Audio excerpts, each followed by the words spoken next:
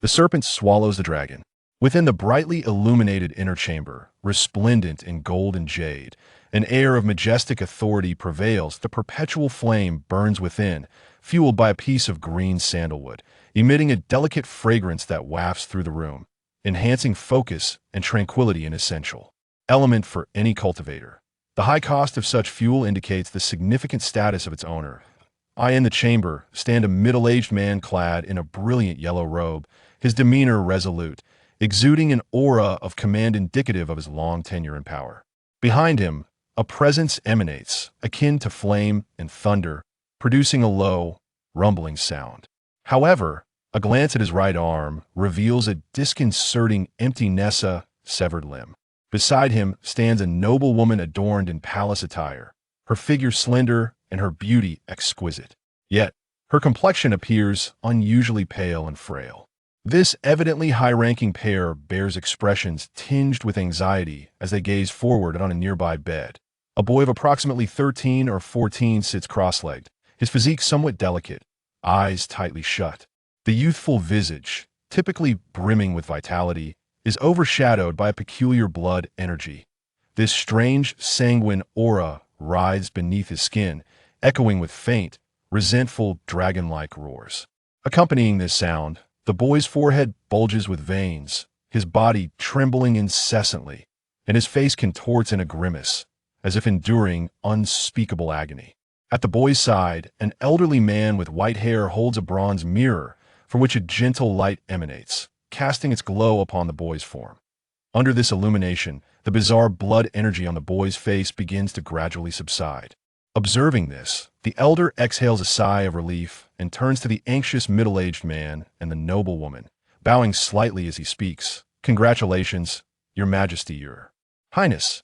After 3 arduous years, the young prince has finally persevered. The coming 3 years should pose no significant issues. Upon hearing this, both the middle-aged man and the noble woman display expressions of joy, their clenched fists relaxing gradually. "Master Qin, now that Yuan has turned 13, most boys of this age have formed their 8 meridians and can commence their cultivation. What have Yuan?" The authoritative man in yellow gazes expectantly at the white-haired elder. This inquiry. The elder's countenance dims slightly. He shakes his head gently, responding, "Your Majesty, once again, I have failed to detect the formation of the 8 meridians within the prince." The man's expression similarly darkens. In this realm, the path of cultivation begins with the human body, which contains countless meridians, among which the 8 principal meridians hold paramount importance. Generally, barring exceptional circumstances, a person's 8 meridians begin to form around the ages of 12 or 13. This juncture, it becomes imperative to identify these meridians. Only upon locating them can one begin cultivation, absorbing the natural energies of the universe, and unblocking the 8 channels. This is the initiation into the realm of meridian opening, the very foundation of all cultivation. The practitioners, through the absorption and expulsion of the primordial forces of the universe, undergo a profound transformation, thus earning the title of Source Masters. Seeing the despondency etched upon the middle-aged man's face, Master Qin felt a pang of compassion. With a soft sigh, he remarked, "Your Highness was destined to be a holy dragon, meant to dazzle the world and gaze proudly at the heavens. How unfortunate that you have encountered such calamity." The middle-aged man clenched his fists tightly, while the elegantly dressed noble woman beside him, her eyes glistening with unshed tears, stifled a violent cough. "Your Majesty, please take care of your health. You have already expended a significant amount of vital essence to nourish His Highness. You must not let your emotions overwhelm you," Master Qin urged, concerned. The noble woman waved her hand dismissively, her gaze filled with sorrow as she looked at the young man seated on the bed. That Yuan's poison erupts every 3 years, each time more potent than the last. To eradicate it, he must rely solely on himself. Yet now, with his meridians obscured, what shall become of him in 3 years' time? After a moment of contemplation, Master Qin spoke slowly. "In 3 years, the external suppression will cease to function. If he remains in this state, I fear for His Highness's life." This pronouncement, a heavy silence enveloped the chamber. The middle-aged man tightened his grip, his body trembling slightly, while the noble woman covered her mouth, stifling a soft sob. Does that mean I have only 3 years left to live? A voice, youthful yet calm, broke through the stillness, startling the three in the hall. They looked up in astonishment to see the young man on the bed, whose eyes had opened unbeknownst to them. Exchanging glances, they were clearly taken aback by the boy's swift awakening, for he had previously required 2 or 3 days of slumber to regain consciousness. Yuan, the boy, known as Zhou Yuan, was indeed the son of the middle-aged man and woman before him, who were the king and queen of the Great Zhou dynasty Zhou Qing and Qinyu. Zhou Yuan pressed his lips together, his youthful visage appearing somewhat pallid, perhaps a result of his frail constitution that had compelled him to devote himself to study, giving him a scholarly air. After a moment of silence, he slowly extended his palm. In the center of his hand lay a dark crimson mass, resembling a malevolent blood serpent, as though it were imprinted deep within his flesh. It writhed slowly, evoking the image of a dragon, exuding an aura of resentment and malice that sent chills down one's spine. Father, mother, surely this time, you must tell me what has transpired within me? Zhou Yuan fixed his gaze upon the small blood dragon in his palm. His teeth clenched in frustration. It was this very entity that had subjected him to agonies beyond mortal comprehension. Every 3 years, this abomination would stir, as if intent on devouring him piece by piece, inflicting immeasurable suffering. Upon hearing Zhou Yuan's words, Zhou Qing and Qin Yu's faces drained of color, particularly Zhou Qing, whose fists clenched tightly, displaying deep regret and self-reproach. The silence stretched on, the atmosphere thick with tension, until Zhou Qing finally inhaled deeply and, in a hoarse voice, uttered, "This is the resentful dragon poison." Resentful dragon poison? Zhou Yuan furrowed his brow. Confusion etched upon his features. Zhou Qing's hand trembled slightly as he caressed Zhou Yuan's head and said, "These matters you should now be aware of. My dear Yuan, you are the sacred dragon of our Zhou family." Zhou Yuan could not help but let out a bitter smile. Was there truly such a pitiful, sacred dragon? He could not even locate the 8 meridians within his body. Zhou Qing sat beside Zhou Yuan, his voice deep and somber. "Yuan, our great Zhou dynasty may now be regarded as a mere small nation in this vast and desolate continent. Yet you must understand that 15 years ago, our great Zhou was a towering power, revered by neighboring states and formidable in all directions, that a look of astonishment appeared on Zhou Yuan's youthful face. In this vast continent filled with numerous dynasties and empires, the Great Zhou was hardly prominent. He had not anticipated that it once held such a prestigious position. Are you aware of the Great Wu dynasty? Zhou Qing pronounced the name deliberately, as if it were etched into his very soul. The Great Wu dynasty? Zhou Yuan nodded. The Great Wu dynasty was among the most elite of empires on this desolate continent, flourishing with prosperity and countless revered masters. Comparatively, they were like giants beside dwarfs. However, Zhou Qing's eyes began to redden, revealing a profound hatred. Do you not know that 15 years ago, the current royal family of the Great Wu was merely a vassal of our Great Zhou dynasty? A flicker of shock finally appeared in Zhou Yuan's eyes. The royal family of the Great Wu had once been a subordinate to their Great Zhou.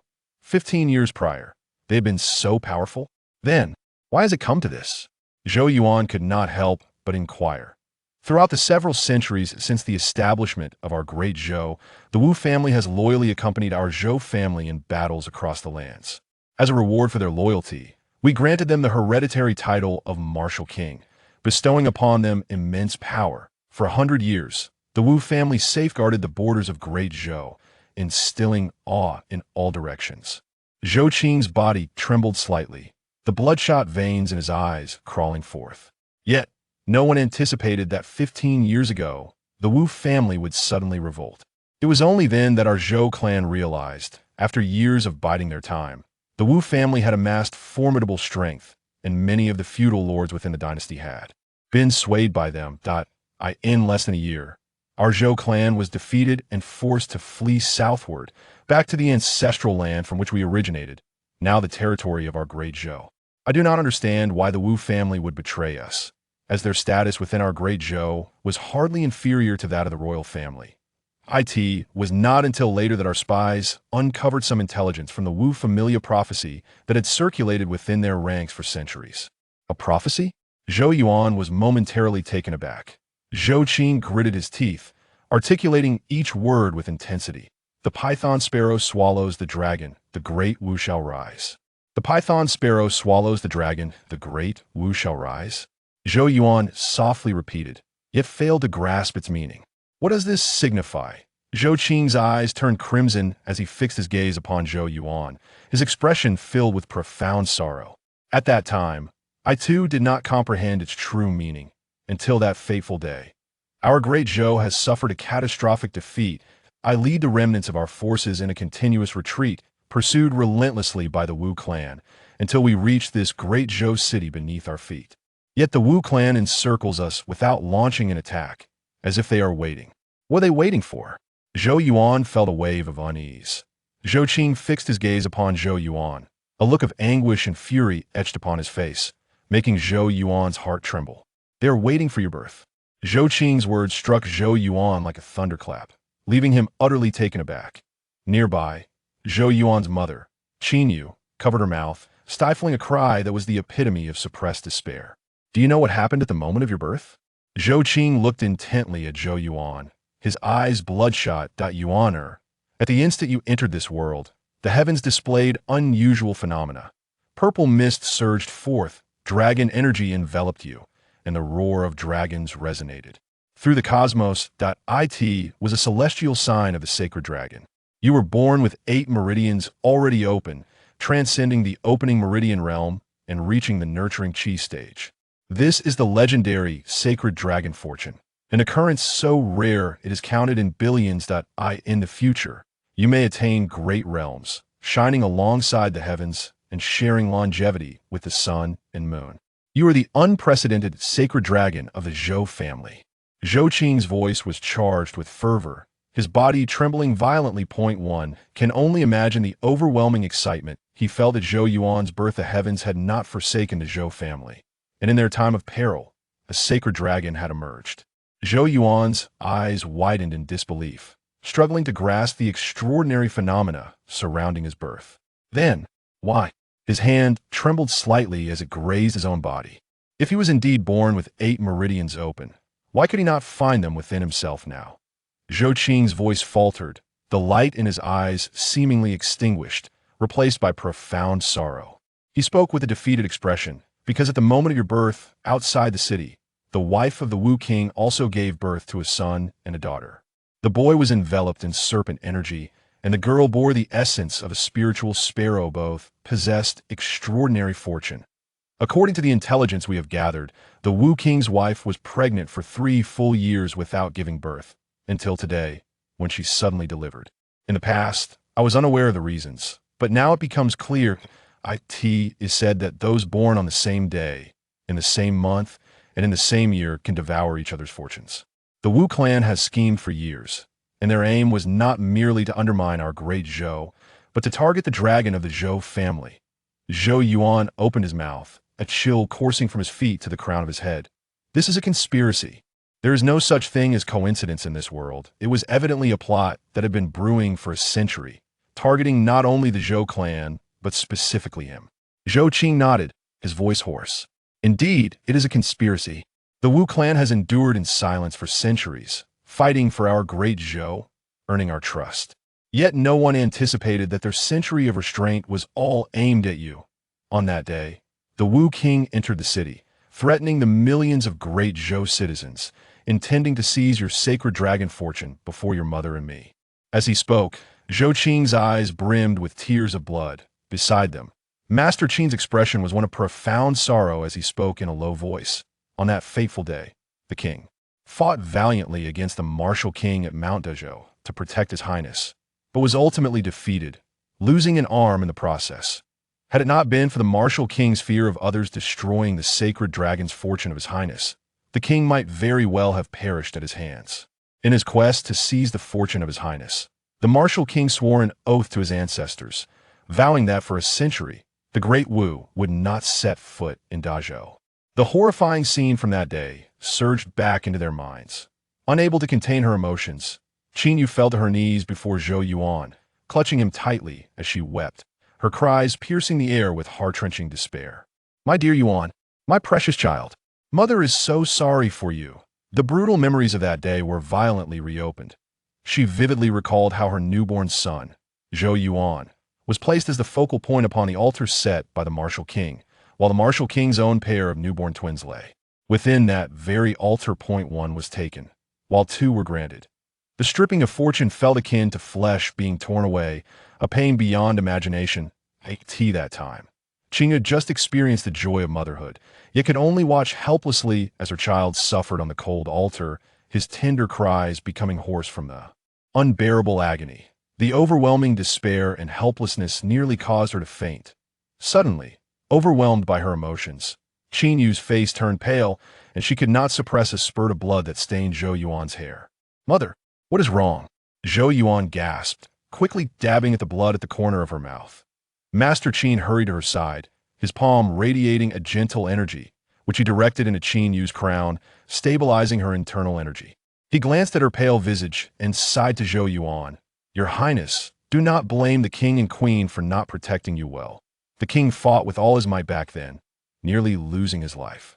And the queen, after your fortune was stripped away, poured her own blood into you, providing transfusions year after year, allowing you to survive until today. However, she paid a tremendous price for this. Each transfusion shortens her lifespan by 3 years. Over the past 12 years, she has lost 36 years of her life force, and now she has scarcely 10 years remaining." What do you mean?" Upon hearing this, Zhou Yuan felt as if struck by lightning. Blood vessels surged with intensity in his eyes. Even when he had learned of his fortune being taken, he had not felt such a profound emotional upheaval.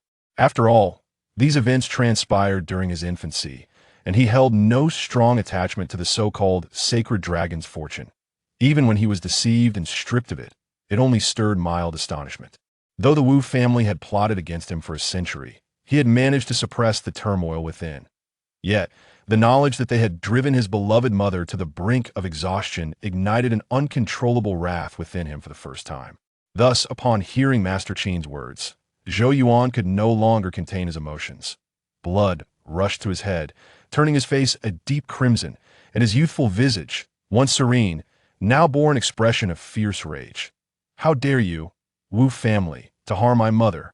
You shall pay dearly for this." Zhou Yuan trembled all over, his eyes bloodshot. An overwhelming fury and murderous intent surged from deep within his heart. Zhou Qin cradled Qin Yu, allowing her to rest upon the jade couch. In that moment, his hair appeared to have lost some of its luster, the once commanding aura dissipating. He spoke in a tone devoid of emotion. "In the realm of existence, there exists the concept of fate. The Wu family's foundation is fragile to establish a nation, to ensure its lineage, and to intimidate the world. They require an abundance of fortune to sustain them. Your sacred dragon's fortune is the most exquisite asset. The king of Wu seized your fortune, bestowing it upon his son and daughter. Thus, the great Wu enjoys the protection of dragons and phoenixes, its national fortune flourishing all due to the appropriation of your fate. Moreover, the sacred dragon's fortune within you is forcibly taken by the serpent sparrow's decree, naturally giving rise to profound resentment. The king of Wu deliberately imprisoned this resentment within you, manifesting as the grievance dragon's poison, which feasts upon your essence, growing ever stronger. One day, it shall mature and erupt, utterly consuming your vitality. Simultaneously, your sacred dragon root has been severed, your innate 8 meridians have withered. To this day, those 8 meridians have yet to re-emerge, making the path of cultivation arduous." Zhou Qin's voice was filled with desolation, imbued with an overwhelming sense of helplessness. It is unimaginable what despair that day brought to the Zhou clan. On that day, outside the city, the serpent sparrows sang in unison, radiant light illuminating the sky, transforming with power. Inside the city, the sacred dragon lamented, dissipating into ethereal smoke. Thus, the serpent sparrow devoured the dragon. In the inner sanctum, a profound silence enveloped the atmosphere, heavy enough to stifle one's breath. Zhou Yuan gazed at Zhou Qin, who sat beside him. The usually imposing visage of his father now bore an expression of helplessness and despondency. It was evident that the events of yesteryear had inflicted a significant blow upon him. The sight of his own son being stripped of his fortune and vitality by an enemy, all while he stood powerless, was a humiliation that no father could endure. Zhou Yuan bit his lip, fully aware of Zhou Qing's character. He mused that had it not been for the preservation of the millions of citizens of the Great Zhou, his father might have chosen to perish alongside the Wang family in a blaze of glory. This Wang, who had usurped his fortune and shattered his sacred lineage, was not content to stop there. He seemed intent on eradicating every remnant, driving Zhou Qing to the brink of despair. Moreover, the most infuriating aspect for Zhou Yuan was that his mother had suffered grievously as a result, her vitality waning with less than a decade left to live. Taking a deep breath, he endeavored to suppress the tumultuous anger within him, turning his gaze toward the pale-faced Qin Yu, who had succumbed to slumber.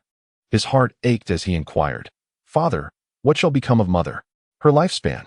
Zhou Qing fell silent for a moment before responding slowly. "In this world, there exist rare treasures capable of extending one's lifespan. If we could procure such items, it might prolong your mother's life. However, at this juncture," Zhou Qing managed a bitter smile, "such treasures are exceedingly rare. I have exhausted the resources of our Great Zhou to search for them, yet we have found nothing. Our Great Zhou, alas, is not what it once was. We now cower in a corner, barely managing to safeguard our existence." Zhou Yuan clenched his fist, realizing at that moment the value of possessing power. If he were to wield strength, even the most perilous situations would yield to his search for those life-extending treasures. Yet, the dormant 8 meridians within his body rendered him incapable of even ensuring his own survival. With gritted teeth, Zhou Yuan spoke in a low voice, "Father, am I truly incapable of becoming a source master?" His mother had sacrificed her vitality for him. As her son, how could he remain indifferent? Furthermore, the Wang family's transgressions against the Great Zhou and against him could not simply be overlooked.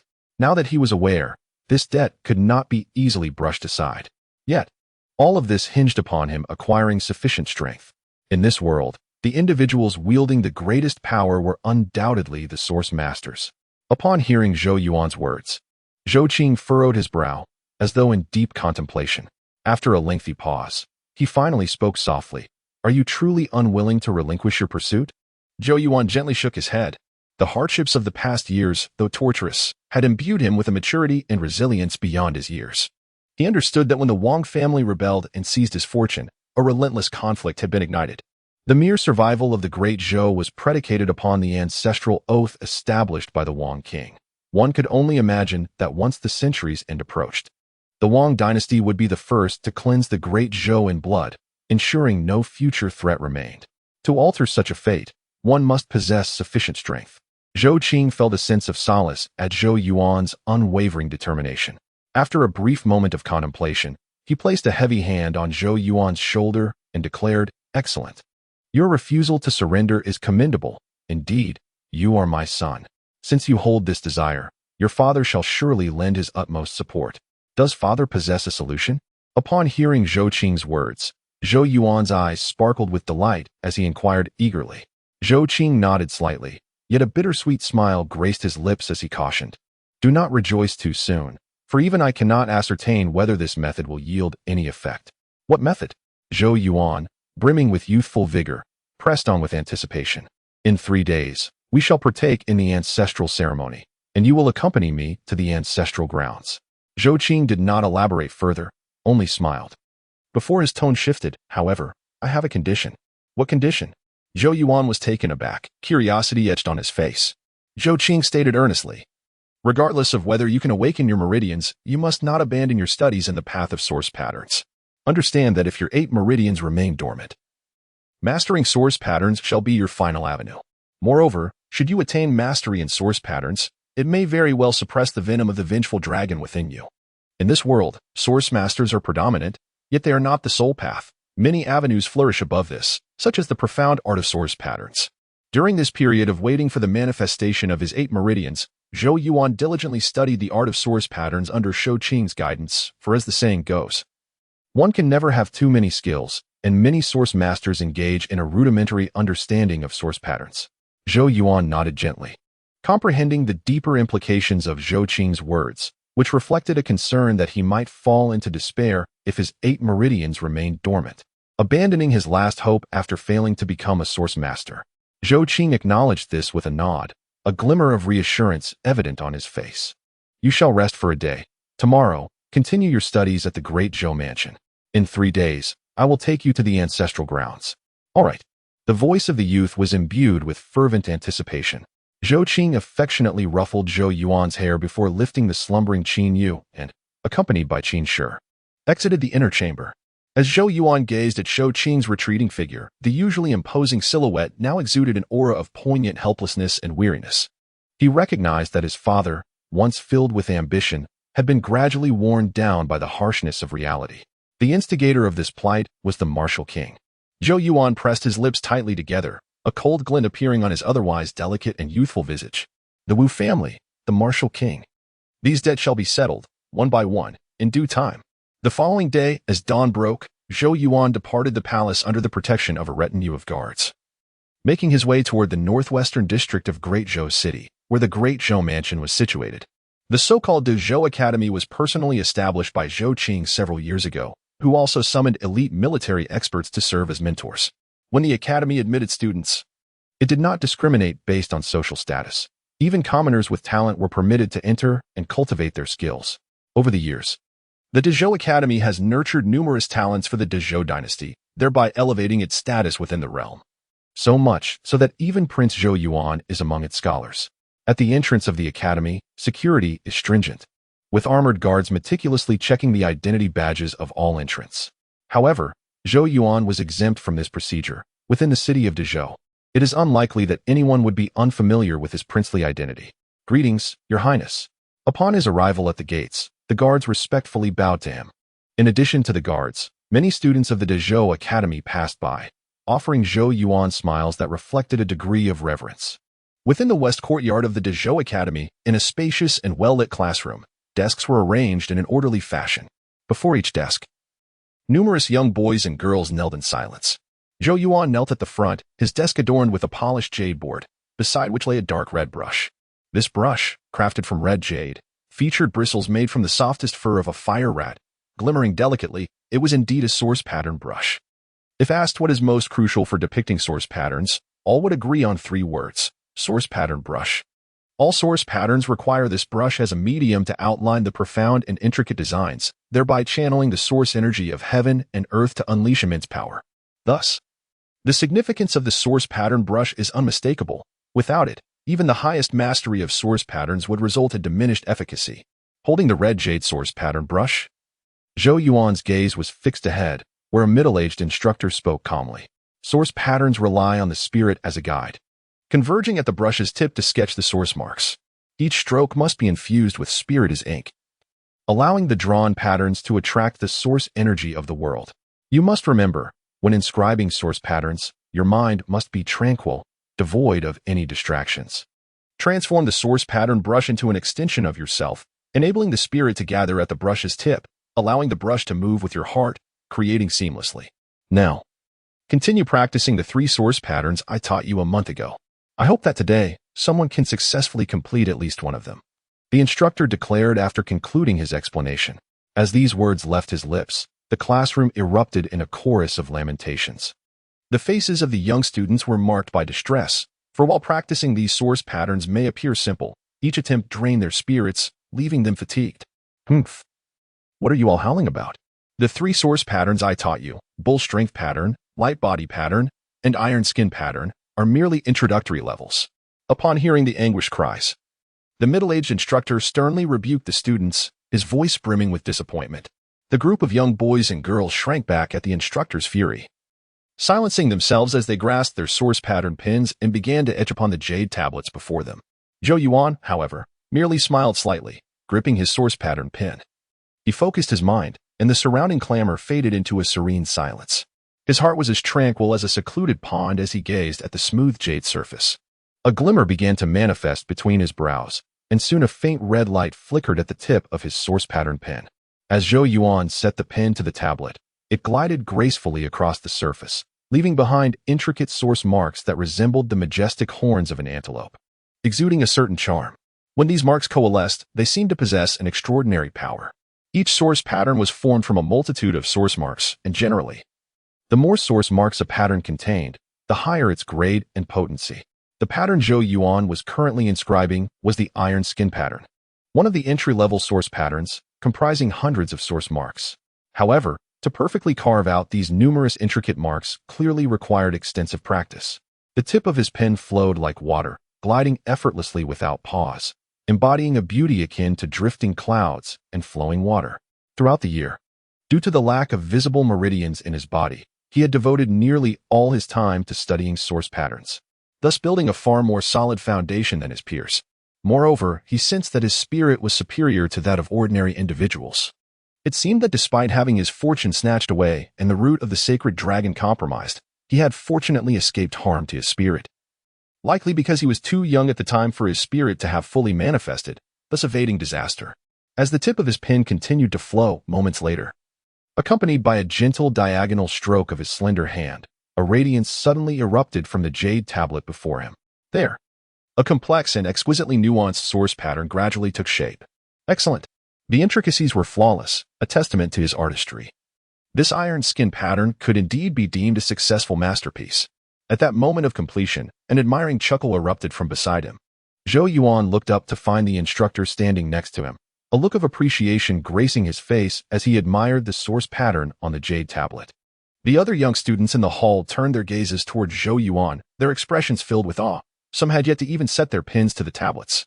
While Zhou Yuan had already achieved success, the instructor, buoyed by the display, remarked to the group of students, "If only all of you could exhibit such learning efficiency." The young boys and girls chuckled and shook their heads in response. Clearly, Zhou Yuan possessed a remarkable talent in this area, and it was unrealistic to expect everyone to match his pace. However, amidst the laughter, a peculiar voice suddenly broke the air.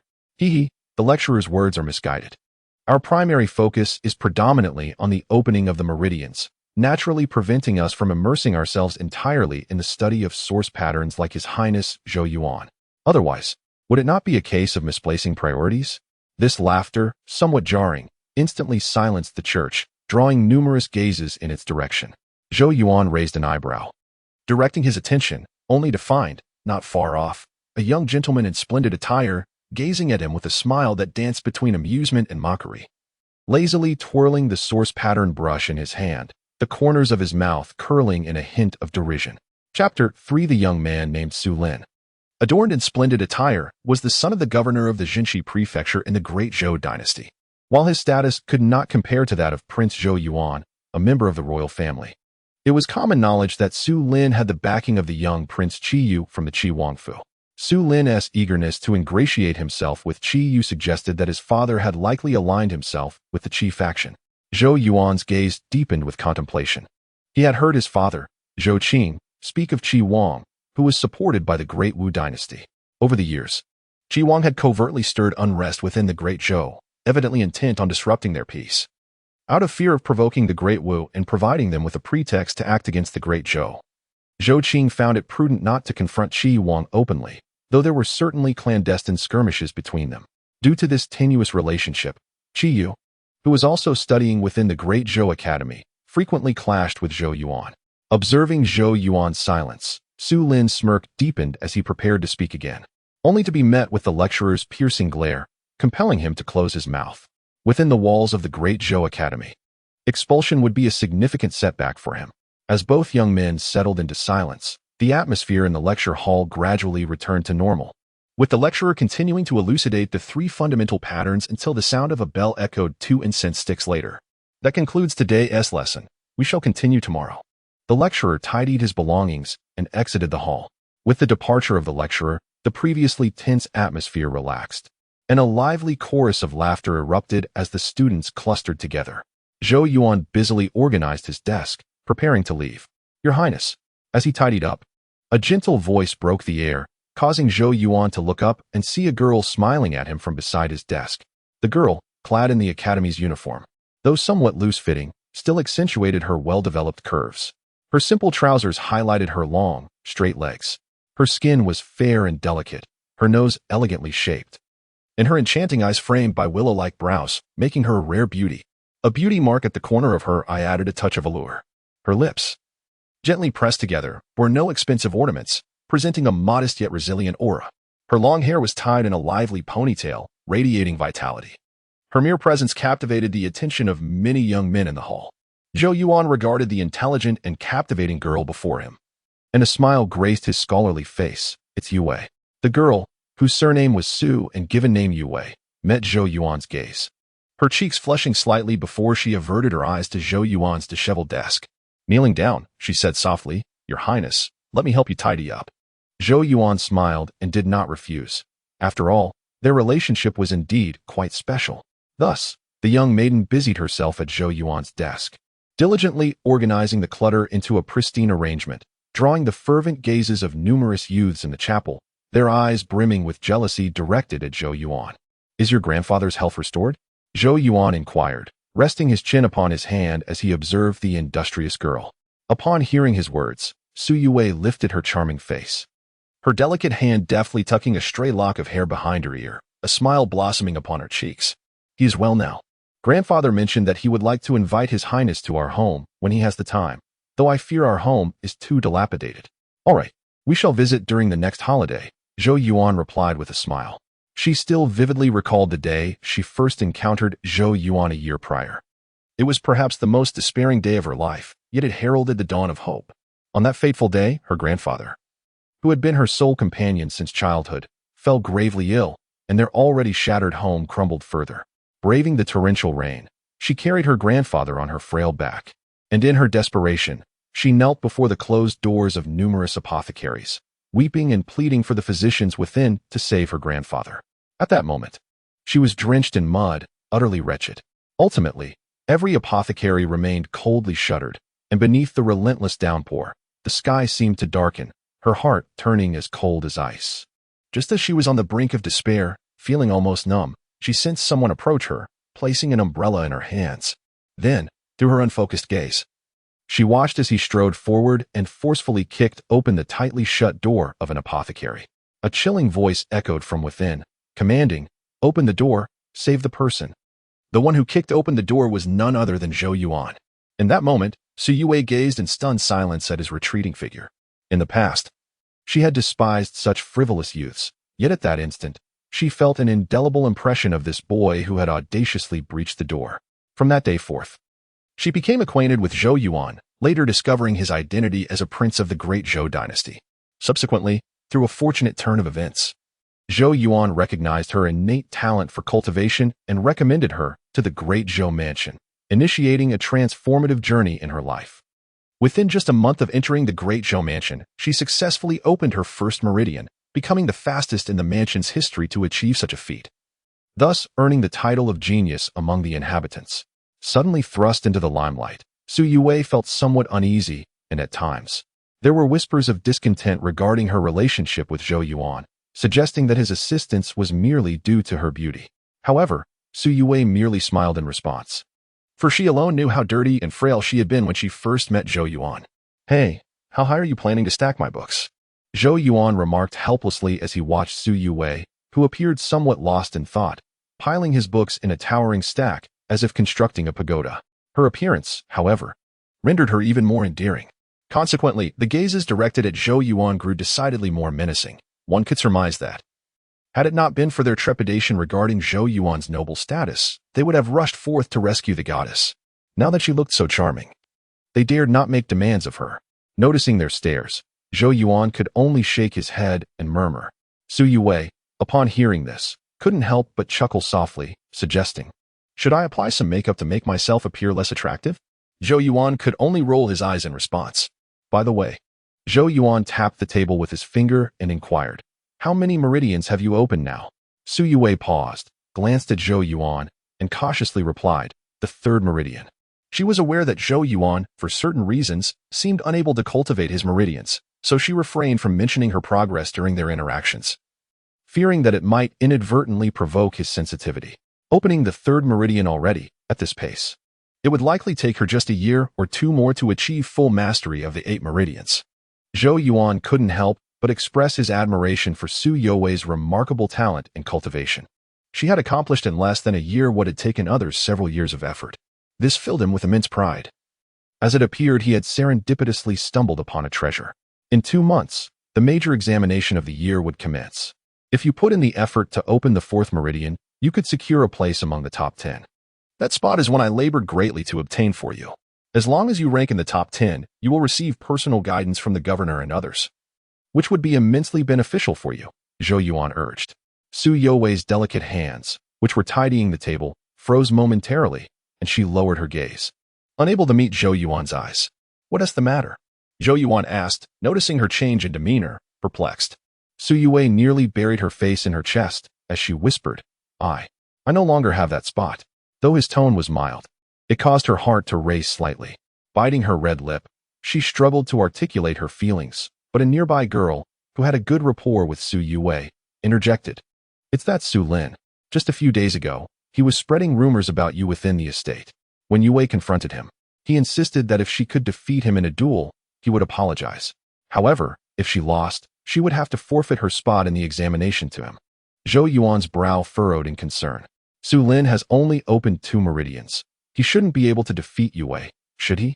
The girl scoffed. Yuwei just recently opened her 3rd meridian, and that Su Lin, unscrupulous as he is, managed to win through the advantage of his source weapon.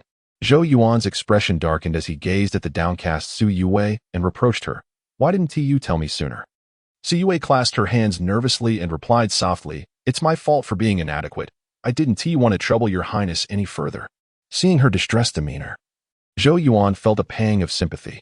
This girl could be quite stubborn at times, which was equally exasperating. Thus, he directed a cold gaze towards Su Lin, who had been grinning foolishly from across the hall. Zhou Yuan addressed him coolly. Do you dare to have another match? Su Lin chuckled and replied, Not interested. Last time, he merely relied on luck. However, now that Su Yuwei has already opened 3 meridians, he could scarcely hope to be a contender. Zhou Yuan cast a sidelong glance at Su Lin and scoffed. I did not suggest a match between you and Yuwei. Rather, I propose that you engage in a bout with me. As he spoke, he produced a jade pendant shimmering with a faint glow from within his robe and placed it upon the desk, declaring, Should you emerge victorious, this precious gathering source jade shall be yours. A chorus of gasps erupted within the chapel as numerous eyes glistened with desire, fixated upon the pendant.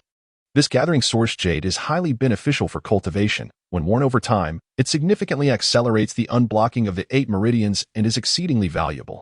Your Highness, Su Yuwei exclaimed in alarm. Her concern did not stem from the jade itself, but from the fact that Zhou Yuan intended to personally confront Su Lin. How could Zhou Yuan, who had yet to open even 1 meridian, possibly stand a chance against Su Lin, who had already opened 2? Zhou Yuan waved a hand dismissively at Su Yuwei, idly toying with the jade pendant, and flashed a mocking smile at Su Lin. Now do you dare? Su Lin's eyes burned with intensity as he fixated on the gathering source jade, licking his lips. He then offered a cold smirk to Zhou Yuan, saying, Since your highness insists on bestowing this gathering source jade upon me, I shall graciously accept. However, do bear in mind that in the heat of battle, should I inadvertently injure you, do not hold it against me. Although perplexed by Zhou Yuan's audacity, Su Lin remained convinced that a person who had opened 2 meridians would not be outmatched by one who had opened none. I hope you possess the capability. Zhou Yuan replied ambiguously. Chapter 4. The power of the source pattern in the Grand Zhou mansion. The training arena exuded an undeniable vibrancy. As Su Lin leisurely ascended to the stage, news of his impending duel with Zhou Yuan had, through his covert machinations, spread throughout the entire arena. What? His Highness Zhou Yuan is to duel Su Lin. How is that even conceivable? His Highness has yet to open a channel, while Su Lin has already opened 2. Upon hearing this news, the crowd of students erupted into incredulous exclamations, with many commoners expressing their discontent on behalf of Zhou Yuan, deeming the matchup exceedingly unjust. It is well understood that each channel opened enhances the practitioner's physical attributes, strength, speed, reflexes, far surpassing those who have not opened any channels. It could be frankly stated that a practitioner with even a single open channel could effortlessly overpower dozens of those who had not. Standing atop the platform, Su Lin merely smiled faintly at the uproar around him, regardless of public opinion. The tale of how he thoroughly bested Zhou Yuan would surely circulate throughout the Grand Zhou mansion after today, inevitably tarnishing the latter's reputation and transforming him into a subject of ridicule. As Su Lin reveled in his uncharitable thoughts, the dense crowd surrounding the stage suddenly parted, revealing a slender youth who approached with an unhurried grace. The young man appeared somewhat frail, exuding an air of scholarly refinement, reminiscent of a delicate scholar. This was Of course, Zhou Yuan. Amidst the varied expressions of those around, Zhou Yuan made his way directly toward the stage where Su Lin stood. Your Highness. Following closely behind him was Su Yuwei, her delicate features fraught with concern, seemingly attempting to dissuade Zhou Yuan from engaging in combat with Su Lin. At this juncture, retreat was no longer an option, otherwise he would be branded a coward. Zhou Yuan flashed a reassuring smile at Su Yuwei, saying, "It's too late to back out now." Su Yuwei halted, biting her lip in anxiety. She understood that allowing Zhou Yuan to bear such a taint on his reputation would be profoundly damaging.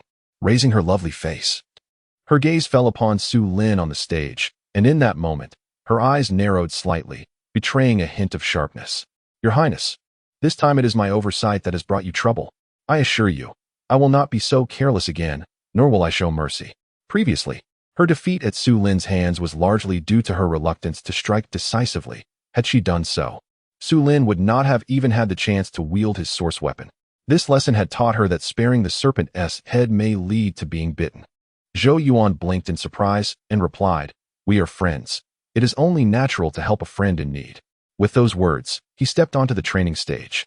Su Yuwei watched his retreating figure, a faint smile gracing her lips, warmth blossoming within her heart. Yet, as her gaze lowered, determination solidified within her. Should Su Lin dare to harm Zhou Yuan, he would learn firsthand about the grudges and retribution of a woman scorned.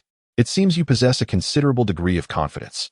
Zhou Yuan gently adjusted his cuffs and remarked, "I did not expect that even a prince would act rashly for the sake of a beauty. It is merely a sign of some lack of prudence." Su Lin shrugged, evidently interpreting Zhou Yuan's impulsive behavior as an attempt to win Su Yuwei's favor. "Let us begin." However, Zhou Yuan showed no intention of engaging in further idle chatter.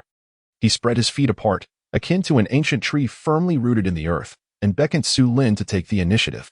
Upon hearing these words, the surrounding youths exchanged bewildered glances, utterly perplexed by Zhou Yuan's intentions.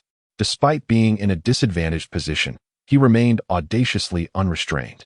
"Since your Highness wishes to embarrass himself so eagerly, I shall not hold back," Su Lin thought, his heart ignited with indignation. With a cold smirk, he forcefully planted his foot on the ground, propelling himself forward like a swift arrow, his fingers clenched into a fist, aimed directly at Zhou Yuan. His punch, imbued with forceful energy, was such that even stone would surely crack beneath its might. Yet, as the heavy fist approached, Zhou Yuan did not flinch. Instead, he crossed his arms defensively before him. This posture elicited expressions of pity from the onlookers, for with Su Lin's enhanced physique, that strike could potentially shatter Zhou Yuan's bones. Under the anxious gazes of the crowd, Su Lin descended upon him like a fierce tiger, his menacing fist crashing down upon Zhou Yuan's arms with unrestrained force. The sound of impact resonated deeply, and as anticipated, Zhou Yuan's feet skidded several meters across the ground before he barely managed to stabilize himself. A cry of agony erupted, but it was not Zhou Yuan who cried out. It was Su Lin who clutched his fist in pain, his entire hand turning crimson as though it had struck solid steel. What have you concealed within your sleeves?" "Despicable," Su Lin exclaimed, tears of pain welling in his eyes as he roared at Zhou Yuan. Amidst the murmurs of disbelief, Zhou Yuan slowly lifted his sleeve, revealing a complex pattern of light etched upon his arms.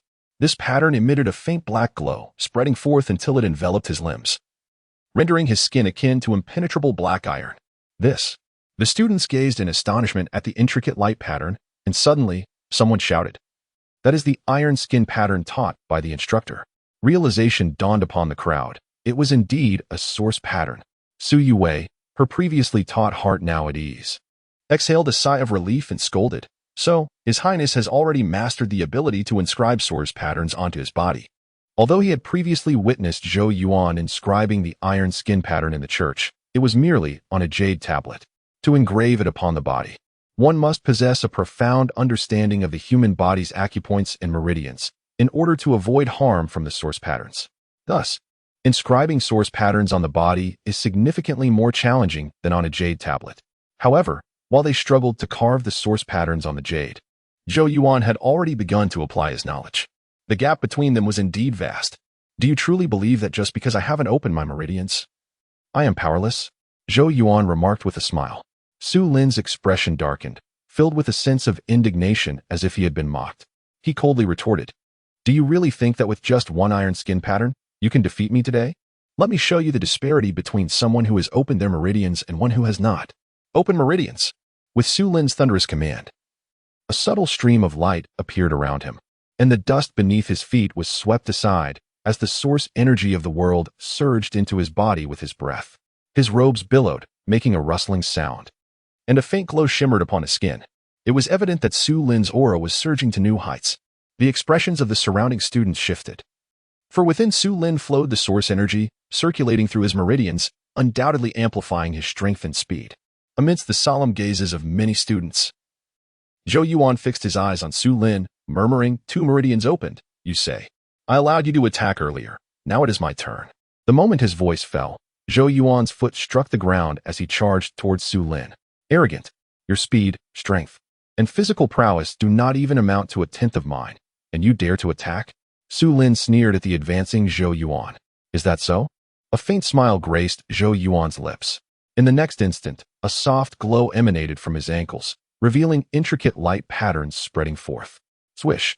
Zhou Yuan's body seemed to lighten considerably, his speed surging dramatically as he dashed forth like a leopard. "That is, the lightness pattern," someone with keen eyes exclaimed. As they screamed, Zhou Yuan, now but a breath away from Su Lin, suddenly shook his shoulder, a faint radiance emanating from beneath his garments. Though indistinct, everyone could clearly sense the overwhelming power behind Zhou Yuan's fist. The bull pattern. The crowd erupted once more. Iron skin pattern, lightness pattern, bull pattern. At that moment, even Su Yue couldn't help but cover her mouth in disbelief, her face expressing utter astonishment. In that brief span, Zhou Yuan had activated 3 source patterns consecutively. This indicated that he had thoroughly mastered all 3 source patterns taught by the instructor and had applied them to himself. Boom! Under the watchful gaze of the multitude, Zhou Yuan, propelled by the activation of 3 source patterns, unleashed a punch imbued with formidable strength that struck Su Lin with astonishing velocity, as evidenced by the latter's horrified expression. Thud! With the assistance of the 3 source patterns, Zhou Yuan's speed, power, and physical prowess had evidently reached a level comparable to Su Lin's. Consequently, upon the impact of the blow, Su Lin felt an overwhelming force surge forth. And before he knew it, his body was sent hurtling away, crashing heavily onto the ground outside the arena. Outside the arena, the previously boisterous crowd fell into a profound silence, with numerous young men and women staring at Zhou Yuan atop the stage in disbelief. No one had anticipated such an outcome from their confrontation. Rubbing his wrist, Zhou Yuan leaped down from the stage and retrieved a jade token from Su Lin's grasp. A token symbolizing a place in the prestigious examination. Given that you cannot even defeat someone who has yet to open their meridians, perhaps it is best you refrain from embarrassing yourself in the grand examination, Zhou Yuan remarked with a smile directed at the glaring Su Lin. Upon hearing these words and feeling the scornful gazes surrounding him, Su Lin's heart sank, and he could no longer contain the surge of blood that erupted from his mouth, causing him to black out immediately. He understood that from the following day onward, he would become the subject of ridicule among the many students of the Great Zhou Academy. At the Great Zhou Academy, the arena was undeniably a hub of activity. As Su Lin slowly ascended one of the platforms, the news of his impending duel with Zhou Yuan had already spread throughout the arena under his subtle manipulation. What? His Highness Zhou Yuan is going to duel Su Lin? How is that possible? His Highness has yet to open a meridian, while Su Lin has already opened 2. As the students absorbed this news, gasps of disbelief erupted from the crowd, with some common students expressing sympathy for Zhou Yuan, deeming the duel exceedingly unfair. Each meridian opened enhances one's physical abilities, strength, speed, reflexes, far surpassing those who have yet to open any. It could be said without hesitation that a person who has opened even one meridian could easily overpower dozens of those who have not. Standing on the platform, Su Lin merely smiled faintly upon hearing the commotion, regardless of what others might say. The tale of how Zhou Yuan had been thoroughly beaten by him would undoubtedly circulate throughout the Great Zhou Academy after today, striking a blow to Zhou Yuan's reputation and transforming him into a source of amusement. As Su Lin's malicious thoughts swirled, the throng of spectators surrounding the stage suddenly parted to reveal a slender youth sauntering forth. The boy's appearance was somewhat frail, exuding an air of scholarly elegance, resembling a delicate student. This was none other than Zhou Yuan. Amidst the diverse expressions of those around him, Zhou Yuan made his way directly to the platform where Su Lin stood. "Your Highness," he addressed. Behind him, Zhou Yuan's delicate face was marked by anxiety as she followed closely, clearly wishing to dissuade Zhou Yuan from confronting Su Lin. At this juncture, retreat was no longer an option. Otherwise, I would become the prince who fled from the battlefield. Zhou Yuan turned to Zhou Yuan and offered a reassuring smile. Zhou Yuan halted, biting her crimson lip, acutely aware that allowing Zhou Yuan to bear such a reputation would severely tarnish his name. She lifted her charming face and gazed at Su Lin on the martial arts stage. In that fleeting moment, her eyes narrowed slightly, exuding a subtle yet fierce intensity. Your Highness, this time it is my fault for bringing you trouble. In the future, I shall not be so careless, nor will I show mercy, Zhou Yuan murmured softly. Her previous defeat at Su Lin's hands was largely due to her reluctance to strike with full force. Had she done so, Su Lin would not have even had the chance to wield his source weapon. This lesson taught her that sparing the snake's life may lead to being bitten. Zhou Yuan was momentarily taken aback and winked at Zhou Yuan, saying, "We are friends. It is only natural to resolve some troubles for a friend." With that, he stepped onto the martial arts stage. Zhou Yuan watched his retreating figure, a faint smile gracing her lips, warmth flooding her heart. Yet, her gaze soon lowered. Her resolve solidified. Should Su Lin dare to harm Zhou Yuan, she would ensure he understood the depths of a woman's resentment and retribution. It seems you are quite confident in yourself, Zhou Yuan remarked lightly as he adjusted his cuffs. I did not expect even a prince to act impulsively for a fair maiden. It is merely a bit irrational, Su Lin shrugged, clearly interpreting Zhou Yuan's reckless behavior as an attempt to win Zhou Yuan's favor. Let us begin, Zhou Yuan replied, showing no inclination for further conversation. He spread his feet apart, grounded like an ancient tree, and beckoned to Su Lin, saying, "You may strike first." Upon hearing this, the surrounding youths exchanged glances. Utterly perplexed by Zhou Yuan's intentions, despite being in a disadvantaged position, he remained unabashed. "Since your Highness wishes to embarrass himself so quickly, I shall not hold back." Su Lin thought, anger surging within him. With a cold laugh, he stomped his foot on the ground, and like an arrow released from a bow, he lunged forward. His fingers clenched into a fist, aimed directly at Zhou Yuan. His punch, infused with forceful energy, could shatter stone. As the heavy fist bore down upon him, Zhou Yuan did not flinch. Instead, he crossed his arms defensively before him. However, this stance drew expressions of concern from the onlookers, for with Su Lin's physique, having opened 2 meridians, this blow could easily fracture Zhou Yuan's bones. Under the watchful gaze of the crowd, Su Lin charged forward like a ferocious tiger, his punch crashing down upon Zhou Yuan's arms with relentless power. Boom! The deep sound resonated, and as anticipated, onlookers witnessed Zhou Yuan's feet skid several meters across the ground before he barely managed to stabilize himself. A chilling scream erupted, but it was not from Zhou Yuan. Rather, it was Su Lin, who had previously unleashed a formidable punch. Everyone stood in stunned silence, their gazes fixed on the scene as Su Lin clutched his fist, his cries of agony echoing through the air. His entire fist was a deep crimson, as though it had struck solid steel. "What have you concealed within your sleeve?" "Despicable!" Su Lin cried out, tears of pain brimming in his eyes as he roared at Zhou Yuan. Amidst the murmurs of astonishment, Zhou Yuan slowly rolled up his sleeve. The crowd beheld an intricate pattern of light adorning his arms, emanating a faint black glow that spread and enveloped his limbs, transforming his skin into a surface resembling impenetrable black iron, exuding an aura of unyielding strength. The students stared in shock at the complex light pattern. And suddenly, someone exclaimed, "That is the iron skin pattern taught by the instructor." Understanding dawned upon the crowd. It was indeed a source pattern. Zhou Yuan, her previously taut nerves now relaxed, breathed a sigh of relief and remarked, "So, the prince has already mastered the art of inscribing source patterns onto his body." Though she had witnessed Zhou Yuan inscribing the iron skin pattern on a jade tablet earlier, translating that skill to the human body required profound knowledge of acupuncture points and meridian pathways to prevent any harm from the source pattern. Thus, inscribing source patterns onto one's body proved far more challenging than on a jade tablet. Yet, while they struggled to inscribe patterns on jade, Zhou Yuan had already begun to apply his knowledge. The disparity was indeed staggering. "Do you truly believe that just because I haven't opened my meridians, I am powerless?" Zhou Yuan chuckled. Su Lin's face turned ashen, a mix of anger and humiliation washing over him. He retorted coldly, "Do you really think that with merely an iron skin pattern, you can defeat me today? Allow me to demonstrate the chasm between an open meridian and one that is not." "Open the meridians." With Su Lin's thunderous command, a subtle flow of light appeared around him, the dust beneath his feet swirling in a tempest as the essence of the world surged into him with every breath he took. His robes billowed dramatically, creating a resonant sound. A faint glow shimmered upon his skin, and all present could sense the surge of Su Lin's formidable aura. The students exchanged uneasy glances, for Su Lin was now infused with source energy coursing through his body, amplifying both his strength and speed. Amidst the weighty gazes of his peers, Zhou Yuan focused intently on Su Lin, murmuring to himself, "So, you have opened 2 meridians. I allowed you to attack previously. Now, it is my turn." In that instant, Zhou Yuan propelled himself forward with a swift step, charging directly at Su Lin. "Arrogant, your speed, strength, and physical prowess are less than a fraction of mine. Do you dare to attack?" Su Lin sneered as he observed Zhou Yuan's approach. "Is that so?" A smile played at the corners of Zhou Yuan's lips. In the next moment, a faint luminescence manifested around his ankle, with delicate patterns of light gradually unfurling. Whoosh!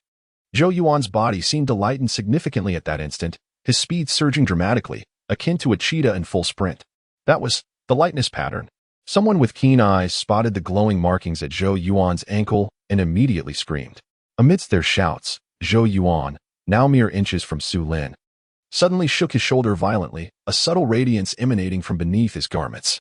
Although the details remained obscured, everyone could distinctly sense the overwhelming force encapsulated within Zhou Yuan's punch. The brute bull pattern. Another wave of exclamations erupted.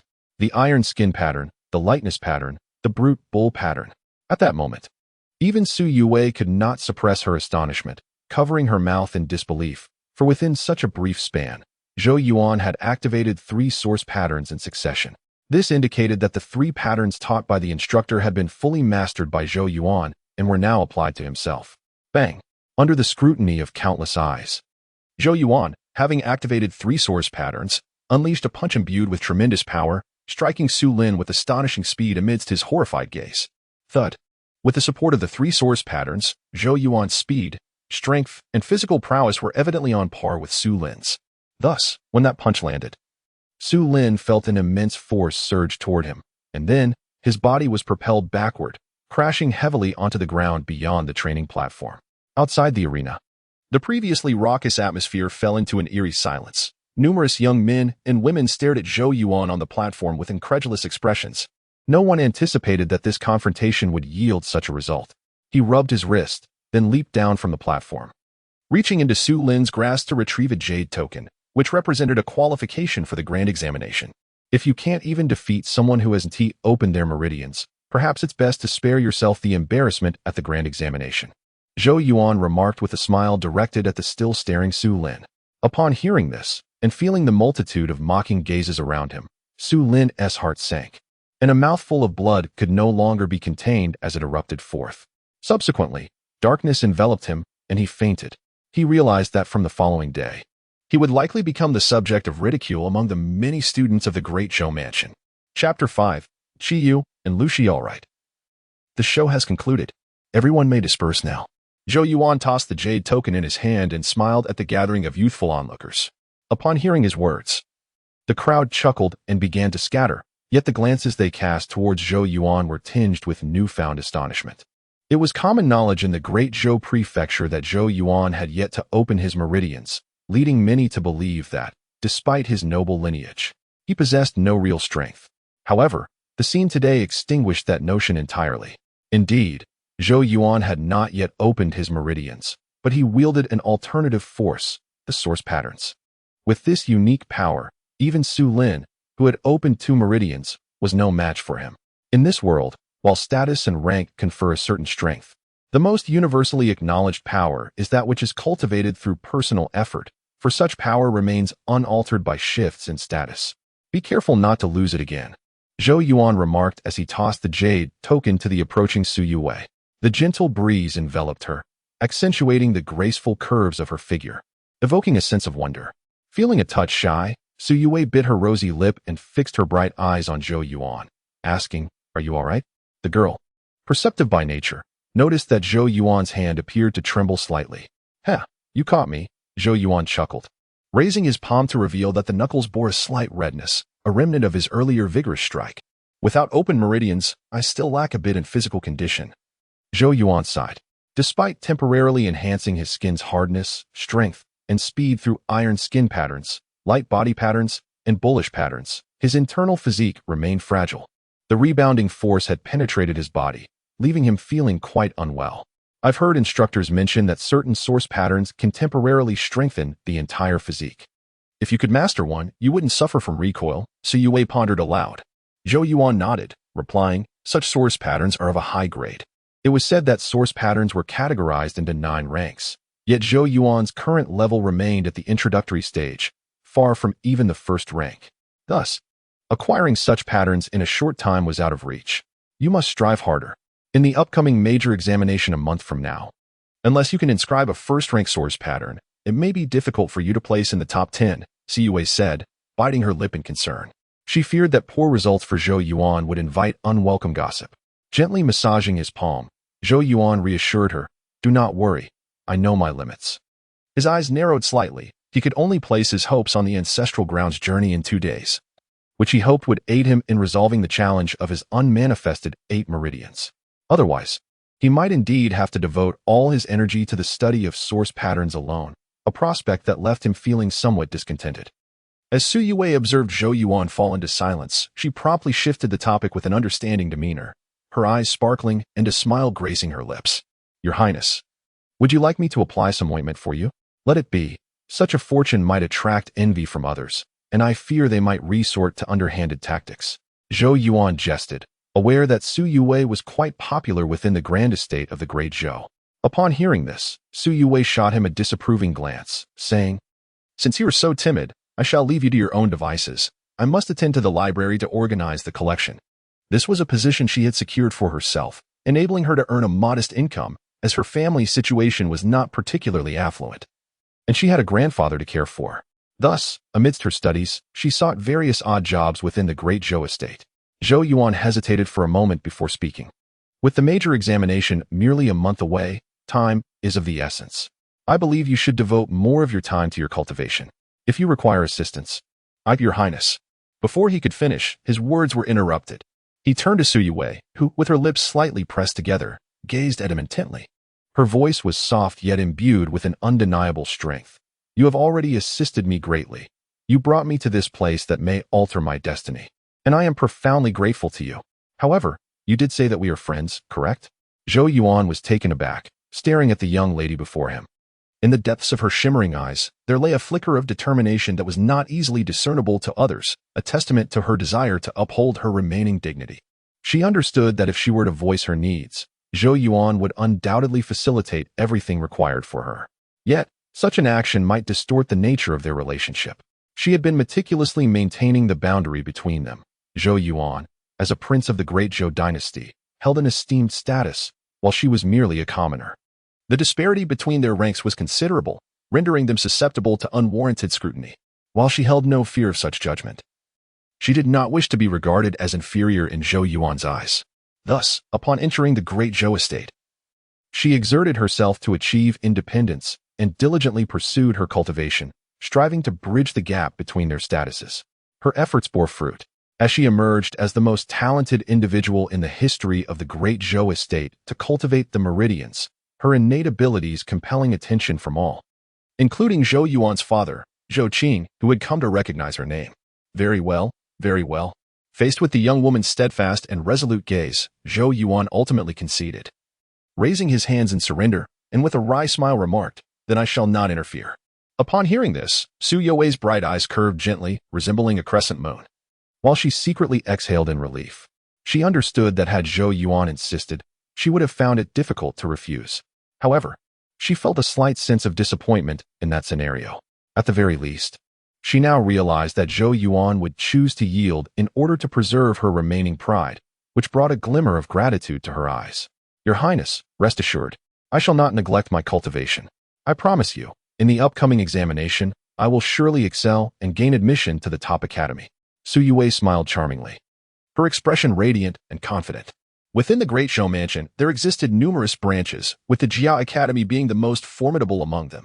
Zhou Yuan nodded thoughtfully, and suddenly retrieved the gathering source jade he had previously used to wager with Su Lin from his bosom. He grasped Su Youwei's delicate hand and placed it in her palm. Do not misinterpret my intentions. This is not a gift, but a loan.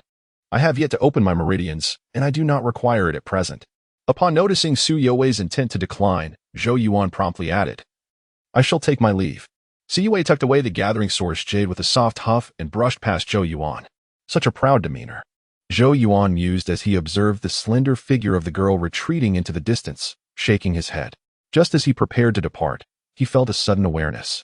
Raising his gaze towards a distant pavilion. There, a figure clad in white was watching him from above, their gaze sharp as a blade.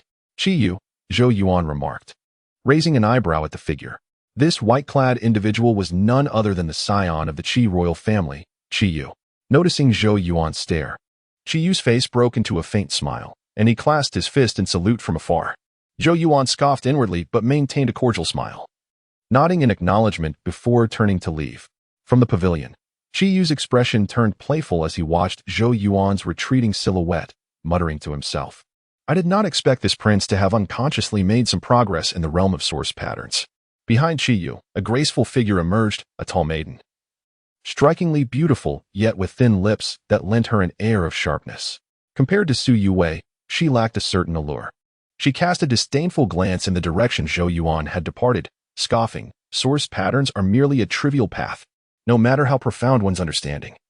It cannot lead to true transformation. Life is finite, and with a single misstep, even an ordinary person could easily vanquish him. Her name was Lu Shi, the daughter of a marquis in Great Zhou, known as Lu Ho, thus enjoying a measure of nobility. It is worth noting that she had some ties with Zhou Yuan. A few years prior, Zhou Qing had sensed the growing power of the Qi royal family and sought to establish a balance, contemplating an alliance with Lu Ho. He proposed a union between Zhou Yuan and Lu Shi to strengthen their family's ties. Lu Ho, however, hesitated, considering the waning status of the Zhou royal family and Zhou Yuan's inability to open his meridians. Moreover, as Lu Ho was exceedingly fond of Lu Shi, he sought her opinion. Lu Shi, proud and haughty, regarded Zhou Yuan as a useless prince and rejected the proposal without hesitation, remarking that a frog at the bottom of a well could not aspire to court a swan, which at the time became a source of amusement. Though this incident had long passed, witnessing Zhou Yuan, whom she once disparaged as a frog, stirred unresolved feelings within Lu Shi. Upon hearing this, Qiyu nodded with a smile and remarked, in this forthcoming grand examination, all the top-ranking students have already pledged their allegiance to me. If our esteemed Prince Zhou Yuan believes that he can succeed solely based on his modest proficiency in source patterns, he will only bring shame upon himself. At this point, he paused, narrowing his eyes slightly, and continued, however, that Su Yuwei possesses truly remarkable talent. Her future is undoubtedly boundless. If the opportunity arises, we must endeavor to win her over. Upon hearing Qiyu's words, a flicker of displeasure crossed Lu Shi's face as she scoffed. She's merely a girl who has opened 3 meridians. If we cannot draw her to our side, we should seize an opportunity to render her powerless.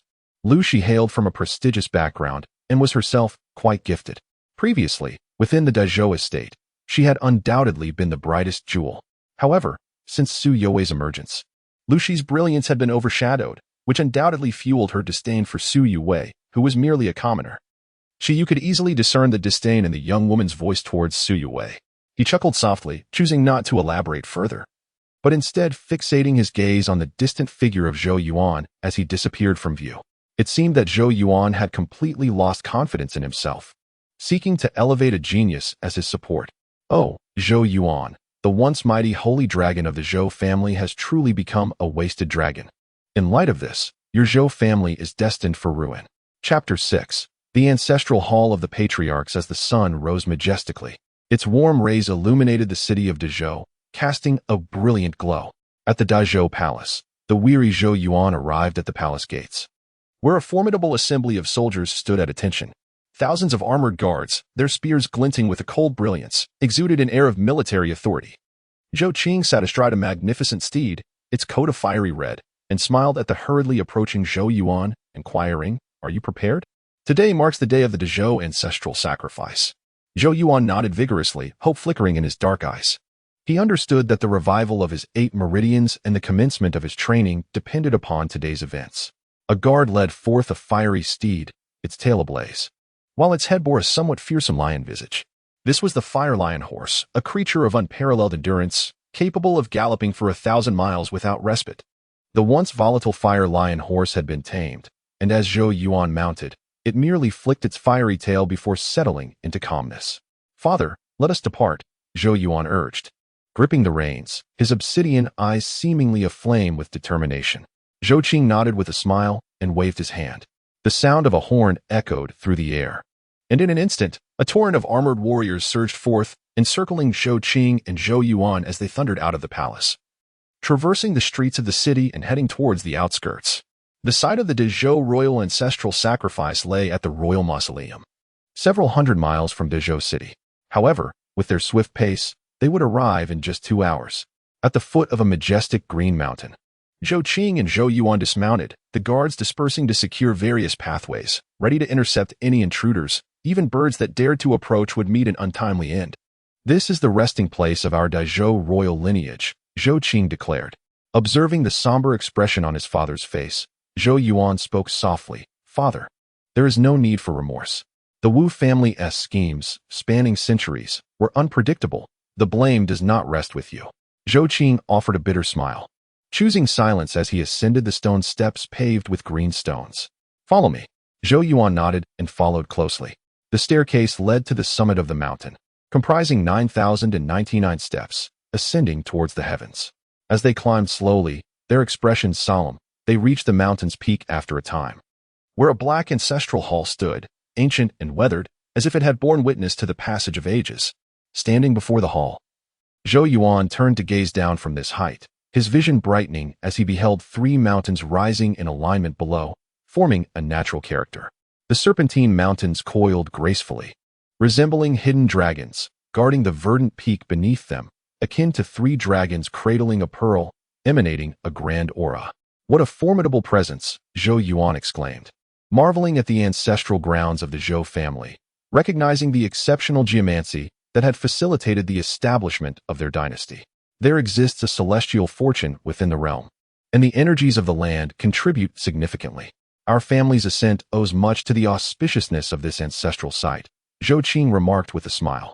Zhou Yuan pressed his lips together and remarked, "While the principles of geomancy and the flow of the earth hold some significance, it is primarily the relentless efforts of our ancestors that truly matter. As the saying goes, the heavens walk strong, a gentleman strives ceaselessly, with diligent perseverance. Even the most unfavorable hand can turn in one's favor. Conversely, those who rest on their laurels, no matter how fortunate their hand may be, risk ultimate downfall." Though the youth's voice bore a hint of immaturity, the underlying resilience he exhibited caused Zhou Qing to regard him with newfound respect, a smile of approval gracing his face. It appeared that the trials of recent years had not been devoid of merit. Zhou Qing affectionately ruffled Zhou Yuan's hair before entering the ancestral hall, with Zhou Yuan following closely behind. Inside the grand hall stood numerous spirit tablets, shrouded in incense smoke, honoring the ancestors of the Great Zhou royal family. Under Zhou Qing's guidance, Zhou Yuan paid his respects to each spirit tablet with sincerity. Eventually, Zhou Qing halted before the innermost spirit tablet, that of the founding emperor of their dynasty. After a reverent bow, he extended his hand to gently rotate the tablet. With a rumble, the tablet began to turn, producing a deep, resonant sound. Zhou Yuan was astonished to witness a heavy, concealed stone door slowly parting in the stone wall behind the tablet. Beyond the door lay an obscured darkness, exuding an air of mystery. Zhou Qing regarded the stone door with a complex expression and said, "Whether you can open your meridians for cultivation depends on this place." Upon hearing this, Zhou Yuan's demeanor shifted to one of heightened tension, his palms clenched tightly, and his gaze wavered. Despite his precocious maturity, he was still a youth, and the gravity of the situation regarding his potential for cultivation rendered him unable to maintain absolute composure. Zhou Qing shot a glance at Zhou Yuan before stepping through the stone door.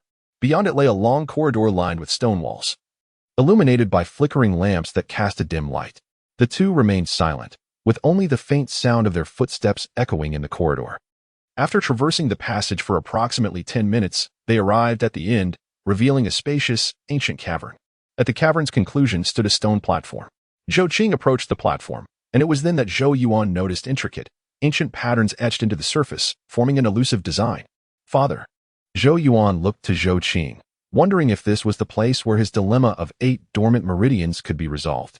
Zhou Qing gazed intently at the ancient patterns, his expression growing somber. In our Zhou family, there has long been a secret saying passed down through generations. This saying holds that within this chamber lies a great opportunity capable of ensuring our family's lasting prosperity. The key to unlocking this opportunity is the bloodline of the Zhou family's heir. However, despite the emperors of our lineage visiting this place throughout history in attempts to awaken it through their bloodline, they have invariably met with failure. At this juncture, he turned to Zhou Yuan and continued, "Thus, I have brought you here to see if you can unlock this great opportunity. Should you succeed, resolving your issue of 8 dormant meridians should prove to be no challenge." Oh? Zhou Yuan gazed in astonishment at the ancient stone platform before him, clearly taken aback by the existence of such a profound secret within the Zhou family. "Go ahead," Zhou Qing urged, giving Zhou Yuan a reassuring pat on the shoulder. Taking a deep breath, Zhou Yuan felt his heart race with trepidation, yet he summoned his courage and ascended the stone platform, eventually settling into a meditative position amidst the intricate, ancient runes. He produced a sharp dagger, steeling himself as he drew it across his wrist, blood gushing forth in torrents, tracing the etched paths of the runes. Within mere moments, the runes on the stone platform transformed into a vivid crimson hue. Outside the platform, Zhou Qing watched this unfolding scene, his palms clenched tightly, anxiety evident in his eyes, as he felt the life force ebbing from him. Zhou Yuan's already delicate features turned even paler, his gaze fixated on the intricate runes, his heart racing like a thunderclap. Was this truly my final opportunity? Zhou Yuan gritted his teeth, enduring the wave of dizziness that surged through his mind. At that very moment, the image of his mother, Qingyu, spitting blood, resurfaced in his thoughts, piercing his heart with profound anguish. For my sake, mother has suffered grievously, her vitality diminished. For my sake, father lost an arm to the martial king. My own fortune has been usurped, the sacred dragon root shattered, and poison gnaws at my life. The Great Zhou is beset by internal strife and external threats, poised on the brink of catastrophe. This grand opportunity shall be seized by me, Zhou Yuan. A roar erupted within him, resonating through his very being. In that instant, Zhou Yuan's body seemed to tremble violently, as if a deep-seated, furious, and defiant dragon's roar echoed from the depths of his soul. Buzzing. At that moment, the ancient runes, now drenched in blood, erupted in a dazzling radiance, light coalescing like quicksilver, swiftly enveloping Zhou Yuan. The sudden turn of events startled Zhou Qing, who hastily turned his gaze towards Zhou Yuan, only to be astounded as he witnessed Zhou Yuan, seated within the radiant light, inexplicably vanish from sight. Chapter 7. The mysterious land of blinding radiance flooded his vision, swiftly followed by an overwhelming force that seemed to tear at him. Zhou Yuan felt dizzy, as if he had plunged into a whirlpool.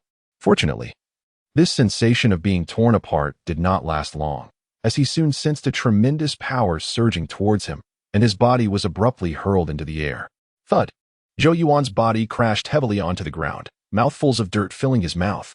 However, he was astute enough to roll away immediately upon landing, disregarding the pain coursing through his body.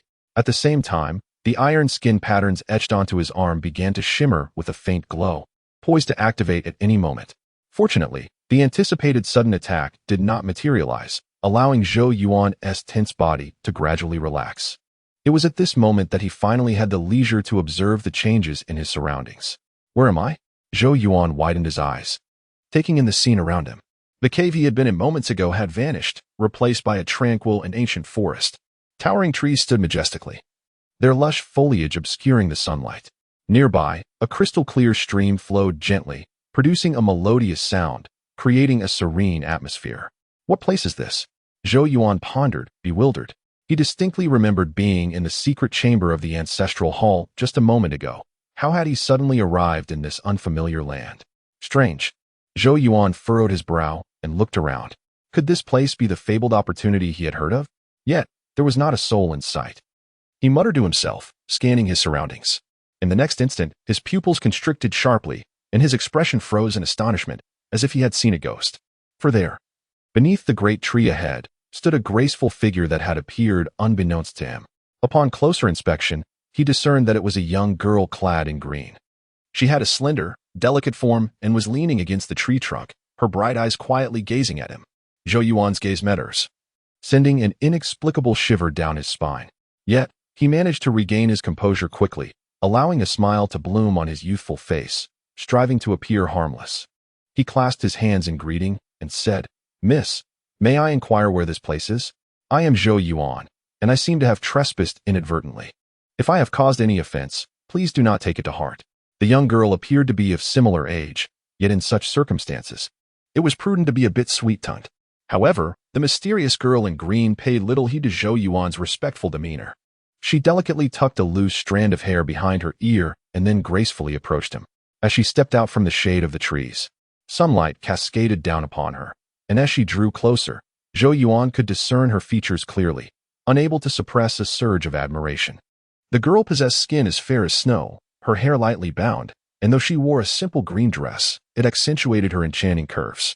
Her exquisite features were complemented by her striking eyes, which seemed to hold a certain mystery, rendering her presence ethereal and profound. At this moment, the young girl stood upon the scattered rays of sunlight, with an ancient towering tree behind her. A gentle breeze caressed her hair, lifting her bangs to reveal an enigmatic, archaic symbol faintly appearing between her fair brows, exuding an indescribable aura of mystery. This scene was so breathtaking that it momentarily left Zhou Yuan gasping for breath. Mississippi. Zhou Yuan smiled. Though the beauty before him evoked a sense of wonder, he remained slightly on guard. For both this unfamiliar environment and the mysterious girl exceeded his comprehension. "Miss?" Upon hearing Zhou Yuan's address, the girl in green slightly curved her lips, seemingly amused. She regarded Zhou Yuan with keen interest, then murmured, "Grandfather He was indeed correct. Someone would arrive here today." "What?" Zhou Yuan did not catch her words clearly. However, the girl in green paid him no mind and turned away, making her way into the ancient forest. As she passed the great tree, she called out softly. Upon hearing her, Zhou Yuan noticed a scruffy little creature lying at the base of the tree. The creature resembled a small dog, rather unremarkable. "A little pet dog?" Zhou Yuan muttered. "Ow, ow." As if responding to Zhou Yuan's musing, the little creature suddenly bristled and emitted a fierce growl towards him. However, due to its diminutive size, the growl lacked any intimidation and instead appeared somewhat endearing. The creature seemed to realize its roar had failed to astonish Zhou Yuan. With its tail held high, it leaped onto a large stone and opened its mouth wide, biting down with fervor. Crunch! With each bite, the stone shrank at an astonishing pace until, in mere moments, it vanished entirely, all the hard fragments swallowed into the little creature's tiny belly. Zhou Yuan's expression froze once more, and he quietly inhaled sharply, his gaze fixed in astonishment upon this dog-like creature. What on earth was this being? How could such a massive stone be devoured in just a few bites? What formidable jaws and appetite it possessed? Wiping the cold sweat from his brow, Zhou Yuan dared not look at the seemingly unremarkable creature any longer. With such jaws, it could easily consume stones, let alone his small frame. No wonder it was called Tunton. Seeing Zhou Yuan's shock, the creature named Tunton proudly wagged its tail and cast an exaggerated roll of its eyes at him before following the girl in green. As the girl entered the shaded woods, she slightly turned her head, gently lifting her pale chin towards Zhou Yuan. "If you wish to seek your great fortune, then follow me." With that, she stepped into the forest, her graceful figure flickering between the trees. Zhou Yuan gazed at the departing girl and her little companion, his expression contemplative. Everything here was shrouded in mystery, eluding his understanding. Clearly, he could not fathom how he had arrived in this strange place through the stone platform within the secret cave of their ancestral hall. Phew! Zhou Yuan inhaled deeply, casting aside any hesitation as he quickened his pace to keep up with the girl and the small beast ahead. A trio of one man, one woman, and one creature traversed the ancient forest, lush with verdant greenery. Occasionally, the air would be pierced by the fearsome roars of distant beasts, yet each time, the little creature, Tong Tong, trotting alongside the girl in green, would emit a low growl, though not loud. It silenced the forest as if all were in awe of the creature's presence. This compelled Zhou Yuan to cast a lingering glance at the enigmatic little beast, which resembled a small greyhound and seemed quite extraordinary. The girl in green clearly had no intention of engaging Zhou Yuan in conversation, so he maintained his silence, closely trailing behind. After approximately half an hour of this pursuit, Zhou Yuan sensed the girl's footsteps come to a halt. "We have arrived," her voice resonated, causing a slight tremor in Zhou Yuan's heart. He lifted his gaze through the dappled sunlight filtering through the trees and beheld a clearing at the heart of the forest, where a thatched cottage stood serenely.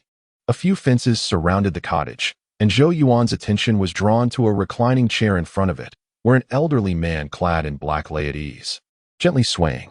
Seemingly aware of Zhou Yuan's scrutiny, the old man opened his eyes and regarded him. Meeting the gaze of the elder, Zhou Yuan felt a subtle shock. For those eyes were imbued with an ineffable weariness, as if they had borne witness to the passage of countless years. Simultaneously, Zhou Yuan sensed an aura of deep decay and twilight enveloping the elder. However, in that fleeting moment of eye contact, Zhou Yuan experienced a peculiar sensation of being thoroughly seen, as if all his secrets were laid bare before the discerning gaze of this black-clad elder. Alas, the sacred dragon's luck had been usurped, and its roots were marred. Was this the curse of the vengeful dragon? Truly, a tragic fate. Chapter 8. Seeking the 8 meridians. The voice of the old man in black reverberated in Zhou Yuan's ears like a thunderclap, stirring a tempest within his heart. This elderly figure, with a single glance, discerned the tribulations he had endured. The girl in green approached the old man, casting a curious glance at the astonished Zhou Yuan. Meanwhile, the creature, Tun Tun, leapt up, eager to leap into her embrace, yet found itself disdainfully grasped by the girl's delicate fingers and unceremoniously tossed into a water vat. Inside the vat, Tun Tun appeared exceedingly aggrieved. Yet aware of the girl's fastidious nature, it obediently began to scrub itself, rendering the scene rather comical. However, Zhou Yuan remained unaffected by this humorous display. His attention was solely fixed on the enigmatic old man in black. After a prolonged moment of astonishment, his shock subsided, giving way to a flicker of hope.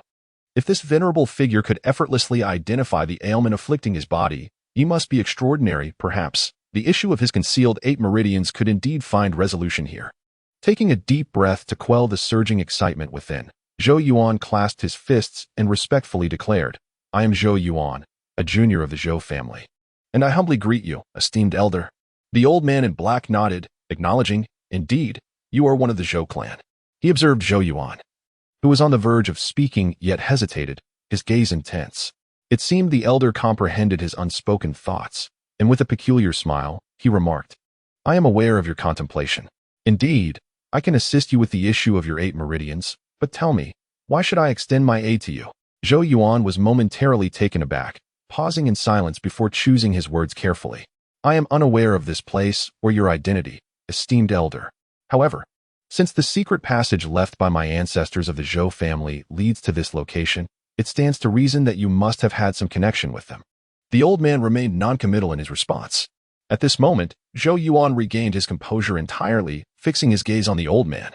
He continued slowly, "Given my current state, I possess little to offer that might persuade you. Nonetheless, I sense that perhaps you are willing to wait for me." In the fleeting moment when the old man had first glimpsed him, an acute intuition allowed Zhou Yuan to perceive an unusual glimmer deep within the elder's gaze.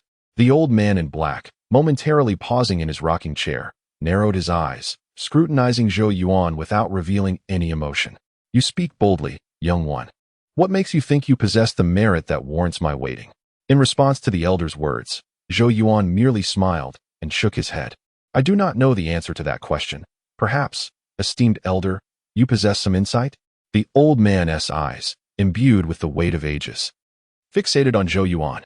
Although he exuded no overtly terrifying aura, an undeniable pressure emanated from him, causing the ancient forest surrounding them to fall into a hushed stillness. Outside the cottage, the slender youth wore a hint of a smile, his gaze unwavering as he regarded the old man. He appeared unafraid, reminiscent of an unyielding young calf. He believed that the ancestral secret passed down within the Zhou family was not unfounded. Since he had arrived here, there must be a purpose behind it, and he had faith in his own instincts. The oppressive atmosphere rolled in like dark clouds, and after a moment, the elderly man in black, with an expressionless and aged visage, unexpectedly revealed a hint of a resigned smile. Reclining in his chair, he sighed, "It seems I have truly grown old." Unable to even replace a cultivator.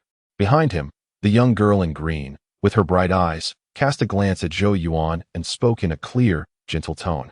"He is merely putting on a facade. In truth, he is terrified." Zhou Yuan's expression faltered for a moment before he forced an awkward smile, for his back was indeed damp with cold sweat.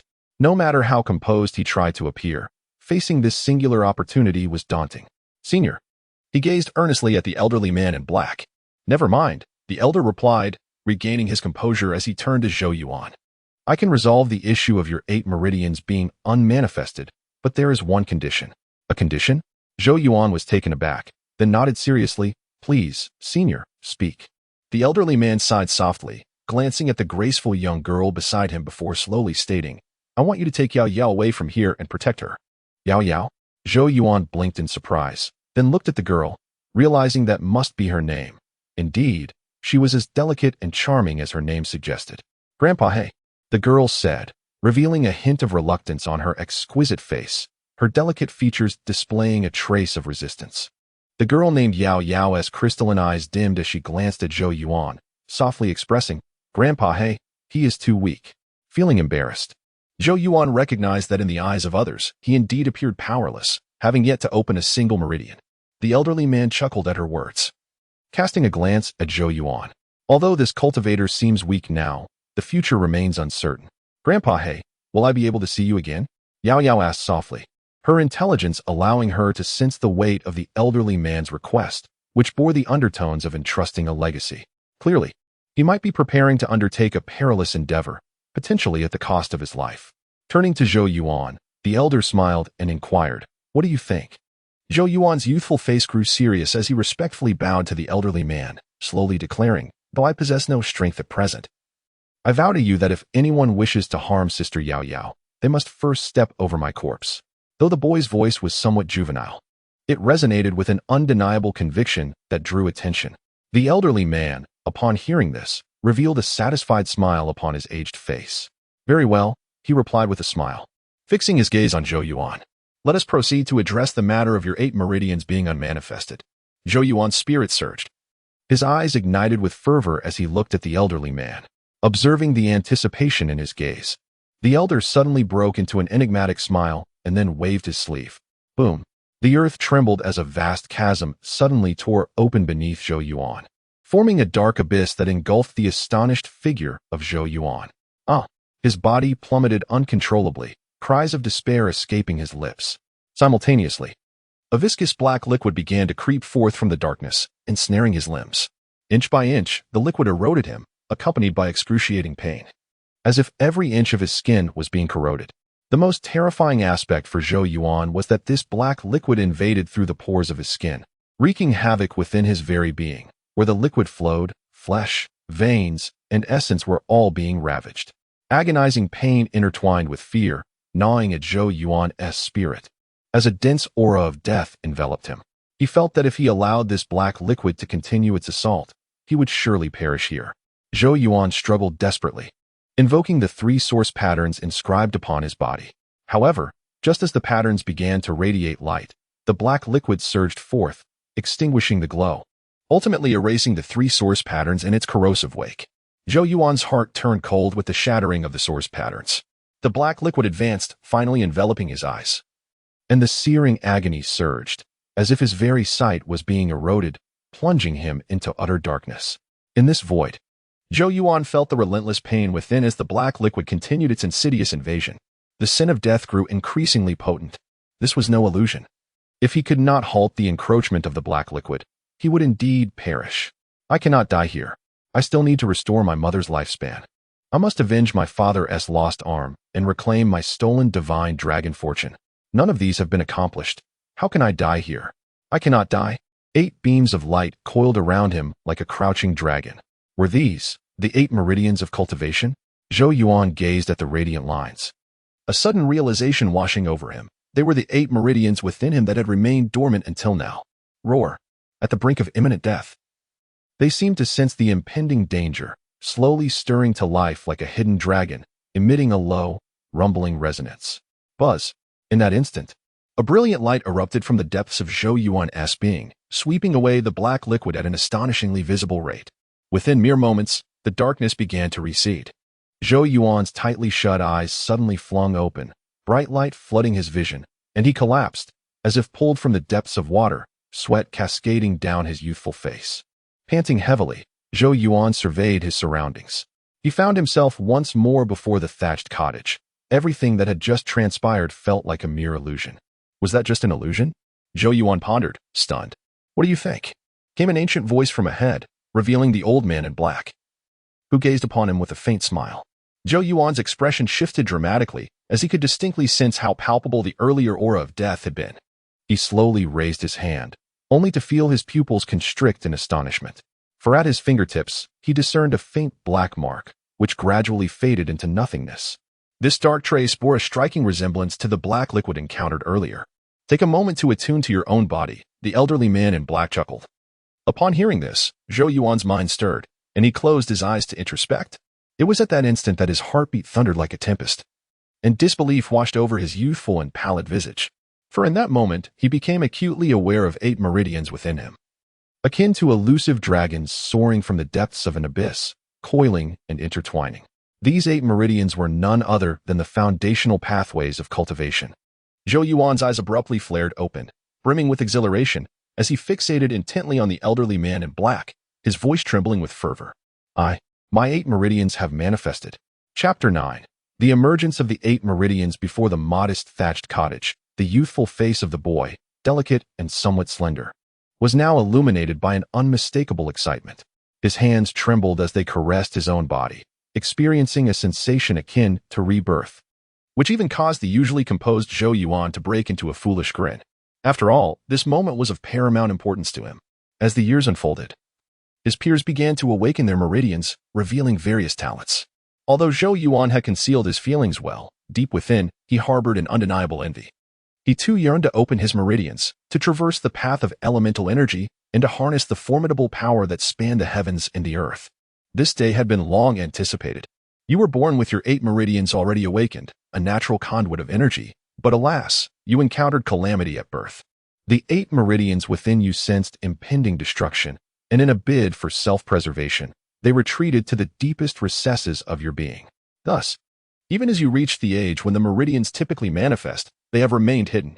The elderly man in black, observing Zhou Yuan's fervent expression, smiled gently and remarked, "Though the 8 meridians are concealed, they can still sense danger.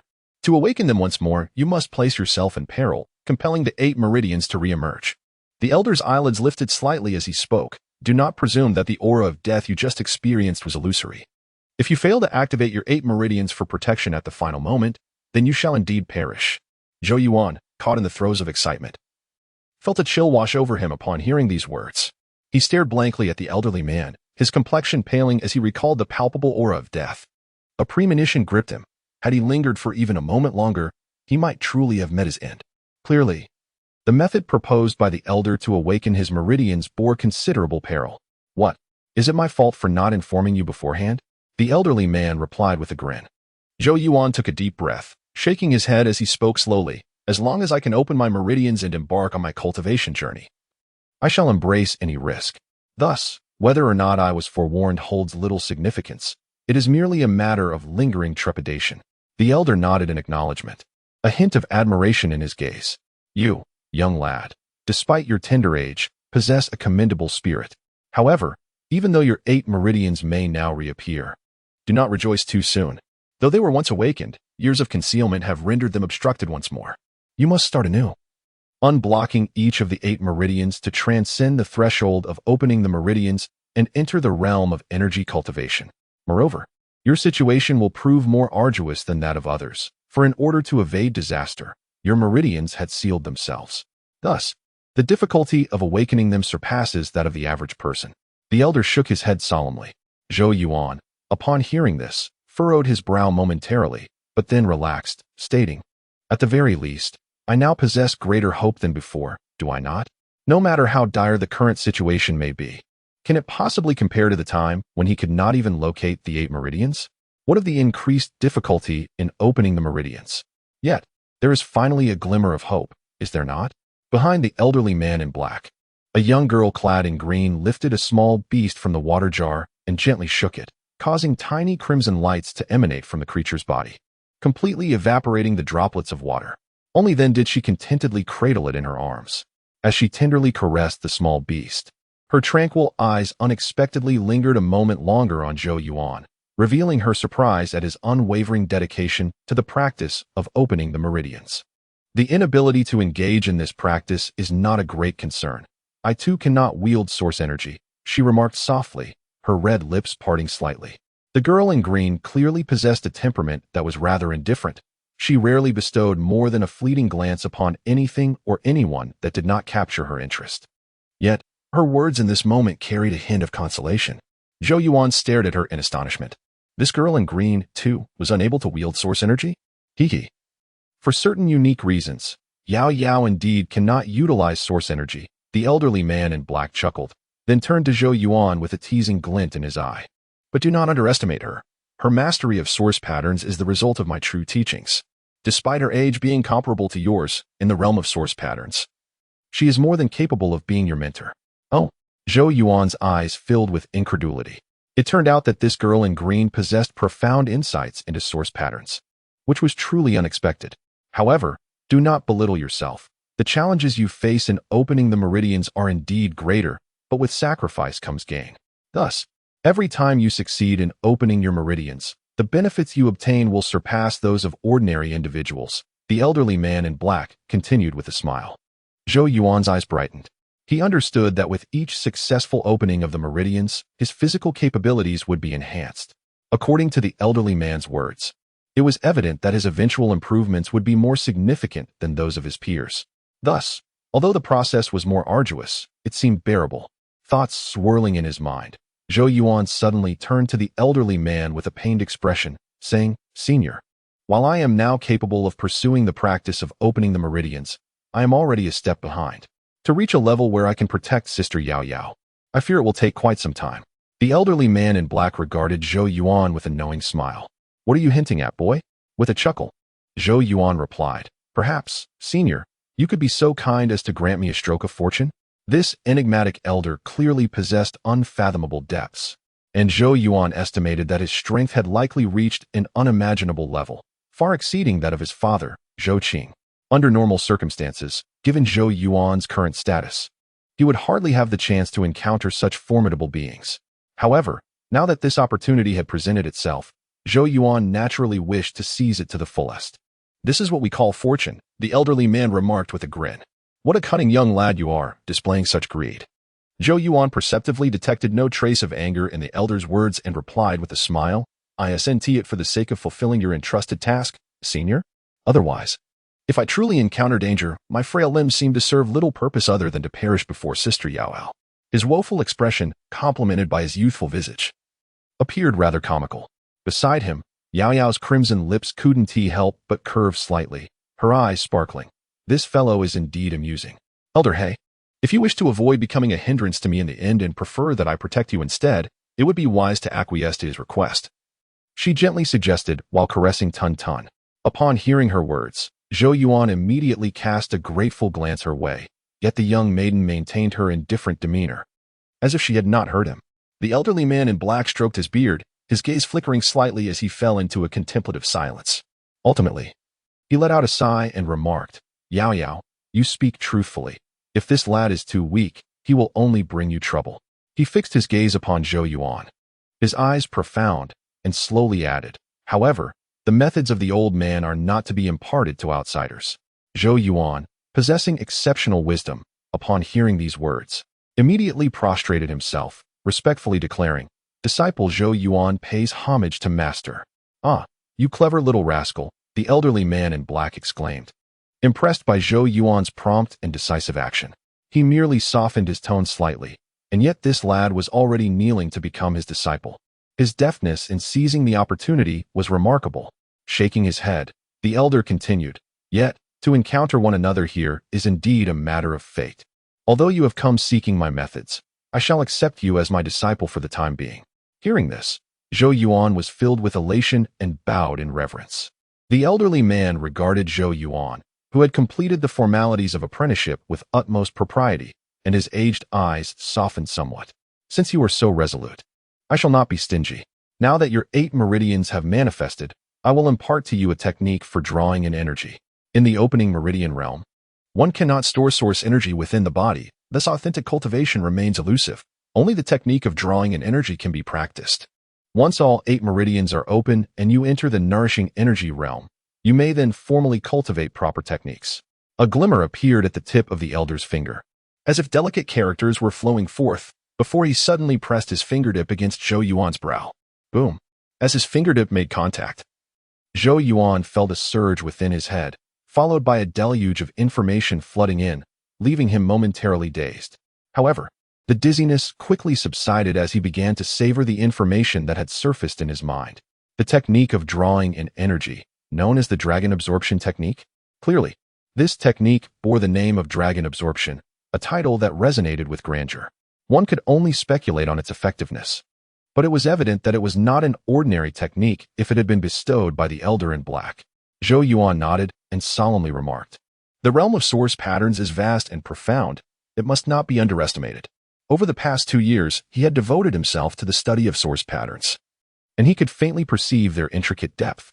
The art of source patterns is akin to using a gentle force to shift a great weight, employing minuscule strength to construct mysterious source patterns that ultimately unleash formidable power. Regrettably, the source patterns are incapable of self-transformation, and their profound complexity demands considerable dedication for one to achieve mastery. Consequently, many source masters regard them as a trivial pursuit, disinclined to invest the effort required for deeper cultivation. Upon hearing Zhou Yuan's remarks, the elderly figure in black nodded in agreement, stating, "The masses are ignorant, perceiving source patterns as a mere sideline, dismissing them as obscure and difficult to master. Yet, they fail to realize that the path of source patterns is fundamentally tied to the spirit and soul. Once meticulously cultivated, it can complement the path of the source masters." Observing the prideful air with which the elder spoke of source patterns, Zhou Yuan discerned that he must possess remarkable expertise in this domain. "I see your spirit is vibrant and full of life. You certainly exhibit a natural talent for source patterns. Allow me to impart to you a technique for soul forging." With a smile, the elder's eyes suddenly radiated a piercing brilliance, which directly penetrated Zhou Yuan's gaze. Chaos Spirit Refinement Visualization. Chapter 10. The Gift of Opportunity. The resonant sound echoing in Zhou Yuan's mind gradually faded after a considerable time, and he could distinctly sense that the concept of the chaotic divine grindstone, a soul-forging technique, was imprinted in his consciousness. However, this was not the moment for reflection. So Zhou Yuan opened his eyes and respectfully bowed to the smiling elder in black before him, expressing gratitude. "Thank you, Master, for bestowing this teaching." He could faintly perceive that both the Qi drawing technique and the soul forging technique were extraordinary, and although the elder cloaked in black was enigmatic, he had indeed granted him a significant opportunity. The elder waved his hand, hesitated for a moment, and suddenly reached into his robe, retrieving a black brush approximately a foot in length. This brush, reminiscent of bronze, displayed a mottled hue that suggested it had weathered the passage of time, exuding an air of antiquity. However, the brush appeared somewhat dull, lacking luster, as if it had lost its spirit. The elder caressed the black brush with a hint of reluctance, yet ultimately handed it to Zhou Yuan, saying, "Consider this a token of our first meeting." Zhou Yuan received the brush with utmost reverence. It felt somewhat heavy in his grasp. He examined the ancient patterns on its surface, faintly sensing a sharp aura emanating from it. "Is this a source pattern brush?" Zhou Yuan inquired with curiosity. "It is both a source pattern brush and a source weapon," the elder replied with a smile. Zhou Yuan was taken aback, puzzled by the revelation. A source pattern brush is typically a medium for inscribing source patterns, while a source weapon is employed in combat. The two should belong to distinct categories, so how could they coexist in one entity? Moreover, this seemingly fragile black brush appeared incapable of inflicting harm. "Ah, you underestimate it," the elder chuckled upon noticing Zhou Yuan's expression. "This brush is known as the Heavenly Origin Brush. It was once a sacred source weapon." "Sacred source weapon?" Zhou Yuan gasped, his eyes wide with disbelief as he gazed at the weathered black brush in his hand. In the realm, source weapons are categorized by rank, generally divided into ordinary, profound, heavenly, and sacred. As far as Zhou Yuan knew, the most formidable source weapon in the Great Zhou royal family was the nine-flame spear wielded by his father, which was merely a top-tier profound source weapon. The legendary sacred source weapons were said to wield unfathomable power, capable of incinerating mountains and boiling seas, evoking both desire and dread among mortals. Yet now, the seemingly powerless, mottled black brush in Zhou Yuan's possession was purportedly a sacred source weapon? "I have stated it was once a sacred source weapon," the elder sighed softly. "This heavenly origin brush accompanied me through countless battles, but it was severely damaged in a single confrontation." Zhou Yuan then understood that it was a sacred source weapon that had been destroyed. Perceiving Zhou Yuan's expression, The elder remarked with some annoyance. Do you truly believe I am so stingy as to gift you a broken item? Although this heavenly origin brush has been compromised, it remains a sacred source weapon, still retaining some spirit. If you nurture it day and night, it might gradually regain its former strength. Oh, can this sacred source weapon be salvaged? Zhou Yuan asked, astonished. The elder pointed at the black brush, saying, Do you see the 9 source patterns upon it? Zhou Yuan lowered his gaze and beheld the weathered black pen, upon which faintly appeared 9 ancient and intricate source patterns, their presence barely discernible due to their dimness. These 9 source patterns symbolize the pen's latent power. Should one day all 9 be illuminated, it would restore the pen to the might of a sacred source weapon. How does one illuminate them? Zhou Yuan inquired with great interest, for restoring the sacred source weapon would undoubtedly provide him with immense support. It is quite simple. The old man in black chuckled. The Xuanhuang pen possesses a spirit. If you can nourish it with the soul of a source beast, its power will gradually return. Naturally, the higher the grade of the source beast's soul, the more pronounced the effect. As for how this Xuanhuang pen transforms into a weapon to engage in battle, you shall discover that when you illuminate its first source pattern. The black-clad elder spoke with a smile.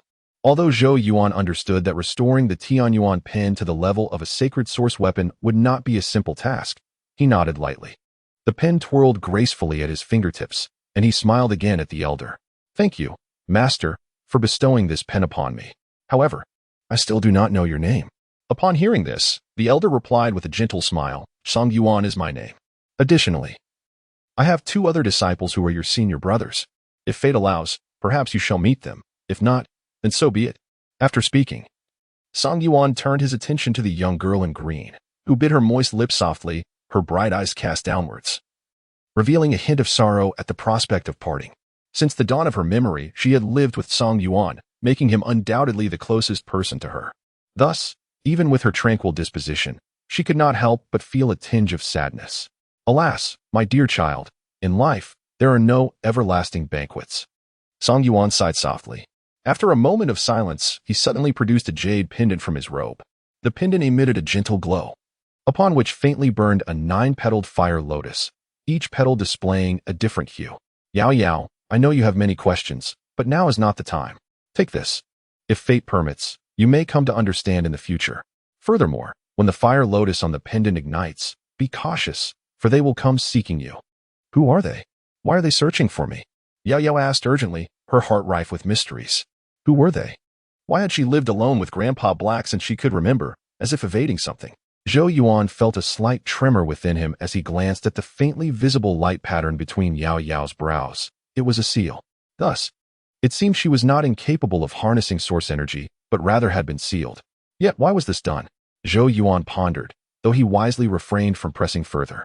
The enigmatic Zhou Yuan and Yao Yao clearly held deeper stories, the nature of which was likely beyond his current understanding. Rest assured, master, I shall remember this. Zhou Yuan spoke earnestly. Zhou Yuan nodded and said, In the future, should you encounter any difficulties in your cultivation, you may seek assistance from Yao Yao. She has accompanied me for many years and has thoroughly grasped the essence of my teachings, though it ultimately depends on her goodwill. Upon hearing this, Zhou Yuan's eyes brightened as he cast a glance at the young lady in green beside him. Initially, he had worried that his solitary cultivation might lead to mishaps. But it seemed this young lady possessed extraordinary depth. It would be prudent for him to curry her favor moving forward. However, the young lady in green remained lost in her sorrow from their impending separation, wholly indifferent to his presence. Depart now, Zhou Yuan gently urged, patting the young lady's hand. Leave at once? Zhou Yuan was taken aback. This was rather abrupt. Yes, immediately. Zhou Yuan's tone turned grave, laced with an unmistakable sternness. Zhou Yuan ceased his protest. He acutely sensed that Zhou Yuan was hastening their departure, likely anticipating that significant events were about to unfold in this place.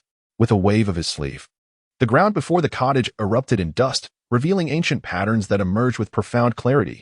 These were unmistakably intricate source runes.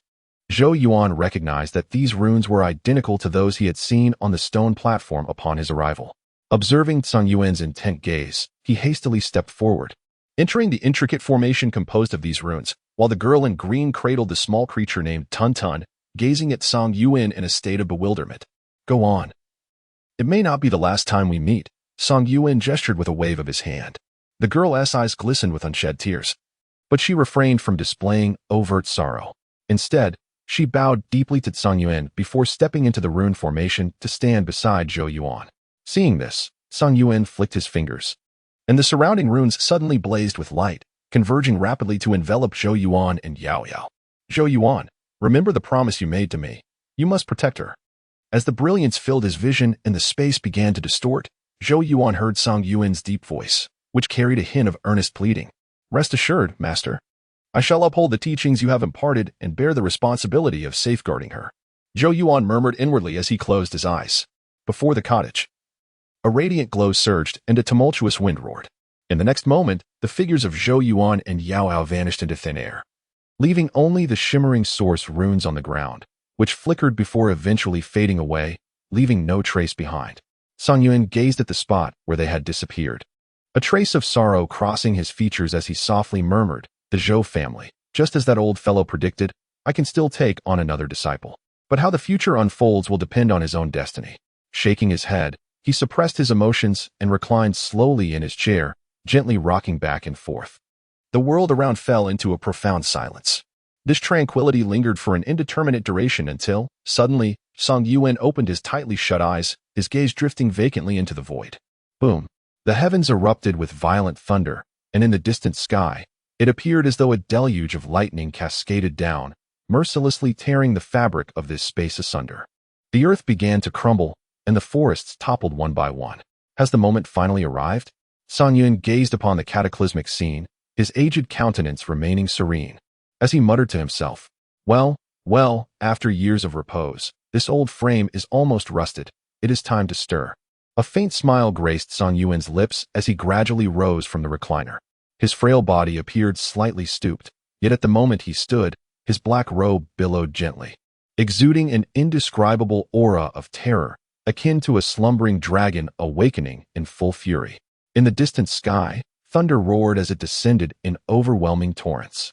Amidst the chaos, 3 figures, enveloped in crackling lightning, slowly descended. Upon their arrival, an oppressive force radiated from them, shrouding the entire realm as if they were divine entities. Their frigid gazes were fixed upon Zhou Yuan from afar. He chuckled, remarking, "The esteemed Black Emperor has hidden like a rat for so many years. How amusing." An emotionless voice reverberated from the heavens, spreading through the air as the space around them began to collapse with alarming speed. "Surrender the person. Otherwise, this place shall become your grave. Haha, come. Today, I shall witness whose grave this truly is." With a single step forward, Zhou Yuan's garments tore apart, revealing his withered form, adorned with myriad intricate ancient runes, each pulsating with a terrifying energy. Buzz! In that instant, the runes erupted with dazzling brilliance, akin to a blazing sun rising. Zhou Yuan's once dry body suddenly swelled. Within mere moments, a giant stood amidst the heavens and the earth, a tide of overwhelming majesty sweeping forth. He roared towards the sky, his voice reverberating violently, and the next instant, his colossal foot struck the ground, propelling him into the air to collide with the boundless ocean of descending thunder. Boom, boom, boom. At that moment, the entire space began to shatter. Chapter 11. The appetite of King Qi. In the dimly lit cavern, light began to coalesce upon the stone platform, causing the space to tremble subtly. From this radiant glow emerged 2 figures. Once again experiencing this form of transportation, Zhou Yuan felt a pounding in his head, repeatedly rubbing his forehead to alleviate his discomfort. "Yuano?" As the light dissipated, a voice filled with surprise resonated from ahead. Zhou Yuan lifted his gaze to see Zhou Qing standing before the stone platform, his face alight with joy. "Father," Zhou Yuan replied with a smile. "You rascal! You nearly frightened me to death." Zhou Qing hurried forward, his eyes brimming with urgency. Half a day prior, he had witnessed Zhou Yuan vanish from the stone platform, leaving him in a state of alarm. Observing Zhou Qing's expression, Zhou Yuan understood the depth of his father's concern and felt a twinge of embarrassment. He scratched his head and quickly declared, "Father, my 8 meridians have manifested." "What?" Zhou Qing's body jolted as he placed a hand on Zhou Yuan's shoulder, a surge of source energy flowing into him for inspection. After several moments, he learned the outcome, and his hand began to tremble uncontrollably as he excitedly patted Zhou Yuan's shoulder. "Wonderful, wonderful. Truly, our ancestors have blessed us. Heaven has not forsaken the Zhou family." Zhou Qing's voice wavered, his eyes glistening with tears, revealing the profound joy within his heart. The inability of Zhou Yuan to cultivate had long been a source of anguish for him. He had believed that his own inadequacies had allowed the martial ancestor to seize Zhou Yuan's fortune at birth, leading to their present plight. Yet now it seemed that fate still favored their family. As Zhou Qing composed himself, he nodded firmly. His gaze then fell upon a young girl in green attire standing gracefully behind Zhou Yuan, cradling a small, gray creature in her arms. Her bright eyes gazing at them with calm curiosity. Zhou Yuan, recognizing the opportunity, recounted to Zhou Qing the events that had transpired in the mysterious space. Zhou Qing pondered for a moment before responding. Since our ancestors left us a message, it must be linked to that elder in black. You have received a boon from that elder, so it is only right that you fulfill their wishes. With that, he turned to the girl in green and offered a warm smile. Young lady, if you have no place to go, you are welcome to stay with us in the Great Zhou. Here, we shall ensure your safety. Upon hearing this, Yao Yao nodded lightly, her voice soft and serene. Thank you. Zhou Yuan also nodded, eager to share this wonderful news with Qin Yu. The three of them followed the secret passage out of the cavern. Emerging from the ancestral hall atop the mountain, Zhou Qing went to instruct the guards to prepare for departure, while Yao Yao stood at the edge of the cliff. Holding the creature named Tun Tun, her beautiful eyes gazing vacantly at the unfamiliar world before her. The gentle breeze caressed her garments, outlining her delicate silhouette. Yet it also rendered her appearance somewhat solitary and ethereal. Only Tun Tun, nestled in her embrace, emitted soft cooing sounds to comfort her. Sister Yao Yao, you need not worry. Master possesses extraordinary abilities and will be unharmed. In the future, we shall undoubtedly meet him again, Zhou Yuan softly murmured as he approached her. He understood that despite Yao Yao's seemingly tranquil demeanor, the unfamiliar surroundings inevitably rendered her somewhat uneasy. Yao Yao glanced at him with her beautiful eyes and replied softly, Grandpa He will drive me away. I know it is because formidable enemies are approaching. Those adversaries must be targeting me, and Grandpa He has shielded me from them. Although Zhou Yuan had never explicitly conveyed such matters to her, she was still acutely perceptive, sensing that the calamities were likely summoned by her presence. Zhou Yuan scratched his head, uncertain of their identities and backgrounds, thus oblivious to the deeper narrative hidden within. Sister Yao Yao, perhaps the situation is indeed as you say, however. I believe you should not indulge in self-pity. Otherwise, it would undermine Master's earnest efforts, rendering all his endeavors devoid of value. Zhou Yuan spoke slowly. Yao Yao gently caressed the soft fur of Tun Tun, gazing into the distance.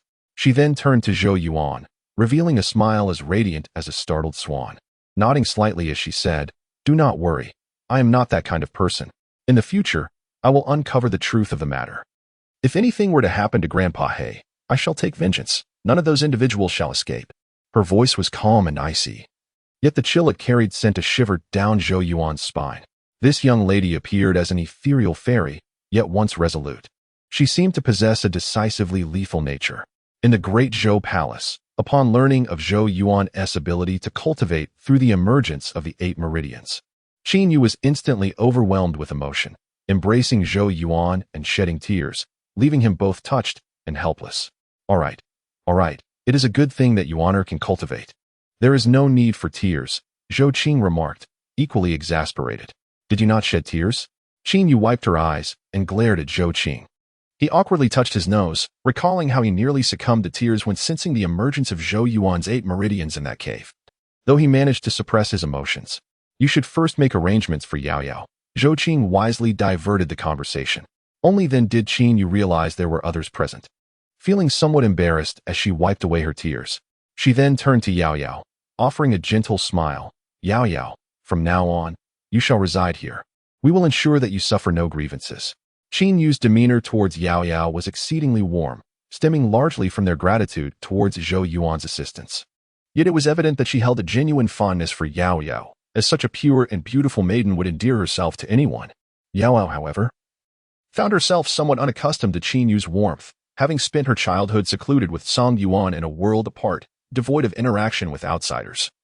Compounded by her inherently cool disposition, which rendered her somewhat inept in social engagement. However, she could sense the genuine gratitude and sincerity emanating from Qin Yu, which led her to exhibit little resistance. With a fleeting glance at Zhou Yuan, she allowed Qin Yu to lead her away. Qin Yu took Yao Yao and departed first. while Zhou Qing and Zhou Yuan exchanged a knowing glance, both smiling helplessly. "Your Majesty, the Lord of the Chu Manor requests an audience." At that moment, a guard reported. The Lord of the Chu Manor, Chu Tianang, was a prominent figure in the Great Zhou, serving as a trusted general under Zhou Qing. "Let him in." Zhou Qing nodded and then turned to Zhou Yuan, who was about to leave, saying, "You should stay as well. You are a prince of our Great Zhou and ought to be informed of certain matters." Zhou Yuan was taken aback but said nothing further, merely nodding in agreement. At the entrance of the inner hall, a robust figure stepped forward, a middle-aged man clad in a purple robe, his countenance resolute, as if the wind accompanied his every stride. Whispering in its wake, "I have come to pay my respects, Your Majesty." The man in the purple robe bowed and clasped his fists before Zhou Qing, then turned to Zhou Yuan with a nod and a smile, "Your Highness." Zhou Yuan felt compelled to respond appropriately. Chu Tianang was a significant minister, deeply trusted by the king and a vital support to the Great Zhou. Zhou Qing gestured with a smile, "What brings you here?" Upon hearing this, Chu Tianyang glanced momentarily at Zhou Yuan. Zhou Qing chuckled, "It is fine. Let him listen." Chu Tianyang nodded, then sighed, a look of concern crossing his face. "Your Majesty, Su Hong is currently eyeing my position as the Lord of the Manor with great scrutiny." Zhou Yuan felt a chill run through him at the mention of Su Hong, the current deputy lord of the Great Zhou, who had aligned himself with the Prince of Qi, often acting in direct opposition to the Great Zhou royal family. Zhou Yuan had always known that the Prince of Qi coveted the Great Zhou Manor, seeking to exert control, and had been secretly undermining it. Su Hong had been strategically placed there by him through various means, aiming to usurp the position of Lord of the Manor. "Your Majesty, according to the intelligence I have gathered, that young Prince Qi Yu is relentlessly enticing and coercing the talented students emerging from the Great Zhou Manor with exorbitant offers. In this upcoming examination, more than half of the students who managed to secure a place in the top 10 have already been swayed.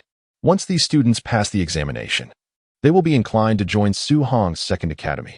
Following the examination comes the Manor's trial. Over the past 2 years, the overall quality of the students in the second academy has surpassed that of my first academy, and they have secured first place in the trial twice. If they succeed once more, Su Hong will have the pretext to act against us and seize the lordship." When Zhou Qing established the Great Zhou Manor, he implemented a rule to motivate the various academies. The head of any academy that could maintain first place in the Manor's trial for 3 consecutive years would be eligible to compete for the lordship. Originally, Chu Tianyang's first academy was the strongest, but then Su Hong emerged, bolstered by the substantial financial resources of the Prince of Qi, continuously attracting those outstanding students. This has led to the previously dominant First Academy being overshadowed by the Second Academy over the past 2 years. Evidently, Su Hong is targeting the Lord of the Great Zhou Manor.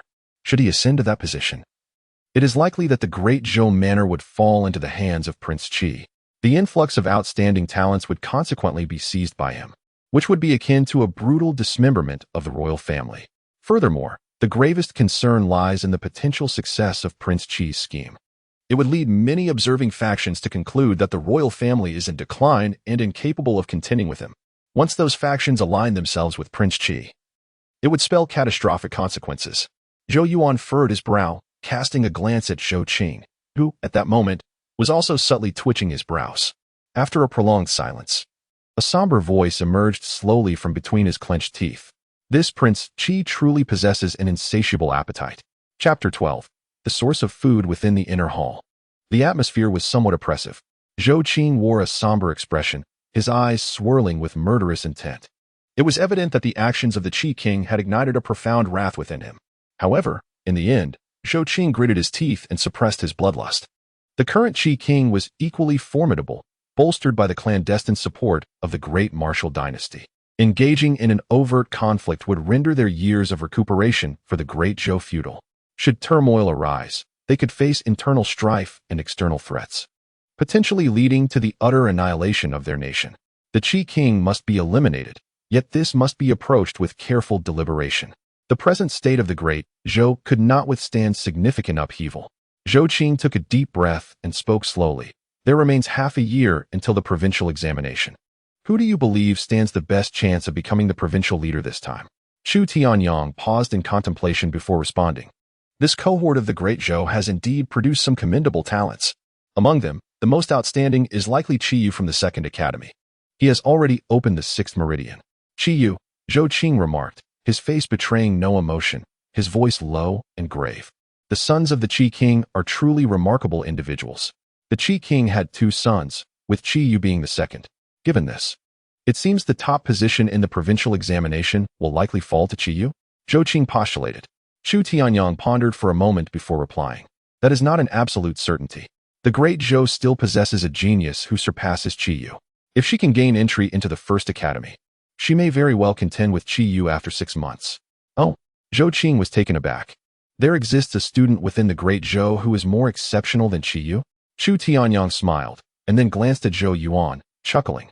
Has the king perhaps forgotten about his highness's young friend, Su Yue? Upon hearing Chu Tianyang's teasing laughter, Zhou Yuan felt a bit embarrassed, his face flushing as he clarified. Yue is my friend, not merely a young girlfriend.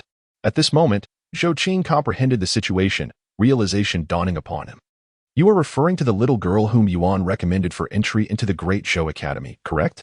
I have heard that she opened her first meridian merely a month after her arrival. Chu Tianyang nodded. Indeed. Her name is Su Yue. However, she has since opened her 3rd meridian. Although she entered the academy a bit later, she is bound to excel in this upcoming grand examination. She has already opened 3 meridians? Zhou Qing exclaimed in astonishment at the remarkable speed. Indeed, it was exceedingly swift. If this momentum were to persist, perhaps within a year, all 8 meridians could be opened, allowing entry into the Qi nourishing realm. This young girl, Su Yue, truly possessed exceptional talent, and her future held limitless potential. It seems Yuano has unearthed a genius for our Great Zhou, Zhou Qing remarked with a smile directed at Zhou Yuan. Chu Tianyang chuckled lightly, but soon expressed his concerns. However, I have received news that Qi Yu is also seeking to engage with Su Yue, seemingly attempting to win her over. If he succeeds, it is likely that Su Yue will join the 2nd academy after the grand examination. He turned to Zhou Yuan and added, Thus, I have come to request your assistance, Your Highness. At the very least, help us stabilize Su Yue's position in the 1st academy. Upon hearing this, Zhou Yuan's gaze sharpened. The audacity of Qi Yu to set his sights on Yue was unacceptable. He had great faith in Su Yue's abilities and believed Qi Yu could not sway her. However, he was concerned that Qi Yu might resort to underhanded tactics against her. Rest assured, Your Highness, I have already arranged for individuals to discreetly protect Su Yue, ensuring her safety, Chu Tianyang reassured him, as if sensing Zhou Yuan's apprehensions. Zhou Yuan then relaxed slightly, nodding gently. There is no need for you to worry, my lord. After the grand examination, both Yue and I will enter the 1st academy. Chu Tianyang nodded in agreement, smiling. As long as Your Highness can bring Su Yue into the 1st academy, I might bend the rules and allow you entry as well. According to the regulations, only those who placed in the top 10 of the grand examination were eligible for the 1st academy. Given Zhou Yuan's previous inability to open his meridians, despite his modest accomplishments in source patterns, he likely would not qualify for the top 10. Therefore, Chu Tianyang believed that Zhou Yuan would need to navigate some exceptional procedures to gain entry. To have you, who regard the rules as sacrosanct, make such a concession. It seems you hold Su Yue in high esteem, Zhou Qing chuckled. Zhou Yuan looked at Chu Tianyang and smiled in return. It is indeed fortunate for Yue to have garnered such attention from you, my lord. However, regarding my own admission, there is no need for you to feel compelled to break the rules. I will strive to secure a place in the top 10 during the grand examination. Previously, in his inability to open his meridians, he might have felt limited to relying solely on source patterns. However, now that all 8 meridians had manifested, he could formally engage in cultivation, and he no longer felt apprehensive about keeping pace with others. Upon hearing Zhou Yuan's words, Chu Tianyang assumed it was merely a youthful pride and intended to persuade him further. Haha, let him try. Zhou Qing waved his hand at Chu Tianyang and smiled. Yuan can now officially cultivate with all 8 meridians open. Chu Tianyang was taken aback by this revelation, joy illuminating his face as he clasped his fist in congratulations. I see. Then I extend my congratulations to the king and to your highness. At that moment, he comprehended why Zhou Qing was in such high spirits after years of struggle. Zhou Yuan's cultivation dilemma had finally been resolved. Now, my 1st academy eagerly awaits your esteemed presence, your highness. Perhaps at the provincial examination in 6 months. You can bring some glory to us, Chu Tianyang remarked with a smile. Of course, his words were largely in jest, as he believed that even though Zhou Yuan could now cultivate, he was still behind others in terms of time. Thus, it was unlikely he could compete with the top students of the Great Zhou within just 6 months. Having settled the matter concerning Su Yue, Chu Tianyang appeared considerably more at ease. After discussing a few additional matters with Zhou Qing, he took his leave. Now that your 8 meridians are open, begin preparing for your cultivation tomorrow, Zhou Qing said, watching Chu Tianyang depart, turning his gaze to Zhou Yuan. Certainly, Zhou Yuan nodded gently. Although his slightly gaunt and youthful visage appeared calm, there was a fire igniting within his eyes, brimming with impatience. The following day, at the grand table, Zhou Yuan and Yao Yao sat on the right side, cradling Tun Tun, while on the left side were Zhou Qing and Qin Yu. Before Zhou Yuan lay a porcelain bowl, approximately the size of a basin, filled with a rich, brown broth that shimmered with a faint glow. An enticing aroma wafted from it, causing one's face to flush merely from inhaling its essence. This is the 9-beast soup, crafted from 9 varieties of first-grade source beasts, harmonized together. For a novice like you, it is a profound tonic. In the past, you were unable to open your meridians, hence you could not consume source beast meat, lest your body could not endure it. But now, you are ready, Zhou Qing remarked with a smile directed at Zhou Yuan. Zhou Yuan nodded, aware that this 9-beast soup was a royal secret recipe, and such a bowl was of considerable value, far exceeding the expenses of an ordinary household over half a year. Such was the nature of cultivation resources. Furthermore, do refrain from consuming ordinary rice in the future. Zhou Qing waved his hand, and a maidservant presented a silver bowl, which contained a serving of rice. However, this rice was crystalline and translucent, each grain perfectly plump, with mysterious patterns faintly visible on their tiny forms, emanating a gentle wave of source energy. This is Xianjing rice, a second-grade source food, imbued with exceptionally mild and pure source energy, easily absorbed. With prolonged consumption, it can expedite the opening of your meridians. Zhou Yuan gazed curiously at the bowl of rice that resembled crystal. He had long heard of this Xianjing rice, as it was considered a strategic resource of the Great Zhou dynasty. While in terms of medicinal efficacy, it might not surpass the 9-beast soup. Xianjing rice excelled in its gentleness and its ability to improve one's constitution and hasten the opening of meridians over time. Consequently, the cultivation of Xianjing rice had always been under the royal family's control, rewarded to meritorious individuals to win their allegiance. Thus, despite being classified as a second-grade source food, its unique properties rendered its value indescribable. Seeing Zhou Yuan's eyes light up, Zhou Qing couldn't help but smile. He recalled how Zhou Yuan had coveted this Xianjing rice in the past, though back then, his 8 meridians had yet to manifest, and he could not partake of it. Once, our Great Zhou royal family possessed a 4th-grade source food, blood flood dragon barley, whose effects were even more formidable. Prolonged consumption could even fortify the body, allowing the growth of blood flood dragon scales, providing immense defensive prowess, Zhou Qing lamented. 4th-grade source food, blood flood dragon barley. Zhou Yuan licked his lips. The 2nd-grade Xianjing rice was already quite impressive. One could only imagine the strength of the 4th-grade blood dragon barley. Zhou Qing nodded, but his expression soon darkened as he remarked, "It's a pity that during the Great Martial Uprising, these strategic treasures of the Great Zhou royal family were taken by the martial king." Zhou Yuan was taken aback, then clenched his teeth in frustration. That wretched martial king had indeed snatched away all the treasures that rightfully belonged to the Great Zhou. "Go ahead and eat. Once you're done, prepare for your training," Zhou Qing said, suppressing his emotions as he addressed Zhou Yuan. In front of Yao Yao, there was also a bowl of 9-beast soup and Xianjing rice. "Yao Yao, you can try it and see if you like it. If you do, I will make it for you often in the future," Qin Yu said to Yao Yao with a gentle smile. Yao Yao could sense Qin Yu's kindness and subtly nodded, taking a delicate sip of the 9-beast soup. However, she seemed less interested in the nourishing beast soup and instead picked up the Xianjing rice, savoring it in small bites. Meanwhile, Tun Tun, nestled in her arms, gazed up at her with longing eyes, wagging its tail and emitting pitiful sounds. Yao Yao glanced at it, contemplated for a moment, and then brought over the 9-beast soup. Yao Yao, the medicinal properties of the 9-beast soup are too potent for ordinary pets," Zhou Qing remarked with a chuckle upon seeing this.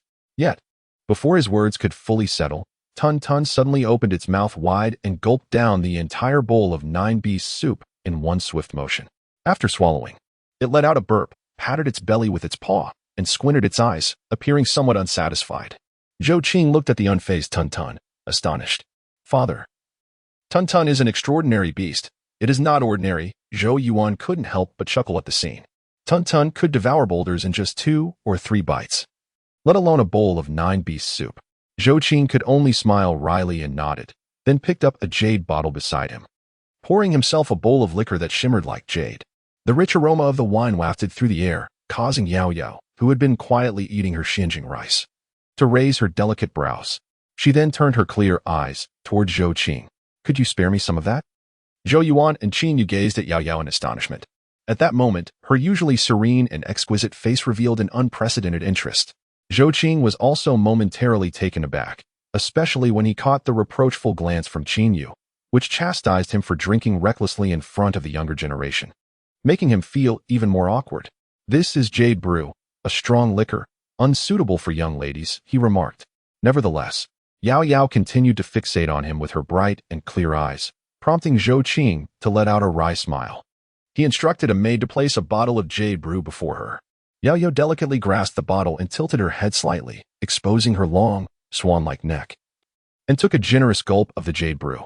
Instantly, a rosy hue blossomed on her jade-like face. Delicious, she giggled, her laughter ringing like silver bells. Qing Yu shot Zhou Qing a glare, to which he could only rub his nose and drink in silence. He hadn't anticipated that this enigmatic girl, who always appeared indifferent to everything, would actually enjoy drinking. Meanwhile, Zhou Yuan observed with great interest. Yao Yao, while drinking, undoubtedly appeared even more stunning and vibrant. After finishing the bottle of jade brew, her clear eyes glistened with a newfound luster.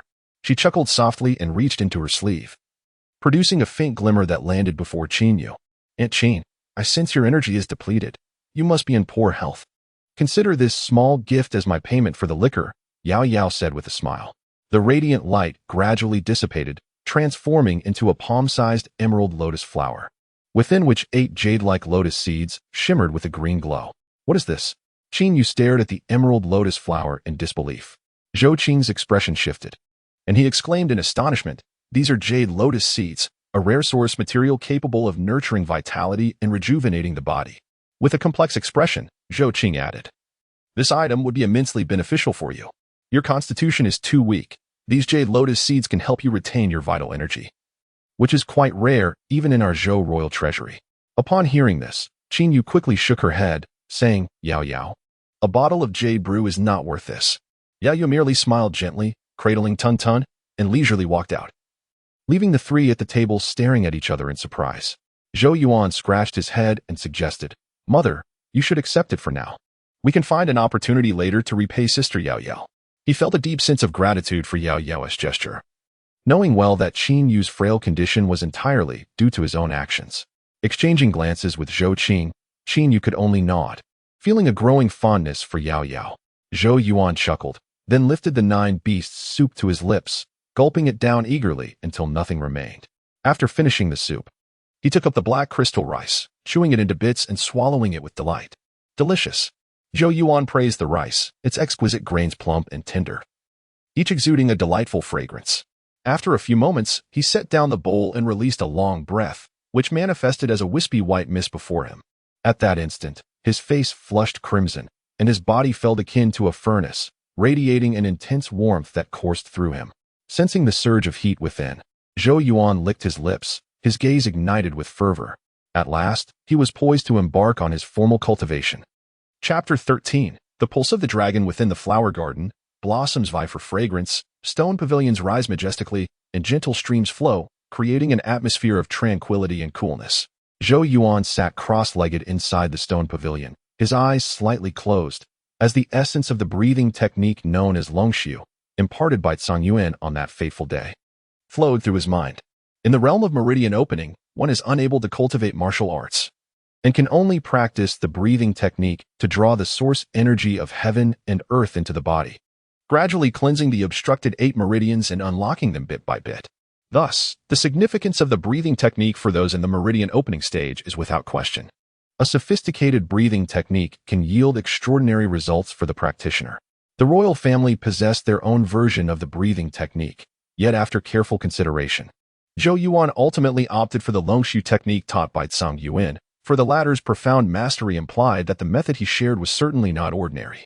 This Longxiu technique, aptly named, emulates the dragon S breath, where the act of inhaling and exhaling can silence the winds and clouds.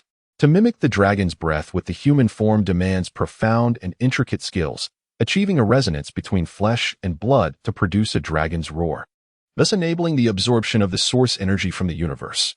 Zhou Yuan meticulously contemplated the nuances of this Longshu technique and eventually discerned the most crucial method hidden within, the 98 postures of dragon play. To achieve the human imitation of the dragon's breath, one must train the flesh and blood within, and this series of 98 postures, concealed within the Longshu technique, represents the most vital component. The peculiar movements flashed through Zhou Yuan's mind, forming a sequence of 98 postures that appeared to dance like a dragon at play. Zhou Yuan committed these movements to memory before stepping out of the stone pavilion, raising his hands, and commencing the first posture with deliberate slowness. During his initial practice, he undoubtedly felt awkward. After laboriously completing all 98 postures, he was drenched in sweat, his body feeling like a furnace. However, Zhou Yuan furrowed his brow in mild disappointment. Despite the intense heat enveloping him, he had not absorbed a single trace of source energy from the environment. It felt as though something essential was missing. I must be lacking something, he murmured to himself, wiping away the sweat as he continued to practice the 98 postures of dragon play. After a full incense stick had burned, Zhou Yuan, drenched in perspiration, paused. He had repeated the entire sequence 3 times, yet still failed to draw in any source energy, leaving him with a sense of practicing a counterfeit technique. Without a mentor's guidance, navigating this path on his own proved to be quite troublesome. Resigned, Zhou Yuan shook his head, realizing he would need to practice several more times to uncover the intricacies of the technique. Just as he was preparing to continue his practice, a graceful figure caught his eye in the flower garden. His eyes brightened, and he approached with a smile. "Sister Yao Yao, what a coincidence to see you here. I seek your guidance." The enchanting figure was, of course, Yao Yao. Upon hearing Zhou Yuan's voice, she tilted her head slightly, gazing at him while a gentle smile graced her exquisitely delicate face. She extended 5 slender fingers. "Ensure you bring me 5 bottles of jade brew each day, and I shall teach you." Zhou Yuan was taken aback for a moment, then furrowed his brow. 5 bottles is excessive. The brew is too potent and could be harmful. I can only provide you with 1 bottle daily. Yao, you seem poised to respond. No more than this, otherwise, I shall ponder it myself. However, Zhou Yuan wore a stern expression, for if Zhang Yuan were to discover that Yao Yao had succumbed to excessive drinking after only a few days of following him, he would likely be enraged enough to expel him from the sect. Observing Zhou Yuan's steadfastness, Yao Yao could only wrinkle her delicate nose and let out a soft huff before tossing the creature in her arms, Tun Tun, onto the ground. "Keep an eye on it." "What are we watching?" Zhou Yuan asked, puzzled, as Yao Yao seemed not to be inclined to practice the dragon forging play. "That." Yao Yao pointed at Tun Tun on the ground, exasperated. Zhou Yuan's lips twitched slightly, but before he could respond, his pupils suddenly constricted in astonishment. For there on the ground, the plump Tun Tun abruptly stood on its hind legs and began executing a series of intricate movements. Unmistakably the 98 forms of the dragon forging play. Tun Tun could actually cultivate the dragon forging play. Zhou Yuan was left dumbfounded. Under Zhou Yuan's incredulous gaze, Tun Tun completed all 98 movements in one fluid motion, and as the final form concluded, it trembled, its mouth agape, with a faint dragon's roar resonating. Whoosh! The essence of heaven and earth surged forth, coalescing into a white stream that poured into Tun Tun's mouth. After consuming the abundant essence, Tun Tun contentedly patted its belly and turned to Zhou Yuan, displaying a distinctly human-like look of disdain. "Did you see clearly?" Yao Yao's ethereal voice floated over. The dragon absorption technique mimics the true dragon's inhalation and exhalation, with each motion beginning with an inhale and ending with an exhale. Only through the combination of both can the dragon's breath be invoked. At her words, Yao Yao's bright eyes shimmered with surprise as she gazed at Zhou Yuan, rare admiration escaping her lips. "You possess remarkable insight." Merely observing Tun Tun perform the dragon forging play, he had discerned the critical aspects. Such acumen was no wonder it caught the attention of Elder He. In the flower garden, the young man's body swayed, his chest expanded, and his breath grew long and deep, resembling a young dragon stretching its form. The 98 movements flowed seamlessly together, and Zhou Yuan's eyes seemed to brighten further at that moment. He could feel the flesh and bones within him beginning to tremble subtly. A sensation coursed through him, climbing along his blood and flesh, ultimately surging towards his throat. When the final movement abruptly halted, Zhou Yuan's face flushed, and his tightly closed mouth suddenly opened wide. Roar! A barely audible dragon's roar emerged from his throat. Simultaneously, Zhou Yuan's chest contracted as if a mighty dragon were drawing in water, causing the essence of heaven and earth in the flower garden to react, transforming into a visible white stream that rushed into his body. As this essence entered him, Zhou Yuan's skin became heated, while the essence from the 9 beasts soup and the Xuanhuang rice he had consumed earlier surged forth, merging with the pure essence, entering his body like a tidal wave, crashing against the blockage of the first pulse.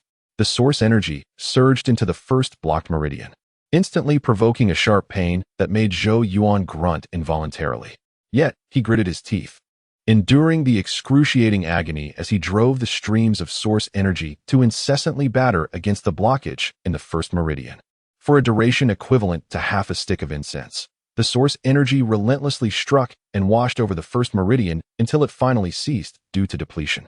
Zhou Yuan's face was drenched in sweat, but his eyes sparkled with astonishment as he exclaimed, "What an extraordinary dragon-sucking technique!" Though he had not practiced any other energy absorption techniques, he understood that the more profound the technique, the more potent the source energy it could absorb. To his knowledge, the royal family's technique known as the solidifying source technique could only sustain a mere half-stick of incense worth of source energy before becoming exhausted. However, the dragon-sucking technique he had just employed absorbed enough source energy to last a full half-stick of incense, nearly 10 times that of the solidifying source technique. While the assistance of the 9 beasts soup and the Xuanhuang rice played a role, it was evident how formidable the dragon-sucking technique was. This is merely the introductory level of the dragon-sucking technique. Once you cultivate it to a higher level, you will no longer require the aid of the dragon-forging play. At that point, it will become instinctual, even without consciously activating the technique. Your breath will naturally transform into the dragon suck, allowing you to effortlessly draw in the source energy from the heavens and earth at any moment, Yao Ao remarked lightly. Zhou Yuan could not help but feel a surge of emotion. To transform normal breathing into the dragon suck and continuously absorb the source energy from the world, how astonishingly efficient that would be. The initial meridian opening had already cleared a small section. At this rate, he could fully open the first meridian within a month. His hands clenched tightly, a wave of excitement coursing through him. Such efficiency was undoubtedly thanks to the dragon-sucking technique, although the 9 beasts soup and Xuanhuang rice contributed slightly as well. Continue your practice. Zhou Yuan thought to take a brief rest before resuming his training with the dragon-forging play, but was halted by Yao Ao. She cast a glance at him and said softly, "You truly are reckless. Opening the meridian can cause damage to the channels, which is why most people can only conduct meridian openings once a day, waiting until the following day for their meridians to recuperate before proceeding. Otherwise, it may harm your channels." Zhou Yuan was taken aback. He was not unaware of this fact. However, sensing the condition of his first meridian and hesitating momentarily, he replied, "But I feel as though my meridian can still endure." This time, it was Yao Yao who appeared momentarily stunned, her glistening eyes gazing at Zhou Yuan with a hint of skepticism. "Are you serious?" Zhou Yuan nodded earnestly. Seeing his determination, Yao Yao pondered briefly before saying, "Could it be that your innate ability as a natural meridian opener remains, even though your channels have been blocked again? Perhaps the strength of your meridians surpasses that of a typical beginner? Then try again." With her delicate hands clasped behind her back and her figure draped in a flowing azure garment that accentuated her curves enticingly, Zhou Yuan dared not gaze too long, for her bright eyes were fixed intently upon him. "I wish to see how many times you can open your meridians." Chapter 14. The Divine Soul. Under the gaze of Yao Yao's bright eyes, Zhou Yuan's form once again unfolded, executing the 98 techniques of dragon forging with a steady grace. Exhibiting a newfound familiarity, coupled with his rhythmic breathing, it began to resemble the fluidity of flowing clouds and flowing water. Roar! As the final movement concluded, Zhou Yuan once more opened his mouth in a gesture of inhalation, a faint dragon's roar emanating from within him. Instantly, his body trembled as a stream of source energy converged from the surrounding world, manifesting as a white line that Zhou Yuan swallowed whole. Boom! With the source energy coursing through his body, it felt as if he were a furnace aflame. With a mere thought, he guided the incoming source energy, akin to surging waves, crashing repeatedly against the first meridian. This vigorous cleansing persisted for the duration of half a stick of incense. Zhou Yuan's body glimmered with a faint red light, radiating heat that evaporated his sweat. He sensed the loosening of the first meridian within, a smile gracing his lips as he took a moment to recuperate before continuing to perform the 98 techniques of dragon forging under Yao Yao's watchful gaze. In the ensuing time, two more indistinct dragon roars resonated, indicating that Zhou Yuan had once again performed 2 additional purges of the meridian. This, combined with the previous 2, amounted to 4 purges. For purges, typically, those who have yet to open a meridian can only perform a single purge in a day, as their meridians struggle to endure. Yet Zhou Yuan had accomplished 4, a testament to the resilience of his meridians. At this moment, ripples of astonishment flickered in Yao Yao's eyes. However, Zhou Yuan was too absorbed in his own sensations to notice her expression. He felt an intense heat enveloping him as he sat cross-legged on the ground. Faint stings radiating from his meridians, signaling that after 4 purges, their endurance was nearing its limit. As he sensed the first meridian, a smile involuntarily crept across his face. The previously blocked first meridian had evidently loosened after these 3 purges. At this rate, it seemed he would not require a month, but rather merely 10 days to fully open this first meridian. The thought of such speed stirred excitement within Zhou Yuan, even in his typically calm demeanor. Originally, he had prepared himself for a lengthy process of several months. Given that Song Yuan had suggested that reopening a meridian would be more challenging than for others. However, he had not anticipated that with the formidable dragon absorption technique and the tenacity of his meridians, this timeline would be significantly shortened. Once, Xu Yue had been celebrated for opening her first meridian in a month, making her the fastest in the Great Zhou mansion. What level would he attain by achieving this in 10 days? Of course, Zhou Yuan understood that Xu Yue's accomplishment was grounded in her innate talent and personal effort, as she lacked profound techniques for guiding energy, the 9-beast soup, and the Xinjing rice. Therefore, determining who was superior was not straightforward. However, one thing was certain. Because of his second meridian opening, when Zhou Yuan finally opened his first meridian, it would undoubtedly be stronger than Xu Yue's. As for the extent of that strength, only time would reveal. It seems even Old Black underestimated your second meridian opening, Yao Yao's voice chimed in.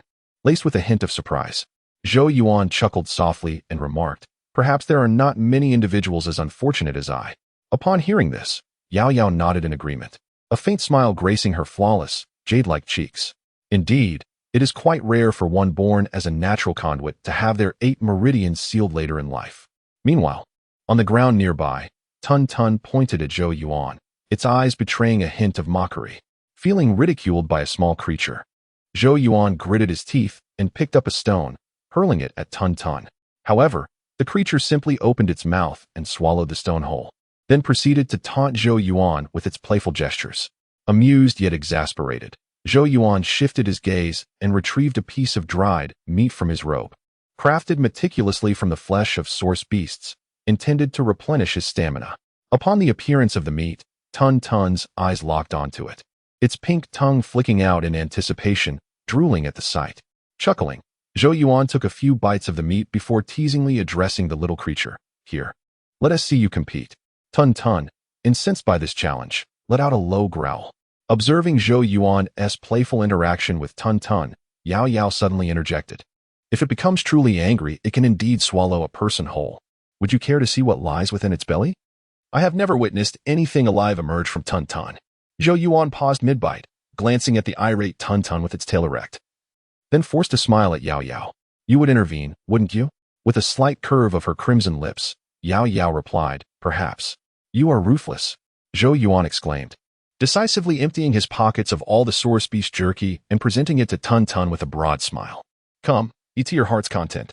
Tun Tun lunged forward, its tongue flicking out to snatch the pile of jerky, devouring it with fervor, clearly delighted by the taste as its tail wagged joyfully. After indulging in the meat, Tun Tun appeared to regard Zhou Yuan with slightly more favor, rising up and resting a paw on his shoulder, gently patting him as if to convey approval. Zhou Yuan felt an involuntary twitch at the corner of his mouth. This little creature was almost becoming sentient. "Sister Yao Yao, what grade of source beast is Tun Tun?" "Really?" Zhou Yuan inquired, curiosity piqued, as he had never encountered a source beast with such high intelligence before. The creature, resembling a small dog, surely had an extraordinary background. Yao Yao, upon hearing his question, fell into contemplation before shaking her head. "I do not know. Tun Tun has been by my side for as long as I can remember. However, Grandpa He once mentioned that if Tun Tun were to fully mature, There would be little in this world it could not consume. Zhou Yuan couldn't help but click his tongue in astonishment. Zhou Yuan had bestowed such a high appraisal upon Tun Tun. It seemed this little creature was indeed remarkable. Sister Yao Yao, I heard Master mention your considerable prowess in source patterns. Zhou Yuan flicked Tun Tun's claw off his shoulder and smiled up at Yao Yao. Yao Yao raised an eyebrow, responding, would you like to learn about source patterns? The source patterns have always been a subject of study for me, for if I cannot open the meridians, that would be my last glimmer of hope, Zhou Yuan candidly remarked. Yao Yao gently bent down, her slender jade-like fingers lifting Tun Tun, cradling it in her embrace as she tenderly caressed it. Tun Tun, nestled comfortably amidst her soft and fragrant presence, stirred slightly, causing Zhou Yuan's eyes to twitch as he inwardly cursed the little beast for its enviable fortune. With graceful steps, Yao Yao entered the stone pavilion, elegantly seated herself upon a stone bench, resting her jade hand against her fragrant cheek, her gaze lazily fixed upon Zhou Yuan as she said, teaching is rather exhausting. I am disinclined to continue. Zhou Yuan climbed onto another stone bench, boldly stating, while the emerald brew is indeed a fine wine, there are many that surpass it. I shall assist you in finding them. Upon hearing this, a radiant smile blossomed upon Yao Yao's jade-like face, her fleeting charm rendering the myriad blossoms in the garden momentarily dull in comparison, causing Zhou Yuan's heart to skip a beat. She smiled slightly and replied, how perceptive of you. Zhou Yuan returned her smile, promptly adding, yet, you may still only indulge in one bottle each day. Yao Yao's smile faded as she fixed him with an annoyed stare. Observing Zhou Yuan's unwillingness to relent, she bit her silver teeth in frustration, ultimately casting him a resentful glance. Since you have studied the source patterns, you must understand what is most crucial in the realm of source patterns, correct? Yao Yao, calming her irritation, spoke in a more neutral tone. Spirit, Zhou Yuan replied. Yao Yao inclined her head slightly, slowly articulating. Then do you know of the distinctions within the realms of spirit? Chapter 15. The vision of the chaotic divine mill. The soul possesses four realms, the void realm, the real realm, the transformative realm, and the wandering spirit. Only with a formidable soul can one inscribe those higher grade source patterns. Your soul talent is commendable, yet you have yet to reach the void realm. In the stone pavilion, a melodious voice of a young girl resonated, as sunlight cascaded down, illuminating her jade-like, flawless visage, rendering her extraordinarily enchanting. To cultivate a powerful soul, there are two methods. The first is to await the advancement of one's own strength, as the soul will enhance alongside personal growth. However, this path is rather slow and offers limited improvement. The second method is to practice the soul forging technique. Yet such techniques are scarce in the world, predominantly held by formidable factions. At this juncture, Yao Yao cast a glance at Zhou Yuan and remarked, the chaotic divine mill vision that Grandpa He imparted to you is an exceptionally advanced soul forging technique. However, mastering it requires immense courage to overcome profound fears. You will understand this as you begin your practice. With your current soul, you cannot inscribe even a first-grade source pattern. I suggest you commence your training in the chaotic divine mill vision early, elevating your soul to the void realm. Once your soul transcends into the void realm, I shall teach you to inscribe a first-grade source pattern. Zhou Yuan nodded. He had long desired to attempt the chaotic divine mill vision. Taking a deep breath, he seated himself on the stone bench and slowly closed his eyes. As his eyelids descended, darkness enveloped his vision, and his heartbeat gradually slowed, placing his mind in a state of absolute tranquility. Thump, thump. In the darkness, Zhou Yuan activated his soul, sensing the imprint transmitted from the abyss, where the chaotic divine mill vision resided. As he became attuned, a glimmer of light emerged in the darkness, slowly rotating, harboring unfathomable depths, as if concealing some terrifying entity. However, at the moment of Zhou Yuan's slight hesitation, that glimmer suddenly unleashed an immense gravitational force, drawing his soul into its embrace. A brief dizziness ensued, and Zhou Yuan became aware that the surroundings began to transform. The darkness receded, revealing a chaotic void, where time and space were devoured. Reminiscent of the universe before its creation, Zhou Yuan's formless soul stood amidst this vast chaotic void. An overwhelming sense of insignificance washed over him, leaving him bewildered. Boom, boom. As Zhou Yuan's soul gazed into the seemingly endless chaotic void, a thunderous roar reverberated through the chaos. Upon looking, an overwhelming sensation of dread surged forth, causing his soul to tremble violently. For within that chaos, he beheld an immense shadow gradually materializing, resembling a black hole, incessantly devouring all that it encountered. Yet, it was not merely a black hole, but an unfathomably vast mill. This colossal mill was mottled, bearing the scars of time, its surface darkened, akin to the blood of deities and demons ground to dust. Rumbling, the gigantic mill loomed in the chaos, slowly rotating, and under its motion, all things faced annihilation. Zhou Yuan's spirit stood before the colossal grinding stone, diminutive as a speck of dust. At this very moment, a mysterious message surged within his heart, a cultivation technique for visualizing the chaos divine mill. From the depths of chaos, the divine mill emerged, with each rotation. Deities and demons alike were obliterated. To visualize the divine mill, guided by one's spirit, was to submit to its relentless grinding. The divine mill turned 9 times, each turn representing a new celestial realm. Zhou Yuan's spirit quivered slightly as he grasped why Yao Yao had warned that mastering this visualization required overcoming profound terror. For anyone's spirit, standing before this boundless, world-crushing mill, an overwhelming fear would inevitably surge forth. As Zhou Yuan's spirit trembled, gazing at the mill amidst the chaos, the mere act of standing there demanded immense courage.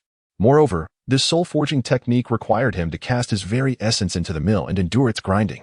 Had Zhou Yuan's resolve not been relatively steadfast, he would have likely turned to flee at this moment.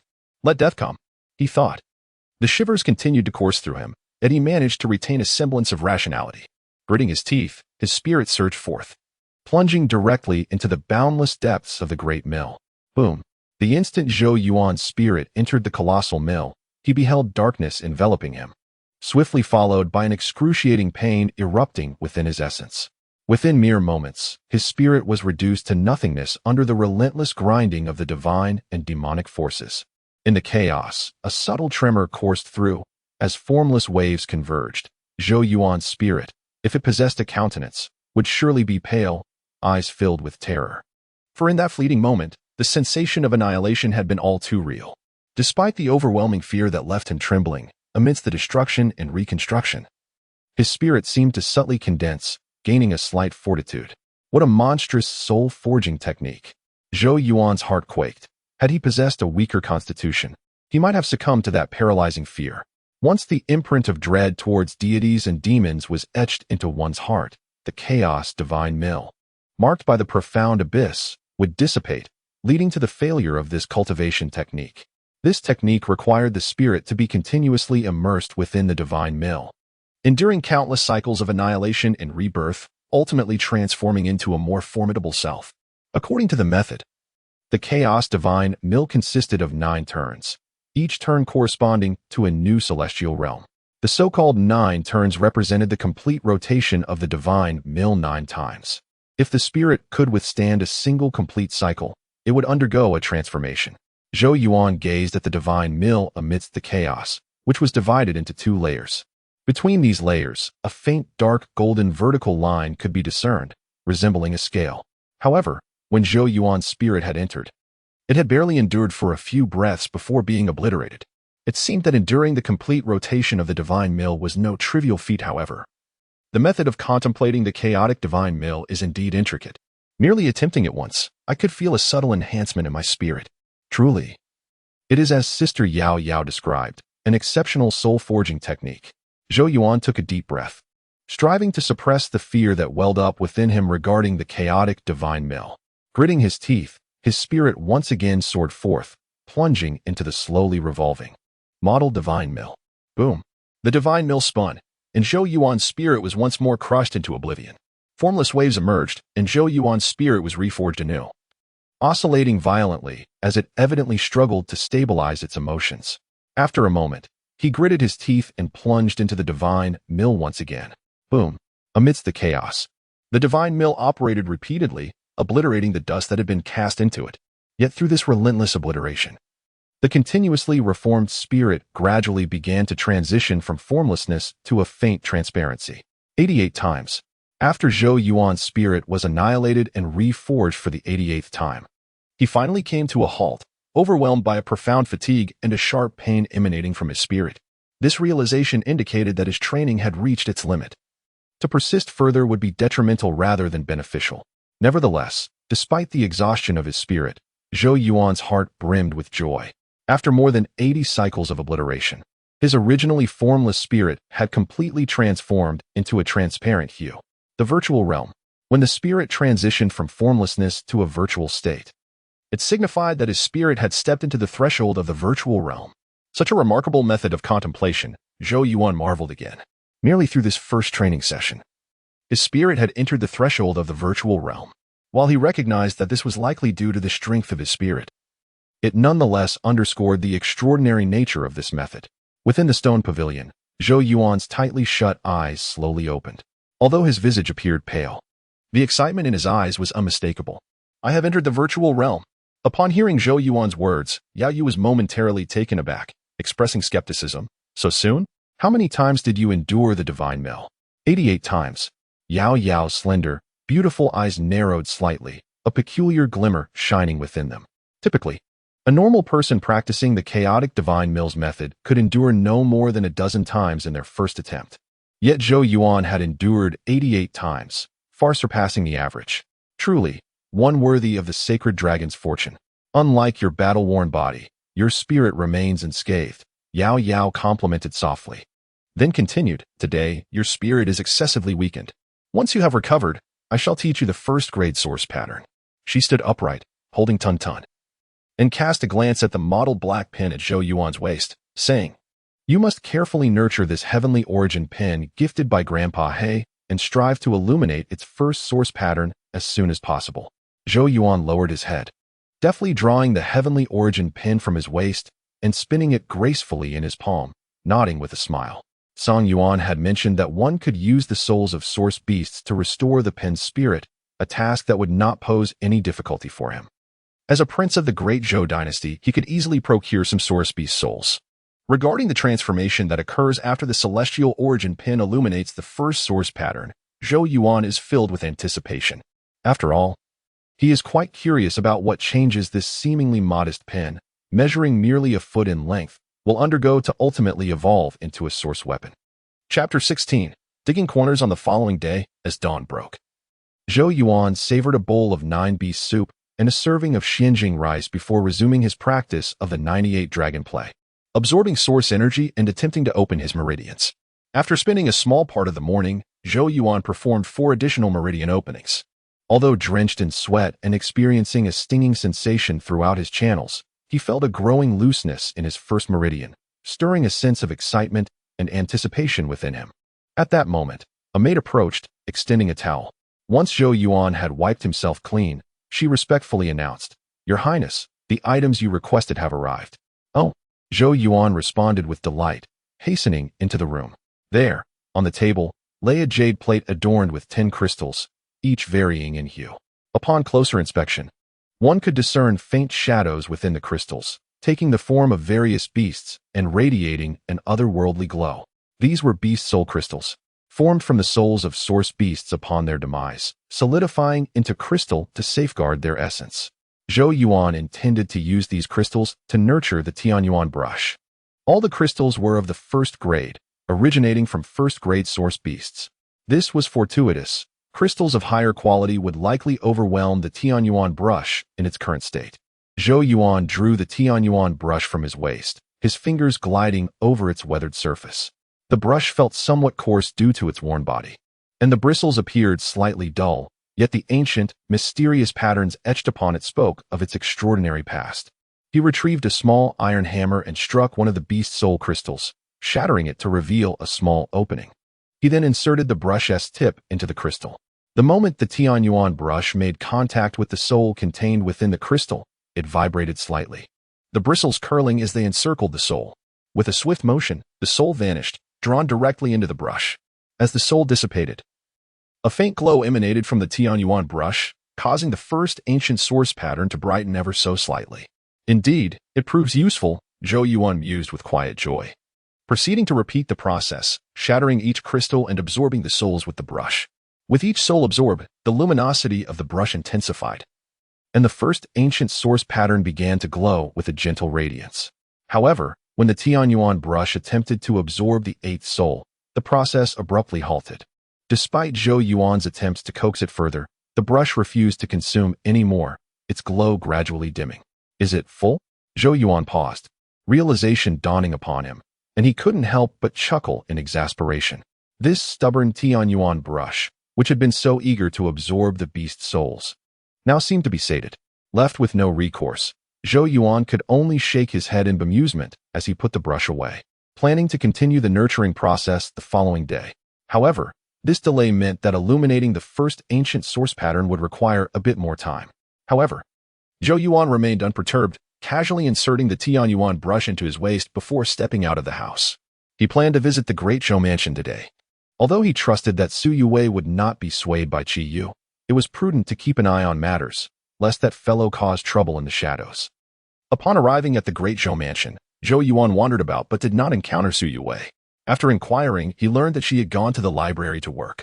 Previously, the library had been a seldom visited place, but ever since Su Yue took a part-time job there, it had transformed into a bustling hub within the mansion, with people frequently passing through under the pretense of borrowing books, eager to get closer to her. Zhou Yuan entered the library but did not see Su Yue at the counter. After a brief stroll, he paused, gazing ahead at the towering bookshelves. There, a slender young girl stood atop a high stool, meticulously organizing the books and gently dusting them. Sunlight streamed through the window, casting rays that danced in the air, illuminating her delicate features. Her translucent face glimmered in the light, long eyelashes fluttering softly as she hummed a cheerful tune, radiating the vitality of youth. Ahem. Zhou Yuan cleared his throat, ruthlessly shattering this picturesque scene. Startled, Su Yue quickly looked down, and upon recognizing Zhou Yuan, her face brightened with joy. As Zhou Yuan approached the stool, he was momentarily taken aback. Clad in the library's uniform, the sight of her long, fair legs, smooth as jade, stirred an impulse within him. Your Highness. Perceiving Zhou Yuan's gaze, Su Yue's cheeks flushed crimson, and in a mix of embarrassment and anger, she shook the thick book in her hands, sending a cloud of dust cascading down to obscure Zhou Yuan's view. Alas, my eyes. Zhou Yuan hastily averted his gaze, covering his eyes with his hands. Su Yue gracefully leaped down from the stool, placing the book back on the shelf. Her face still flushed as she shot Zhou Yuan a mock glare, exclaiming, "Pervert." Zhou Yuan opened his eyes, exclaiming in exasperation, "It was an accident." Su Yue huffed lightly. "What brings the esteemed prince to such a place amidst your busy schedule?" "Well, if I don't come, I fear my dear Yue may be whisked away by someone else." Zhou Yuan replied with a grin. "Ugh, how cheesy. Stop that." Su Yue's cheeks reddened further, her annoyance evident as she shot him another glare, then pouted slightly, expressing her frustration. "You know about that?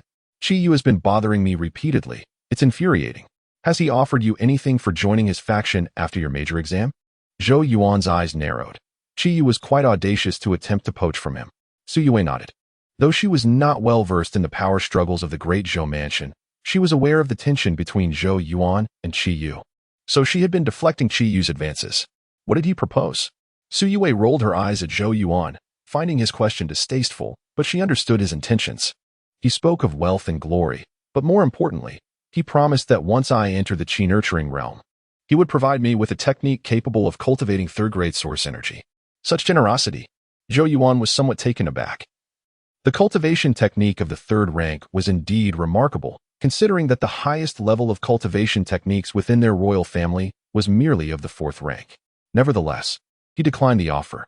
Su Yue's eyes shimmered with a glistening moisture as she chuckled softly, remarking that he seemed displeased and inquired what Zhou Yuan had given her.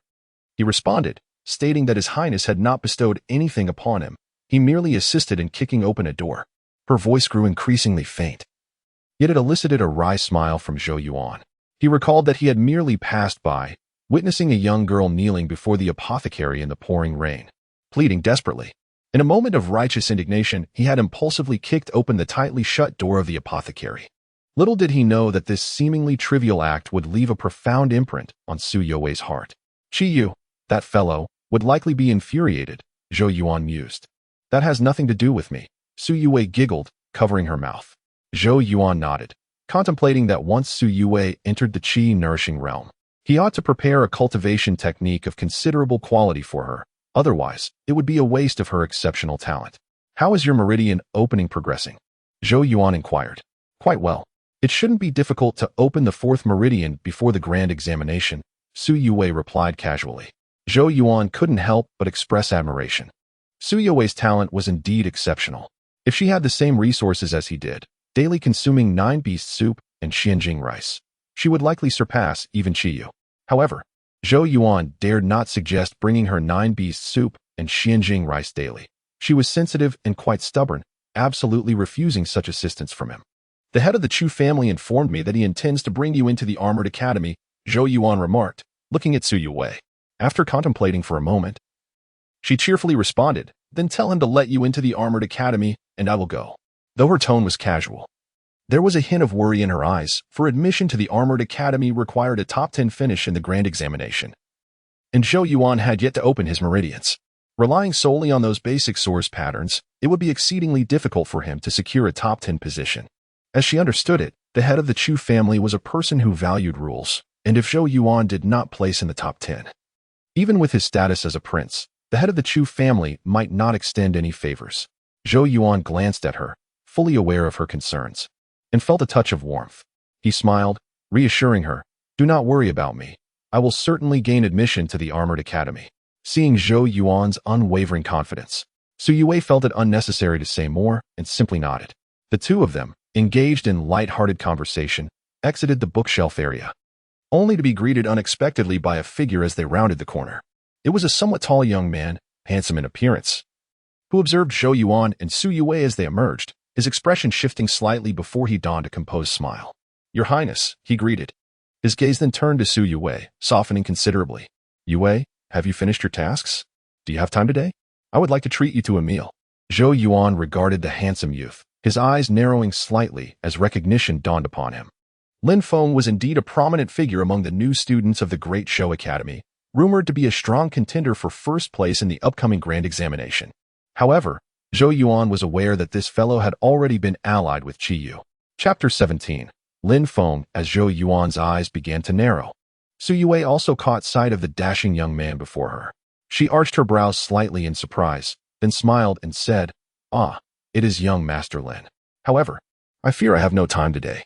Upon detecting the gentle refusal in Su Yue's tone, Lin Feng exhibited no signs of disappointment. Instead, he smiled and nodded in understanding, replying, "If that is the case, then it must be for another time."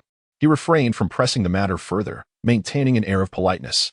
Yet, it was precisely this demeanor that caused a sense of helplessness to swell within Su Yue. Such individuals were often the most challenging to deal with. Beside them, Zhou Yuan said nothing, merely offering Lin Feng a faint smile before departing with Su Yue. As Lin Feng watched their retreating figures, a shadow of gloom passed over his previously serene countenance. "It seems your prospects are rather bleak," came a light laugh from behind him. Turning, he beheld Qiyu, clad in white. "Your Highness," Lin Feng said, tempering his expression with a slight bow. Qiyu stood beside Lin Feng, his gaze fixed upon the direction in which Zhou Yuan and Su Yue had departed. With a smirk, he remarked, "Our esteemed prince, while unable to cultivate, still possesses a noble status and has rendered favors to Su Yue. You may find your chances quite limited." Lin Feng's eyes darkened, his lips pressed tightly together, clearly brimming with reluctance. "Have you truly taken a liking to Su Yue?" Qiyu chuckled at his expression. "Though Su Yue is merely a commoner, she possesses the potential to alter her fate. Her future will undoubtedly elevate her above the mundane, drawing admiration from many," Lin Feng declared. His gaze grew increasingly fervent as he continued, "Thus, I shall not surrender." With a slight smile, Qiyu replied, "In truth, you are not inferior to our prince. He possesses merely the title of prince, and without it, he would not even merit a glance from you." Though Lin Feng remained silent, a hint of pride surfaced in his demeanor, for he believed that if Zhou Yuan were not the prince of the Great Zhou, with his inability to cultivate, he would hardly capture his interest. "I actually hope you succeed in winning Su Yue's affection. It would relieve me of a considerable nuisance," Qiyu remarked with a smile. "I previously approached her with numerous enticing offers, yet she remained steadfast in her loyalty to Prince Zhou Yuan." Lin Feng's expression darkened slightly. "However, I do have a suggestion," Qiyu continued, pausing momentarily. "In a month, the grand examination will take place, and Zhou Yuan will participate. Should he suffer a dismal defeat, it would significantly tarnish his esteemed reputation." Lin Feng's gaze flickered with intrigue. In the Great Zhou, where martial prowess reigned supreme, even a prince like Zhou Yuan would attract scrutiny if he failed to achieve anything noteworthy. At that point, so Yue might come to realize that a prince rendered ineffectual is hardly a reliable ally. Are you suggesting, Your Highness? With a faint smile, Qi remarked. During the grand examination, I shall employ a few tricks to ensure that Zhou Yuan encounters you. You should understand how to diminish his prestigious aura. Lin Feng, upon hearing this, hesitated and replied, After all, he is a prince, if we act too harshly. In the realm of competition, fists and feet are blind, and no one can voice their grievances. Qi shook his head and said, Since your Lin family is allied with our Qi Wangfu, rest assured that we shall protect you should any issues arise. Lin Feng's gaze flickered. After a moment of contemplation, he gritted his teeth and whispered, Understood. If we encounter him during the grand examination, I will ensure our prince suffers the most humiliating defeat. He lifted his head, watching Zhou Yuan's distant figure, a cruel glint passing through his eyes. A useless prince daring to covet my Lin Feng's woman? Very well, he shall face the consequences. Qi smiled subtly. Should Zhou Yuan be left in disgrace, he could once again seek out Su Yue. This girl should be able to discern strength from weakness. As long as she could enter the E Academy, then no one could pose a threat to him in this provincial examination. Thus, the Dezhou province would fall into the hands of their Qi Wangfu. Furthermore, in the future, all students emerging from the Dezhou province would bear the imprint of their Qi Wangfu, and it would not be long before the Dezhou dynasty underwent a significant transformation. It appears that Lin Feng has indeed colluded with Qi Yu. Zhou Yuan and Su Yue strolled through the courtyard, discussing, It is possible that this is Qi Yu's scheme, unable to attract you openly. He resorts to employing a beauty trap. Su Yue, upon hearing this, could only shake her head in annoyance, stating, Rest assured, Your Highness. The beauty trap holds no sway over me. After a pause, she expressed concern, However, Your Highness, you must exercise caution. Many of the outstanding newcomers have been lured by Qi Yu, and I fear they may set obstacles for you during the grand examination. Given Zhou Yuan's strength, entering the top 10 of the grand examination was already a formidable challenge, and with others creating hindrances, it would be even more daunting. Zhou Yuan chuckled and replied, Do not worry, I am well aware of my limits. He exhaled slowly, remarking, The Qi Wangfu's strength is indeed formidable. Qi Yu's conditions for recruitment are nearly impossible to refuse. Their financial power rivals that of the royal family. It seems my father was correct. Behind Qi Wangfu must lie a great power. As this thought crossed Zhou Yuan's mind, a cold light flickered in his eyes. The Qi Wangfu truly is a malignant tumor to our Dezhou. They aspire to seize control over the Dezhou province, and once it falls under their dominion, the blow to the royal family would be unfathomable. Therefore, they must not succeed. Of course, the more pressing matter is to swiftly open my meridians in preparation for the impending grand examination of the Dezhou province. In the following days, Zhou Yuan remained in the royal palace, diligently practicing the 98 dragon play techniques each morning, performing 4 cycles of meridian opening, and in the evenings, he refined his spirit through the chaos divine mill visualization technique. In just a few short days, Zhou Yuan made considerable progress. The first meridian within him was becoming increasingly pliable, and he was nearing complete unblocking. His spirit had also stabilized at the level of minor achievement in the virtual realm. The myriad advancements have left Zhou Yuan exhilarated, driving him to pursue his cultivation with even greater diligence. Another day dawned. Ding! Zhou Yuan wielded a small iron hammer to shatter a beast soul crystal, then plunged the Tianyuan pen into the fragments. Its fine bristles swirling as they absorbed the essence of the beast soul. Buzz! Just as Zhou Yuan prepared to break another beast soul crystal, the Tianyuan pin suddenly emitted a subtle vibration, accompanied by an ethereal light gently radiating from its body. Upon witnessing this phenomenon, Zhou Yuan was initially taken aback, but his expression soon transformed into one of elation, for he observed that the first ancient source pattern upon the Tianyuan pen had now fully ignited, emanating a mysterious glow. Clearly, through his days of careful nurturing, this Tianyuan pin had finally regained some semblance of sentience and power. Both his master and sister Yao Yao had mentioned that only when the first source pattern of the Tianyuan pin illuminated could its mysteries be unveiled. Zhou Yuan was eager to discover what peculiarities this once sacred source weapon possessed. His eyes gleamed with anticipation as he focused intently on the Tianyuan pen he held. Grasping it firmly, he closed his eyes slightly, and as the light surged from the pen, an obscure message flooded into his mind. Tianyuan pen, first pattern, named literary and martial. Chapter 18, Literature and Martial Arts. Zhou Yuan opened his eyes wide, a glimmer of understanding illuminating his gaze.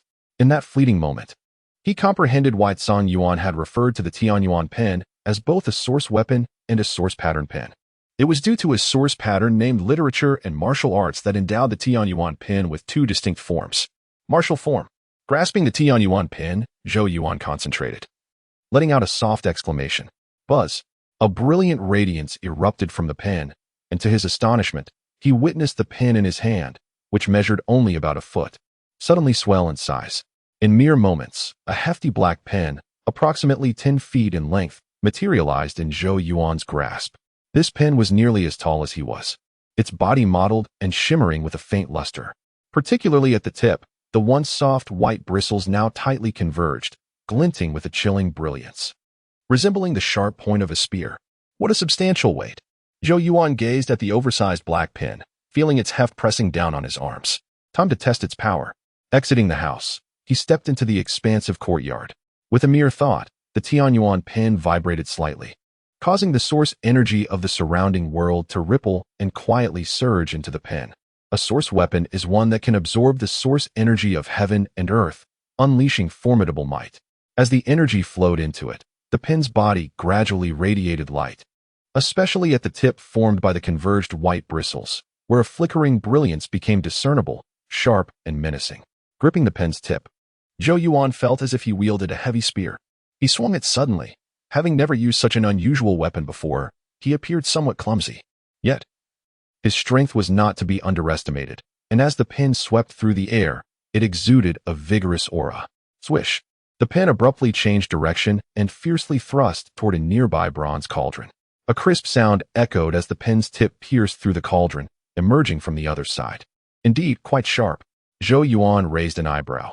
This level of sharpness could easily rend apart even a body with two meridians open. It could be considered a barely adequate mid-grade source weapon. Feeling a sense of satisfaction, Zhou Yuan mused that if he continued to nurture the Xuanhuang pen, allowing it to absorb beast souls, it wouldn't be long before it reached the status of a profound source weapon. Using a pen as a weapon indeed held a certain charm, resembling a hidden blade. Despite its nature as a pen, it shared a connection with long spears. And he could learn some spear techniques in the future, he thought to himself. His gaze toward the Xuanhuang pen grew fervent. If this first source pattern could yield such transformation, he could only imagine the formidable power that the pen would possess once all 9 ancient source patterns were fully restored. With renewed enthusiasm, Zhou Yuan swung the weapon form of the source pattern pen once more before directing his thoughts. Literary form. The pen, which had been about the height of a person, suddenly shrank down to about a foot, settling into the palm of his hand. The tip, previously sharp enough to pierce through fine iron, had now softened, its bristles gently swaying. With a deft flick of his fingers, Zhou Yuan made the Xuanhuang pen elegantly rotate in his palm, its soft tip shimmering with a radiant glow. This form of the Xuanhuang pen, known as the source pattern pen, is utilized for inscribing source patterns. What a marvelous source pattern, Zhou Yuan marveled, recognizing that the ability to alter the form of an object was far beyond the capabilities of ordinary source patterns. The source pattern named Wenwu must surely be of exceedingly high grade. Has he finally activated the first pattern of the Xuanhuang pen? As Zhou Yuan, intrigued, continued to shift between the two forms, a voice filled with mild surprise broke through the tranquility of the courtyard. He looked up to find the graceful figure of Yao Yao standing outside the courtyard, with Tun Tun trailing closely at her feet. Just completed, Zhou Yuan nodded, as the Xuanhuang pen transformed back to its written form, resting eagerly in his palm. Sister Yao Yao, I have my source pattern pen now. When will you teach me about source patterns? Yao Yao glided forward with delicate steps, approaching Zhou Yuan and extending her fair, jade-like hand. Observing this, Zhou Yuan smiled awkwardly and instructed a nearby maid to bring forth a jade vial. This is Qi Hu wine, quite potent. I managed to sneak it out from my father's private treasury. Yao Yao accepted the vial, tilted her swan-like neck, and took a gentle sip. Instantly, a blush graced her charming face, and her sparkling eyes brightened as she remarked, "Not bad. You haven't taken this lightly." It was evident that she was quite pleased with the fine wine Zhou Yuan had procured. Relieved by her approval, Zhou Yuan was about to speak when he felt a tug at his pant leg. Looking down, he saw Tun Tun nipping at his trousers, tongue lolling out, and paw extended, just like your master. Zhou Yuan's eyes twitched in irritation. but he could only instruct the maid to bring a plate of source beast jerky and place it at his feet. Upon seeing this, Tun Tun relented, happily lying down and munching on the delicious jerky with squinted eyes. Zhou Yuan crouched down, stroking Tun Tun's soft fur, indulging in a couple of playful ruffles. Tun Tun merely glanced at him, and, for the sake of the source beast jerky, chose to ignore the disrespectful creature before it. All right, today we shall commence your lessons on first-grade source patterns. After sipping a few more mouthfuls of Qi Hu wine, Yao Yao nodded in satisfaction and entered the stone pavilion, where a jade board for practicing source patterns had already been set up on the stone table. Standing elegantly before the stone table, Yao Yao cast a glance at Zhou Yuan and said, "I will demonstrate first, you observe." Her slender jade hand grasped a delicate azure source pattern pen, which emitted a faint blue light, revealing numerous intricate patterns within its glow, creating a truly mystical appearance. Zhou Yuan felt a stir in his heart, clearly. Yao Yao's source pattern pin was also extraordinary.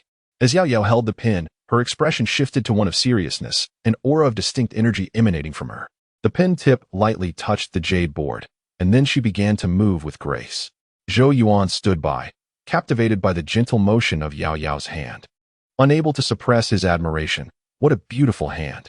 The delicate, slender hands of Yao Yao shimmered with a lustrous sheen, captivating enough to draw one's gaze. However, he dared not linger too long and swiftly shifted his attention to the jade tablet.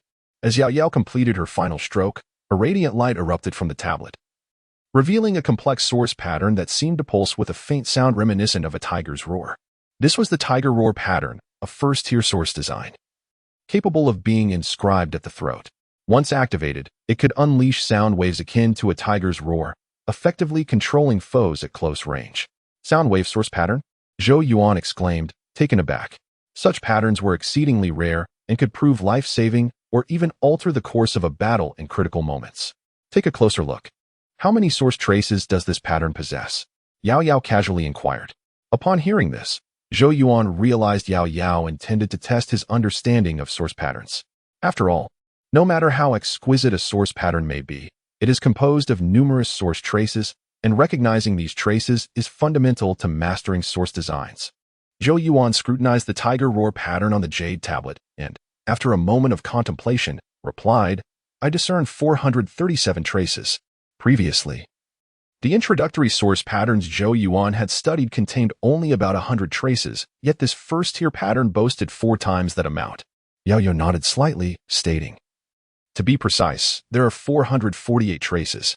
However, your ability to identify 437 indicates a commendable foundation. In the coming days, you shall simulate the tiger roar pattern and thoroughly master this first-tier source design." Upon hearing her words, a spark of eagerness ignited in Zhou Yuan's eyes. Mastering this first-tier source pattern would significantly enhance his strength.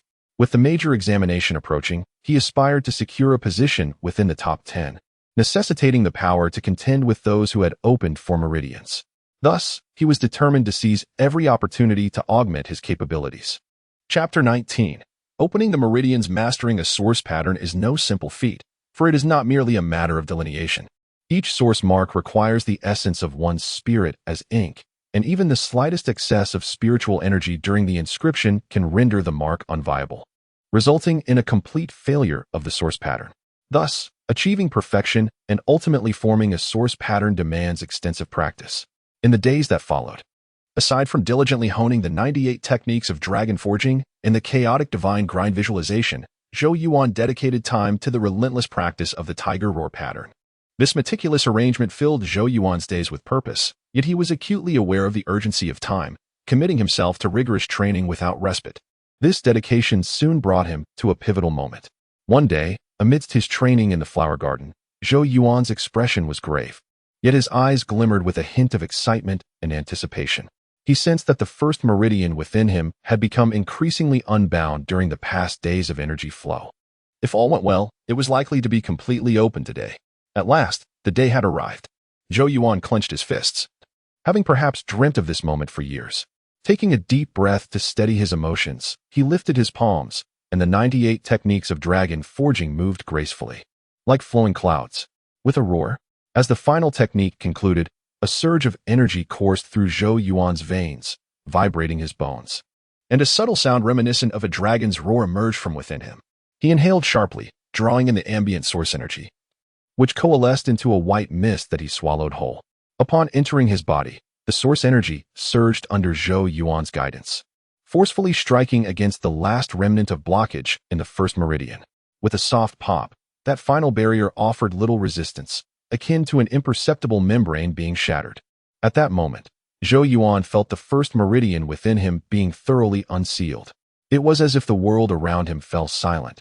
His vital energy bubbled within, and the first meridian stirred to life, slowly writhing as though it had been starved for ages, eagerly consuming the source energy flooding into his body. The meridian absorbed the source energy and rapidly replenished his physical form. Zhou Yuan experienced waves of sharp pain coursing through him, yet rather than panic, his face radiated joy. He sensed that along with the pain, a profound clarity enveloped him, rendering his body lighter, while his flesh, bones, and skin tingled with a delightful numbness, evidence of his physical enhancement. This sensation persisted for approximately 10 minutes before Zhou Yuan's gently closed eyes slowly opened. He then detected an unusual odor emanating from his body. Looking down, he discovered his skin was coated in grime, remnants of impurities expelled during the fortification of his body. Zhou Yuan's eyes seemed to brighten significantly at this moment, and the entire world around him appeared clearer than ever before. Is this the awakening of the meridians? Zhou Yuan slowly curled his 5 fingers, feeling the surge of enhanced power within him, his eyes brimming with joy. This long-cherished scene had finally come to fruition. Go inform father and mother, Zhou Yuan instructed a nearby maid as he entered the room to cleanse himself. When he emerged, freshly washed, he found Zhou Qing and Qin Yu waiting expectantly. Their faces were alight with surprise. Yuaner, have you opened your first meridian? Upon seeing Zhou Yuan, Qin Yu hurried forward, her gentle cheeks flushed with excitement. Zhou Qing also stepped forward, gazing intently at Zhou Yuan with burning eyes. Seeing the exhilaration on their faces warmed Zhou Yuan's heart. He nodded in affirmation, and with a thought, the first meridian within him trembled slightly, emanating a powerful suction. Instantly, the source energy from the surrounding environment surged into his body through every pore, causing his skin to radiate a faint glow. Indeed, he had successfully opened the meridian. Zhou Qing's eyes sparkled with brilliance, and in this moment, even he found himself somewhat beside himself, laughing heartily. Excellent. Truly, you are the sacred dragon of the Zhou family. In just 10 short days, you have opened your first meridian. No one in the Great Zhou has ever achieved such speed. Qin Yu's eyes glistened with tears as she embraced Zhou Yuan, exclaiming, if Yuaner can open his meridians, then the dragon's curse in 3 years can surely be subdued. Zhou Yuan gently patted Qin Yu's back, reassuringly smiling. Do not worry, mother. I will definitely resolve the dragon's curse. Come, Yuaner. Let your father see how much your body has been strengthened after opening your meridian. Zhou Qing beckoned to Zhou Yuan. Each time a meridian is opened, the practitioner's physical prowess is significantly enhanced, far surpassing that of an ordinary person. Zhou Yuan nodded eagerly at the prospect. Song Yuan had informed him that while the difficulty of opening the meridian a second time would be greater than for most, the benefits gained would also be unparalleled. Now, he wished to test just how elevated his capabilities had become. Zhou Qing stood casually, yet even in his nonchalant stance, a formidable aura radiated from him, causing Zhou Yuan to catch his breath. His father, having broken through the heavenly gate, was indeed a powerful being of the Taichu realm. In the path of the Source Master, opening the meridians is merely the beginning. After all 8 meridians are opened, one can establish the Qi Mansion and enter the Qi Nourishing Realm. Once the Qi Nourishing Realm is perfected, one can break through the heavenly gate, at which point they can release source energy from their body, moving mountains and shifting seas with unfathomable power. The Taichu realm, as it is termed, lies beyond the heavenly gate realm. The stages of a source master include opening meridians, nourishing qi, heavenly gate, and Taichu. Currently, Zhou Yuan had only opened his first meridian. Thus, facing a formidable presence from the Taichu realm naturally left him in awe of its might. First, let us test your strength. Use all your power. Zhou Qing extended his hand, commanding. Zhou Yuan nodded slightly, exerting force with his foot, propelling his body forward like an arrow. With a twist of his waist, the power within him surged, converging entirely upon his fist. Instantly, the wind generated by his punch roared forth, imbued with formidable strength, crashing heavily against Zhou Qing's outstretched hand. The soil beneath Zhou Yuan's feet was thrown into disarray, yet Zhou Qing remained utterly unyielding, his hand unwavering. However, a hint of astonishment flickered in his gaze. "Father, what do you think?" Zhou Yuan inquired, lifting his eyes to Zhou Qing. With a flick of his wrist, he caused dozens of stones on the ground to whirl within his palm. Then, with a sudden sweep, the stones shot forth like a torrential downpour, enveloping Zhou Yuan. Each stone resembled a dart, faintly whistling through the air. Zhou Yuan's toes barely grazed the ground as he swiftly retreated, evading the majority of the stones. Yet, a few were launched at such peculiar angles that evasion was impossible. His eyes narrowed slightly. In that instant, his intuition surged, rendering his senses acutely aware. And the trajectories of the stones became startlingly clear. Consequently, he extended his hand, and with a couple of sharp sounds, he seized the few stones mid-flight. The gust from the stones jolted Zhou Yuan's palm, causing a twinge of pain. He grimaced, shaking his hand and calling out to Zhou Qing, "I almost couldn't catch them." "Father?" Zhou Yuan suddenly noticed Zhou Qing staring blankly at his grasp of the stones. However, he could scarcely fathom that Zhou Yuan's eyesight was so keen. Discerning the trajectories of the stones and capturing them. Was it mere coincidence or something more? Zhou Qing shook his head, casting a glance at Zhou Yuan before flicking his fingers. A crimson bolt of lightning erupted from his fingertip, striking Zhou Yuan's chest in the blink of an eye. Bang! Zhou Yuan's body jolted backward, crashing against a large tree, clutching his chest and exclaiming in discomfort. Qin Yu hurried over to assist him, casting an irate glare at Zhou Qing. "Why are you still using the flame thunder chi?" Zhou Qing offered an awkward smile, stepping closer to inspect Zhou Yuan's chest. Though slightly bruised, it was evident that it was merely a superficial injury. His eyelids twitched. How could such resilience be exhibited by someone merely at the first meridian? "How do you feel?" Zhou Yuan inquired, rubbing his chest with a pained expression. Zhou Qing regarded him with a strange look. "Are you certain you have only opened one meridian?" Zhou Yuan couldn't help but roll his eyes. "Is it possible to open two at once?" Qin Yu, sensing Zhou Qing's unease, asked anxiously, "What's wrong? Is there something unusual about Yuana?" "Unusual?" Zhou Qing chuckled ruefully. "Indeed, there is something amiss. This lad's physical prowess, be it strength, speed, or resilience, surpasses that of even those who have opened two meridians. In all my years, this is the first time I have encountered someone with only one meridian open possessing such extraordinary physical attributes." Chapter 20. Source Techniques. Is your physical quality even stronger than that of someone with two meridians? Upon hearing Zhou Qing's words, both Zhou Yuan and Qin Yu could not help but widen their eyes in astonishment. Master Song Yuan truly did not deceive me. Although the difficulty of opening my meridians is greater, the benefits gained from this endeavor will be far more significant. Zhou Yuan's eyes sparkled with excitement as he realized that, according to his father's assessment, his current physical prowess surpassed that of two meridian practitioners and was vastly superior to that of an ordinary one. Moreover, considering the source patterns he had mastered, in terms of combat capability, even those with three meridians would likely find it challenging to overcome him. If I managed to grasp the tiger howl pattern, I believe I could triumph over any adversary, provided I do not encounter a practitioner with four meridians. Zhou Yuan mused internally, filled with elation. His diligent efforts during this period had indeed yielded gratifying results. Most importantly, this filled Zhou Yuan with hope, a hope that he could continue to ascend, striving for a day when he could alter everything. Zhou Qing gazed intently at Zhou Yuan, extending his remaining arm to firmly pat Zhou Yuan's shoulder. In his eyes, Zhou Yuan detected an unmistakable excitement and anticipation. "Yuaner, you have done exceptionally well." Zhou Yuan's voice trembled slightly, and his eyes reddened as he replied, "That martial king thought that by stripping away your sacred dragon fortune, he could cast our Zhou family's sacred dragon into an irretrievable abyss. Yet, it seems he has underestimated you."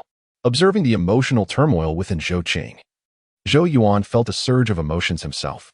He understood that during the years when he had yet to open his meridians, his father's ambitions had gradually been worn down by harsh realities, possibly leading him into despair. The current state of the Great Zhou dynasty was precarious, while the Great Wu dynasty grew ever stronger. Zhou Qing knew that once the martial king's vow expired, their Great Zhou would face annihilation. However, at this moment, with Zhou Yuan opening his meridians, the despondent Zhou Qing finally glimpsed a ray of hope. Presently, the Great Wu was engaged in battles with two neighboring dynasties, unable to spare attention for the Great Zhou, thus providing Zhou Yuan with an optimal opportunity for growth. What he needed to do now was to excel in the grand examination and ultimately thwart the Qi King's ambitions for the position of the Great Zhou's ruler. The top 10 candidates in the grand examination were predominantly practitioners with 4 meridians, while Zhou Yuan felt confident against those with 3 meridians. He feared that his chances would diminish against 4. His eyes flickered with determination. Thus, to ensure no unforeseen circumstances arose, he must further enhance his abilities and open his 2nd meridian before the grand examination. Once he succeeded in this endeavor, Zhou Yuan would have no reservations. And even if he faced Lin Feng, who was deemed most likely to secure the top spot, he would feel assured of his success. It seems that to gain entry into the Jia Academy, I must remain diligent, Zhou Yuan thought to himself. Yuaner, now that you have opened 1 meridian, you should learn some source techniques to maximize your potential, Zhou Qing added, calming himself. The so-called source technique is a method capable of unleashing one's innate energy with greater potency. In the realm of existence, source techniques, akin to source weapons, are classified into 4 tiers: ordinary, profound, celestial, and sacred. However, the higher the rank of the source technique, the greater the demands it places on the practitioner. Most individuals in the meridian opening realm can only cultivate ordinary-level source techniques. Zhou Yuan nodded in acknowledgement. Despite having opened his meridians, he found himself brimming with power, yet unable to harness it to its fullest potential. This, fundamentally, stemmed from his lack of training in source techniques. Thus, he realized that his daily training regimen would need to be augmented. Zhou Qing was exceptionally efficient, and soon several source techniques were delivered into Zhou Yuan's hands. In the stone pavilion, Zhou Yuan perused these techniques, among which the most formidable were the Hunyuan palm and the Suikong Tongming fist, both categorized as mid-tier source techniques. Zhou Yuan regarded these 2 techniques with a contemplative expression. While they were not exceedingly profound, they certainly surpassed low-tier techniques. Nevertheless, given the current limitations of his meridian opening realm, even the most sophisticated source techniques could not be wielded with full potency. As Zhou Yuan immersed himself in these mid-tier techniques, a sudden waft of fragrance caught his attention. He lifted his gaze to find Yao Yao standing beside him, her delicate features casting a fleeting glance at the 2 source techniques in his hands. Just ordinary mid-tier techniques. How profound can one expect them to be? Zhou Yuan remarked with a helpless smile. Are you planning to cultivate source techniques? Yao Yao inquired. Zhou Yuan nodded, his gaze still fixed on the illustrations. Having opened a meridian, I can finally channel some innate energy, so it is only natural to learn source techniques to ensure my combat prowess. Without cultivating source techniques, am I to rely solely on my formidable physical attributes in battle? Yao Yao, intrigued, regarded Zhou Yuan with a quizzical look. With your remarkable abilities, why do you bother with these mundane techniques? Zhou Yuan's focus sharpened as he lifted his head to meet her gaze, furrowing his brow. What do you mean? Seeing his expression, Yao Yao pursed her lips slightly, teasingly calling him dull. Zhou Yuan clenched his teeth in frustration. Have I wasted so much fine wine on you for nothing? Yao Yao, resting her delicate hand on her fragrant cheek, languidly replied. After practicing the dragon forging technique for so many days, do you not sense anything yourself? Zhou Yuan fell into contemplation, and after a while, he abruptly stood up, exited the stone pavilion, and raised his palms, slowly executing a sequence of the 98 forms of the dragon forging technique. This time, rather than finishing hastily, he moved through each form deliberately and at a measured pace. By the time he completed a full set of the dragon forging technique, a significant amount of time had passed. He stood still, moving slightly as if savoring something. After a considerable while, his pupils suddenly contracted, and a look of astonishment appeared on his youthful face. He then turned to Yao Yao in the stone pavilion, his voice tinged with disbelief. Is there source technique hidden within this dragon forging technique? A gentle smile graced Yao Yao's exquisitely refined face, resembling the brilliance of the autumn moon, though somewhat slow-witted. You are not beyond redemption. She then extended her slender, jade-like fingers and softly said, to be precise, within the 98 forms of the dragon play, there lie 2 sets of foundational techniques. Chapter 21, Dragon Steps, Dragon Tablet Techniques, 2 sets of source arts. A jolt of astonishment coursed through Zhou Yuan as he cast a fervent gaze upon Yao Yao. The profound intricacies of the dragon absorption technique imparted by Master Xuanhuang were evidently extraordinary, and the 2 sets of source arts it encompassed were likely no trifles. These 2 sets of source arts were known as Dragon Steps and Dragon Tablet Techniques. Yao Yao gently caressed the creature in her embrace, Xuanhuang, and spoke slowly. Dragon Steps? Dragon tablet techniques? Zhou Yuan pondered thoughtfully. He could vaguely sense that the 98 moves of the dragon play indeed concealed some mysteries. Yet he was unable to distinctly discern them. After all, Master Zhou Yuan had merely bestowed the dragon absorption technique upon him, leaving many aspects for the disciple to explore independently, which undoubtedly hindered his progress. Thus, he turned his gaze toward Yao Yao, seeking her guidance. Yao Yao smiled lightly, playfully winking at him. Understanding her cue, Zhou Yuan waved his hand, and immediately a maidservant presented a jade bottle of exquisite wine. Satisfied, Yao Yao nodded and then, with a graceful flick of her fingers, tossed Xuanhuang outside the stone pavilion. Witnessing this action, Zhou Yuan's eyelids twitched, a sense of foreboding washing over him. Could it be that Xuanhuang possessed such capabilities as well? Yao Yao's lips curved into a teasing smile as she remarked, "When Grandfather He was at leisure, he taught Xuanhuang, so if we were to be strict, Xuanhuang could actually be considered your senior." Zhou Yuan's lips twitched, his heart screaming in disbelief. This creature clad in beast skin could cultivate source arts. What manner of being was this? Regardless of his inner turmoil, he knew he must learn, so he gazed at Xuanhuang, gently stroking its head with a tender smile. "All right, Xuanhuang, let us see you practice the dragon steps and dragon tablet techniques." However, just as Xuanhuang was cast out by Yao Yao, it was filled with displeasure and merely shot Zhou Yuan a lazy glance, remaining motionless. Zhou Yuan poked its plump belly with a finger, causing ripples to roll. Yet the creature lay still, unresponsive. Noticing the little beast feigning death, Zhou Yuan raised an eyebrow and beckoned. A maidservant promptly arrived with a platter of source beast jerky. The enticing aroma stirred Xuanhuang, which immediately sprang to life, howling as it lunged for the platter. Zhou Yuan swiftly withdrew the platter, leaving Xuanhuang to miss its target, and it bared its teeth at him, growling in protest. "First show me a set, then you may eat," Zhou Yuan said with a smile. Xuanhuang glanced between Zhou Yuan and the tantalizing platter of source beast meat, ultimately conceding to the allure of the delicacy. It then stood upright, its claws poised, executing a series of peculiar steps. Its movements were grand yet ethereal, causing its form to blur, resembling a true dragon soaring through the clouds, elusive and majestic. The sight of a small beast performing such intricate maneuvers was undeniably comical, yet Mu Chen's expression was grave, his gaze fixed intently, unwavering. This is the dragon step, where the dragon hides within the clouds, elusive and unseen, embodying an ethereal quality that eludes comprehension. A faint, melodious voice resonates from the stone pavilion. "You might as well attack Tuntan." Upon hearing this, Zhou Yuan clenched his hand, and the heavenly origin brush fell into his grasp. Martial form. The brush, measuring about a foot, suddenly expanded. Zhou Yuan grasped the brush with both hands and shot forth like an arrow, its sharp tip slicing through the air, aimed directly at Tuntan. In recent days, Zhou Yuan had diligently practiced the fundamental spear techniques, and thus, when wielding the heavenly origin brush, he exuded a certain momentum. The brush tip surged forward, yet at the very moment it was about to pierce Tuntan, the creature's claws slashed at an angle, causing its form to momentarily blur.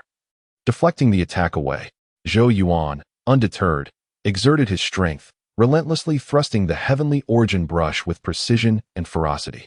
However, Tuntan maintained a leisurely pace, its figure flickering in and out of clarity, evading Zhou Yuan's every strike effortlessly. Eventually, Zhou Yuan, panting heavily, came to a halt, his eyes sparkling with realization. He began to grasp the profound intricacies of this dragon step. Such an ethereal movement could easily leave an opponent dazed and confused, clearly not a mere ordinary technique. Observing Zhou Yuan's pause, Tuntan too slowed down, playfully patting its round belly with its tiny paw, mockingly pointing at Zhou Yuan. Once perfected, the dragon step would allow one's source energy to resonate with the air, creating an effect akin to an illusion.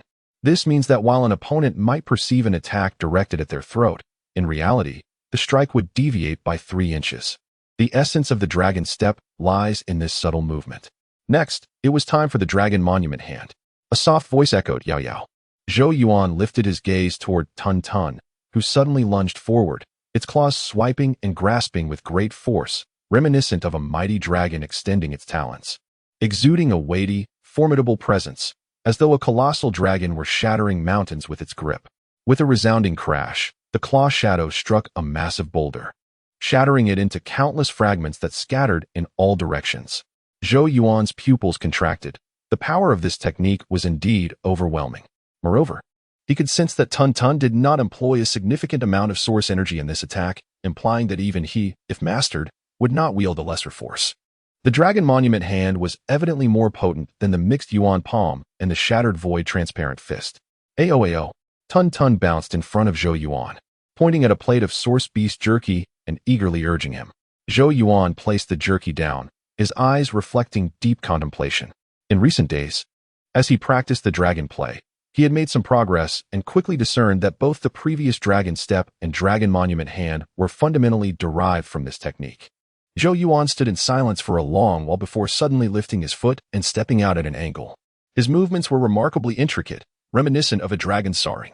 Simultaneously, the first channel within him began to absorb the source energy from the heavens and earth, permeating throughout his being. At the moment when the flow of source energy within Zhou Yuan harmonized with his steps, his figure became momentarily indistinct, vanishing without a trace, an extraordinary sight to behold. Within the stone pavilion, Yao Yao's beautiful eyes flickered momentarily, and soon a smile of appreciation graced her delicate face. Clearly, Zhou Yuan had grasped the nuances of the dragon step. As he diligently practiced, after about the time it takes to burn an incense stick, his previously clumsy movements became remarkably more adept. What appeared to be casual shifts in his steps rendered his figure occasionally elusive and ethereal. When Zhou Yuan finally halted, his eyes sparkled with surprise and excitement. This dragon step was indeed extraordinary. The fleeting moments of obscurity were a result of a unique interaction between his source energy and the surrounding air, concealing his true position in a dance of illusion and reality, making it difficult for others to decipher.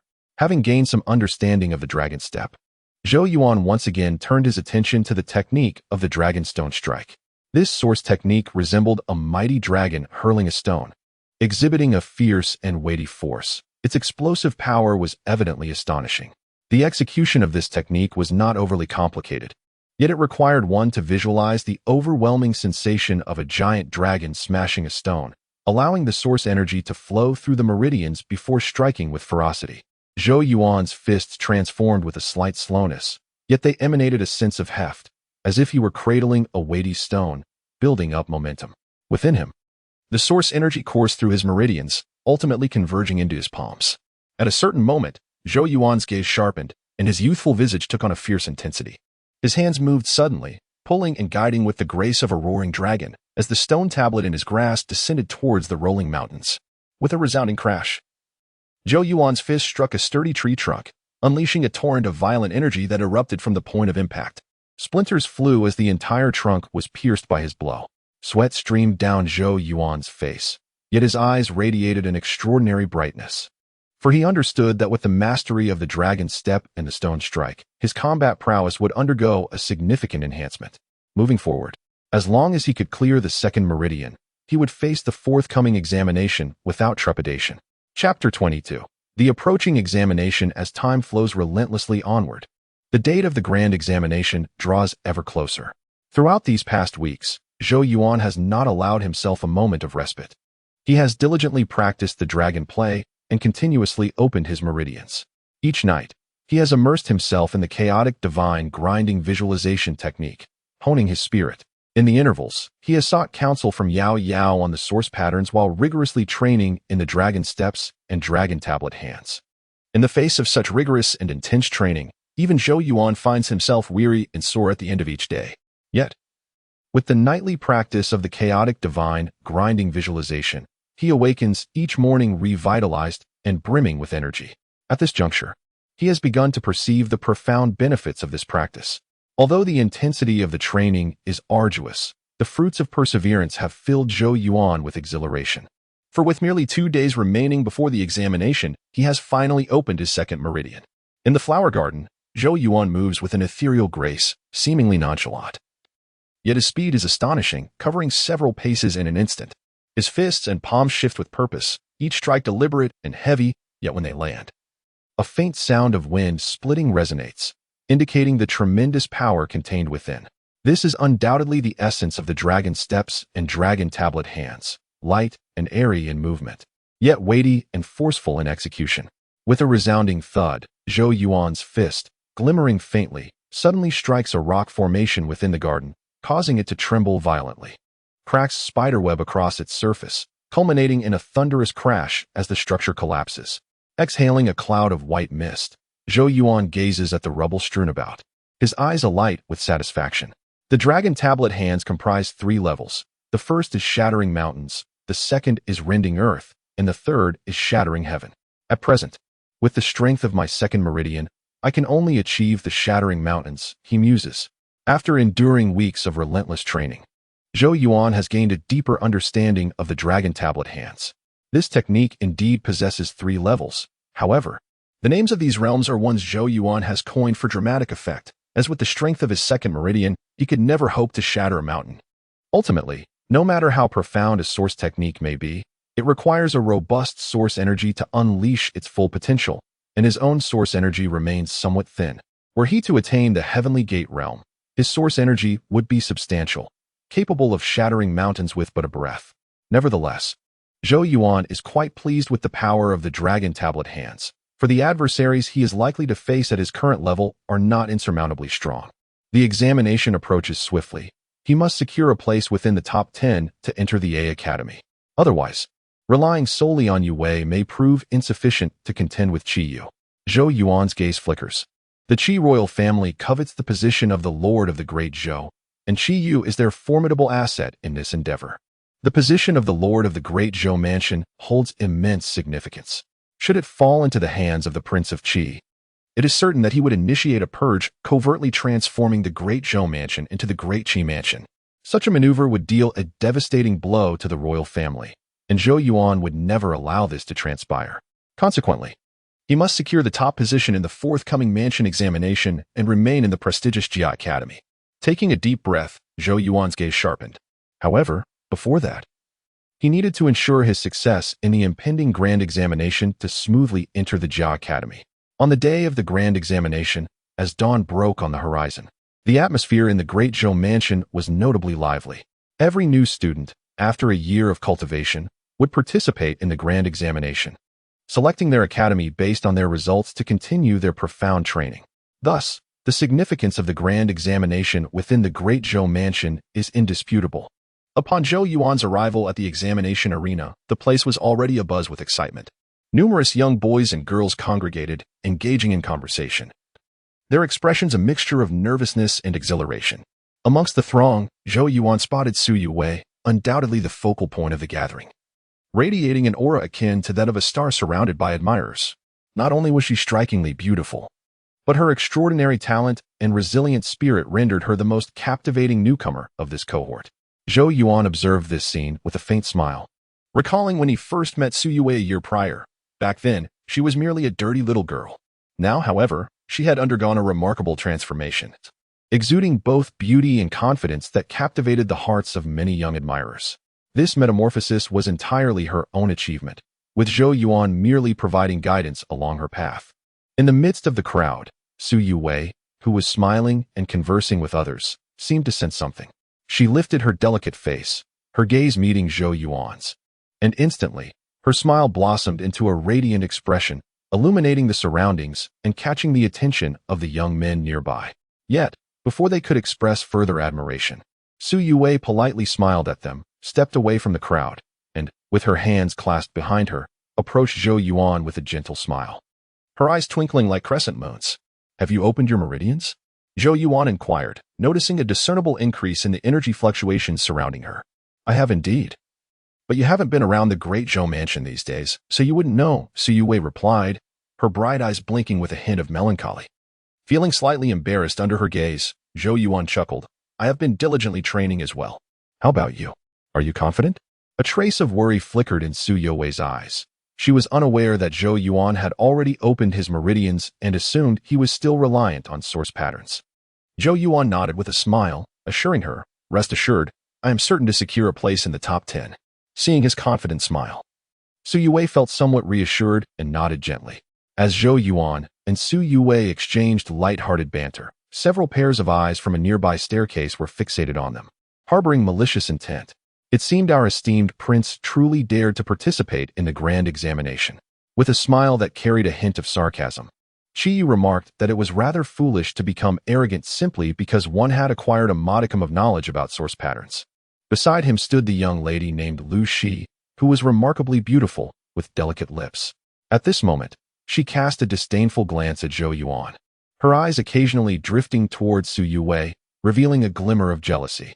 Previously, within the grand halls of the Great Zhou, Lu Shi had been the most radiant gem. However, everything changed with the arrival of Su Yue. Not only did Su Yue enjoy immense popularity among the new students, but even the young men from various academies often spoke of her, a level of admiration that was clearly unparalleled. This infuriated Lu Shi, who regarded Su Yue as nothing more than a lowly commoner, vastly inferior to her noble status, yet she garnered more attention, which was truly vexing. Lin Feng stood alongside Qi Yu, his expression impassive as he observed Zhou Yuan and Su Yue engaged in light-hearted conversation, a cold glint flickering in his eyes. Noticing Lin Feng's demeanor, Qi Yu chuckled and patted his shoulder, reassuring him, "Do not worry. Everything has been meticulously arranged for today. I have ensured that our esteemed prince faces only the finest opponents in every match." With a knowing smile, he gazed at Zhou Yuan in the distance and added, "Since he dares to show up, I shall make him suffer humiliation today, such that he will never again have the audacity to step foot in the Great Zhou."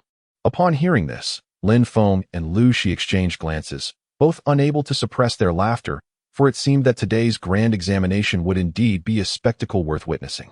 Chapter 23. A Glimpse of Brilliance. Clang. Clang.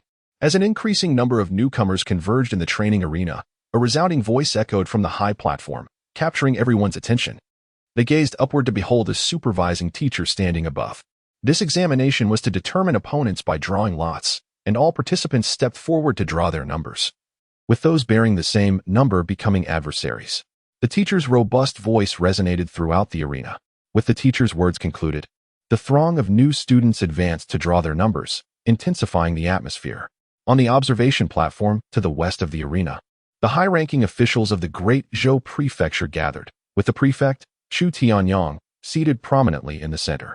Beside him sat a middle-aged man clad in purple robes, his gaunt face and deeply set eyes exuding a cold intensity. Leaning against his seat, he held a teacup with an indifferent demeanor. This man was Su Hong, the deputy prefect of the Great Zhou, and also the dean of the Second Academy. Prefect Chu, it seems your first academy will only be able to select from the bottom 10 this time, Su Hong remarked, observing the arena with a faint smile. Chu Tianyang's expression remained impassive. He was acutely aware that many of the outstanding newcomers had already been courted by Qi Yu, and following the examination, they would undoubtedly join the Second Academy. Deputy Prefect Su, becoming overly self-satisfied is not a virtue, Chu Tianyang replied coldly. Unfazed by Chu Tianyang's words laced with anger, Su Hong smirked mockingly. His Second Academy had secured first place in the provincial examination for 2 consecutive years, and should they achieve it again this year, the rules would allow him to compete for the position of prefect. At that point, the prefect of the Great Zhou would be Su Hong. The other deans present, witnessing the tension between the two, chose to remain silent. Fully aware that the rivalry between Chu Tianyang and Su Hong was intertwined with the struggle between the Great Zhou royal family and the Qi royal house, Chu Tianyang felt an intense anger towards Su Hong, yet he found himself powerless, for the conditions offered by Qi Yu to entice talent were beyond what he could provide. At this moment, he could only hope that Su Yue would perform admirably. Her exceptional talent meant that if she entered the First Academy and received proper cultivations, she might be able to contend with Qi Yu in the year-end provincial examination. With a soft sigh, Chu Tianyang's gaze shifted towards Zhou Yuan, his expression tinged with concern.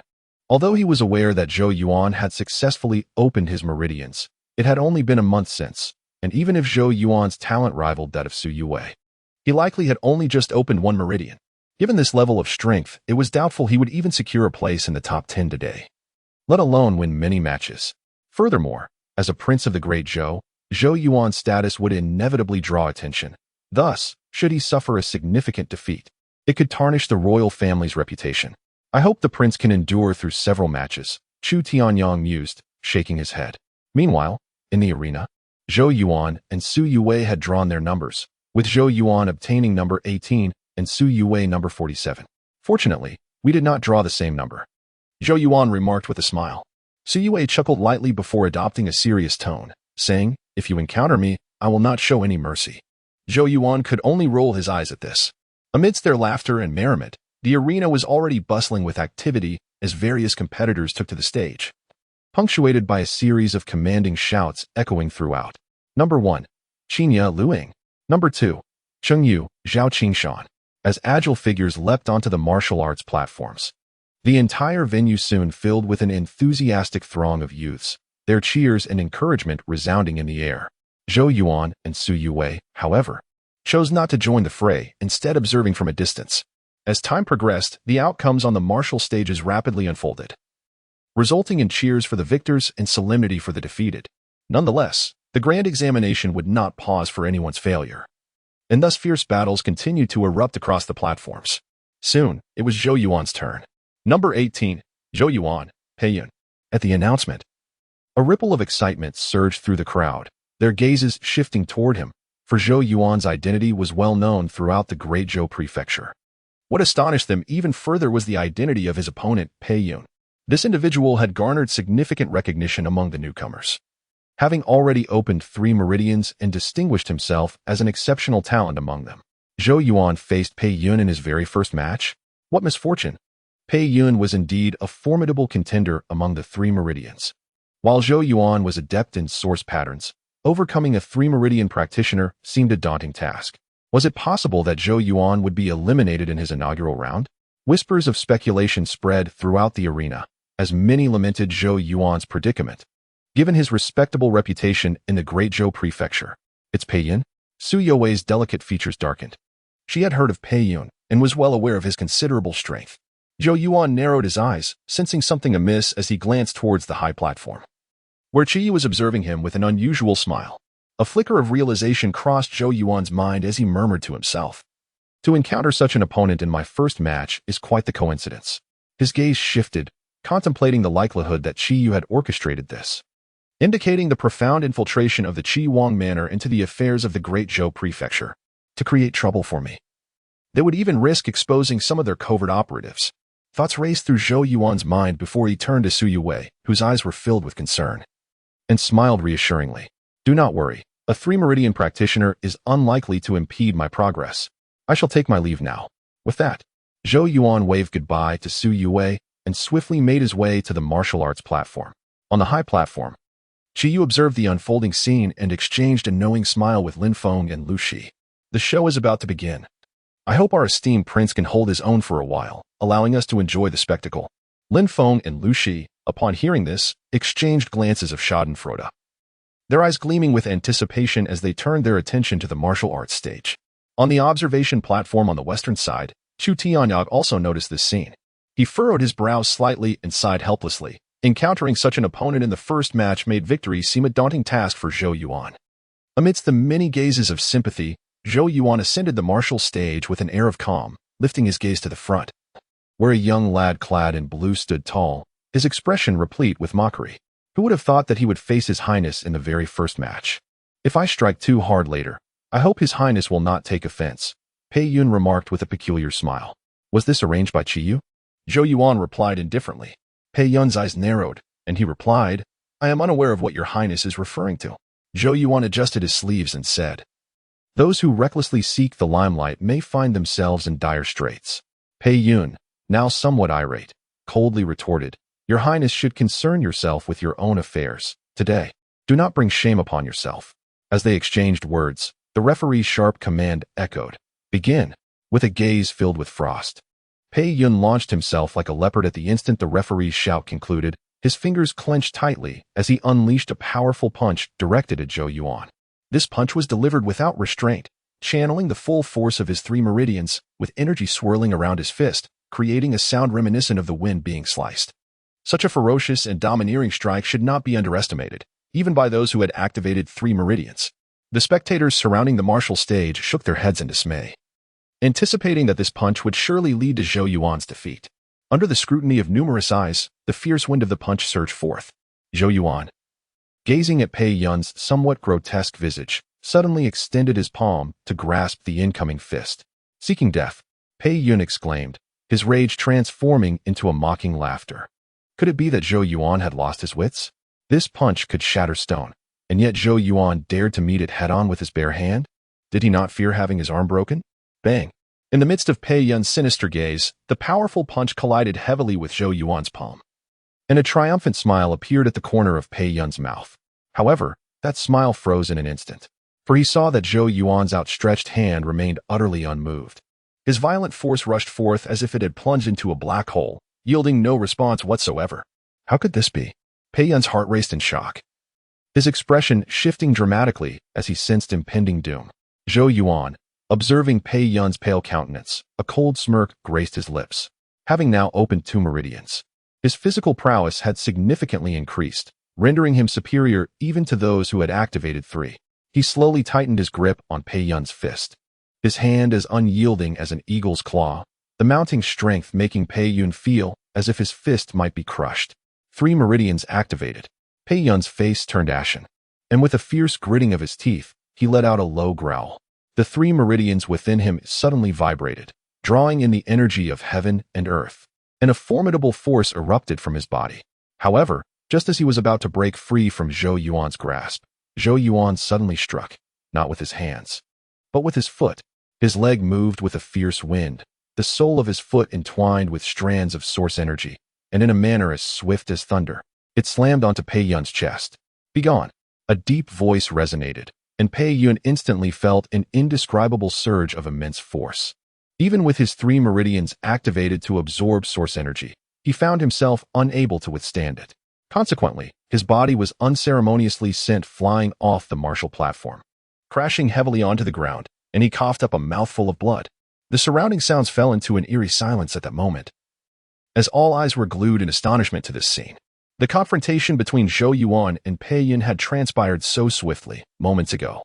They had merely witnessed Pei Yun charging at Zhou Yuan, and before they could react, Pei Yun was unceremoniously kicked off the platform by Zhou Yuan. What kind of terrifying strength was behind that kick? The gazes directed towards Zhou Yuan from the onlookers were akin to those who had seen a ghost, for they understood that this time, Zhou Yuan had not summoned any power from source patterns. Thus, that kick was entirely a manifestation of Zhou Yuan's own physical prowess. Yet, such physical attributes were surely beyond even those who had opened 3 meridians, were they not? When had their supposedly incapable of opening meridians prince become so formidable? Su Yue also covered her red lips with her delicate hand, her fair face marked by disbelief. Previously, she had been perplexed by Zhou Yuan's unwavering confidence. But now she understood. He had been concealing his true abilities all along. On the platform, Qi Yu, Lin Feng, and Lu Shi, who had been anticipating a thrilling spectacle, found their smiles frozen, their faces turning a pallid shade of ashen. This sudden turn of events was indeed far beyond their expectations. Chapter 24. Display of Power. How is this possible? Lin Feng and Lu Shi were both astonished, their faces reflecting sheer disbelief as they fixed their gaze upon the slender figure on the martial platform not far away. They exclaimed in shock, "He actually kicked Pei Yun, who has opened 3 meridians, off the stage." Qi Yu's countenance also trembled at this moment, his eyes darkening as he said ominously, "It seems we have all been deceived by Zhou Yuan. That kick earlier utilized source energy. He has already opened his meridians." Lin Feng and Lu Shi's eyes narrowed in surprise. They were aware that Zhou Yuan had not displayed any signs of having opened his meridians. Yet how could he suddenly manifest such abilities now? This Zhou Yuan is indeed quite the enigma. Qi Yu took a deep breath and said with a somber tone, "He must have recently opened his meridians. His level of mastery likely isn't very high." Pei Yun was caught off guard and didn't even get the chance to use his source techniques, which is why he was defeated so swiftly. If he had been prepared, Zhou Yuan might not have triumphed. Lin Feng nodded slowly. He had initially planned to wait for Zhou Yuan to embarrass himself in front of Su Yue, but unexpectedly, Zhou Yuan executed such a remarkable feat, which left him somewhat vexed. Qi Yu's gaze was fixated on Zhou Yuan, his expression inscrutable as he pondered his thoughts. Meanwhile, on the martial platform, Chu Tianong was likewise taken aback by the scene before him, his eyes filled with uncertainty. How could His Highness Zhou Yuan possess such strength? He mused. He was well aware that Zhou Yuan had only recently begun to open his meridians a month ago. Yet the power behind that kick surpassed that of an ordinary 3-meridian practitioner. He pondered this for quite some time without arriving at a conclusion, ultimately shaking his head in disbelief. Nevertheless, he felt a sense of relief. It appeared that Zhou Yuan had some confidence in participating in this grand examination. It was no wonder he had claimed a month ago that he would gain admission to the first academy. He truly possessed such capability. Beside Chu Tianyang, Su Hong observed Zhou Yuan's victory. He furrowed his brow slightly, but chose not to voice any concerns. Although Zhou Yuan's earlier display of strength was indeed astonishing, entering the top 10 seemed unlikely, and thus there was no need for worry. Amidst the astonished gazes from all around, Zhou Yuan, upon hearing the judge's decision, leaped down from the martial platform, making his way towards Su Yue. "You've concealed yourself quite well," Su Yue remarked, her lips pursed slightly. Even she had been unaware that Zhou Yuan had opened his meridians, and she had been on edge for no reason. Zhou Yuan hastily replied, "I've been so engrossed in my training that I didn't have the opportunity to mention it." Su Yue huffed lightly, her expression stern as she demanded, "Then tell me honestly, how many meridians have you opened now?" "2 meridians, Zhou Yuan smiled, not bothering to hide the truth, for he knew it would soon become common knowledge after today. Su Yue frowned, looking at Zhou Yuan with suspicion. "That kick you just delivered is not something a 2-meridian practitioner could achieve. You kicked Pei Yun, a 3-meridian practitioner, right off the platform. Such ferocity is entirely beyond what 2 meridians could accomplish." Zhou Yuan could only respond with a wry smile. His physical prowess, having opened 2 meridians, was nearly comparable to that of someone with 4 meridians. Thus, it was not particularly challenging for him to send Pei Yun flying. However, he could not elaborate on the reasons behind it, lest he attract unwarranted attention. However, Su Yue did not linger on this matter. With a glint of joy in her eyes, she remarked, "Having opened 2 meridians, coupled with your mastery of source patterns, you may indeed have a chance to break into the top 10. Zhou Yuan smiled and nodded in agreement. As they conversed, the grand examination continued in an orderly fashion, with fierce battles erupting on various martial stages, eliciting cheers from the surrounding youths. Soon, it was Su Yue's turn.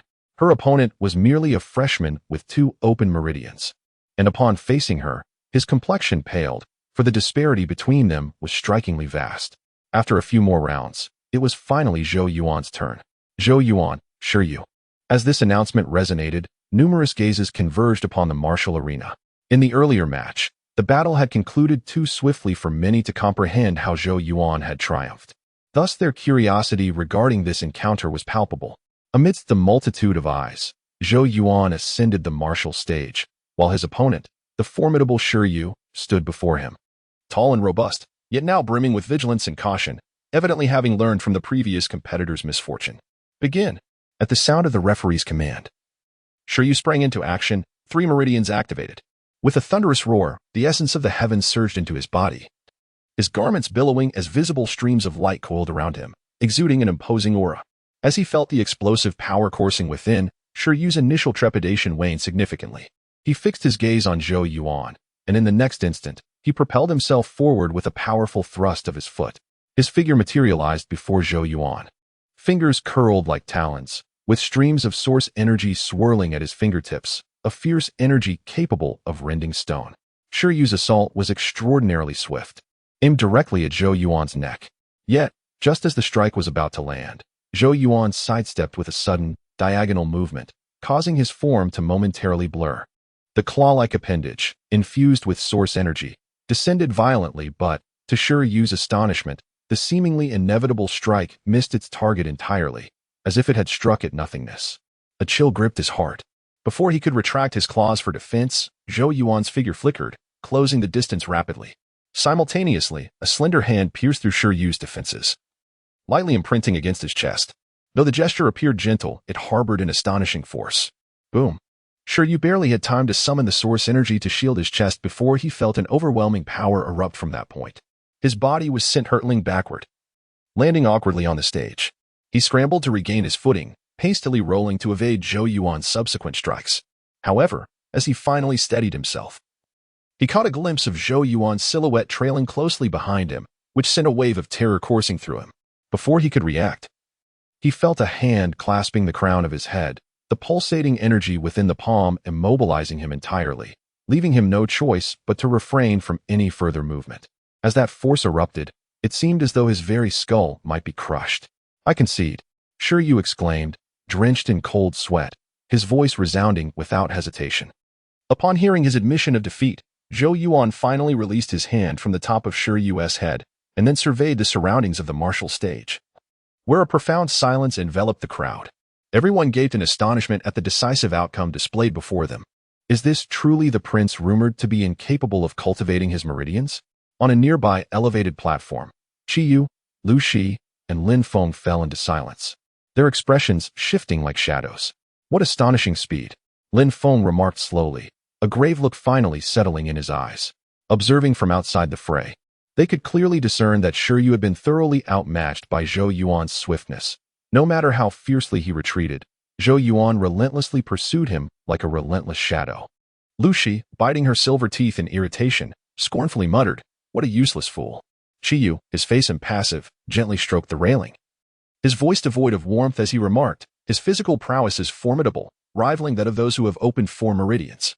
He turned to Lin Feng, the chill in his tone growing palpable. "Those who have merely opened 3 meridians are no match for him. It seems the burden lies with you." A glimmer of cold determination flickered in Lin Feng's eyes as he nodded slightly, declaring, "Rest assured, he shall not pass my test. I will make him understand the true strength of one who has opened 4 meridians."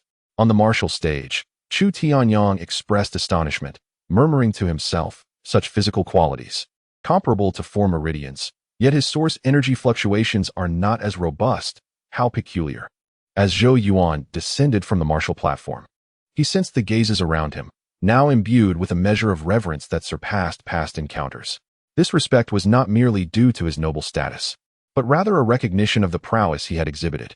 In a world where cultivation is paramount, the inability to open meridians would typically evoke sympathy and pity.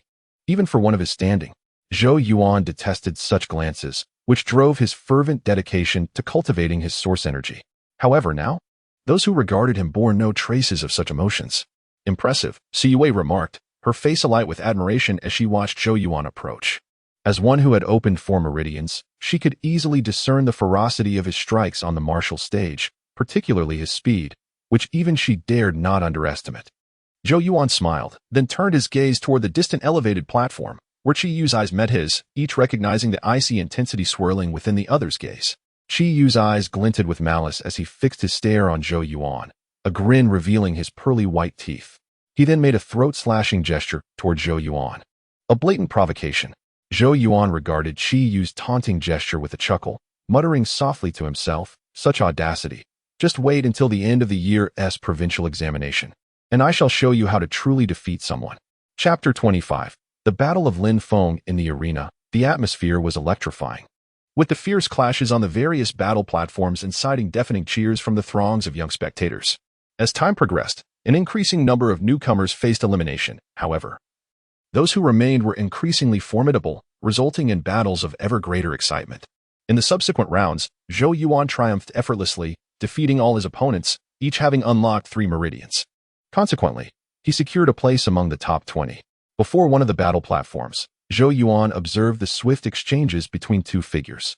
Ethereal streams of energy entwined around them, and each collision of fists and feet emitted sharp sounds that pierced the air. On the platform stood Siyue, facing an opponent who had also opened 4 meridians. A victory in this match would propel her into the top 10, granting her the qualification to enter the prestigious A Academy. Suyue's graceful figure moved with agility, akin to willow catkins dancing in the wind, while her opponent, a robust youth, launched ferocious attacks, reminiscent of a wild beast. Instead of confronting the brute force head-on, Siyue adeptly evaded, utilizing the momentum of her opponent's strikes. After a prolonged exchange, the vigorous assaults of the burly youth began to wane. With a glint in her eyes, Siyue shifted her strategy, closing the distance towards her adversary. However, at that moment, a fierce light ignited in the youth's gaze. His previously waning energy surged dramatically. With a thunderous roar, he unleashed a powerful punch, enveloped in a radiant stream of energy, aimed directly at Siyue. The forceful wind from the punch rushed towards her, causing her hair to dance, yet her beautiful eyes remained unperturbed. With her fingers poised like a sword, she thrust forward, preempting the youth and striking his chest. The momentum halted abruptly, and the burly youth's eyes widened in shock, his body trembling slightly, his face reddening as he gritted his teeth. "You have actually mastered the jade break finger?" Siyue offered a gentle smile, extending her delicate hand to give a light push, sending the robust young man crashing to the ground. It was then that the onlookers noticed her slender fingers gleaming like jade, translucent and radiating a piercing chill. The surrounding youths erupted into an uproar. That must be the Jade Break Finger, a mid-grade source technique, which is notoriously difficult to master. Who would have thought Zhou Yuan could achieve it? This technique strikes with lethal precision, and despite Zhao Feng's aggressive assault, he left an opening and was defeated by a single finger. Impressive. Truly, she is the most talented prodigy in the Great Zhou prefecture. The young spectators marveled. Their gazes towards Zhou Yuan charged with admiration and fervor. Amidst the flurry of ardent glances, Zhou Yuan descended from the platform and approached Zhou Yuan. Her charming smile radiating innocence, devoid of the ferocity displayed in battle. What do you think? She gently lifted her snow-white chin, akin to a child showcasing their treasure. Impressive indeed. The power of that finger strike is astonishing.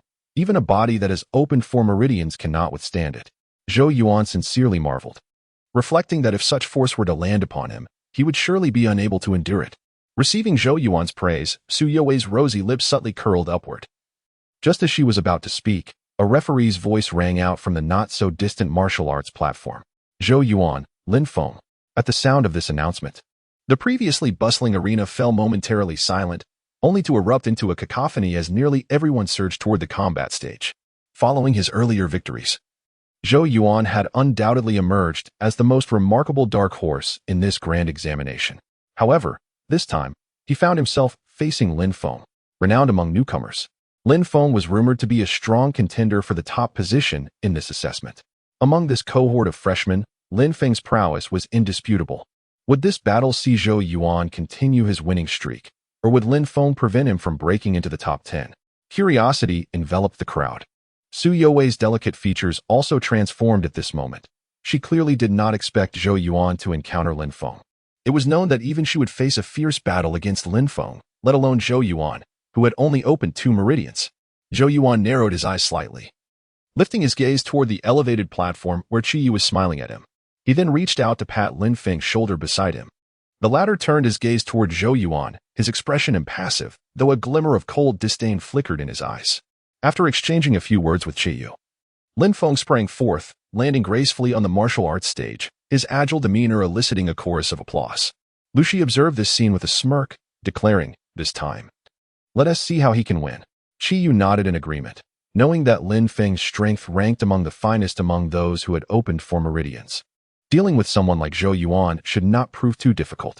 On the viewing platform, Chu Tianyang watched as Zhou Yuan and Lin Feng clashed, his brow furrowing slightly, followed by a flash of coldness in his eyes.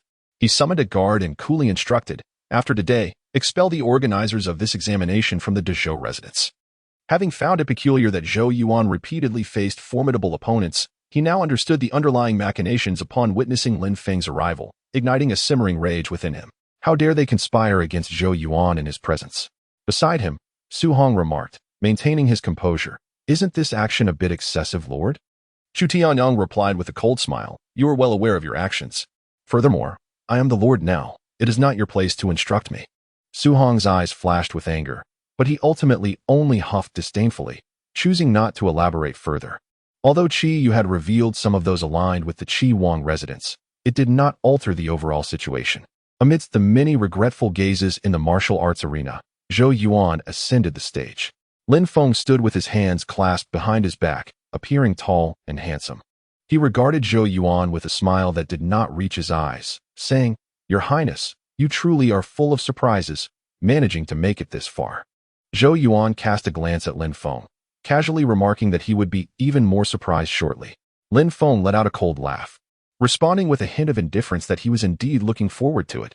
Their words were sharp and confrontational, akin to a needle's point against the blade of wheat, igniting sparks between them. As the competition commenced, the referee's commanding voice interrupted their exchange. On the arena, Zhou Yuan and Lin Feng locked eyes, both radiating a chilling intensity. In the blink of an eye, they surged forward almost simultaneously. Lin Feng propelled himself into the air with a powerful kick, his leg slicing through the air with an astonishing force, akin to a whip, aimed directly at Zhou Yuan's head. This strike had the potential to shatter even rock. Zhou Yuan swiftly crossed one arm to block the incoming kick, the sheer strength of the blow causing his arm to tremble violently. With his other arm, he launched a straight punch, fingers clenched into a fist, targeting Lin Feng's chest. In midair, Lin Feng abruptly twisted, his hand morphing into a palm that collided with Zhou Yuan's fist like a javelin. The arena erupted with a gust of wind, stirring up dust as both Zhou Yuan and Lin Feng were jolted back, retreating in unison. Gasps of astonishment arose from the crowd, their gazes towards Zhou Yuan now imbued with newfound respect. Previously, their skirmish had not utilized any source energy, relying solely on their physical prowess. Yet, Lin Feng, with his four meridians opened, found no advantage over Zhou Yuan, leaving the spectators bewildered by the latter's formidable physicality. The murmurs from the crowd caused Lin Feng's expression to darken, his eyes glinting with intensified coldness. Drawing in a deep breath, he resolved to hold nothing back, opened four meridians. As his voice resonated, source energy surged into the air, flooding into Lin Feng's body. Instantly, streams of luminous energy coiled around him, causing the stones beneath his feet to crack with an impressive force. With a resounding stomp, Lin Feng shattered the stones, his speed skyrocketing as he appeared before Zhou Yuan in an instant, unleashing a fierce sweeping strike. The onslaught of wind from his palm sent a chill down Zhou Yuan's spine, a testament to Lin Feng's status among the elite of the new generation. Zhou Yuan executed a sidestepping dragon stride, his ethereal form becoming slightly indistinct. Lin Feng's palm breeze swept past him, narrowly missing his chest. Such an elusive maneuver. Lin Feng's pupils contracted. He had previously witnessed Zhou Yuan's uncanny agility, where any attack seemed to miss when he became blurred. Utilizing a mid-grade source technique, Bull Demon Tread, Lin Feng's eyes sparkled with determination. He slammed his foot down, causing the stones to explode, unleashing a visible shockwave that surged forth. The sweeping shockwave was broad enough to affect even Zhou Yuan's agile movements, causing him to momentarily stagger. "Get out of my way." Seizing the opportunity, Lin Feng roared, his fingers forming a fist, resembling an enraged lion, as he launched a powerful blow towards Zhou Yuan's chest. The fierce wind howled as Zhou Yuan remained vigilant. Stamping his foot, opened the second meridian. At that moment, the vital energy of the heavens and earth surged into his body, manifesting as radiant streams of energy enveloping his form. With arms crossed, Zhou Yuan established a formidable defense. Boom! Lin Feng's fist collided heavily against Zhou Yuan's forearms, unleashing a torrent of strength that caused Zhou Yuan's feet to tremble, forcing him to slide backward until he barely halted at the edge of the arena. Gasps erupted from the onlookers, and Su Yue covered her lips with her delicate hand, her fair face etched with anxiety. "Truly tenacious," Lin Feng remarked with a cold smirk. Zhou Yuan gently shook his numbed arms, replying, "With all four meridians open, it is indeed formidable." Had it not been for his steady foundation, he might have been unceremoniously knocked off the stage by that sudden burst of force. "Next time, you will be the one to fall," Lin Feng declared ominously. Zhou Yuan narrowed his eyes, fixing his gaze on Lin Feng as a sharp intensity took hold. He stepped forward, his body coiling like a tiger poised to unleash its fury, ready to rend its prey to shreds. A dangerous aura emanated from Zhou Yuan, and he flashed a grin, revealing his gleaming white teeth, instilling a sense of dread. "I believe you won't have another chance." In that instant, Zhou Yuan's figure surged forward, launching his full-scale counterattack. Chapter 26. The surge of ascendancy. In the fleeting moment following Zhou Yuan's declaration, his figure surged forth with the swiftness of a cheetah, strands of source energy coiling around him, amplifying both his strength and speed. The aura he exuded was ferocious. "Seeking demise? Since you possess such confidence, I shall shatter it before the eyes of all." Lin Feng slowly clenched his fingers, source energy emanating from his form, his robes billowing as the flesh beneath his skin trembled with explosive power, swiftly coalescing. A formidable presence radiated from Lin Feng, showcasing his prowess as a four-meridian cultivator in its full splendor. Those gathered beneath the martial stage sensed the intensity of Lin Feng's aura, their expressions shifting. And even Su Yue's beautiful eyes narrowed, her delicate hands clenched, a hint of concern crossing her exquisite features. Lin Feng's strength was indeed among the finest even among the four-meridian practitioners. Zhou Yuan, too, felt the weight of that momentum, yet he harbored no intention of retreat.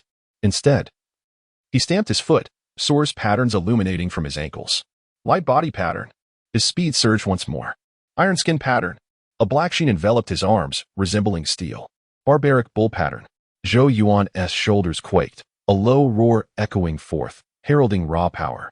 The simultaneous activation of these three source patterns caused Zhou Yuan's aura to swell, an imposing demeanor signaling that his counterattack would be nothing short of fierce. This prompted a chorus of hushed gasps from the youthful spectators below. However, upon the high platform, Qi Yu and a girl named Lu Shi observed the scene with a smirk of derision. Qi Yu, fingers interlocked, gazed at Zhou Yuan as he boldly confronted Lin Feng. Scoffing, it appears our esteemed prince is unaware that Lin Feng's forte lies not in offense, but in defense. Among the meridian level, none can breach Lin Feng's defenses. Therefore, the more ferocious his attack, the more humiliating his defeat shall be. How delightful to witness. Under the watchful eyes of the anxious crowd, Zhou Yuan and Lin Feng drew closer, Lin Feng's lips curling slightly at that moment. He then abruptly stepped forward, his body tilting. Mid-grade source technique, Iron Demon Wall. A thunderous shout erupted from Lin Feng's lips as the source energy enveloping his body roared to life, ultimately coalescing into a black membrane before him. Though exceedingly thin, the dark hue radiated an indomitable solidity. Gazing upon the black membrane that materialized on Lin Feng's form, Siyue's countenance shifted dramatically. She understood that the Iron Demon Wall was among the pinnacle of mid-grade source techniques, possessing not only formidable defensive capabilities, but also the potential to rebound a portion of incoming attacks. Hence, if one could not obliterate it instantaneously, the fiercer the assault, the more severe the retaliation the attacker would face. To instantaneously obliterate this formidable iron barrier, even Su Yue harbored no absolute confidence.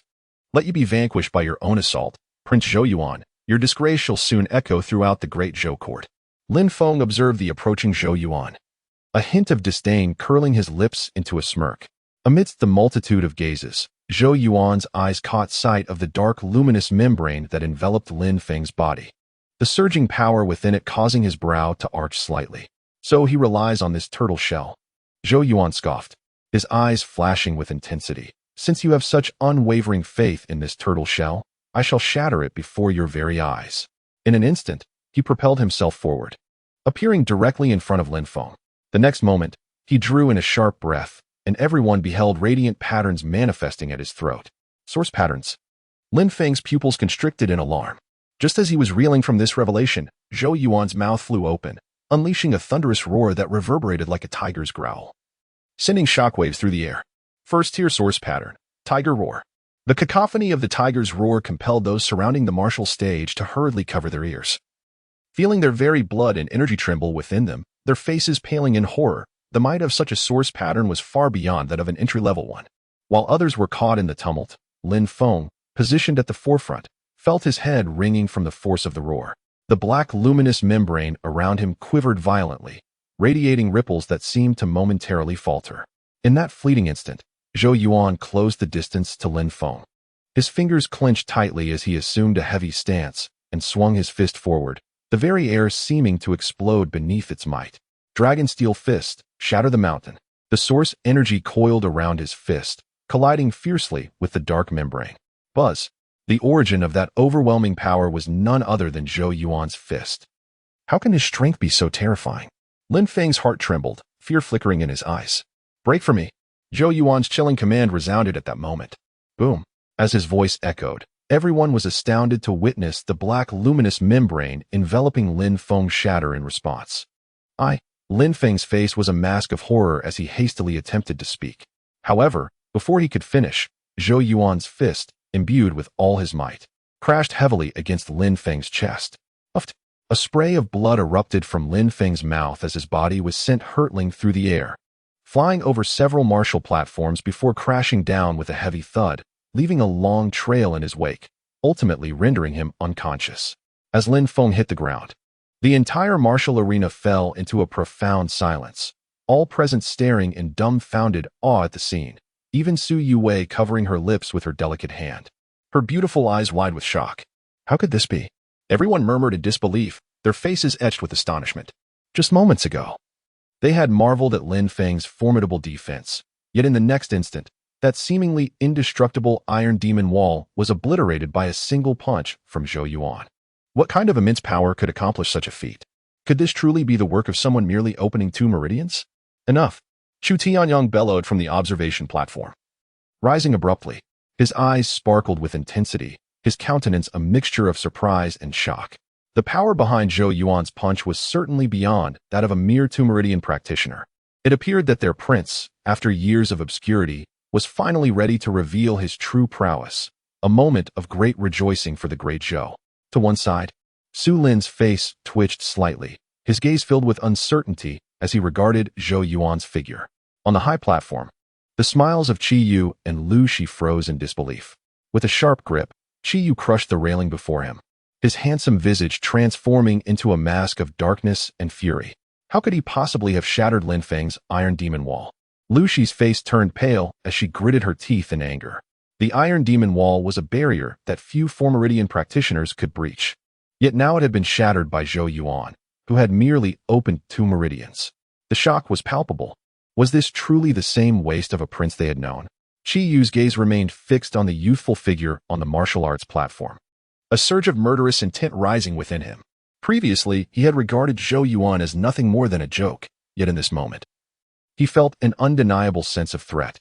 Clenching his fists tightly, he emitted a series of cracking sounds, his eyelids twitching as he muttered hoarsely, "Could this waste of the Zhou family truly be on the verge of a resurgence?" Chapter 27. The conclusion of the provincial examination. The silence beyond the martial arts platform lingered for quite some time, ultimately shattered by a deafening chorus of cheers. Young boys and girls gazed at the slender figure of the youth upon the stage with fervent eyes, none of whom anticipated that this prince, once rumored to be incapable of opening his meridians for cultivation, would today exhibit such a near-miraculous performance. At that moment, they all seemed to believe that Zhou Yuan had merely concealed his true abilities. Hearing the applause from the audience, Zhou Yuan smiled and cupped his fists in greeting before descending the martial arts platform to approach Su Yue. Noticing her beautiful eyes fixed upon him, unblinking, he couldn't help but tease, "What is it? Are you captivated by my charm?" Su Yue's cheeks flushed slightly, and with a playful scoff, she replied, "You certainly know how to hide your talents. Even Lin Feng is no match for you now. It seems you are the foremost among the new students." Zhou Yuan, unfazed by her words, smiled nonchalantly. He held little interest in the title of top new student. His involvement in the competition was solely to secure a place in the first academy, thereby solidifying the position of the Lord of the Chu residence.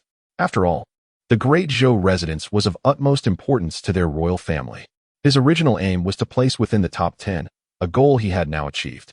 Consequently, he felt little interest in the remaining matches, especially since he had already bested Lin Feng, rendering the upcoming battles rather predictable. As Zhou Yuan pondered these thoughts, he suddenly lifted his gaze towards the elevated platform nearby, catching sight of Qi Yu's exceedingly grim expression. Instantly, he offered the latter a faint smile. Upon witnessing Zhou Yuan's grin, Qi Yu's countenance darkened further. He clenched his fist, crushing the railing once more. Despite his elaborate schemes to humiliate Zhou Yuan today, he had inadvertently elevated Zhou Yuan's reputation, which undoubtedly infuriated him. What an arrogant fool! Does he truly believe that defeating Lin Feng grants him the right to behave so brazenly within the Great Zhou residence? Beside him, Lu Shi gritted her silver teeth. Seething with resentment, she and her family, the Lu clan, were aligned with the Xuanhuang residence. And seeing Qi Yu suffer a setback only intensified her anger towards Zhou Yuan. This was merely a preliminary examination. Even if he secured first place, he would only be regarded as average among the various academies. Does he not realize that even Lin Feng lacked the courage to confront him? Lu Shi cast a disdainful glance at Zhou Yuan, seeking to reassure Qi Yu. Taking a deep breath to quell his rising fury, Qi Yu's expression returned to its usual indifference as he stated, "Do not worry. Even if he enters the first academy, it will be of no consequence. When the provincial examination arrives at the end of the year, I will personally ensure he is plunged back into the depths of despair. By then, the Great Zhou residence will fall into the hands of my Xuanhuang residence." Seeing Qi Yu regain his composure, Lu Shi nodded in agreement. She harbored no doubts about his words. Even though Zhou Yuan's displayed prowess today was astonishing, it was essential to remember that Qi Yu had already opened 6 meridians and would only grow stronger by the time of the year-end examination. Thus, in comparison to Qi Yu, Zhou Yuan still had much ground to cover.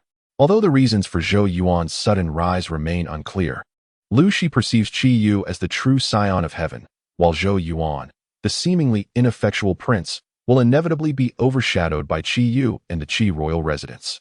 This contemplation instills in her a sense of anticipation for their future confrontations. She wonders if Zhou Yuan will still wear that triumphant smile when he finds himself beneath Qi Yu's heel. In the martial arts arena, the grand examination persists. Yet following the intense battle between Zhou Yuan and Lin Feng, the remaining contests appear somewhat lackluster. Fortunately, after the final round of clashes, the grand examination reaches its conclusion. On the observation platform, Chu Tianyang gazes upon the end of the examination, nodding in satisfaction. The fact that both Zhou Yuan and Su Yue have secured spots in the top 10 brings him immense joy.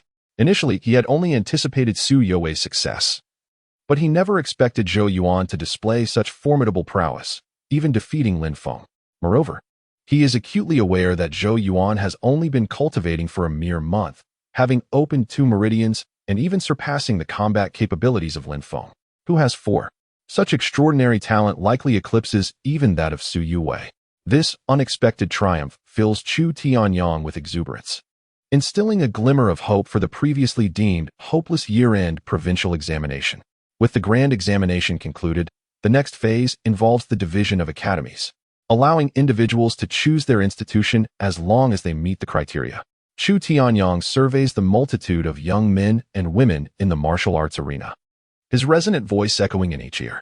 His gaze first falls upon the newly minted top 10 students, and he proclaims, "Those in the top 10 may enter the Jia Academy. Do you wish to proceed?"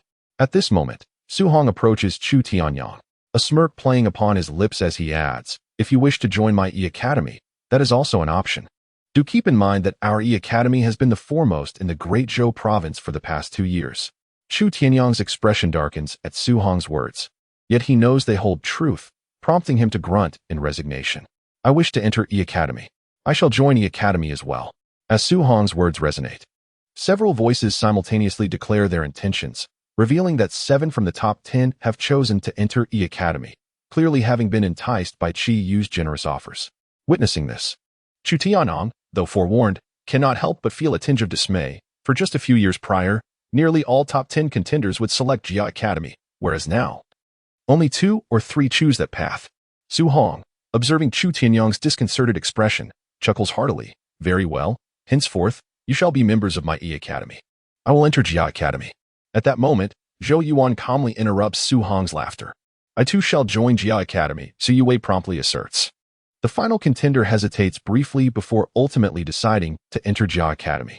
Seeing the 2 most outstanding participants from the grand examination opt for Jia Academy, Su Hong's expression softens slightly, and he coolly brushes off his sleeves.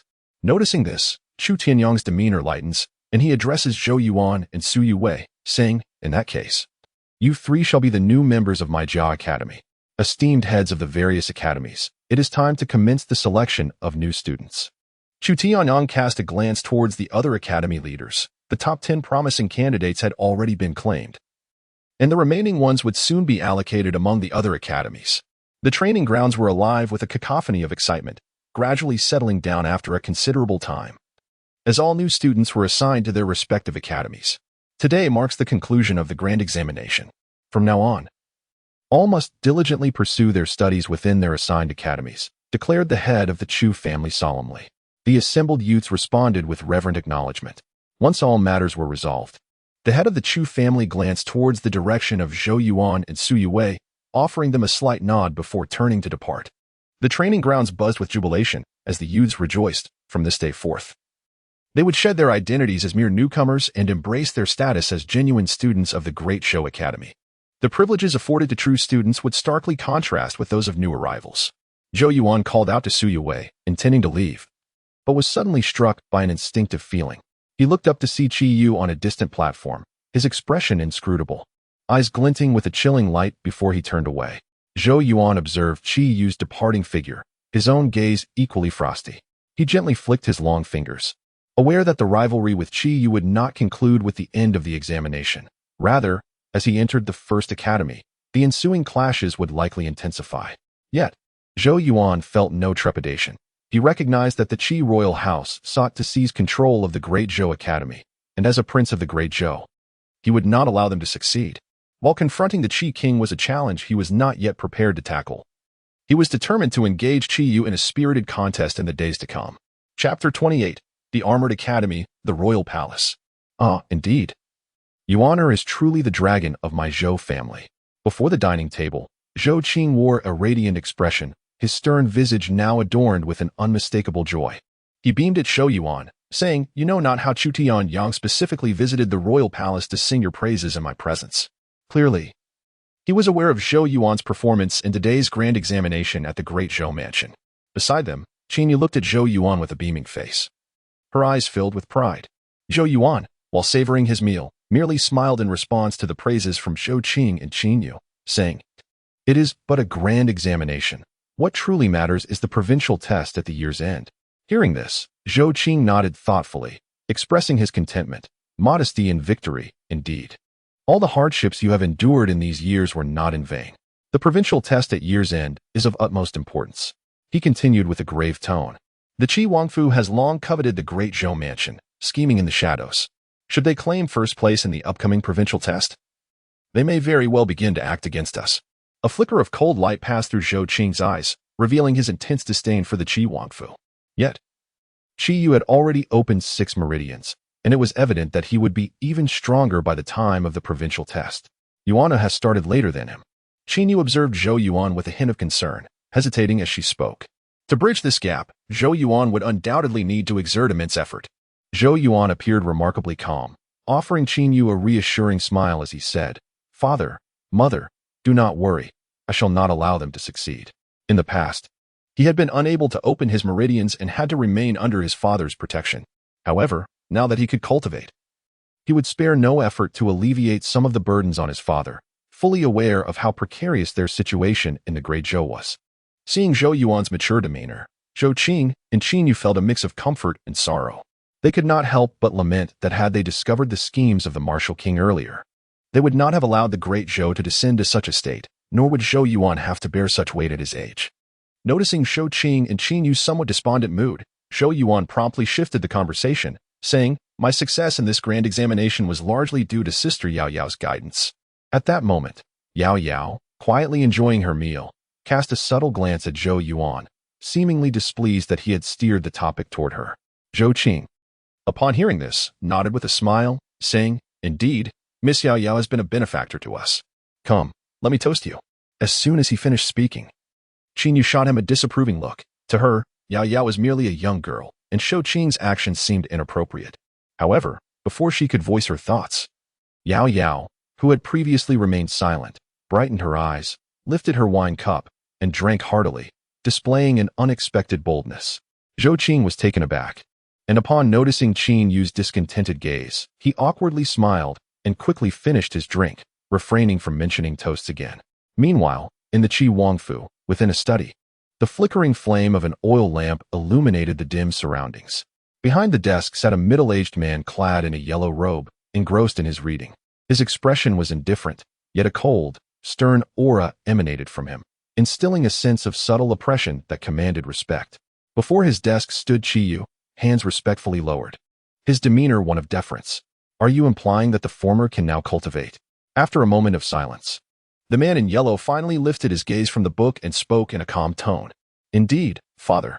He has defeated Lin Feng, who possesses the strength of 4 meridians, with the power of 2, Qi Yu promptly replied. This man, the king of Qi Yuan of the Great Zhou, narrowed his eyes, their gaze as menacing as that of a viper. He slowly remarked, "It is indeed remarkable for one who once bore the auspicious fate of the sacred dragon to rise again after such destruction. His resilience is commendable." A glint of murderous intent flickered in Qi Yu's eyes as he inquired, "Father, should we inform the martial dynasty?" Hearing this, Qi Yuan nodded slightly. The former Zhou Yuan had been cast down with extreme cruelty, making his resurgence a formidable challenge. Furthermore, even if he were to rise again, do I, Qi Yuan, fear a mere fledgling? With a cold smirk, he declared, "I have prepared for years. Even Zhou Qin would not dare to confront me now. What can a boy who has just opened 2 meridians alter in the grand scheme? If we were to alert the martial dynasty over a mere, we would only invite contempt, and should we eventually seize control of the Great Zhou, they might well snatch our fruits of labor." Qi Yuan cast the book on the table with disdain, asserting, "As long as I secure the top position in the year-end imperial examination, the Great Zhou will be mine. That is of utmost importance. Therefore, you must ensure you achieve first place." Noticing Qi Yuan's conviction, Qi Yu nodded resolutely, exuding confidence as he replied, "Rest assured, father. In the year-end examination, no one in the Great Zhou can rival me. As for Zhou Yuan, should he fail to recognize his place, I shall render him powerless once more and see if he can still rise again." A sinister smile graced Qi Yu's lips as he spoke. The following day, at dawn, Zhou Yuan diligently practiced the 98 movements of the dragon play, followed by his daily meridian cleansing. After completing his regimen, he cleansed himself and left the royal palace, heading straight for the Great Zhou Academy. Now that he had entered the Jia Institute, he could no longer afford to be absent as he had in the past. At the Great Zhou Academy, within the spacious teaching halls, dozens of figures gathered, creating an atmosphere brimming with excitement. As Zhou Yuan, Xu Wei, and another new student entered, all eyes turned to them, filled with curiosity and anticipation. Startled by such attention, the trio paused momentarily. At that moment, two figures approached from within the academy, one male and one female. The young man was robust, with slightly dark skin and a ruggedly handsome face adorned with a warm smile, exuding a sense of earnestness. The girl, while not quite as stunning as Xu Wei, possessed long, graceful legs that captured attention. "Welcome to the three of you. I am Yang Zai, the head of the Jia Institute," he greeted warmly. The dark-haired, earnest youth smiled at Zhou Yuan and his companions, introducing himself as Song Qiushui. The charming young lady beside him also winked at the trio, cheerfully stating, "I learned yesterday that you, Prince Zhou Yuan, have chosen the Jia Academy. We have all been eagerly awaiting your arrival today." Her beautiful gaze shifted to the side where Xu Wei stood, and she smiled, "Of course. These fellows are particularly looking forward to our esteemed beauty of the Great Zhou Prefecture." Upon hearing her playful remarks, Xu Wei's fair cheeks flushed slightly, her exquisite beauty causing many young men in the academy to stare in awe. Yang Zai chuckled and remarked to Zhou Yuan, "Your performance in the grand examination yesterday has already spread throughout the Great Zhou Prefecture. With your addition to the Jia Academy, our prestige is bound to grow significantly." Zhou Yuan clasped his hands together and replied with a smile, "Here, there is no need for such titles. You may simply call me Zhou Yuan." Yang Zai, surprised by Zhou Yuan's unassuming demeanor, nodded with a grin and said, "Since you insist, I shall take the liberty." As everyone exchanged introductions, they quickly became familiar with the students of the Jia Academy. The senior students were all young and warm-hearted, thus there was no intimidation after getting acquainted. They swiftly grew close. It was at this moment that Zhou Yuan realized Yang Zai held the esteemed position of the academy's leader, having opened 5 meridians. While Song Qiushui was slightly less powerful but equally adept, this level of strength paled in comparison to Qi Yu, which explained why Chu Tianyang was always anxious about the upcoming prefectural examination at the year's end. As the camaraderie blossomed, Chu Tianyang entered the hall, clearing his throat, which instantly silenced the bustling crowd of teenagers. They respectfully greeted, "Greetings, Dean." Chu Tianyang nodded and announced, "From today onward, our Jia Academy has 3 new members. You should be familiar with them by now." The youth responded affirmatively. "Good. Starting today, your training will be doubled," he declared with his hands clasped behind his back. This proclamation elicited a chorus of groans. Chu Tianyang snorted disdainfully, silencing the complaints, and admonished, "The prefectural examination is fast approaching. If you fail to diligently cultivate your skills, and by year's end none of you achieve 6 meridians, you will lack the qualifications to compete. If that happens, the Jia Academy will become the E Academy. How will you face the future?" The young men and women, chastised by his rebuke, lowered their heads in shame. The strongest among them, Yang Zai and Song Qiushui, exchanged dry smiles. The E Academy was currently formidable, and they were doing their utmost to catch up, yet Qi Yu's prowess kept them firmly at bay. Noticing the silence among the crowd, Chu Tianyang's expression softened as he said, "Prepare yourselves. Today the Yuling Waterfall will be opening. Do not delay." At this announcement, the eyes of the students brightened with excitement, their faces alight with eagerness. The Yuling Waterfall. Zhou Yuan felt a stir of interest and curiosity at the mention. He had heard from his father that within the Great Zhou Prefecture lay a treasured cultivation site, which was precisely the Yuling Waterfall that Chu Tianyang had just referenced. This is also one of the primary reasons why Zhou Yuan was reluctant to miss classes after entering the Jia Academy. Chapter 29. The Jade Spirit Waterfall. In the verdant mountains behind the Great Zhou Manor, a magnificent waterfall cascades down like a river of stars, its thunderous roar resonating throughout the entire range, commanding great awe.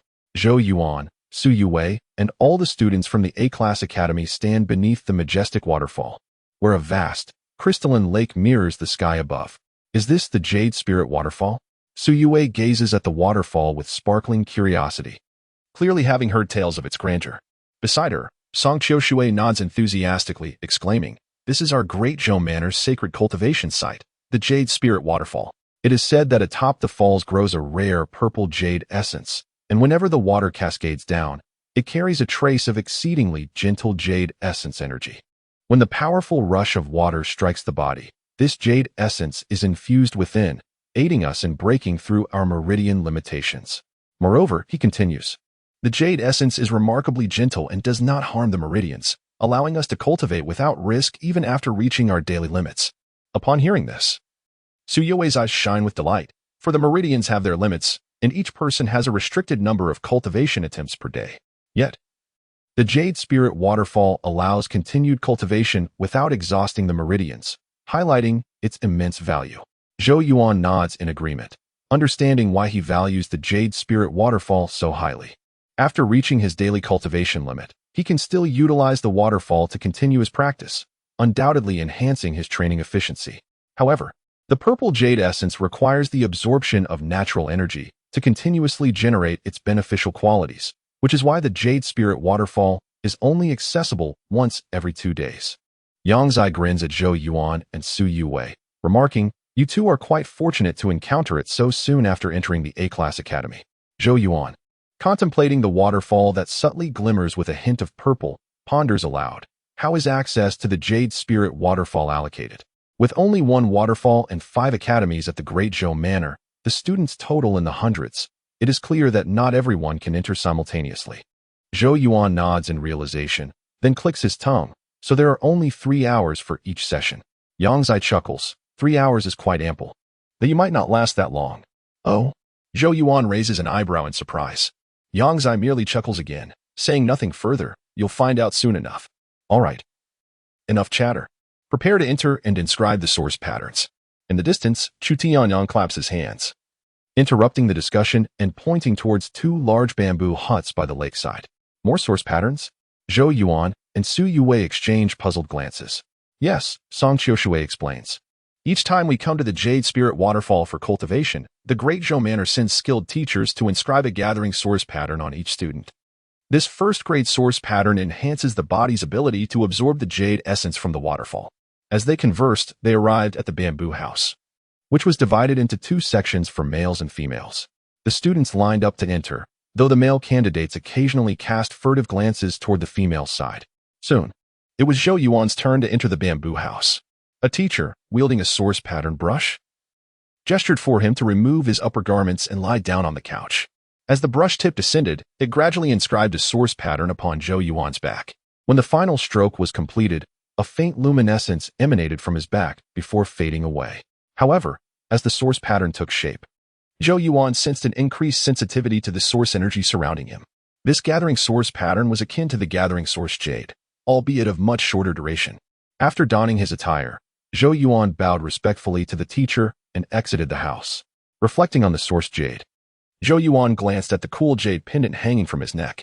Since Su Yue learned of his ability to cultivate, she had insisted on returning it to him, leaving him feeling quite helpless. Yet, understanding Su Yue's stubborn nature, he did not press the matter. Upon leaving the bamboo house, he noticed Su Yue emerging just then. Approaching her, he subtly scanned her back, catching a glimpse of faint luminous patterns through her fair neck. "What are you looking at?" Su Yue noticed his gaze, her cheeks flushing slightly as she shot him a glare. Zhou Yuan chuckled and glanced at the stream of girls exiting the bamboo house, unable to resist commenting. "You don't have a male teacher over there, do you? That would be quite unfair." Flushed with embarrassment, Su Yue playfully kicked Zhou Yuan and retorted, "What nonsense are you spouting? Of course, it's female teachers. It's inappropriate to have a male teacher if they need to strip off their upper garments to inscribe the source patterns." Zhou Yuan chuckled awkwardly, and as they conversed, all the students from the first academy gathered around. Chu Tianyang took a look and then turned to lead everyone toward the waterfall. Boom. The massive waterfall roared down like a water dragon, the torrent crashing into the lake and sending up colossal waves, mist rising all around. Chu Tianyang produced a large incense stick, ignited it, and placed it in a crevice beside him. With a serious expression, he addressed the group, "It is time to begin. You have only 3 hours. I hope you will not squander this opportunity." He then turned to Zhou Yuan, Su Yue, and another freshman, saying, "You 3 may observe for now." The trio nodded, watching as Yang Zai, Song Qiushui, and the others gazed at the Jade Spirit waterfall with a mix of anticipation and trepidation. Taking a deep breath, they steeled themselves and charged onto the cultivation platform situated in the midst of the waterfall. Boom! The overwhelming torrent cascaded down relentlessly. As Yang Zai and the others plunged into the waterfall, they gripped the rocks with all their might, allowing the force of the water to batter against them. The tremendous pressure of the waterfall was undeniably immense, and despite their utmost efforts, their bodies continued to tremble under the onslaught. They clenched their teeth, bracing against the force of the rushing water that battered their bodies, akin to being struck with heavy blows, contorting their faces in pain. The source patterns behind them emanated a faint glow, and subtly, it seemed as though wisps of violet energy were seeping into their very beings, carried along by the torrent of water. Boom! After enduring the onslaught of the waterfall for approximately 10 minutes, several students began to falter, ultimately succumbing to the relentless pressure and being swept into the lake below amidst cries of despair.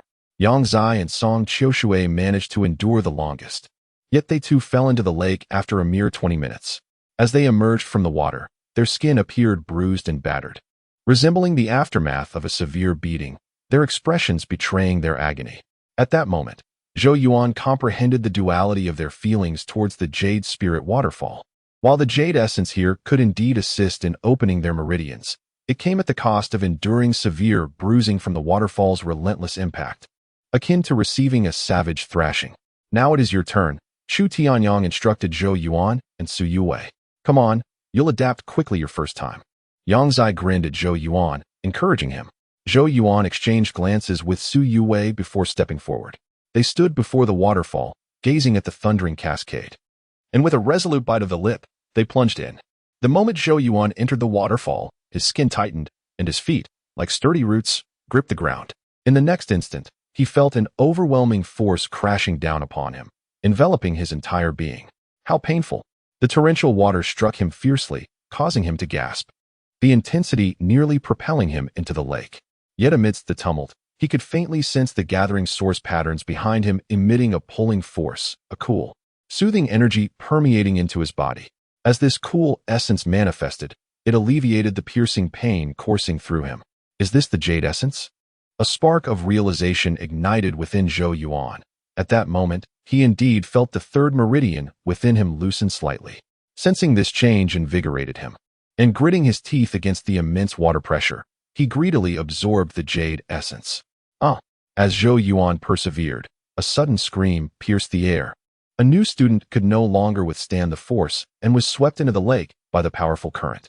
Zhou Yuan caught a glimpse of Su Yuwei nearby, her figure swaying precariously amidst the water's onslaught, yet she continued to struggle valiantly. This Jade essence is indeed effective, yet, regrettably, it is rather sparse. Zhou Yuan contemplated.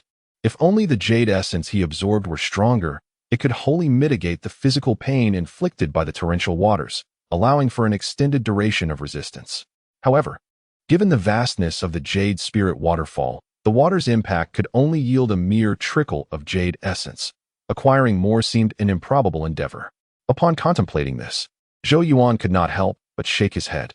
Yet, a flicker of realization stirred within him. While other students may not perceive the essence of Jade Marrow, he was certainly capable, for his soul had already entered the initial stage of the ethereal realm. In terms of perception, few in the meridian opening stage could rival his prowess. Why not give it a try? Zhou Yuan hesitated not, gently closing his eyes.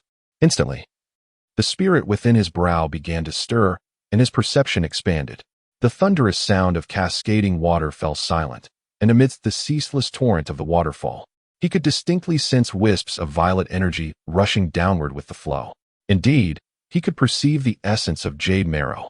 A wave of delight surged within Zhou Yuan, and with a focused thought, he activated the spirit in his brow. A peculiar light emanated from that spot, and faintly, it seemed as though a phantom of himself sat in meditation, the very essence of his soul. From this ethereal projection, a subtle force of attraction radiated, not overwhelmingly strong, yet remarkably targeted, directed solely towards those violet wisps. As Zhou Yuan's spirit drew in the violet energy, the relentless torrents crashing against his form began to shimmer with a faint purple glow, continuously seeping into his being. Suddenly, Zhou Yuan's previously closed eyes flew open, brimming with ecstatic joy, for he realized that the essence of jade marrow flooding into him had surged exponentially, increasing by tenfold. It truly proved effective. Feeling the loosening of his third meridian within, Zhou Yuan could not contain his excitement and leapt into the air. Boom! However, this leap propelled him away from the ground.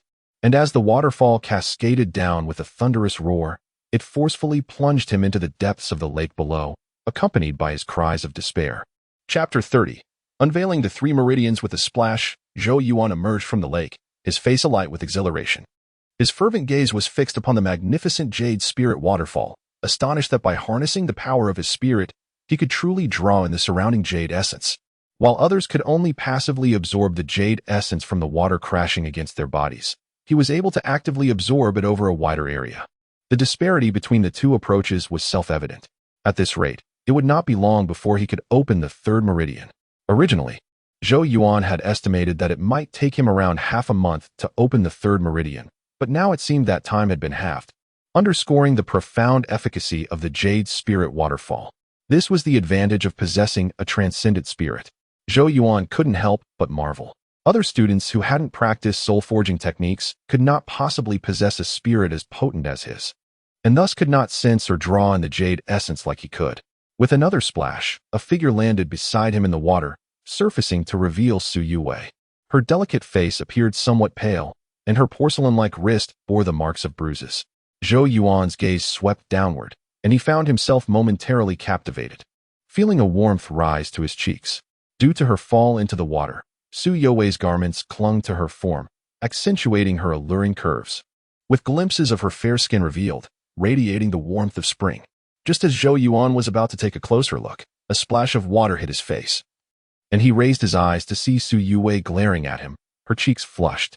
Zhou Yuan let out a dry chuckle. Su Yue bit her silver teeth in frustration. This fellow had no shame when it came to taking advantage of the situation. If it were anyone else, she would have likely slapped them by now.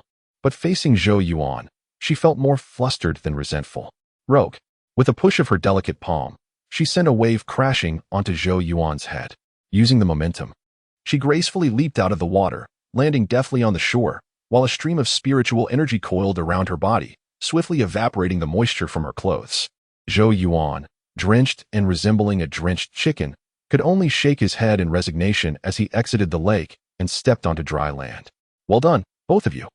You managed to endure for about 10 minutes, which is quite commendable for first-time participants of the Jade Spirit Waterfall, Chu Tianong remarked, pride evident in his eyes. Earlier, most of the senior students from the A Academy, aside from Yang Zai and Song Qiushui, had only persisted for around 10 minutes as well. Thus, Zhou Yuan and Su Yue's performance as newcomers was indeed impressive. Nearby, Yang Zai, Song Qiushui, and the other senior students stared at the pair in astonishment. While they were not entirely surprised by Su Yue's performance, given that she had already opened 4 meridians, Zhou Yuan was a different story. Having only opened 2 meridians, his resilience was remarkably comparable to that of a 4-meridian practitioner. Amused, the speaker remarked that if such a brief interval was deemed satisfactory, it was a tremendous waste of the exquisite Yuling waterfall. Just as they were lamenting, a sudden, derisive laugh pierced the air, silencing the atmosphere in the A Academy, and a multitude of glares turned towards the source of the sound. However, when their gazes settled upon the speaker, they faltered. Zhou Yuan furrowed his brow and lifted his head, discovering a large crowd that had appeared nearby. At the forefront stood Qi Yu, with a poised demeanor and striking handsomeness, flanked by the enchanting Lu Shi, whose delicate features now bore a look of disdain directed at the A Academy students. It was she who had uttered the earlier remark. The other B Academy students wore expressions of subtle mockery, seemingly looking down upon the A Academy's performance. Yang Zai's face contorted with anger, and the others were equally incensed, feeling that the B Academy had overstepped its bounds by meddling even during their training. Zhou Yuan cast a cool glance at Lu Shi and asked indifferently, "Might I inquire how long you managed to endure at the Yuling waterfall during your first attempt?" Lu Shi's expression momentarily faltered, leaving her speechless with indignation. Qi Yu, with a smirk that danced between amusement and sarcasm, replied, "Why should Prince Zhou lower himself to quibble with the girl? As for how long Lu Shi lasted on her first try, I cannot say, but I distinctly recall that I managed to last 30 minutes. Although aware that Qi Yu's words were meant to belittle, Yang Zai and many other A Academy students found themselves momentarily at a loss for words, feeling dejected.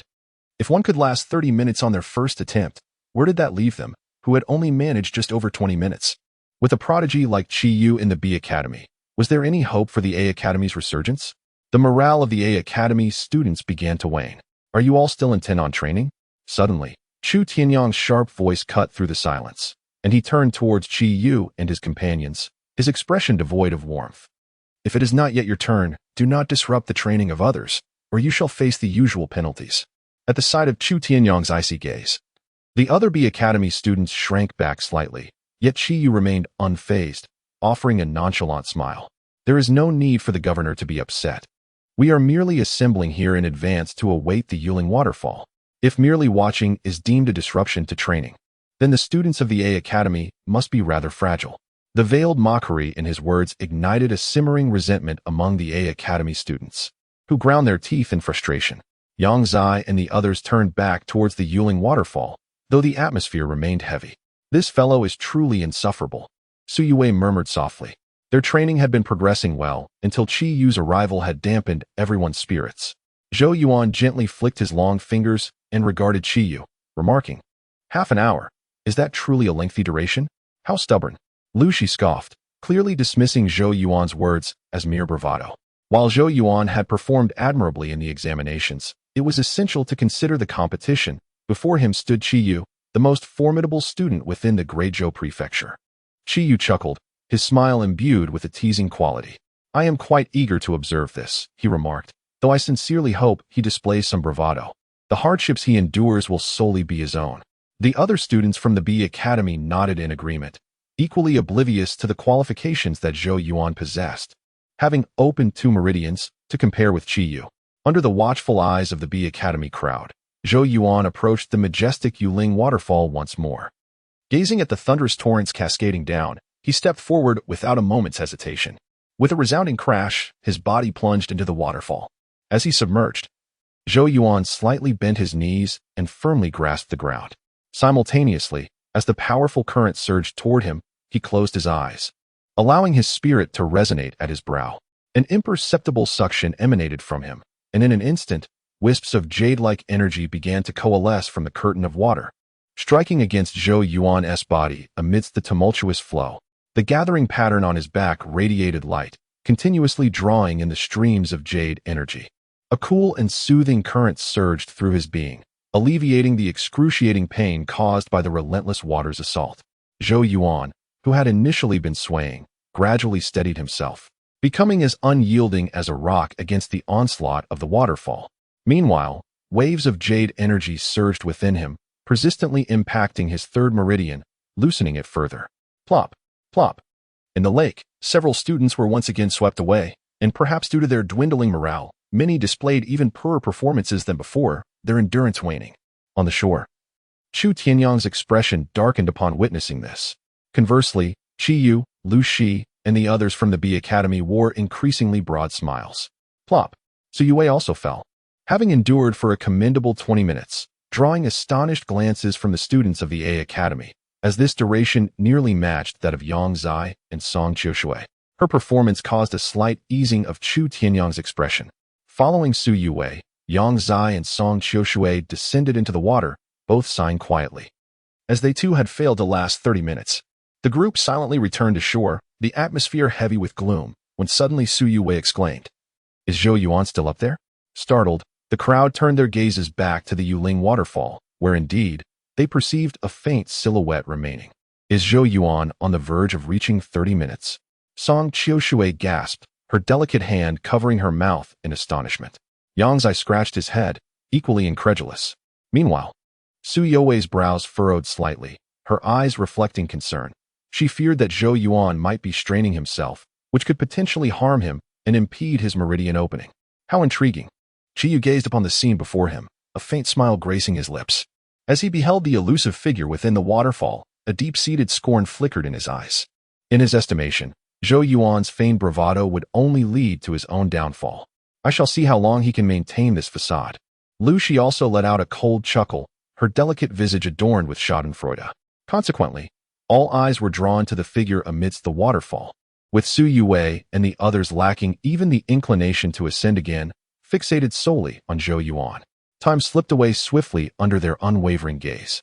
30 minutes, 40 minutes, an hour. As the clock struck 1 hour, a profound silence enveloped the shore. Even Qi Yu's eyes glimmered with unease as his brow furrowed slightly. Sensing an undercurrent of apprehension, the students from the secondary academy exchanged glances. 1 hour was an achievement none but Qi Yu could boast of, and it was crucial to note that Qi Yu possessed the strength of 6 meridians. Yet Zhou Yuan? Nearly 2. Could it be that something has gone awry? Lu Shi bit her silver teeth, unable to contain her thoughts. Boom. Just as her voice faded, a sound erupted from the waterfall, revealing Zhou Yuan's body finally plummeting into the lake. He emerged from the water, yet his eyes remained tightly shut.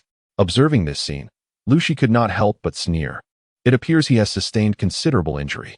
Her derisive laughter had scarcely materialized when Zhou Yuan abruptly opened his eyes, and all present witnessed a swirling aura of source energy enveloping him, churning the surrounding waters into a vortex. His robes billowed, and a faint rumble emanated from within him, as streams of celestial source energy surged into his being, causing his aura to swell dramatically in that moment. What is this? Qi Yu, Lu Shi, and the others found their pupils constricting in disbelief. How is this possible? Su Yue, Yang Zai, and Song Qiushui gasped in astonishment. At that instant, Chu Tianyang was also moved, his eyes sparkling with intensity as he fixed his gaze upon Zhou Yuan, articulating with deliberation, he is actually awakened 3 meridians? Chapter 31. Establishing authority amidst the lake. Zhou Yuan's source energy surged around him, streams of light seemingly flowing over his skin, as invisible waves radiated outward, stirring the surrounding waters into a tumultuous frenzy. On the shore, all eyes were fixed in astonishment upon his figure, for this scene was all too familiar. It was a manifestation that only occurred when one opened their meridians. Open the 3rd meridian? How can this be possible? Lu Shi's delicate face fluctuated between pallor and hue, a fiery sensation coursing through her. Just moments ago, she had been mocking Zhou Yuan for his bravado, only to be taken aback as he not only remained unscathed but also successfully opened his 3rd meridian on the spot. Qi Yu's gaze darkened entirely at this moment. His fingers clenched tightly, his eyes cold and serpentine as they fixated on Zhou Yuan, a surge of anger boiling within him. He too had not anticipated such an outcome. Moreover, what astonished him was how Zhou Yuan, with mere 2nd meridian cultivation, could endure for an entire hour beneath the Yuling waterfall. How could this fellow achieve such a feat? The other students from the secondary academy exchanged glances, rendered speechless, clearly awestruck by the unfolding spectacle. In the lake, Zhou Yuan slowly opened his tightly shut eyes, a glimmer of brilliance flickering within them. He gazed down at the swirling streams of source energy enveloping his body, feeling the exhilarating sensation of his 3rd meridian fully open within. An overwhelming sense of joy surged within him. He too had not expected to directly open his 3rd meridian at this moment. Initially, he had estimated that it would require several more days of cultivation, but it seemed he had underestimated the potency of the jade essence within the Yuling waterfall. After absorbing a substantial amount of jade essence, he had unexpectedly opened his 3rd meridian today. However, he mused, this was likely my first experience absorbing jade essence, which is why the effect was so pronounced. Once accustomed, such immediate results may not be attainable. Zhou Yuan's eyes sparkled with delight as he contemplated this, a soft chuckle escaping his lips. With a gentle push from his toes, he leaped onto the shore. Upon raising his gaze, he found that everyone was staring at him in silence. Suddenly, applause erupted. It was Chu Tianyang, his previously stern expression now adorned with a warm smile, his eyes glowing as they fixated on Zhou Yuan, hands clapping vigorously. Earlier, they had been daunted by Qi Yu's performance, resulting in a dip in morale, yet in an instant, Zhou Yuan had shattered Qi Yu's record, leaving him far behind. To endure for an entire hour beneath the Yuling waterfall with merely 2nd meridian cultivation was an unprecedented achievement in the Great Zhou prefecture. The applause left Zhou Yuan momentarily stunned, prompting him to smile back at them before redirecting his gaze toward Qi Yu and the others from the secondary academy. Upon meeting Zhou Yuan's gaze, the students from the secondary academy shrank back, their necks retracting and faces flushing, acutely aware of their earlier ridicule, which had now turned against them. Lu Shi's face was a deep shade of anger, her expression exceedingly grim, yet she remained speechless, biting her silver teeth in frustration. Ji Yu's countenance was dark, and his voice, tinged with a chilling coldness, seeped through his clenched teeth. Well, your highness certainly proves to be surprising. If you wish to observe, do so quietly from the sidelines. Refrain from prattling about, for we have no inclination to engage. Zhou Yuan cast a sidelong glance at Ji Yu, responding with a faint smile. Ji Yu's eyes twitched slightly, yet he ultimately inhaled deeply, suppressing the anger brewing within him. However, his gaze towards Zhou Yuan grew increasingly somber. Let us continue. Time is of the essence, Zhou Yuan remarked, turning his attention back to Su Yue, Yang Zai, and Song Qiushui, smiling amiably. 3 hours, equating to 6, had nearly elapsed. Excellent. Upon hearing Zhou Yuan's words, all the students from the Jia Academy responded in unison, their morale soaring instantaneously. Their gazes towards Zhou Yuan transformed significantly. Previously, they had harbored a somewhat condescending attitude towards the newcomers, but with Zhou Yuan's display, not only did he intimidate Ji Yu and his ilk, but he also earned a modicum of respect from them. Standing to the side, Chu Tianyang observed the revitalized students of the Jia Academy and couldn't help but exhale in relief, his satisfaction with Zhou Yuan intensifying. Throughout the year, Ji Yu had been a looming figure in the minds of the Jia Academy students, casting an indomitable shadow over them. Yet today, Zhou Yuan had made it clear that Ji Yu is not invincible. Beyond the mountains, there are higher mountains. Beyond men, there are other men. The inability to contend with Ji Yu in the past was merely due to the absence of a formidable rival, and now, perhaps that rival had finally emerged. Chu Tianyang mused as he gazed at Zhou Yuan. Beneath the Yuling Falls, the rejuvenated students of the Jia Academy resumed their training. The waterfall thundered down, and the figures standing beneath it appeared to gain newfound strength. In the ensuing hours, Zhou Yuan maintained a rigorous training regimen, astonishing everyone with his endurance, leaving them baffled as to how he could achieve such feats. Most notably, even after an hour of relentless exertion, Zhou Yuan remained lively and unscathed, revealing minimal signs of bruising. It seemed as though the impact of the waterfall had inflicted no harm upon him whatsoever. Consequently, the looks directed at Zhou Yuan became increasingly filled with reverence. The 3 hours of training soon concluded, and the students of the Jia Academy marched proudly past their counterparts from the Yi Academy, led by Zhou Yuan. Observing their departing figures, the Yi Academy students fell into a profound silence. What is there to be so proud of? It was merely a matter of enduring a little longer. Do they truly believe that merely opening 3 meridians elevates them to the heavens? Lu Shi seethed with barely contained fury. Ji Yu must not be allowed to continue his arrogance. Ji Yu's expression remained impassive as he replied with indifference. What is the rush? He turned his gaze towards the immense Yuling Falls, a glimmer of cold light flickering in his eyes. After a moment, he let out a cold chuckle and remarked, it seems the Yuling Falls have proven quite beneficial for him. He looked at Lu Shi, his gaze chillingly sharp, and inquired, do you not think that the Jia Academy occupying the Yuling Falls for 3 hours is rather excessive? Upon hearing this, Lu Shi's beautiful eyes sparkled with interest as she inquired, are you suggesting that? Qi Yu chuckled softly, the shadows upon his face dissipating. He replied, I recently overheard Dean Su mention that the allocation of time for the Yuling waterfall is rather inequitable, and several other institutes have voiced their discontent as well. If Institute A were to maintain its previous arrogance over the others, no one would dare to contest their privilege. Yet, does Institute A still possess such stature now? Having been suppressed by our Institute B for 2 consecutive years, do they still have the audacity to consider themselves the foremost among all institutes? Qi Yu's gaze shifted towards the direction from which Zhou Yuan and the others had departed, a chilling glint intensifying in his eyes, while a sardonic smile graced his lips. Thus, I believe, it is indeed time to reconsider the distribution of time for the Yuling waterfall. Chapter 32. The convergence of ice and fire time within the Daizhou prefecture seemed to flow particularly swiftly, and in the blink of an eye, a fortnight had elapsed. During this period, Zhou Yuan gradually acclimated to the rigorous training regimen of the First Academy. However, he felt a twinge of regret after successfully unblocking the 3rd meridian. The effects of the Jade Spirit waterfall had not been as formidable as on the initial day. Nevertheless, with the assistance of the Jade Essence, Zhou Yuan was steadily making progress in unblocking his 4th meridian. It was only a matter of time before he achieved complete mastery. On this particular day, after enjoying his breakfast, Zhou Yuan exited the inner hall and spotted a delicate figure in the nearby flower garden, stirring something within his heart. Today, the Jade Spirit waterfall within the Daizhou prefecture would once again be activated. Yet, given that the waterfall's efficacy had diminished for him, It seemed he was becoming increasingly accustomed to the jade essence. Therefore, Zhou Yuan contemplated devising a new strategy to enhance its effects. Each time he entered the jade spirit waterfall, he meticulously inscribed the convergence pattern, a first-grade source pattern. Sister Yao Yao possessed exceptional skills in source patterns, far surpassing the instructors at the Dezhou prefecture. He wondered if she had mastery over an even more effective first-grade convergence pattern.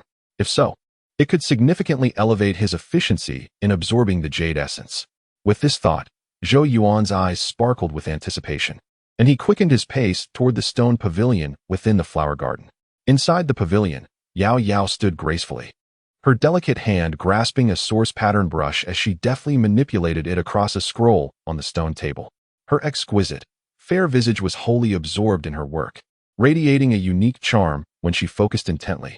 Zhou Yuan quietly approached her side, his gaze drawn to the scroll. It depicted a magnificent landscape, with mountains undulating like a hidden dragon and rivers flowing, shimmering in the light. As he beheld this grand artwork, Zhou Yuan's expression grew increasingly grave, a hint of astonishment flickering in his eyes. He had discerned that hidden within the painting were traces of source patterns. The entire composition concealed a profound source pattern. The rank of this source pattern was undoubtedly high. At that moment, Zhou Yuan felt a chilling sensation coursing through him, as if confronting a terrifying entity. With an astonishing wave emanating slowly from the scroll, this source pattern must have reached the third grade. Zhou Yuan thought in shock. A third-grade source pattern would not be underestimated even by formidable warriors of the heavenly connection realm. Moreover, what astounded Zhou Yuan the most was that Yao Yao could seamlessly integrate the source pattern into her landscape painting, showcasing the depth of her expertise in source patterns. You have yet to attain such mastery in source patterns. Delving too deeply may harm your spirit. Yao Yao's serene voice reached his ears. Upon hearing this, Zhou Yuan indeed felt a slight dizziness and quickly averted his gaze, sighing in admiration. Sister Yao Yao's skills in source patterns are truly remarkable. He looked at her, curiosity brimming in his eyes. I wonder what the highest rank of source patterns you can inscribe is now. Generally, a third-grade source pattern can rival the strongest in the heavenly connection realm. If it were a fourth grade, even my father, Zhou Qing, would have to treat it with caution. Regrettably, throughout the vast Zhou realm, none among those whom Zhou Yuan knew to possess the highest mastery of source patterns could inscribe a fourth-grade source pattern. Yao Yao gently rolled up the painting before her and remarked casually, "For now, I can only inscribe a third-grade source pattern. However, with adequate preparation, attempting a fourth-grade pattern is not out of the question." Zhou Yuan couldn't help but grin. A third-grade source pattern wielded enough power to rival that of a formidable figure within the celestial gate realm. This implied that despite Yao Yao's inability to harness spiritual energy and her seemingly delicate appearance, should she truly engage with the assistance of source pattern power, even those within the celestial gate realm would find it challenging to contend with her. His master had tasked him with protecting her, who was truly safeguarding whom? Zhou Yuan couldn't suppress a wry smile within his heart. Seemingly aware of Zhou Yuan's thoughts, Yao Yao shot him a glance and said, "Grandfather He has no expectations of your current self. He is focused on your future." Zhou Yuan felt a stir within. Recalling the urgency evident in Song Yuan's demeanor when he had sent both him and Yao Yao away, it felt as if an impending crisis loomed, one that even Song Yuan could not fully grasp. "Sister Yao Yao, do you know anything about Master's origins?" Zhou Yuan inquired tentatively. Song Yuan's unfathomable strength and the unknown threat he sensed was undoubtedly terrifying. Thus, Zhou Yuan wished to learn more to prepare himself adequately. Upon hearing his question, a flicker of confusion appeared in Yao Yao's beautiful eyes.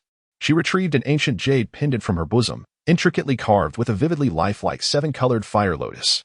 She caressed the pendant, gently shaking her head as she murmured, "Grandfather He has never disclosed anything to me." Zhou Yuan let out a bitter laugh. Both Song Yuan and Yao Yao were shrouded in mystery, leaving him unable to delve deeper. Noticing Yao Yao's somewhat despondent demeanor, Zhou Yuan dared not press further and hastily shifted the topic, asking, "Sister Yao Yao, are you capable of gathering source patterns?" Gathering source patterns is a common first-grade pattern. What is there that I cannot do? Yao Yao replied nonchalantly. Zhou Yuan's eyes gleamed with interest as he inquired, "Is there a gathering source pattern that is most effective within my capacity?" Source patterns cannot be inscribed indiscriminately. For instance, if Zhou Yuan were to attempt a third-grade source pattern with his current physical constitution, even if he could activate it, it would inflict severe damage upon his body. Yao Yao pondered for a moment before sketching a source pattern in the air before her, stating, "Is this the gathering source pattern you used before?" Zhou Yuan nodded. The pattern she depicted was indeed the most ordinary gathering source pattern, the same one inscribed by the instructors at the Zhou government. Holding a jade-like source pattern brush, Yao Yao rested its tip against her delicate chin, contemplating. There are many variations of gathering source patterns, and I certainly know of those with superior efficacy, she finally remarked. Zhou Yuan's spirit soared, and he gazed at Yao Yao with eager anticipation. "Could you inscribe one for me?" Observing the longing in Zhou Yuan's eyes, Yao Yao clenched her small fist against her chin, deep in thought. Seizing the moment, Zhou Yuan retrieved a jade vial from his sleeve, stating, "This is 100-flower brew. I went to great lengths to procure it." Yao Yao accepted the jade vial, gently inhaling its scent, a satisfied smile gracing her lips. With her jade-like hand, she deftly twirled the azure source pattern brush and instructed, "Please remove your upper garment." Without hesitation, Zhou Yuan shed his shirt. After a period of rigorous training, his physique had developed considerably, exhibiting well-defined contours. This source pattern, known as the ice and fire convergence pattern, ranks among the elite of first-tier source patterns. Albeit it entails some discomfort, Yao Yao remarked nonchalantly. "It's fine, proceed," Zhou Yuan replied, unperturbed. Yao Yu nodded slightly, no longer hesitating. The brush tip shimmered with a faint luminescence before making contact with Zhou Yuan's back, and as the brush glided, intricate source traces began to materialize. As the source traces multiplied upon his back, Zhou Yuan gradually experienced an unusual sensation. It felt as if both searing heat and frigid cold were manifesting upon him, leading to a relentless alternation of temperature that resulted in intense stinging pain. Hiss. Zhou Yuan inhaled sharply. The dual sensations of ice and fire were evidently excruciating. All done. In a mere few minutes, Yao Yao withdrew her hand. With a deft flick of the brush, a complex source pattern emerged on Zhou Yuan's back, appearing as if ice and fire flowed within its design, extraordinarily captivating. With the formation of the source pattern, Zhou Yuan indeed sensed the surrounding source energy beginning to converge towards him, its potency far surpassing that of an ordinary convergence pattern. Remarkable. Zhou Yuan's eyes gleamed with astonishment. The efficacy of this ice and fire convergence pattern exceeded that of a typical convergence pattern by more than double. With this ice and fire convergence pattern, the essence of jade I can absorb from the jade spirit falls will surely amplify. Zhou Yuan felt a surge of excitement. For their academy had only 3 hours at the Jade Spirit Falls, and he could not afford to squander this precious time. He resolved to absorb as much jade essence as possible within those 3 hours. Regrettably, 3 hours seemed too brief. If only he had a bit longer. The time required to open the 4th meridian would be significantly reduced. Zhou Yuan lamented. The efficacy of the ice and fire convergence pattern was indeed impressive. If only he could have one crafted for Yue, she would likely swiftly unlock her 5th meridian. This thought stirred Zhou Yuan's heart, as he recognized Yue's exceptional cultivation talent, and he did not wish to see her languish. "Yao Yao, might you assist me in crafting a pattern for a friend?" Zhou Yuan inquired, a hopeful expression on his face. Upon hearing this, Yao Yao's delicate brows furrowed immediately, and she replied without hesitation, "Don't even think about it." She possessed a touch of perfectionism. Had it not been for her prolonged acquaintance with Zhou Yuan, she would not have helped him with the source pattern. "She is a girl," Zhou Yuan quickly added. Upon learning it was a girl, Yao Yao's demeanor softened slightly. "You've been cooped up in this palace for ages. It would be a welcome change to accompany me to the Great Zhou mansion for a leisurely stroll." Zhou Yuan seized the opportunity. Yao Yao hesitated for a moment. Having spent over a month in the palace, she indeed found it somewhat dull. "Very well, I shall accompany you on one condition.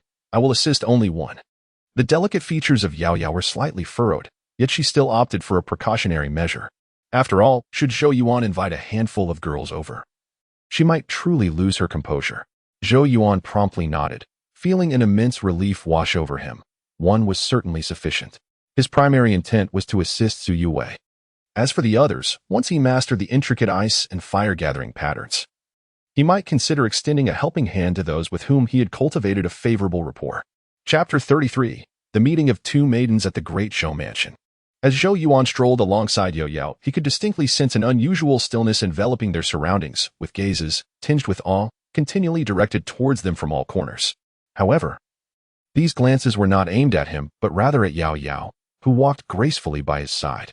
Clad in a simple blue garment, she possessed a lithe figure, her long legs slender and straight, and her tiny waist delicate enough to be grasped with a single hand, cradling the languorous Tun-Tun in her arms.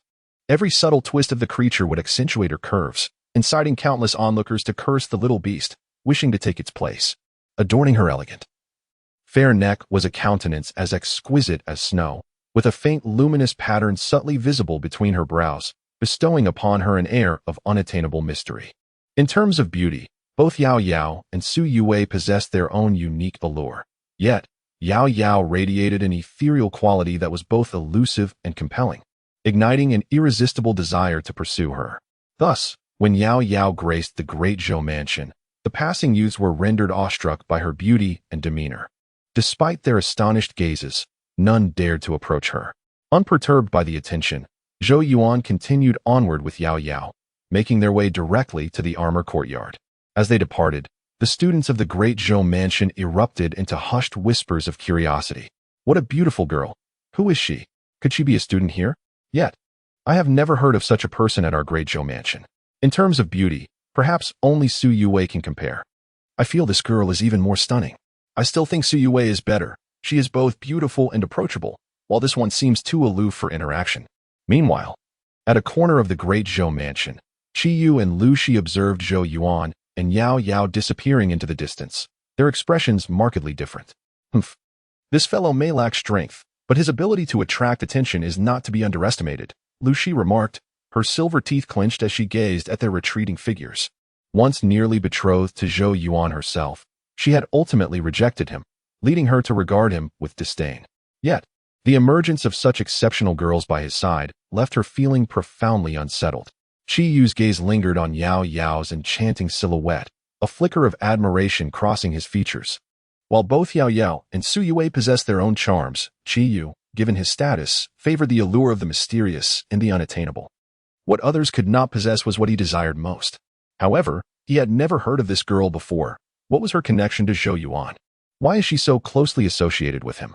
He mused, narrowing his eyes slightly before smiling lightly. It seems our prince has been enjoying himself lately, frolicking amidst the flowers. What of the matter you mentioned earlier? Lu Shi, still biting her silver teeth, expressed her discontent at the sight of Zhou Yuan's carefree demeanor. The corners of Qi Yu's mouth curled slightly as he remarked, "We are almost ready. The other 3 academies have expressed dissent regarding the 3 time slots controlled by the A Academy, making today an opportune moment to strike." As he spoke, he gazed in the direction where Zhou Yuan had departed, a playful smile illuminating his face. To accompany beauty is indeed a delightful affair. However, today, you have chosen an inopportune moment. Beware of losing face. A Academy. When Zhou Yuan entered with Yao Yao, all eyes immediately turned towards them, captivated by the enchanting figure of the young lady in green beside him. Su Yue, who had been conversing with Song Qiushui and others, initially spotted Zhou Yuan and was about to greet him, but then halted, her gaze transfixed upon Yao Yao. A tremor of surprise coursed through her heart, and she bit her lip, evidently perplexed about the nature of Zhou Yuan's relationship with the young girl in green. Our prince truly has a penchant for attracting admiration, thought Song Qiushui, feeling sympathetic towards Su Yue. Over time, Su Yue had become the most popular figure in A Academy, possessing both beauty and exceptional talent, yet remaining devoid of any arrogance. Qiushui, do not speak carelessly. Su Yue quickly tugged at Song Qiushui's sleeve. You, my dear. Song Qiushui cast a resigned glance at her, whispering, you are destined for trouble, ensnared completely. We are merely friends, Su Yue retorted, her cheeks flushed. Humph. Song Qiushui scoffed. What are you two discussing? Zhou Yuan approached with a smile. Your Highness, Su Yue greeted him with a radiant smile, her beautiful eyes seemingly glancing at Yao Yao as she softly inquired. May I ask who this is? Zhou Yuan contemplated for a moment before responding. This is my junior sister. Yao Yao shot him a glance but did not refute him. After all, since Zhou Yuan was a disciple of Song Yuan, referring to her as his junior sister was indeed fitting. Su Yue was somewhat surprised, having never heard of Zhou Yuan's junior sister before, but since he had said so, she chose to believe him. Come, follow me. Zhou Yuan disregarded the curious gazes of others, beckoning to Su Yue and leading Yao Yao towards a quiet room. Su Yue's eyes sparkled with confusion, yet she followed suit. Once inside the quiet room, Zhou Yuan closed the door and promptly removed his upper garment. Your Highness, what are you doing? Su Yue exclaimed, her face instantly crimson, as she anxiously stamped her foot, her gaze flitting about, unsure where to settle. Zhou Yuan scratched his head awkwardly, turning around to reveal the ice and fire source pattern on his back. I want you to see this. Su Yue's gaze finally shifted. Though her cheeks remained flushed, she stared at the source pattern on Zhou Yuan's back, and after a moment, gasped in astonishment, "Is this a source pattern?" Zhou Yuan, now clad again, nodded and explained, "This is the ice and fire source pattern, inscribed by my junior sister. Its efficacy surpasses that of ordinary source patterns, which is why I invited her here to help you inscribe one as well. This will enhance your training efficiency at the Yuling Falls." Su Yue paused, her eyes wide with surprise as she regarded Yao Yao, who stood gracefully holding a delicate pose, clearly astonished by the latter's remarkable proficiency in source patterns. It is noteworthy that, at least among the source pattern instructors within the Grand Zhou Mansion, none seem capable of depicting this extraordinary gathering source pattern. However, amidst the astonishment, there also flows a warmth in my heart due to Zhou Yuan's actions. The quiet room has an inner chamber. You may enter, and I shall remain here to guard. Zhou Yuan smiled at Yao Yao and Su Yue. Yao Yao nodded slightly and stepped inside first, followed closely by Su Yue, who cast a glance at Zhou Yuan. Upon entering the inner chamber, Yao Yao scrutinized Su Yue from head to toe, her delicate face betraying no emotion, yet inwardly, she silently praised the girl before her. This young maiden was remarkably intelligent and captivating, her eyes sparkling with vitality, a veritable embodiment of beauty. Your name is Su Yue, correct? Yao Yao's voice softened. For who could remain indifferent when faced with such a brilliant young lady? Su Yue gently nodded, gazing at Yao Yao, hesitating momentarily before inquiring, "What is your name, elder sister?" "I am called Yao Yao." "Then I shall call you Sister Yao Yao." Yao Yao nodded slightly, instructing, "Please remove your outer garment." At these words, Su Yue's cheeks flushed anew. Although they were both young women, undressing in the presence of another still evoked a sense of shyness. Nevertheless, she was no dawdler. With a determined bite of her silver teeth, she removed her outer garment. As the fabric fell away, the entire inner chamber seemed to brighten. The ivory-like contours of her delicate form exquisitely outlined. Her face flushed crimson as she turned away, revealing her smooth, fair back, her arms encircling her chest, subtly highlighting her graceful curves. In such a scene, any man present would surely be captivated. What a mesmerizing girl, Yao Yao marveled inwardly, then retrieved a jade pen, reminding, "This may cause a slight discomfort." Su Yue nodded. The jade pen descended, glimmering with ethereal light before it touched Su Yue's back. The brush's tips swirling to carve intricate patterns, each line resonating with a wave of spiritual energy. The sensations of heat and cold emanating from her back caused Su Yue to bite her silver teeth, yet not a single sound of pain escaped her lips. Observing this, Yao Yu nodded approvingly. Within the inner chamber, the atmosphere remained tranquil.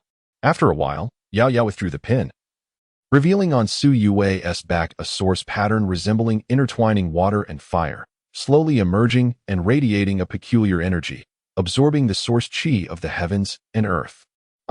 Just as the ice-fire source pattern materialized, Yao Yao exclaimed in surprise, her beautiful eyes fixated on the intricate design, for in that moment, she sensed that the efficacy of this ice-fire gathering source pattern seemed to be significantly enhanced. "Do not move," Yao Yao suddenly instructed, extending her delicate hand to gently press against Su Yue's back, exploring and sensing for a moment, her expression deepening in contemplation. Deep within her being, there appeared to be a sensation of yin and yang, somewhat akin to the legendary yin-yang source root. Yet why did it seem so faint? Is it because it has yet to fully mature? Yao Yao pondered within herself. The so-called yin-yang source root is an exceptionally unique foundational essence. Much like the sacred dragon root once possessed by Zhou Yuan, distinct from that of ordinary individuals. However, Su Yue's yin-yang source root is rather feeble. It may not have fully developed yet, which leaves Yao Yao uncertain for the moment. "Sister Yao, what is it?" Su Yue inquired, noticing Yao Yao's contemplative demeanor. After a moment's thought, Yao Yao shook her head, realizing that she too could not ascertain the situation, deeming it unnecessary to voice her uncertainty. She simply remarked, "The effect of the ice-fire gathering source pattern is more pronounced in you than in Zhou Yuan." Su Yue was somewhat taken aback by this revelation. Yet she did not dwell on it, understanding that the efficacy of certain source patterns can indeed vary from person to person, making such discrepancies quite normal. Having completed the engraving of the gathering source pattern, the two women emerged.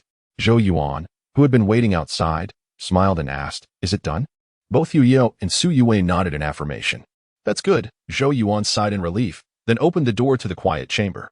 Upon exiting, Zhou Yuan was immediately met with a barrage of fiery gazes directed at him. The young men from the other academy were gnashing their teeth.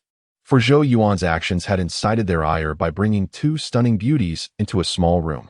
In response to their glares, Zhou Yuan could only roll his eyes in exasperation. At that moment, a figure hurriedly rushed in from outside. It was Yang Zai, his forehead glistening with sweat. Upon seeing the crowd, he hastily exclaimed, "The Lord of the Chu house has ordered us to hurry to the Yuling waterfall. Something has happened. What has occurred?" Zhou Yuan asked, momentarily taken aback. The others from the academy also cast puzzled looks in his direction. Wiping the sweat from his brow, Yang Zai gritted his teeth and said, "Damn that Qiyu. Their academy has actually allied with several other academies, claiming that the allocation of training time at the Yuling waterfall is unfair, and they want our Jia Academy to reduce our time." At this declaration, a wave of uproar ensued, with everyone expressing their outrage. Their eyes blazed with fury. The Yuling waterfall is a vital training ground for the Great Zhou house, and any reduction in their training time would undoubtedly slow the progress of all their cultivation. Qiyu's actions were tantamount to severing their path. Upon hearing this, Zhou Yuan's eyes narrowed slightly, a chilling glint emerging within. Qiyu's maneuver was indeed ruthless. Chapter 34. The scheme at Yuling Falls. When Zhou Yuan, Yao Yao, Su Yue, and others arrived at Yuling Falls, the place was already teeming with people. Students from all 5 courtyards of the Great Zhou Prefecture had gathered here, creating a cacophony of voices that filled the air with a lively atmosphere. Zhou Yuan and his companions navigated through the crowd to the very center, where they caught sight of Chu Tianyang's ashen complexion, and in front of him stood Su Hong. Behind Su Hong were Qiyu and Lu Shi. Upon noticing Zhou Yuan's arrival, Qiyu could not help but smile, though his expression was laced with mockery. Chu Tianyang also saw Zhou Yuan, but did not say much. Instead, he glared at Su Hong with a dark expression, his fist clenched tightly, and coldly remarked, "Su Hong, do not overstep your bounds. The usage time of Yuling Falls has already been established. How can you simply change it?" "Haha, what are you talking about, Prefect?" Su Hong replied slowly. "Yuling Falls is the most significant cultivation site of our Great Zhou Prefecture, and it is only natural that we maximize its efficacy. In the past, the first courtyard was indeed the strongest, occupying 3 hours at Yuling Falls without any objections from us. But now, the first courtyard has been suppressed by our second courtyard for 2 consecutive years. Thus, it can no longer be considered the foremost. Given this, is it not unreasonable for the first courtyard to still claim 3 hours at Yuling Falls?" A glimmer of cold light flashed in Chu Tianyang's eyes as he retorted. "The allocation of time at Yuling Falls was decreed by the king. If you have any objections, you should address them with the king." Su Hong, unfazed, chuckled and replied, "Since the establishment of the Great Zhou Prefecture, matters within the prefecture have been determined freely. Even the king does not interfere. Therefore, there is no need for the prefect to use the king as a shield." His allegiance to the Qi Wang had diminished his respect for Zhou Qing significantly. "You." Chu Tianyang's fury surged, his eyes glinting with intensity as he stepped forward. Suddenly, a crimson aura erupted from the top of his head, soaring skyward. This crimson energy resembled a vast expanse of red clouds, searingly hot, swirling above Chu Tianyang. As the red mist spread, the air around them grew incredibly scorching. A formidable sense of oppression swept through the crowd, causing all the students to change color and tremble in their heels. Is this the might of a celestial gate realm expert? Truly terrifying. Their energy could shatter mountains and rend the earth. Many students looked on in awe, realizing that the source energy they could harness at the pulsing vein realm was but a drop in the ocean compared to Chu Tianyang's prowess. Standing behind Chu Tianyang, Zhou Yuan gazed at the overwhelming crimson aura with astonishment, feeling a stir in his heart. This must be the source energy cultivated by the prefect. The 3rd grade, Qiyang energy. The 9 grades of source energy indicate that the more profound the cultivation method, the higher the grade of the source energy produced. The highest cultivation methods in the Great Zhou royal family could only yield 4th grade source energy. "Humph, you wish to fight? Do you truly think I fear you?" Su Hong's eyes turned icy as he observed Chu Tianyang's display. Stepping forward, he unleashed his own powerful source energy, surging forth like a beam of light from his head. A stream of source energy surged forth, resembling a silver torrent infused with an icy chill that permeated the air, causing frost to spread across the nearby ground. This was the 3rd grade source energy, the Silver Frost Qi. As the two formidable figures from the Heavenly Gate realm faced off, an overwhelming sense of pressure enveloped the surroundings, instilling fear among the gathered students who dreaded being caught in the crossfire. After all, when beings of the Heavenly Gate realm engaged in combat, it was no mere skirmish. It could lead to cataclysmic upheaval. Lord Chu, Dean Su, this is not the place for a confrontation. Just as Chu Tianyang and Su Hong's auras clashed, a voice rang out, shattering the tension. The speaker was a man clad in black robes, the dean of the Third Academy, Qin Xiao. The deans of the other two academies quickly chimed in, recognizing that should a conflict erupt between Chu Tianyang and Su Hong, it would yield no benefit for anyone. Humph. I shall never agree to your proposed alterations to the allocation of time for the Yuling waterfall. Chu Tianyang retorted coldly. Su Hong's expression darkened with anger, and he was about to respond when Qi Yu, standing nearby, suddenly smiled gently and interjected, Lord Chu, today's proposal is not aimed at targeting the First Academy. It is for the benefit of all students of the Great Zhou Academy. You are surely aware of how vital the Yuling waterfall is for our students. Historically, the time allocation was based on the First Academy's status as the foremost among the academies, allowing it to monopolize 3 time slots without opposition. However, given the current decline of the First Academy, it seems rather unjust for it to retain such a lengthy period. Thus, the redistribution of training time reflects the will of the collective. Qi Yu's voice resonated with righteousness, and his words garnered silent agreement from many students surrounding the Yuling waterfall, for all knew its remarkable efficacy in aiding the development of the meridian opening stage. If they could secure additional time, their progress would undoubtedly accelerate. In the pursuit of personal gain, everyone harbored a sliver of self-interest. Noticing the nods of approval from the crowd, Qi Yu inwardly smiled, then turned his gaze to the increasingly grim-faced Chu Tianyang and continued.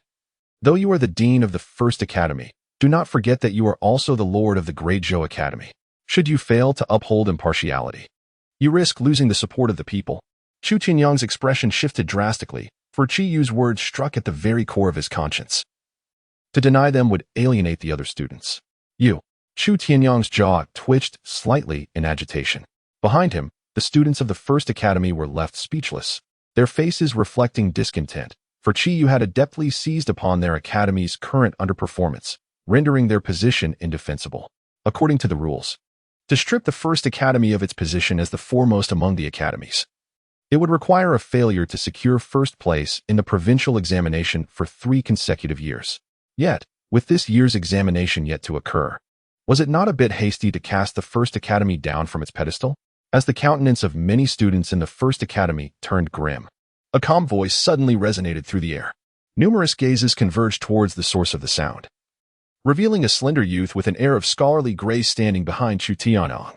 It was none other than Zhou Yuan. Qi Yu, upon noticing Zhou Yuan speaking, offered a faint smile and remarked, the First Academy has already gone 2 years without claiming the top position in the provincial examination. This year will surely be no exception. Thus, the title of the foremost academy has long become a mere formality. Why must you feign strength, Your Highness? Rules are rules, and I do not believe our academy will lose the top spot again this year. Zhou Yuan merely smiled in response, his voice calm and unperturbed. Qi Yu narrowed his eyes, a hint of disdain curling at the corners of his mouth as he retorted sharply, Your Highness's optimism is rather naive. There are still a few months until the year-end provincial examination, and the outcome is already clear. Why must the First Academy cling to the 3 hours of the Yuling Falls, wasting such a valuable resource for cultivation? Zhou Yuan shook his head, asserting, I do not consider our cultivation at the Yuling Falls to be a waste of resources. With a cold laugh, Qi Yu challenged, if you insist on being stubborn. Are you brave enough to let facts speak for themselves? Oh? Zhou Yuan raised an eyebrow. Rest assured, I do not intend to suggest a duel. That would be rather unfair. Qi Yu's half-smile and condescending tone left many students of the First Academy with ashen faces, seething with indignation. Qi Yu pointed towards the cascading Yuling Falls, a sharp glint flashing in his eyes as he declared, if you are unconvinced, let us each send 1 person into the Yuling Falls to see who can endure the longest. This will surely demonstrate who is squandering cultivation resources. At that moment, he revealed his true intentions. You have already opened 6 meridians and possess formidable physical prowess. Who could rival you in enduring the Yuling Falls? Chu Tianyang spoke in a low voice. Although Zhou Yuan had performed exceptionally well in the Yuling Falls, the duration of his endurance was increasing. It was important to recognize that Qi Yu, with his superior physical attributes, could achieve the same feat. Qi Yu replied nonchalantly, "If Lord Chu finds this unfair, then perhaps you should blame your academy for lacking individuals capable of reaching 6 meridians." Chu Tianyang's eyes flared with anger, ready to retort, but Zhou Yuan interjected first. "What are the stakes?" Zhou Yuan had discerned that Qi Yu had come prepared and would not easily relent, so regardless, a contest seemed inevitable. "The stakes, then? If our second academy wins, we ask the first academy to forfeit 1.5 hours of cultivation time. 1 hour will be allocated to our academy, and the remaining half hour shall be distributed among the other 3 academies. What say you?" Qi Yu fixed his gaze on Zhou Yuan, a smirk playing on his lips as if he had spotted prey and snared in a trap. 1.5 hours. The other students of the first academy turned furious at his words, as their 3 hours had been effectively halved, a significant blow indeed. The students from the other academies remained silent. Clearly, the current situation was one of competition between the second and first academies. However, if they could ultimately secure additional time at the Yuling Falls, it would certainly be a satisfactory outcome for them. Thus, in response to Qi Yu's aggressive demeanor, the majority of the students maintained a watchful stance. Zhou Yuan gazed at Qi Yu, whose face bore a smile, and narrowed his eyes slightly. After a moment, he slowly stated, 1.5 hours? Very well. However, should you lose, the E Academy must also forfeit 1.5 hours of training time at the Yuling Falls. If it were a direct confrontation, Zhou Yuan, who had yet to open all 4 meridians, might have little confidence against Qi Yu, who had already opened 6. Yet, in the realm of cultivating within the Yuling Falls, Zhou Yuan felt assured and untroubled by any student from the Dazhou Academy. He understood that Qi Yu would have prepared himself, but likewise, he should not underestimate Zhou Yuan. Moreover, as Qi Yu coveted the 3 hours of training time at the Yuling Falls from the Jia Academy, Zhou Yuan himself found those 3 hours rather insufficient. Yet, lacking a suitable opportunity until now, he had been unable to seize it. With Qi Yu unexpectedly presenting such a generous offer, he had no reason to decline. Qi Yu's expression momentarily faltered, clearly taken aback by Zhou Yuan's prompt acceptance. However, recalling his own hidden cards, a glint of ruthlessness crossed his eyes. "Very well. If we lose, the Academy shall also concede 1.5 hours. As these words fell from Qi Yu's lips, a low murmur of astonishment erupted among the surrounding students, who then became invigorated. It seemed they would not have to wait until the year-end provincial examination. Here, the Jia and E Academies were set to engage in a fierce clash once more. However, they evidently held a greater belief in the E Academy, as it boasted Qi Yu, the only student in the Dazhou Academy who had successfully opened 6 meridians, his prowess eclipsing all others. In contrast, Zhou Yuan had merely opened 3 meridians. How could he possibly compare to Qi Yu? This Prince Zhou Yuan, known for his composure, why today did he appear so flustered? Chapter 35. The duel at the Jade Spirit Waterfall. Before the magnificent Jade Spirit Waterfall, as Zhou Yuan and Qi Yu established their wager, the atmosphere instantly ignited with fervor. An increasing number of students from the Great Zhou Academy gathered, blocking the area until not even a drop of water could pass. After all, the stakes of their bet were exceedingly high. The training time of 1.5 hours at the Jade Spirit Waterfall was a coveted prize. Apart from the A and B academies, the remaining institutes each possessed merely 1 hour. The bait had been set. Lu Shi's beautiful eyes surveyed the scene, and a satisfied smile crept across her lips, as if she could already envision Zhou Yuan's disheveled state following his imminent defeat. Beside her, Su Hong's eyes flickered with a cold glint. Zhou Yuan truly believed that his commendable performance at the Jade Spirit Waterfall granted him the audacity to challenge Qi Yu, displaying a naivety that was almost amusing. Although many students from the B Academy felt a twinge of fear upon hearing Qi Yu's acceptance of the wager, excitement soon followed, for they were well aware of Qi Yu's formidable strength. Even if this contest did not involve genuine combat, it was evident that it would not pose a significant challenge for him. Thus, the 1.5 hours of training time from the A Academy was regarded as a foregone conclusion, in stark contrast to the B Academy's palpable enthusiasm. The atmosphere among the A Academy students was heavy with despair. Many wore downcast expressions, burdened by the overwhelming reputation Qi Yu had established. "Zhou Yuan, do you feel confident?" Chu Tianyang inquired softly, concern etched in his features. "I will do my utmost," Zhou Yuan replied with a smile. Seeing Zhou Yuan's composed demeanor eased Chu Tianyang's worries slightly. It was clear that Zhou Yuan had prepared extensively. He would not relent until he achieved his objective.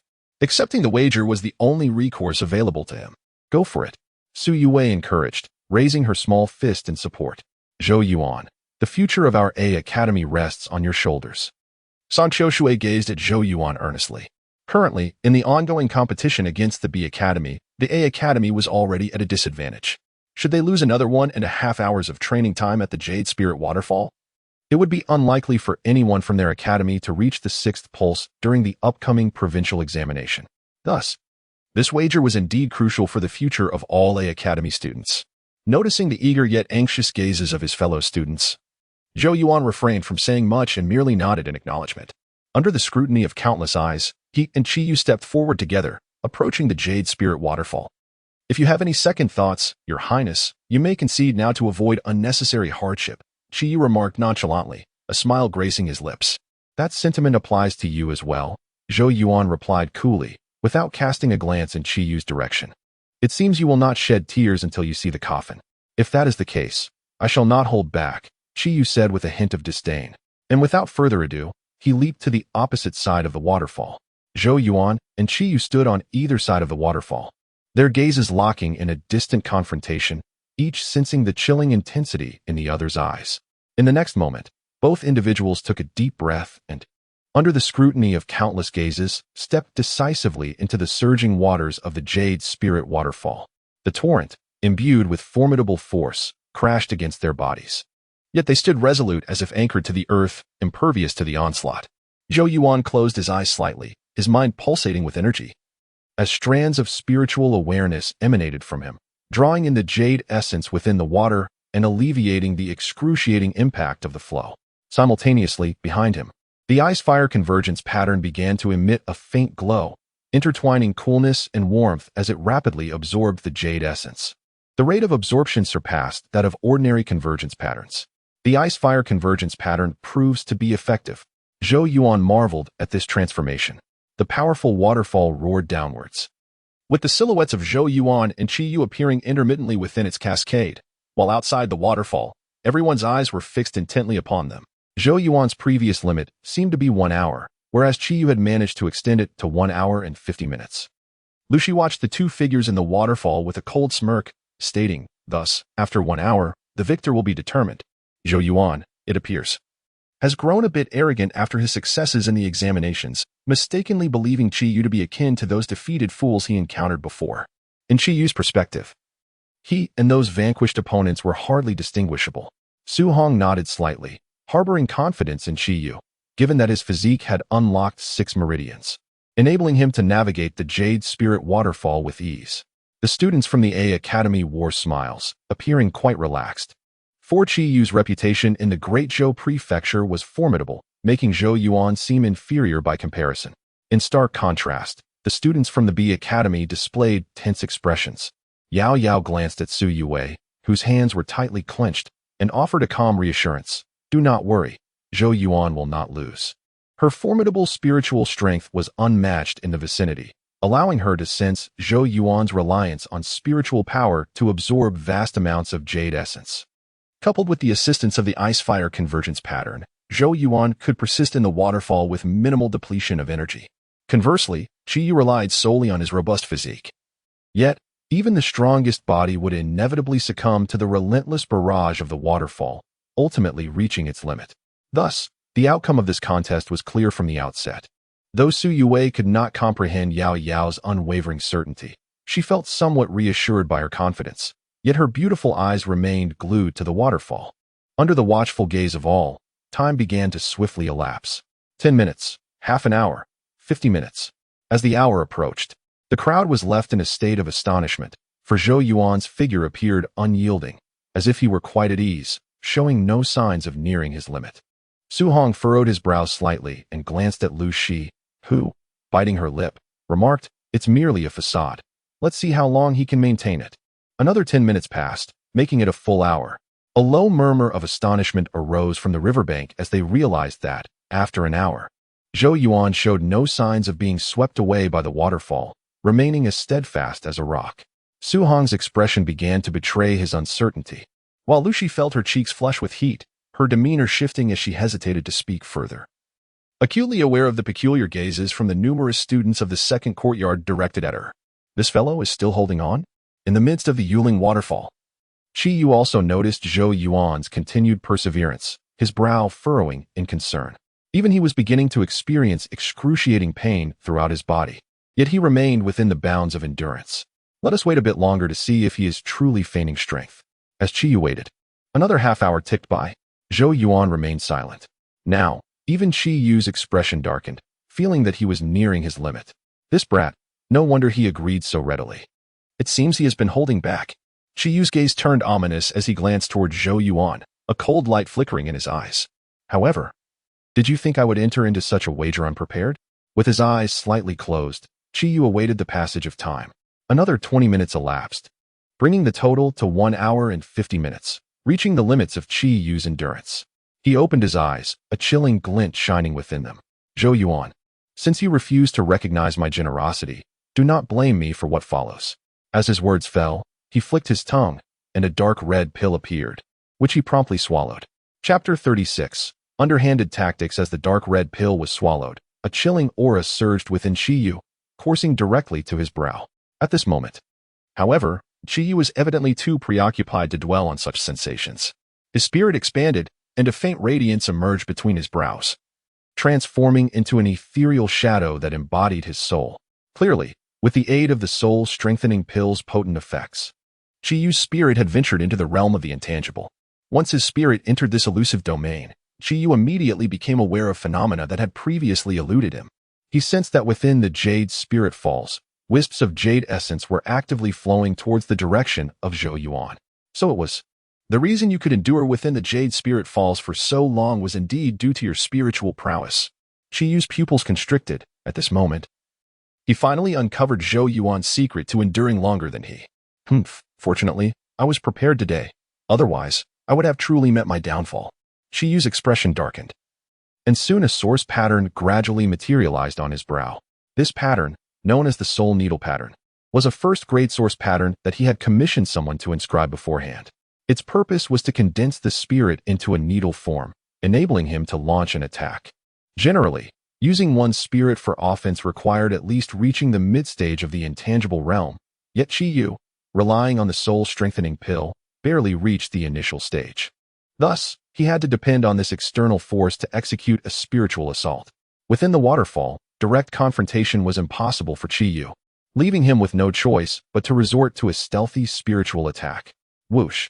As the soul needle pattern was activated, a flash of light flickered from his brow, and a long needle, forged from his spirit, shot forth, piercing through the cascading waters directly at Zhou Yuan. As the spiritual needle surged forth, Zhou Yuan instantly sensed it. His expression darkening. A spiritual attack? How could Qi Yu's spirit be so formidable? Even Zhou Yuan in his current state could not accomplish such a feat. With a heart full of skepticism, he dared not indulge in any complacency, for despite appearing unthreatening and inflicting no harm to the physical body, a spiritual assault could be devastating. Once the spirit was injured, recovery would prove more arduous than mending a wounded body.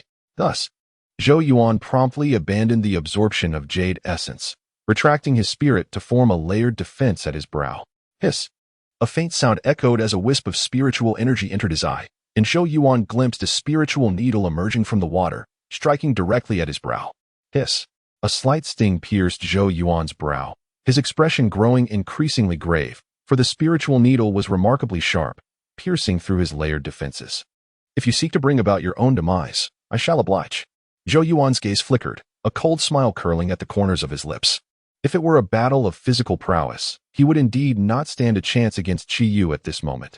Yet, in a contest of spirits, Qi Yu was truly in over his head. He concentrated his spirit, incessantly depleting the sharpness of the divine soul needle. Moments later, with a flicker of thought, his defenses suddenly dissipated. Success! As Qi Yu perceived this scene, a sinister smile emerged upon his face. Boom! However, just as the grotesque grin graced his features, a thunderous sound echoed beside his ear, and his vision abruptly transformed, his surroundings morphing into an endless chaotic starry void. Rumble. The unexpected shift caused Qi Yu's expression to drastically alter, and shortly thereafter, a colossal sound reverberated. He looked up in horror to witness an immense grinding stone. seemingly without end, slowly materializing within the chaos, casting an overwhelming shadow as it bore down upon him. An unfathomable terror surged within Qi Yu's heart. The giant stone pressed down, leaving him with no opportunity for resistance, and he felt as though his very soul was shattering in that instant. Crack! Zhou Yuan heard a faint cracking sound emanating from his brow, realizing it was the sound of Qi Yu's divine soul needle fracturing. He let out a cold chuckle. With the chaotic divine grinding mark left by Xuanhuang on his forehead, Zhou Yuan harbored no fear of these soul attacks. Any divine soul that approached would be effortlessly crushed by the visualization of the chaotic divine mill. Just as Zhou Yuan shattered the divine soul needle, a piercing scream suddenly echoed from not far away. The anguished cry immediately caught the attention of everyone outside the Yuling Falls, and they were soon appalled to see Qi Yu's figure trembling amidst the chaos, ultimately swept away by the torrential waters and plunging into the icy lake below. How is this possible? Su Hong's complexion paled drastically as he gazed at Qi Yu, who had fallen into the lake, his entire being trembling. Beside him, Lu Shi gaped in disbelief, her charming face etched with incredulity. The other students of the Second Academy also stammered, rendered speechless and pale. Not only them, even the likes of Chu Tianyang and Su Yuwei from the First Academy wore expressions of astonishment, clearly caught off guard by this unexpected outcome. A profound silence enveloped the area outside Yuling Falls, with everyone appearing as if they had witnessed a ghost. Amidst the stillness, a figure darted out from the Yuling Falls, lightly touching the water's surface before gracefully landing on the shore. The tall, elegant figure could only belong to Zhou Yuan. He regarded the ghastly expressions of Su Hong, Lu Shi, and the others, speaking in a calm voice. The outcome has been decided. What more is there to discuss? Nearby, some students attempted to retrieve Qi Yu from the lake, only to find him ashen-faced, his eyes filled with terror, trembling uncontrollably in a state of utter disarray. This left everyone bewildered, clearly uncertain how he had fallen into such a state. Is this a soul injury? Su Hong's expression changed instantly upon witnessing Qi Yu's condition. Lu Shi, upon hearing this, pointed at Zhou Yuan and exclaimed sharply, "You used deceit. Despicable." Numerous students turned their incredulous gazes toward Zhou Yuan. Deceit? Zhou Yuan let out a cold laugh, gesturing towards the faintly dissipating light pattern on Qi Yu's forehead. If I am not mistaken, this should be the first-grade source pattern soul needle, correct? Had he not attacked me with the soul needle earlier, this unfortunate outcome would not have befallen him. Upon his utterance, a wave of astonishment swept through the crowd, their gazes fixed on Qi Yu's brow, where the remnants of the source pattern were indeed visible. Those well-versed in source patterns quickly discerned its nature. Noticing the scrutiny, Lu Shi's face turned pale, her eyes burning with fury, yet she found herself at a loss for words, for the evidence was irrefutable. If Qi Yu had not taken action, what purpose did the soul needle serve? Any further defense on her part would likely result in her being drowned out by the collective disdain of the onlookers. Amidst the murmurs, the students of the Second Academy exchanged glances, their expressions grim. And the awe they once held for Qi Yu had been replaced by a tinge of reproach. After all, Qi Yu's failure in this wager meant they would lose a precious hour and a half of cultivation time at the Jade Spirit Falls, leaving them with merely half an hour henceforth, an egregious setback for their academy. The challenge without absolute certainty, and now look at the loss. One could not help but mutter. Lu Shi, hearing this, cast an angry glare in the direction of the voice, but found no one to confront, her frustration boiling within her. Ha, Director Su. We of the First Academy graciously accept the hour and a half of cultivation time at the Jade Spirit Falls that you have so generously forfeited. Chu Tianyang laughed heartily, relishing the sight of Su Hong's ashen countenance. It must have been beyond Su Hong's wildest dreams that he sought to trouble the First Academy, only to find his own Second Academy left in disarray. Su Hong seethed with fury, yet he could not unleash it, forcing a strained smile as he cast a glance at Chu Tianyang and Zhou Yuan. Do not celebrate too soon. The provincial examination approaches. Should our Second Academy secure first place again, all that you have gained today will be repaid in double. With that, he turned on his heel, sweeping away in a huff. Lu Shi and the other students from the Second Academy had no choice but to follow suit, their spirits thoroughly deflated.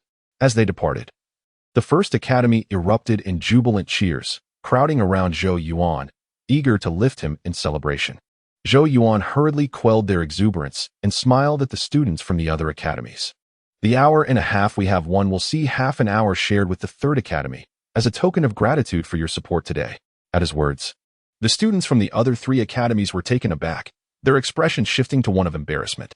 They had, after all, harbored thoughts of taking advantage of the first academy's misfortune. Yet Zhou Yuan not only bore no grudge but also chose to share time with them, a magnanimous gesture that filled them with both shame and admiration. "Then we thank your highness."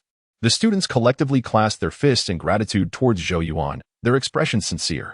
As Xuanhuang observed this scene, a hint of admiration flickered in his eyes. Zhou Yuan's maneuver was truly exquisite, having successfully won over the hearts of the people. From this moment forth, within the grand halls of the Zhou dynasty, Zhou Yuan's reputation would likely eclipse that of Qi Yu. Moreover, having reaped the benefits of Zhou Yuan's actions, it would be unlikely for anyone in the Second Academy to dare to create further disturbances. The 3 deans, including Qin Xiao, exchanged complex glances with Zhou Yuan, their hearts secretly filled with trepidation. At this moment, they realized that this young prince was indeed extraordinary, and it seemed they could no longer afford to offend him in the future. Chapter 37. A double breakthrough bang. In the confines of the room, Qi Yu's eyes burned crimson as he shattered everything within reach into smithereens. After a long while, he finally ceased his rampage, panting heavily, his visage contorted into a grotesque mask of rage. "Zhou Yuan." Qi Yu's fist struck the table with a force that left a deep dent, his teeth clenched in fury. Beside him, Lu Shi waited patiently until his outburst subsided, before offering words of comfort. "Qi Yu, there is no need for such anger." This time, Zhou Yuan merely enjoyed a stroke of luck. In a true confrontation, he would stand no chance against you. He is simply relying on his modest progress in spiritual cultivation. Qi Yu gritted his teeth, fully aware that in a genuine clash, Zhou Yuan was no match for him. Yet, he had undeniably lost this wager, and in such a humiliating manner before all the students of the Great Zhou Academy. One could only imagine how much damage this would inflict upon his hard-earned reputation, especially considering that he had squandered an hour and a half of the precious 2-hour training period at the Jade Spirit Falls. It was certain that even if the students of the Academy refrained from voicing their criticisms, they would harbor resentments deep within. The thought of their disdainful gazes made the proud Qi Yu feel as if he might choke on his own blood in frustration. However, that boy is rather peculiar. I cannot afford to relax. I must intensify my training henceforth, ensuring he has not the slightest chance of a comeback. Upon hearing Qi Yu's resolve, Lu Shi nodded in affirmation, feeling a sense of relief. Ultimately, Qi Yu had not allowed his anger to cloud his judgment. Rather, he had begun to regard Zhou Yuan as a worthy opponent.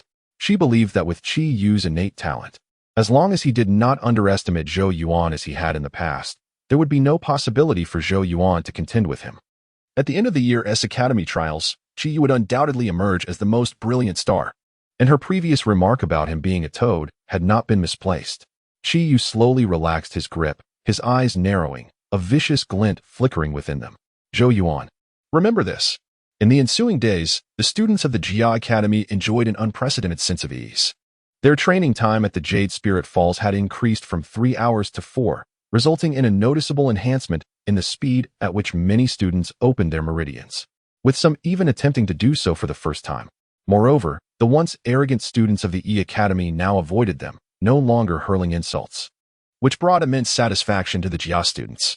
Those from other academies, having tasted Zhou Yuan's soft words, greeted the students of Jia Academy with newfound friendliness. Thus, the morale of the Jia students soared, and their respect for Zhou Yuan deepened. Boom. Within the Jade Spirit Falls, Zhou Yuan sat with his eyes gently closed, allowing the torrential waters to wash over him while continuously drawing in the ethereal jade essence. As he meditated in tranquility, a sudden cheer erupted from the riverbank. "Wow, Yue, you are incredible. You've opened your 5th meridian so quickly." At the sound of the exclamation, Zhou Yuan opened his eyes in mild surprise. Through the flowing waters, he caught a glimpse of Su You's figure on the riverbank, surrounded by numerous students from the Jia Academy. "Oh, Yue has actually opened her 5th meridian? How impressive." Zhou Yuan could not help but exclaim in admiration at Su You's exceptional talent, which shone brilliantly even in the absence of ample cultivation resources. It was truly remarkable. "Well done, Yue, you performed exceptionally." On the riverbank, Xuanhuang gazed at Su Yue with a beaming smile, his expression filled with joy. With her achievement, their academy now boasted 3 students who had successfully opened their 5 meridians. A gentle smile graced Su You's lips, her beautiful eyes drifting towards the Yuling waterfall, where she vaguely perceived a familiar figure giving her a thumbs up. This deepened the curve of her smile, rendering her even more enchanting. Yue has opened her 5th meridian. I cannot afford to lag behind, Zhou Yuan thought, reassured that he was also making progress. He quickly calmed himself, focusing inward. After days of cultivation, he could sense that the 4th meridian within him was loosening, nearing the point of complete unblocking. Zhou Yuan slowly closed his eyes once more, hastening his absorption of the jade essence from the Yuling waterfall. He remained in this meditative state for a full hour. As the sun began to set, casting a crimson glow upon the waterfall, Zhou Yuan's body began to tremble slightly. He gritted his teeth as if enduring excruciating pain. Waves of jade essence surged forth within him, violently striking the final blockage in his 4th meridian. A faint sound echoed, and suddenly, Zhou Yuan's eyes flew open. The source energy surged forth, flooding into his body. Crackling sounds erupted as the energy rolled and coursed through him, his flesh and bones vibrating like firecrackers, elevating his physical prowess once more. A torrent of warmth flowed through his limbs and bones. At that moment, the 4th meridian was finally unblocked. Source energy spiraled around Zhou Yuan's body, preventing even the torrential waters from encroaching upon him. He felt an overwhelming surge of power within, a satisfied smile gracing his lips. After more than a month of arduous training, he had finally unblocked his 4th meridian. With the 4th meridian unblocked, I am no longer afraid of facing Qiyu head-on. However, by the time of the year-end examination, Qiyu will likely have reached the 7th meridian, so securing first place in the examination is still uncertain, Zhou Yuan mused. Now, he was finally catching up to Qiyu's pace, yet he harbored no absolute confidence in surpassing him during the examination. After all, while he was growing stronger, Qiyu was not idling. It was possible that he would soon unblock his 7th meridian. What troubled Zhou Yuan now was the realization that, with the unblocking of his 4th meridian, the effectiveness of the Yuling waterfall was diminishing for him. It seemed that his body had absorbed too much jade essence and had developed a degree of resistance. Thus, in his pursuit to unblock the 5th meridian, he could no longer rely on the Yuling waterfall. Zhou Yuan rubbed his forehead in frustration, murmuring to himself, "It seems I must seek alternative methods, otherwise, even with the impending provincial examination, I fear I shall not have traversed the 5th meridian." Chapter 38. The Black Forest Mountains. As the sun ascended, its radiant light enveloped the entire royal palace of the Great Zhou. Indeed, it is undeniable that I, from the esteemed Zhou lineage, have successfully opened 4 meridians in such a brief span of time. At the dining table, Zhou Qing gazed at Zhou Yuan, who was fervently consuming a bowl of the 9 beasts soup, his face adorned with a gratifying smile. Zhou Yuan savored every drop of the soup, feeling the warmth surging within him. Smacking his lips, he then reached for a bowl of Xuanhuang rice, pairing it with the meticulously prepared meat of the source beasts, indulging in a hearty feast. As his physical prowess continued to strengthen, his diet increasingly comprised various nourishing meats from source beasts to replenish the energy expended during his training. Having satisfied his hunger, Zhou Yuan finally lifted his gaze and flashed a smile at Zhou Qing, only to shake his head in regret, saying, however, "The efficacy of the Yuling Falls is diminishing for me.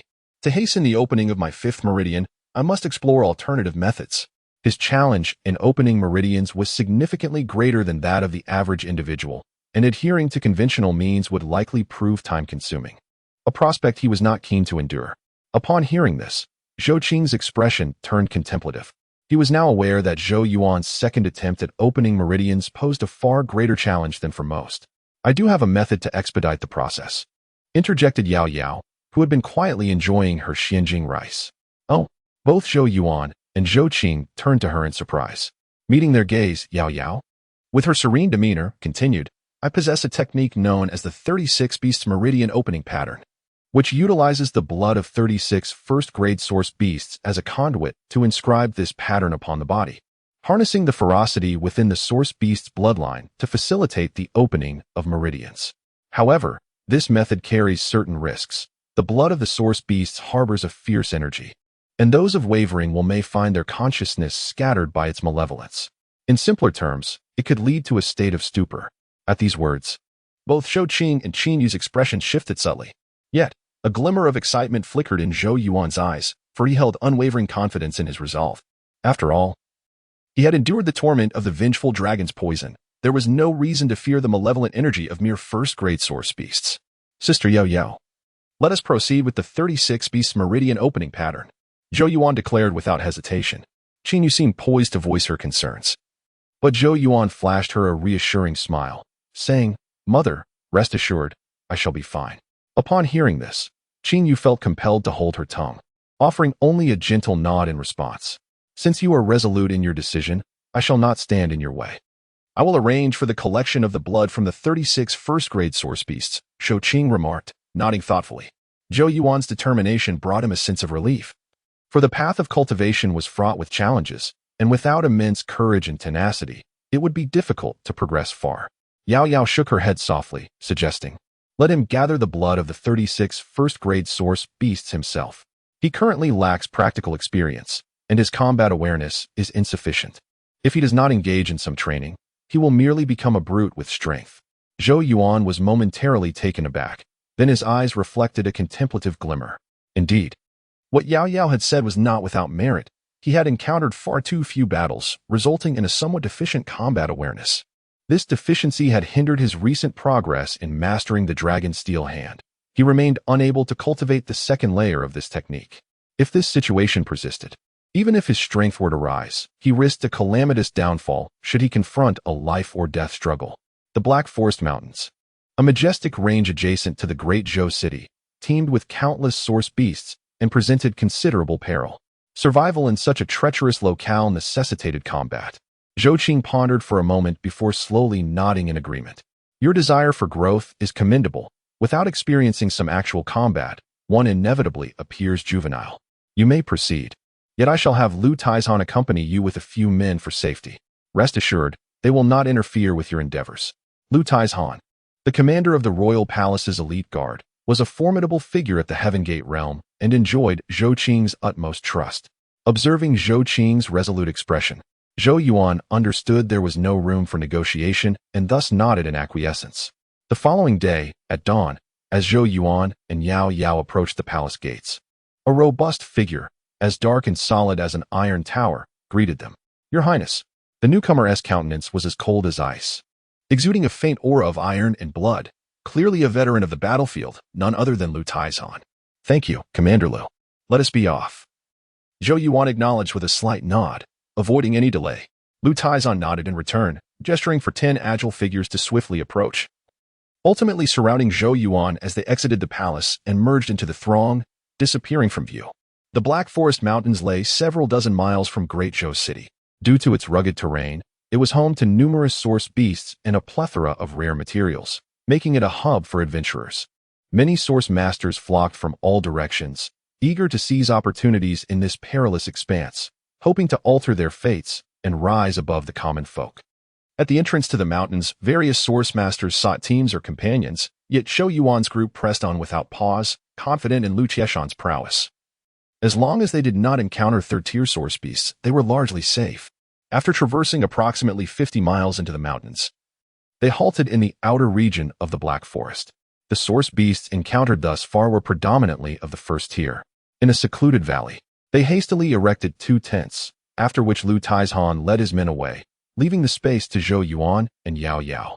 With Lu Tieshan's departure, Zhou Yuan exhaled deeply, gazing into the shadowy forest while inhaling the faint scent of blood lingering in the air. His hand gradually gripped the Tianyuan pen sheathed at his waist. Meanwhile, in the Qi Wang mansion, Qi Yu's expression darkened as he addressed a middle-aged man before him. So, Zhou Yuan has ventured into the Black Forest Mountains? Indeed, he is personally escorted by Lu Taizhan, likely to undergo training in the Highland Mountains.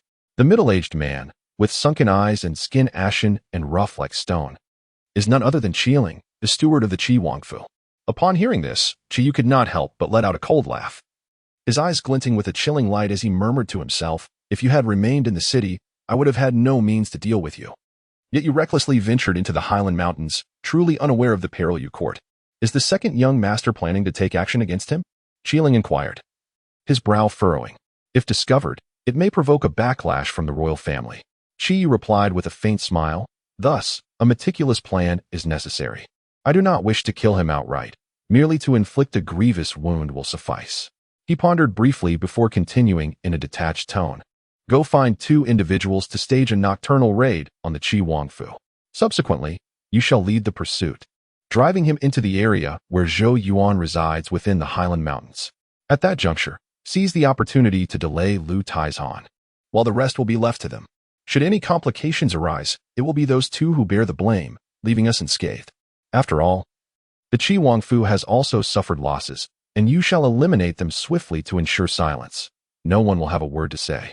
Qiling was taken aback for a moment, then smiled. That is indeed a clever approach. Qiyu let out a cold chuckle, retrieving a jade slip from his robes. The slip emanated a faint glow, as if inscribed with ancient characters. However, if we are to perform this ruse, let us do so thoroughly. To minimize suspicion, you must hand this object to those two individuals. Upon receiving the slip and glancing at it, Qiling's expression shifted dramatically. The Xuanhuang technique? One of the most esteemed source techniques of our Qi Wangfu, acquired from the Great Zhou. This way, we will have some justification. After all, our Qi Wangfu nearly lost such a treasure. Surely, the royal family will have no grounds for complaint, left only to silently endure their grievances. Qi Yu's voice turned icy, the malicious plot stirring a nod of approval from Qiling. Well conceived, second young master. Qiling grinned wickedly, aligning himself with Qi Wang, evidently no longer regarding the Dezhou royal family with any respect. Even as they plotted against Zhou Yuan, they felt no trepidation. Qi Yu smiled, lifting his gaze toward the direction of the Highland Mountains, his eyes glinting with malice. Zhou Yuan, you have embarrassed me in the Dezhou court. This time, I shall extract half your life in return. You are but a novice in this game against me. Chapter 39. Encountering the enemy in the dimly lit forest. Towering trees loomed overhead, their dry, yellow leaves carpeting the ground below. Deep within the thick foliage, shadows flitted by, instilling a sense of foreboding. In a clearing among the trees, Zhou Yuan crouched low, his body taut with tension, his gaze fixated ahead. There, a pitch-black source beast, adorned with silver horns, fixed its cold, beastly eyes upon him. This was the silver horn beast, a first-tier source beast. With a growl, the silver horned beast slowly crawled forward. And in the next instant, it surged forth like a shadow, reeking of blood, charging directly at Zhou Yuan. Dragon step. The silver horned beast's speed was astonishing. And Zhou Yuan dared not relent. He shifted his stance, his form becoming indistinct. Swoosh. The beast's razor-sharp claws grazed Zhou Yuan's face. Clenching his fists, source energy coiled around his knuckles, and he delivered a powerful blow to the beast's back. Thud.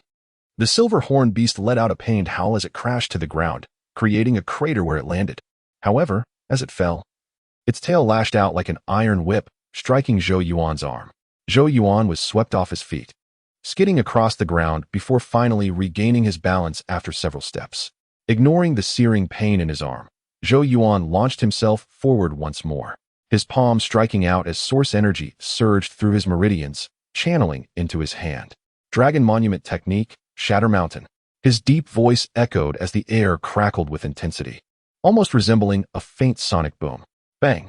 Before the silver-horned beast could rise, Zhou Yuan's formidable punch landed squarely on its head, shattering its solid skull, and the beast's body collapsed heavily to the ground. Having slain the silver-horned beast, Zhou Yuan released a breath he hadn't realized he was holding, his previously tense body beginning to relax. However, just as he unwound, a shadow burst forth from the darkness of the trees behind him, sharp fangs glinting menacingly. Lunging for Zhou Yuan's throat. Martial transformation. A sudden low shout rang out. Zhou Yuan's hand surged with light as a mottled black pin, nearly a foot in length, materialized. The pin's tip, with its pristine white bristles, came together like the sharp point of a spear, entwined with strands of source energy. With a swift motion, it pierced through the air, driving into the gaping maw of the shadow, impaling it against the tree trunk with deadly precision. Gripping the end of the celestial pen, Zhou Yuan looked up to see a stout black serpent pinned firmly to the tree, blood pouring forth. This was the shadow python, also a first-tier source beast. Want to come again? Zhou Yuan chuckled at the serpent's lifeless form. In the beginning, he had suffered significant losses. Had it not been for his soul entering the ethereal realm, heightening his senses, he might have been consumed during their first encounter. Hearing the commotion, Yao Yao glanced over and remarked, "Not bad this time. At least you weren't injured." Zhou Yuan discarded the carcasses of the two source beasts onto the ground, feeling a bit sheepish. This marked his 5th day in the Black Forest mountain range, and he had begrudgingly adapted to the fierce battles with the source beasts. On his first day, he was covered in wounds, a deep claw mark on his chest revealing bone. At that moment, Zhou Yuan truly understood the stark difference between sparring and life-and-death battles. These source beasts had survived countless challenges, each one cunning and ferocious. If he were to treat them like domesticated livestock, easily slaughtered, it would spell doom for him within this mountain range. Nevertheless, the relentless battles over the past few days, despite their peril, had brought about significant changes in Zhou Yuan. Previously, he bore the air of a bookish scholar, delicate and fragile. However, now, when he entered combat mode, a fierce aura enveloped him. "Let us collect the beast's blood, only the heart's blood, for it is the most potent," Yao Yao said, tossing out 2 jade vials. Zhou Yuan caught them, nodded, and deftly used a small knife to slice open the flesh of 2 source beasts, gathering their heart's blood into the vials. "So far, you have slain 15 source beasts, and you still require 11 more," Yao Yao remarked, rising with bare jade feet, her skin as pale as snow, dimming the surrounding light. He could sense that with each passing day, he was subtly growing stronger, not in physical prowess, but psychologically. At the very least, he was confident that if he faced the version of himself that had first entered the Black Forest mountain range days prior, he would emerge victorious with ease. Meanwhile, as Zhou Yuan hunted down source beasts in the Black Forest mountain range, events were unfolding in the Great Zhou city, most notably the theft at the Xuanhuang, which reportedly lost something of great importance. The entire estate was turned upside down, culminating in a citywide search for the thief, creating quite a stir. However, since this was a matter concerning the Xuanhuang, most merely observed and relished the misfortune without further concern. On the second day following the theft, the steward of the Xuanhuang, Qi Ling, led a team out of the city, heading straight for the Black Forest mountain range, having reportedly discovered traces of the thief. At the entrance to the mountain, Qi Ling stood with his hands clasped behind his back, his deep-set eyes sharp as an eagle's, fixated on the expanse of mountains before him. "Sir, the intruders have entered the Black Forest mountain range and are converging on the target's location," someone behind him reported in a hushed tone. Qi Ling nodded slightly and instructed, "Prepare to search the mountains. Make a commotion and head towards Lu Tieshan's direction." "Yes." The followers responded quietly, and with a wave of his hand, several figures shot forth, dashing into the depths of the mountains. Half a day later, at a certain point within the mountains, Lu Tieshan, seated before a large tree, suddenly opened his eyes, his piercing gaze fixed on the forest ahead. "Who goes there?" he demanded sharply. Behind him, several figures gripped their weapons, their internal source energy surging. "Ha ha, Brother Lu, do not be alarmed, it is I," came a voice from the forest as Qi Ling and his men emerged. "Qi Ling?" Lu Tieshan was taken aback, furrowing his brow. "What brings you here?" "The Wangfu was robbed, and it seems the thieves have taken refuge in the Black Forest mountain range. I have come to pursue them." Qi Ling replied with a hint of resignation. Lu Tieshan's brow relaxed slightly. In recent days, he had heard about the affairs of the Xuanhuang. Although he appeared robust as a bear, he possessed a cautious mind. Otherwise, he could not have become the commander of the Imperial Guard. Thus, while he feigned relaxation verbally, he turned discreetly to the guards behind him and instructed, "Send 2 men to protect His Highness." The 2 guards responded immediately and quietly retreated. Qi Ling watched this scene with a smile, approaching Lu Tieshan with a cheerful demeanor, yet his hands, hidden behind his back, subtly gestured, indicating that shadows were also retreating in the darkness. In the valley, Yao Yu sat gracefully upon a rock, her long legs curled beneath her as she cradled Tun Tun. Her ebony hair cascaded down her back, and an ancient cypress stood behind her, its yellowed leaves falling softly, a scene as exquisite as a painting. Suddenly, Tun Tun, languid in her arms, opened its beastly eyes wide and gazed into the darkness nearby, emitting a low growl from its throat. Yao Yao furrowed her delicate brows and lifted her charming face to look in that direction. To her surprise, a voice filled with malice emerged from the shadows. "Heh. Who would have thought to encounter such a stunning beauty in these deep mountains?" 2 figures slowly emerged from the darkness. Both were burly, with the leader bearing tattoos on his face, his eyes filled with ferocity as he fixated on Yao Yao's silhouette, his gaze akin to molten lava. "Lo Tong, you take care of that target. She is not far from here," the tattooed man said, pointing towards the nearby forest. Although he spoke, his eyes remained glued to Yao Yao, unable to look away. "That girl should have opened 4 meridians. With your 6 meridians, you can easily handle her." Lo Tong, despite his reluctance, dared not defy the tattooed man, for the latter had already entered the realm of Qi nourishing. "Boss, such a precious gem must be saved for me. I have never seen a woman so beautiful in my life. Lo Tong licked his lips and replied. Agreed, pleased by the response. Lo Tong nodded and then darted swiftly into the forest. Little beauty, come play with me. I will cherish you well. The tattooed man, sensing no fluctuation of energy from Yao Yao, felt no trepidation, his gaze unabashedly roaming over her delicate form, a grin spreading across his face. Yao Yao cast a faint glance at him. Strangely, her bright eyes revealed no hint of disturbance. Her calm demeanor startled the tattooed man, who began to sense something amiss. Tun. Yet, before he could make any further move, Yao Yao's red lips parted slightly, her melodious voice now chillingly cold. As the voice of Yao Yao faded, the tattooed man's pupils instantly contracted, and he was struck with horror as he beheld the transformation of the creature nestled in Yao Yao's embrace. The once pet-like figure of Tunton began to swell, its fur dissipated, replaced by crimson scales. Its pair of blood-red, beastly eyes radiated an aura of boundless ferocity. From its slightly parted jaws, a hint of dark light flickered, as if it possessed the power to devour all. In a mere moment, the once adorable little pet morphed into a fearsome and enigmatic beast, exuding an astonishing sense of oppression from within. Chapter 40. Only this remains a resounding roar of a tiger echoed through the forest as a powerful fist, entwined with strands of primal energy, shattered the air and forcefully crushed the beast's skull, leaving it battered and bloodied. Gazing at the gradually stiffening carcass before him, Zhou Yuan exhaled a sigh of relief, casually wiping the blood from his knuckles onto the creature's fur. This was a wind tiger, known for its incredible speed, and among the first-tier primal beasts. It was indeed a formidable opponent. Fortunately, Zhou Yuan possessed the dragon step technique, allowing him to deftly outmaneuver it. This marked the 36th first-tier primal beast he had defeated. Smiling, he bent down to hoist the beast onto his shoulders. Suddenly, a flash of cold light shot forth from the darkness, aimed directly at Zhou Yuan's heart. In a split second, as the lethal strike approached, he swiftly maneuvered the tiger's corpse to block the attack, which pierced through the flesh of the beast with tremendous force. A startled voice emerged from the shadows as the strike missed its target. Who goes there?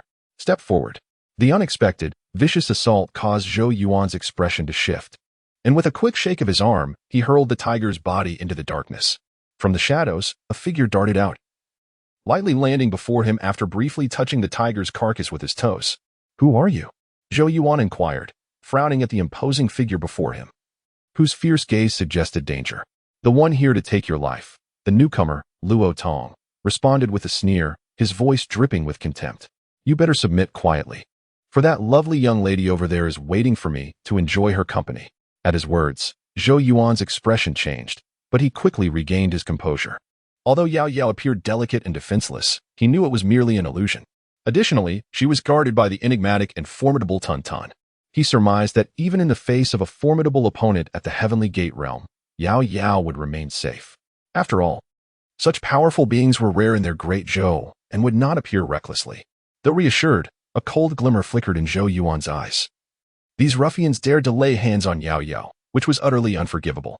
I assure you, you will not leave the Black Forest Mountains alive today, Zhou Yuan declared, slowly clenching his fist. Overestimating yourself, are you? Watch as I crush you with a single blow.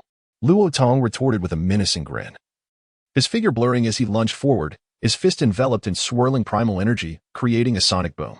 With the strength of 6 meridians opened, this punch was undeniably formidable. Yet, in the face of Luo Tong's ferocious strike, Zhou Yuan remained unperturbed. He tightened his fist and unleashed a powerful counterattack. Daring to trade blows with me at the 4th meridian? Luo Tong scoffed, his disdain growing. He assumed Zhou Yuan was merely a reckless youth and intensified his force to break Zhou Yuan's arm with a single strike. Bang! However, as the fists of the two adversaries collided with a resounding impact, the sinister smile on Luo Tong's face momentarily faltered. He sensed that the force emanating from Zhou Yuan's fist was surprisingly not inferior to that of his own, which was powered by the 6 veins. How could this be? A tremor of shock coursed through Luo Tong's heart as he realized he was facing a formidable opponent. No longer daring to underestimate his rival, he swiftly transformed his fist into a claw, the force of his fingers slicing through the air, shimmering with a cold light, as he aimed for Zhou Yuan's throat. Zhou Yuan took a sidelong step, executing the dragon step, his figure momentarily wavering, rendering him slightly indistinct. The fierce gust of his claw narrowly grazed Zhou Yuan's front. And in the next instant, Zhou Yuan's fist, imbued with formidable strength, struck directly at Luo Tong's face with ferocity, showing no mercy whatsoever. The rapidly enlarging fist in his line of sight startled Luo Tong, causing his body to jolt. 6 veins. Boom. The essence of the world surged forth, flooding into Luo Tong's body, causing his garments to tremble as streams of energy erupted from his pores, enveloping him in a faint halo. Thud. Zhou Yuan's fist collided with the radiant energy surrounding Luo Tong's face, unable to penetrate, and instead, he was repelled by the shock waves of energy. To force me to unleash my 6 veins against you, I have no regrets in death.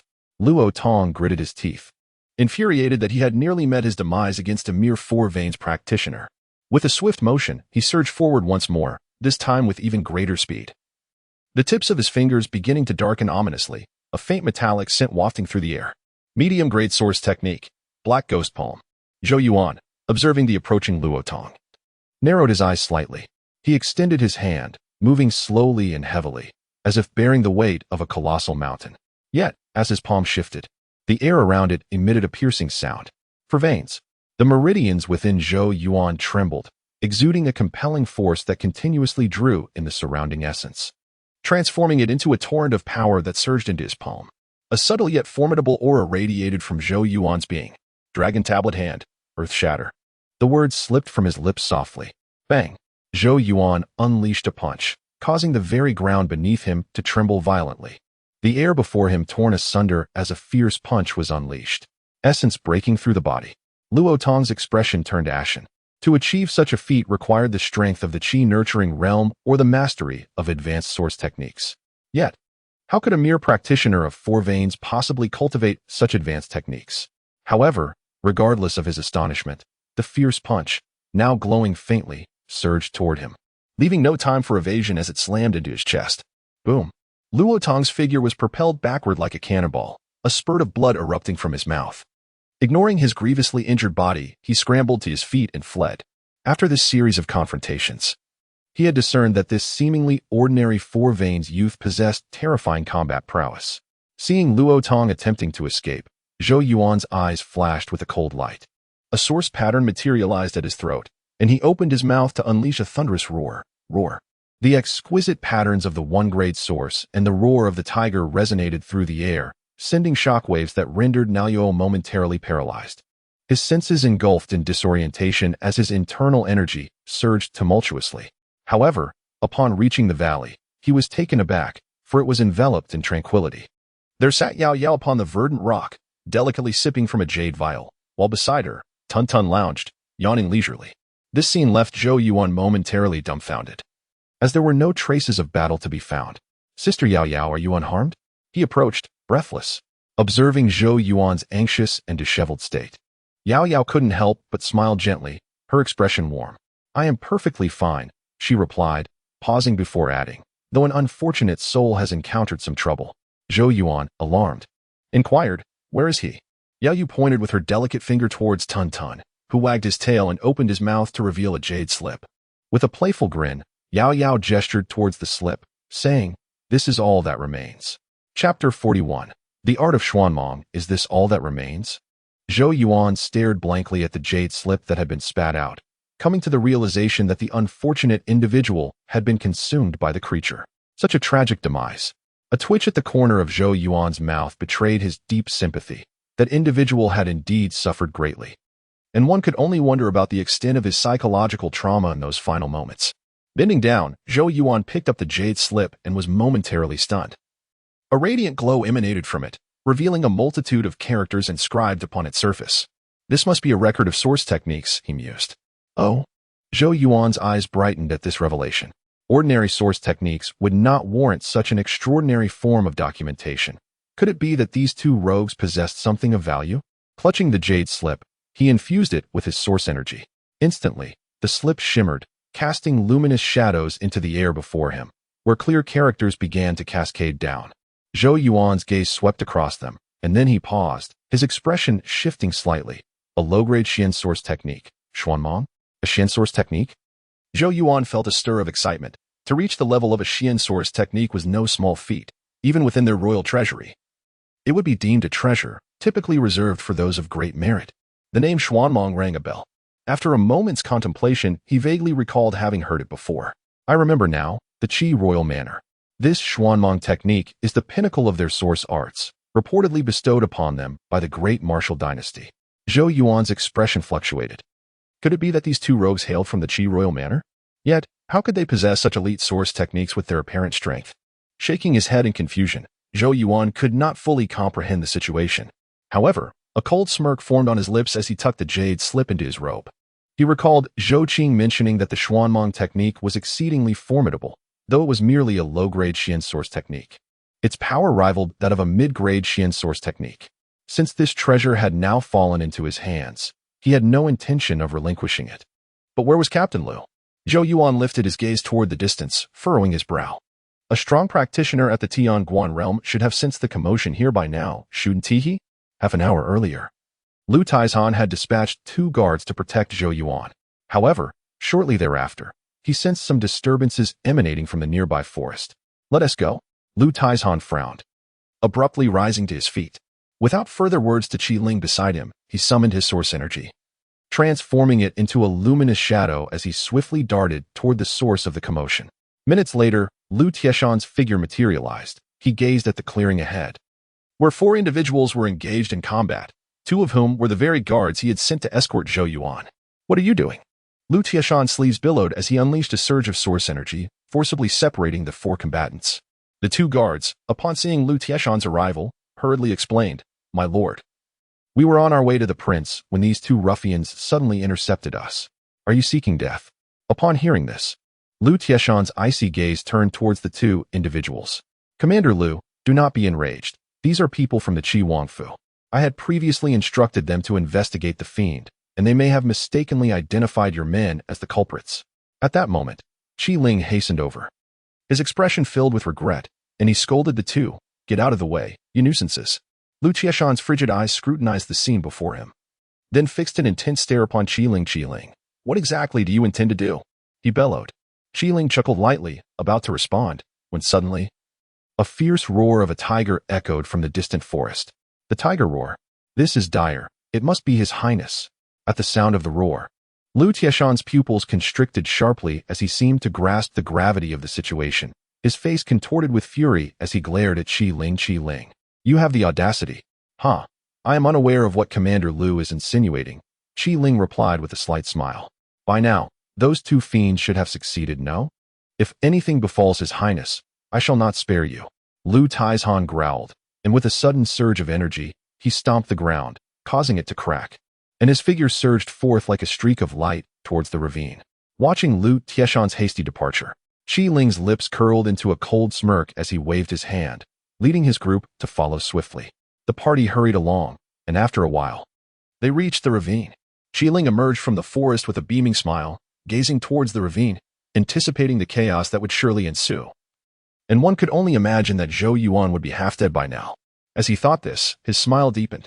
However, in the next moment, his sweeping gaze fell upon a slender youth not far away, whose face bore a smile as he fixed his gaze upon Qi Ling. The smile on Qi Ling's lips faltered involuntarily. "Zhou Yuan, how is it that he remains unharmed?" Qi Ling's eyes twitched slightly, his heart swelling with incredulous rage. "Your Highness, I have arrived late to atone." At this moment, Lu Taizhan, seeing Zhou Yuan safe and sound, breathed a sigh of relief and knelt on one knee. Speaking solemnly, "Commander Lu, rise. I am unharmed," Zhou Yuan replied with a smile.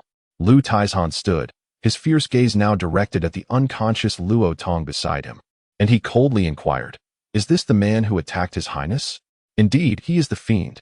Yet, before Zhou Yuan could respond, an irate voice sounded from behind Lu Taizhan. Qi Ling strode forward, seizing Luo Tong and delivering a resounding slap. "Speak.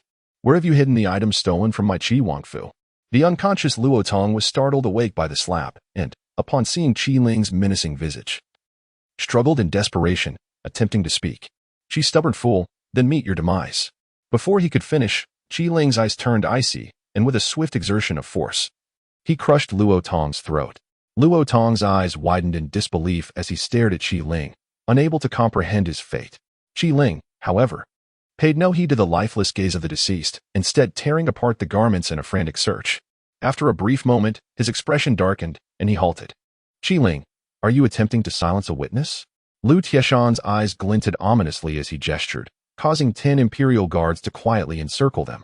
Maintaining his composure, Qi Ling replied nonchalantly, "What you say, Commander Lu, is unfounded. This villain dared to assault His Highness and thus deserves his fate. Moreover, they have pilfered the profound techniques of our Qi Wang mansion." Profound techniques? Lu Tieshan's expression shifted, astonished that the Qi Wang mansion's secrets had been stolen. Qi Ling turned to Zhou Yuan, clasping his hands in respect. "Your Highness, this fiend had an accomplice. Do you happen to know the whereabouts of the other scoundrel? Our profound techniques ought to be in his possession." Zhou Yuan chuckled softly, replying, "I cannot say. I only witnessed one. The other has likely fled with the treasure."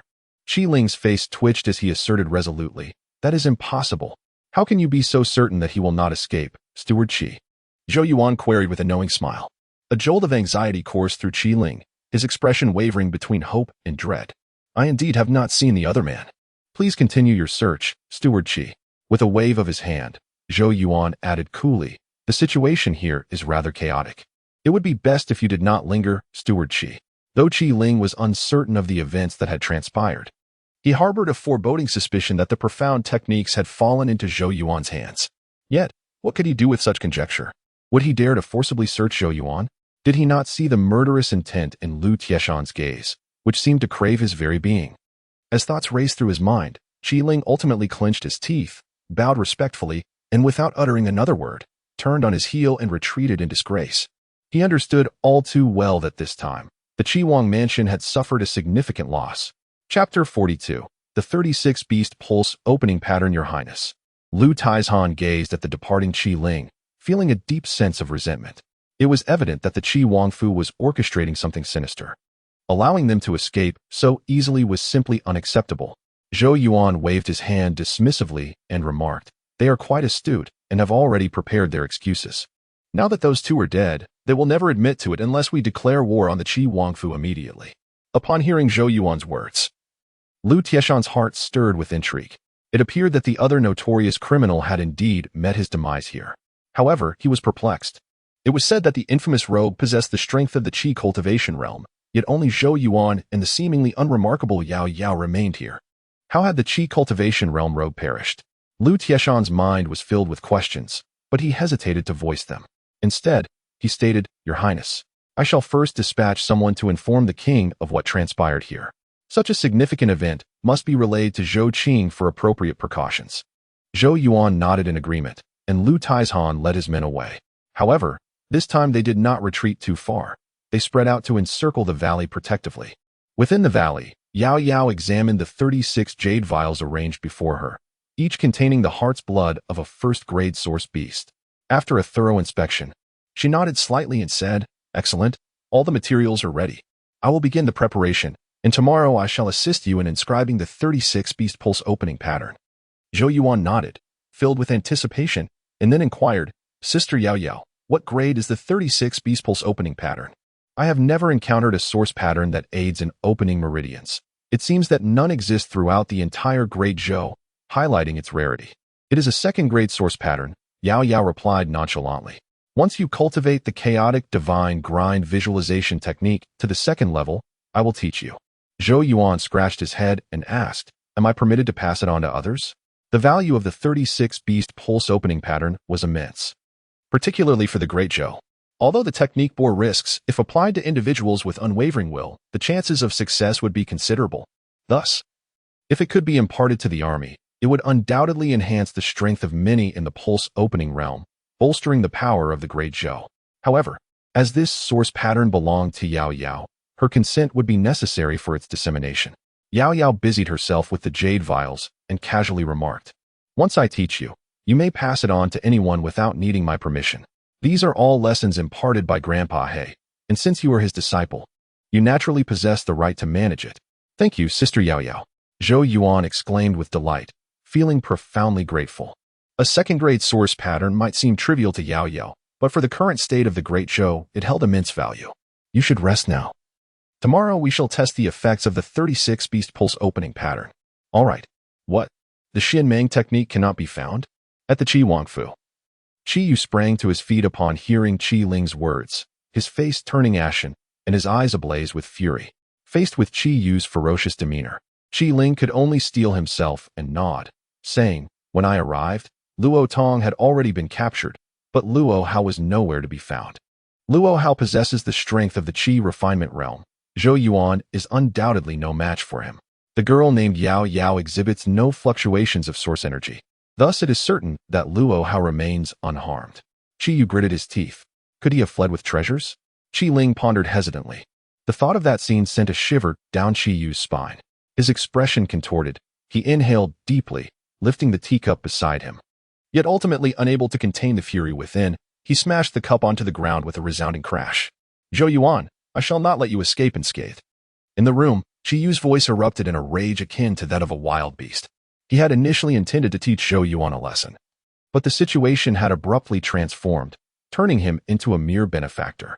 How could the proud Qi Yu accept such a fate? As dawn broke, a chill enveloped the forest. The verdant leaves adorned with a delicate frost. Yao Yao gently swayed the crystalline jade vial in her hand. Within it lay a viscous scarlet liquid.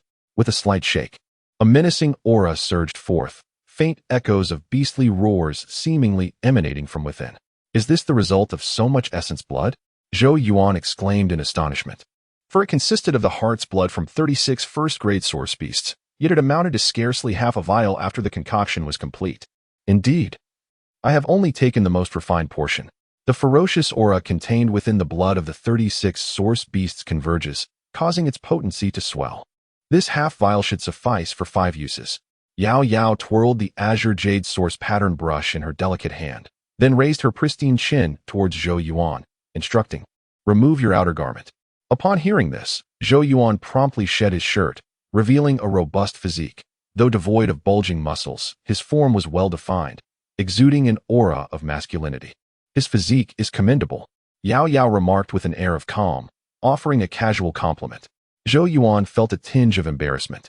Yao Yao's rosy lips curled slightly, but her expression soon turned serious as she cautioned, "Steady your mind. Do not allow that malevolent aura to erode your intellect, lest it inflict harm upon your soul." Zhou Yuan, heeding her words, did not dare to be lax. He took a deep breath, centering his spirit as if preparing for a formidable adversary.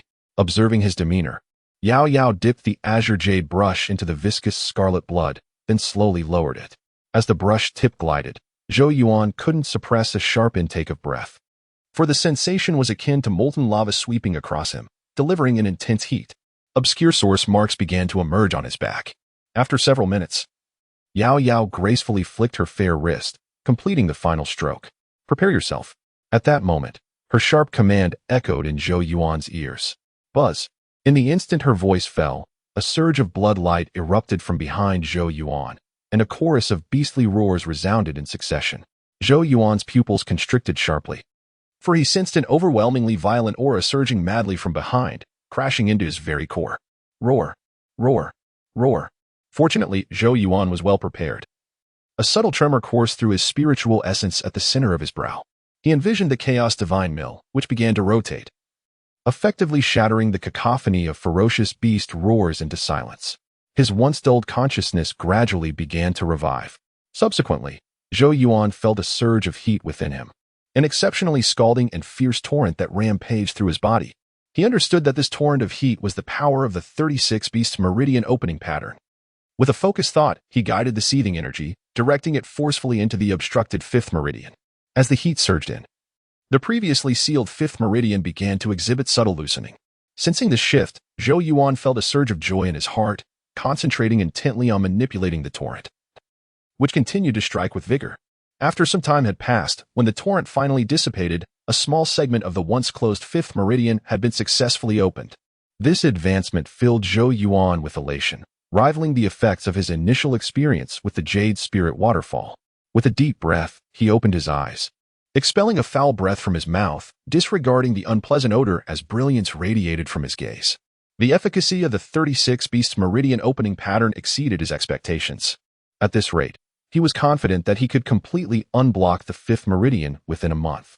Chapter 43. Cultivating the Mysterious Radiance Technique in the ensuing days. Zhou Yuan diligently utilized the 36 beast meridian patterns to channel his energy. Despite the inherent dangers associated with these patterns, their efficacy was indeed astonishing. Within mere days, His fifth meridian exhibited increasing looseness, with previously obstructed pathways being continually unblocked. At this rate, the complete unblocking of the fifth meridian was merely a matter of time.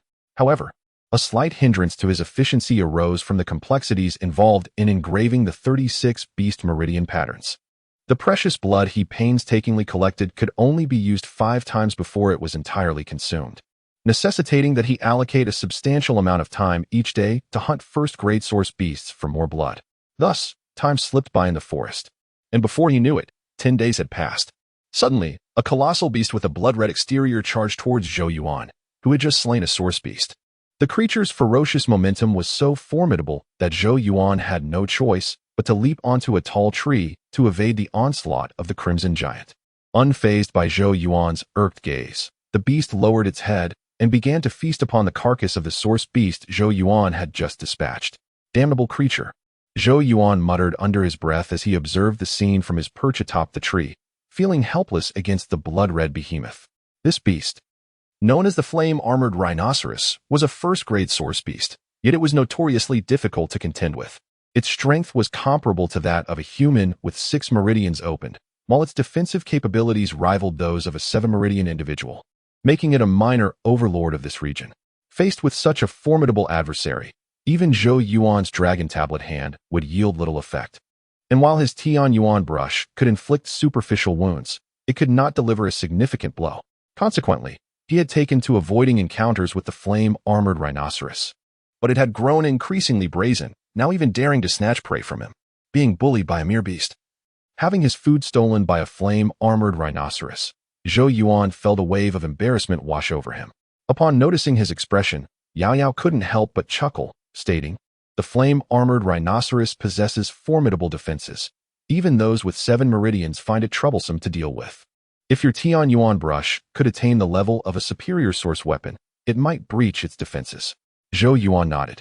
He diligently nurtured his Tian Yuan brush each day, yet he still could not activate the second ancient source pattern.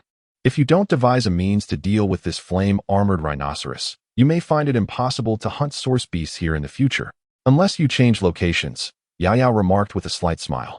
Zhou Yuan's lips curled into a grimace. Being driven away by a rhinoceros was a loss of face he could not afford. He resolved that he must find a way to eliminate it. Although the dragon tablet hand was potent, it was somewhat inadequate against such a defensively robust source beast. Zhou Yuan contemplated deeply, realizing he needed to cultivate additional source techniques that could enhance his offensive capabilities. Upon this thought, a stir coursed through Zhou Yuan's heart as he retrieved a jade slip from within his robes, the very one he had acquired that day, containing the secrets of the Xuanhuang technique. Such a technique, held in high regard by the Qi royal house, warranted further exploration. Zhou Yuan settled himself nearby, grasping the jade slip as he infused it with his source energy. Instantly, luminous shadows emanated from the slip, illuminating the void before him, with characters flowing gracefully. Zhou Yuan focused intently on these inscriptions, revealing the cultivation method and principles of the Xuanhuang technique. This Xuanhuang technique is indeed peculiar. While Zhou Yuan immersed himself in the nuances of the technique, a sudden exclamation broke through his contemplation. Turning his head, he beheld Yao Yao standing beside him, her clear and luminous eyes fixated upon the radiant screen. Zhou Yuan nodded in agreement. Having just delved into the technique, he had grasped its fundamental essence. The Xuanhuang technique, as it turned out, was a unique method of incessantly compressing and refining source energy within the meridians. Through this relentless compression, the source energy became highly concentrated, thus acquiring extraordinary lethality and piercing power. Truly, the Xuanhuang technique is a profound art, one that transcends the capabilities of ordinary source techniques, Zhou Yuan marveled. Yao Yao, her expression contemplative, remarked, "This technique is quite intriguing. It appears simple, yet follows an extreme path, honing the source energy to its sharpest form. The Xuanhuang technique likely surpasses the rank of a mere low-grade source art, albeit with some deficiencies." Deficiencies? A flicker of realization sparked within Zhou Yuan's mind. This Xuanhuang technique was bestowed upon the Qi prince by the Great Wu dynasty. Perhaps they did not provide a complete version. Yao Yao nodded thoughtfully. You might consider attempting to cultivate it, though such intense compression of source energy within the meridians demands a high level of endurance. For a single misstep could lead to injury. Zhou Yuan chuckled at her words, for when it came to the resilience of his meridians, few could rival his prowess. After all, he had once possessed an innate openness of 8 meridians. Even if they had since closed, the strength remained. I shall give this Xuanhuang technique a try. He mused, clearly intrigued by the prospect. With resolve, he bid farewell to Yao Yao, seated himself in a meditative posture, and with a focused thought. He summoned the source energy around him, drawing it into his body. As the energy surged into his meridians, Zhou Yuan concentrated. Employing the compression method detailed in the Xuanhuang technique, manipulating the source energy to rotate gently within his meridians. This compression method, known as the vortex refinement technique, involved directing the source energy into a vortex, spinning it at high speed to continuously condense it. Ultimately, when the vortex dissipated, he would be able to cultivate a strand of Xuanhuang. While it may sound straightforward, the execution proved challenging. Mastering the appropriate force was no easy feat. Too much force could tear the meridians, while too little would fail to refine the Xuanhuang. Initially, Zhou Yuan faced repeated failures, as the source energy vortex within his meridians dissipated time and again. Fortunately, his strong spirit allowed for keen perception, and after numerous attempts, he gradually gleaned insights into the process. As the day drew to a close, Zhou Yuan had managed to gain a modicum of control over the swirling technique within his meridians. Days passed, and with the rising sun casting its fervent rays upon the endless expanse of the Black Forest mountain range, the entire realm was enveloped in a golden veil. Perched upon a rock in the valley, Zhou Yuan sat in serene meditation, yet within his meridians, a different spectacle unfolded. A vortex of source energy spun at great speed, emitting a hissing sound as its tearing force caused his meridians to twitch slightly. It was fortunate that Zhou Yuan's meridians were robust. Had it been an ordinary practitioner with 4 open meridians, they would have likely suffered a rupture at this moment. Nonetheless, the sharp pain persisted, which he resolutely suppressed. A subtle vibration echoed within his meridians, and the vortex's rotation accelerated, intensifying the tearing force and amplifying the pain. Zhou Yuan furrowed his brow but resolved not to relinquish his efforts. Instead, he steeled his resolve and urged the vortex to accelerate even further. Suddenly, as the vortex reached an even greater velocity, the strands of source energy entwined within it were compressed towards the center. In the next instant, the vortex shattered explosively. As it ruptured, Zhou Yuan's eyes flew open, yet his countenance bore no trace of despair. Rather, a surge of elation illuminated his features. He extended his hand, curling his fingers, and with a mere thought, a faint azure glow gradually emerged at his fingertips. The ethereal light fluctuated, appearing exceedingly fragile. With a swift motion, he directed his fingers towards the colossal rock beneath him. A sharp sound echoed as he sliced through the stone, which yielded as effortlessly as tofu, leaving a smooth, mirror-like fracture. Zhou Yuan's eyes sparkled with excitement, his breath quickening. Is this the mystic radiance technique? Such terrifying sharpness, such astonishing penetrating power. Zhou Yuan marveled, realizing that a single strike from his finger could gravely wound anyone below the level of 7 meridians. And even those at that level would be compelled to evade its edge. With this mystic radiance technique, should that beast dare to appear again, I shall pierce it with a single fingertip. Chapter 44. The progress of Su Yuwei. The Xuanhuang technique possesses 2 tiers, known as Qingmong and Zimong. Currently, what you have achieved can barely be considered a threshold into Qingmong, remarked Yao Yao as she observed Zhou Yuan's cultivation of the Xuanhuang technique. Zhou Yuan nodded, gazing at the flickering pale azure light emanating from his fingertips. The lethality of this technique is indeed astonishing, he mused. Yet its drawback lies in the complexity of its refinement and the excessive consumption of source energy. Were it not for my application of the dragon absorption technique, which allowed me to draw a substantial amount of source energy from the heavens and earth, I doubt I could have compressed this mere wisp of azure light.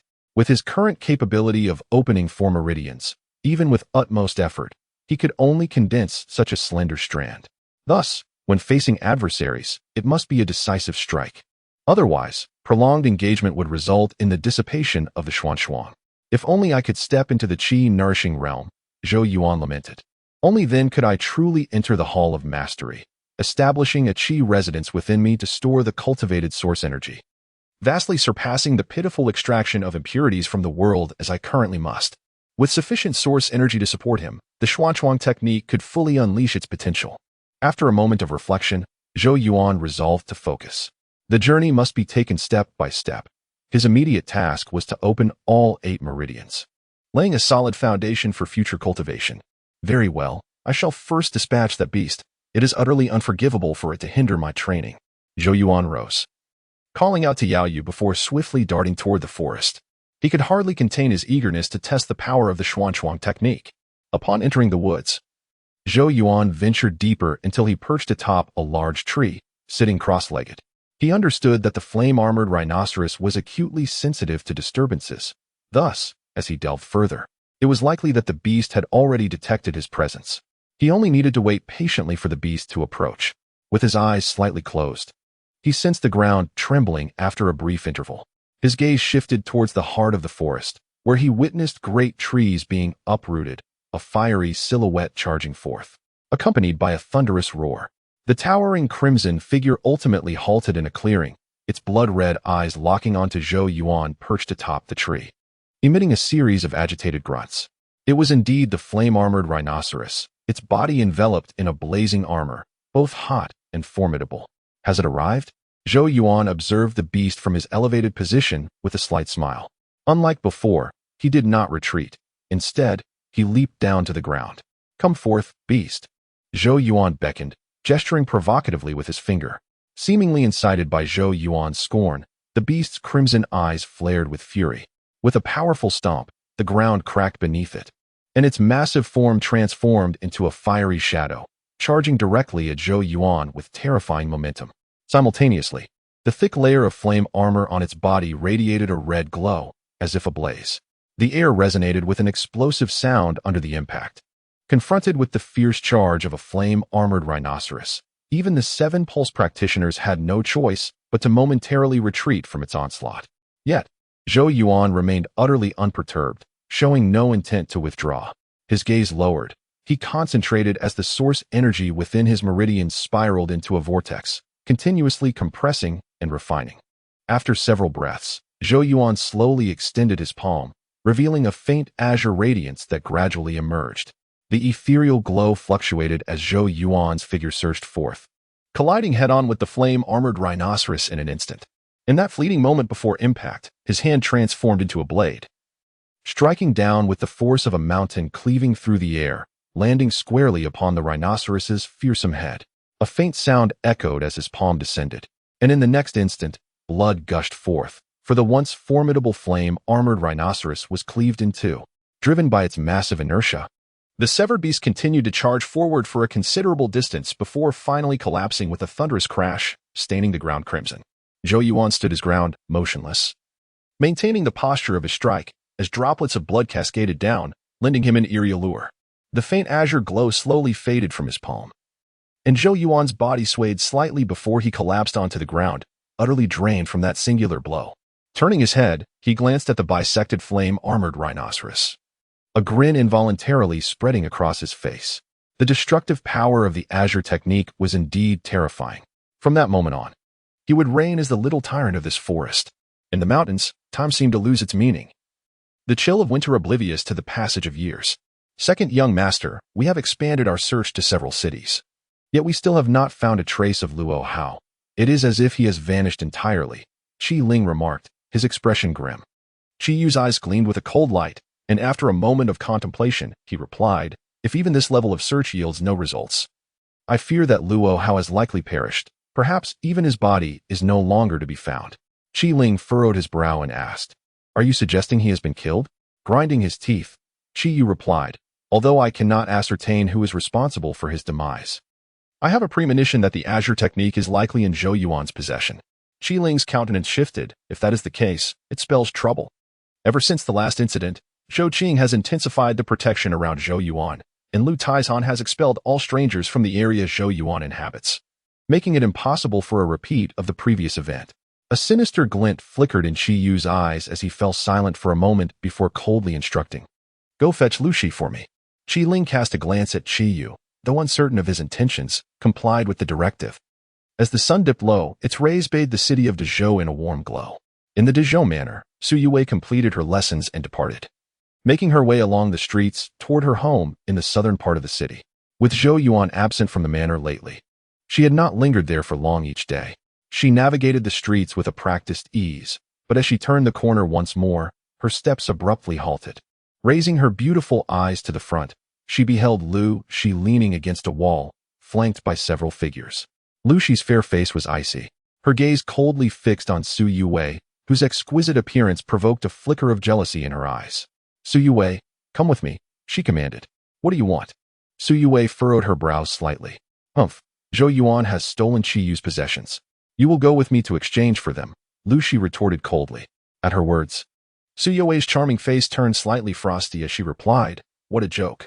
Does the princess truly covet Qi Yu's belongings? You insolent little wretch. Lu Shi's brow shot up as she barked, seize her. As her voice fell, two figures erupted from behind her, their bodies radiating a palpable source energy, revealing their prowess at the fifth pulse. Su Yue's beautiful eyes regarded the approaching figures with icy composure. Yet, when their hands clawed toward her like eagle talons, she suddenly retaliated. With a swift flick of her long, delicate fingers, she unleashed a surge of radiant source energy that twisted like a vortex, tearing through the air. With a resounding swish, the two figures were sent flying backward, blood oozing from their shoulders. Lu Shi stared wide-eyed at the surging strength of Su Yue, her silver teeth nearly grinding to dust. You have actually opened the sixth pulse? She distinctly remembered that merely over a month ago, Su Yue had only attained the fifth pulse.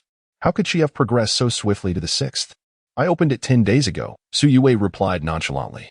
During the month that Zhou Yuan had departed from the Dezhou mansion, Su Yue had not remained idle. She had received comprehensive training from the mansion lord, Chu Tianyang. Unlike the explosive Zhou Yuan, Su Yue's stable abilities were deemed more reassuring in Chu Tianyang's eyes, prompting him to devote his utmost efforts to her training. Thus, while Zhou Yuan made advancements, she too had not remained stagnant. Lu Shi's fair face darkened, her eyes nearly ablaze with jealousy. She had devoted countless resources and time to attain the sixth pulse just half a month prior. Yet here was Su Yue, achieving the same in half the time.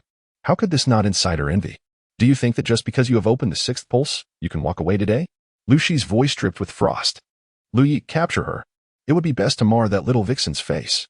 As Lu Shi's command echoed, a figure emerged slowly from behind her, emanating a powerful source energy that unmistakably indicated a mastery of the seventh pulse.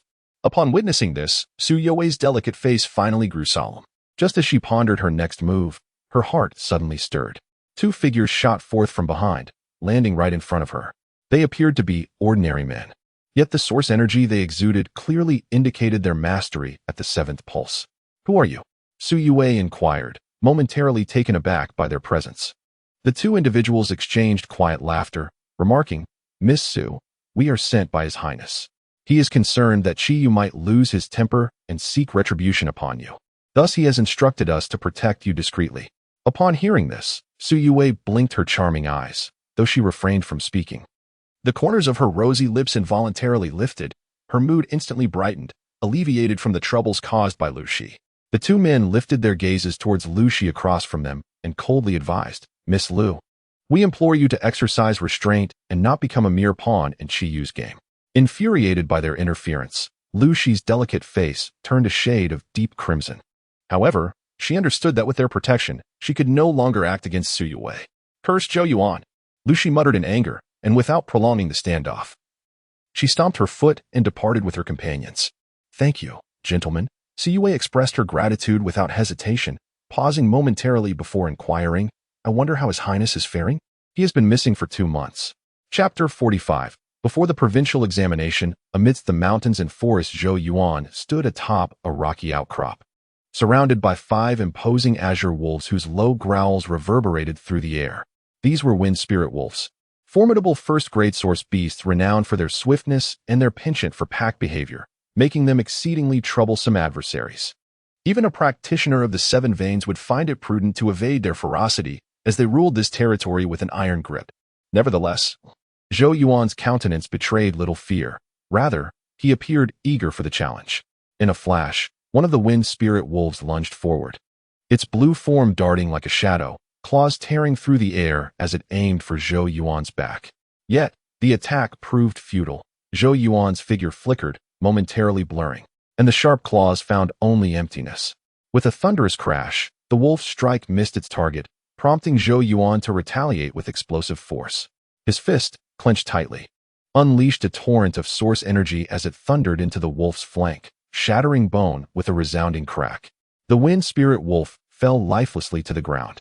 A howl of rage erupted from the remaining 4 wolves, their eyes gleaming with fury as they charged forward in unison.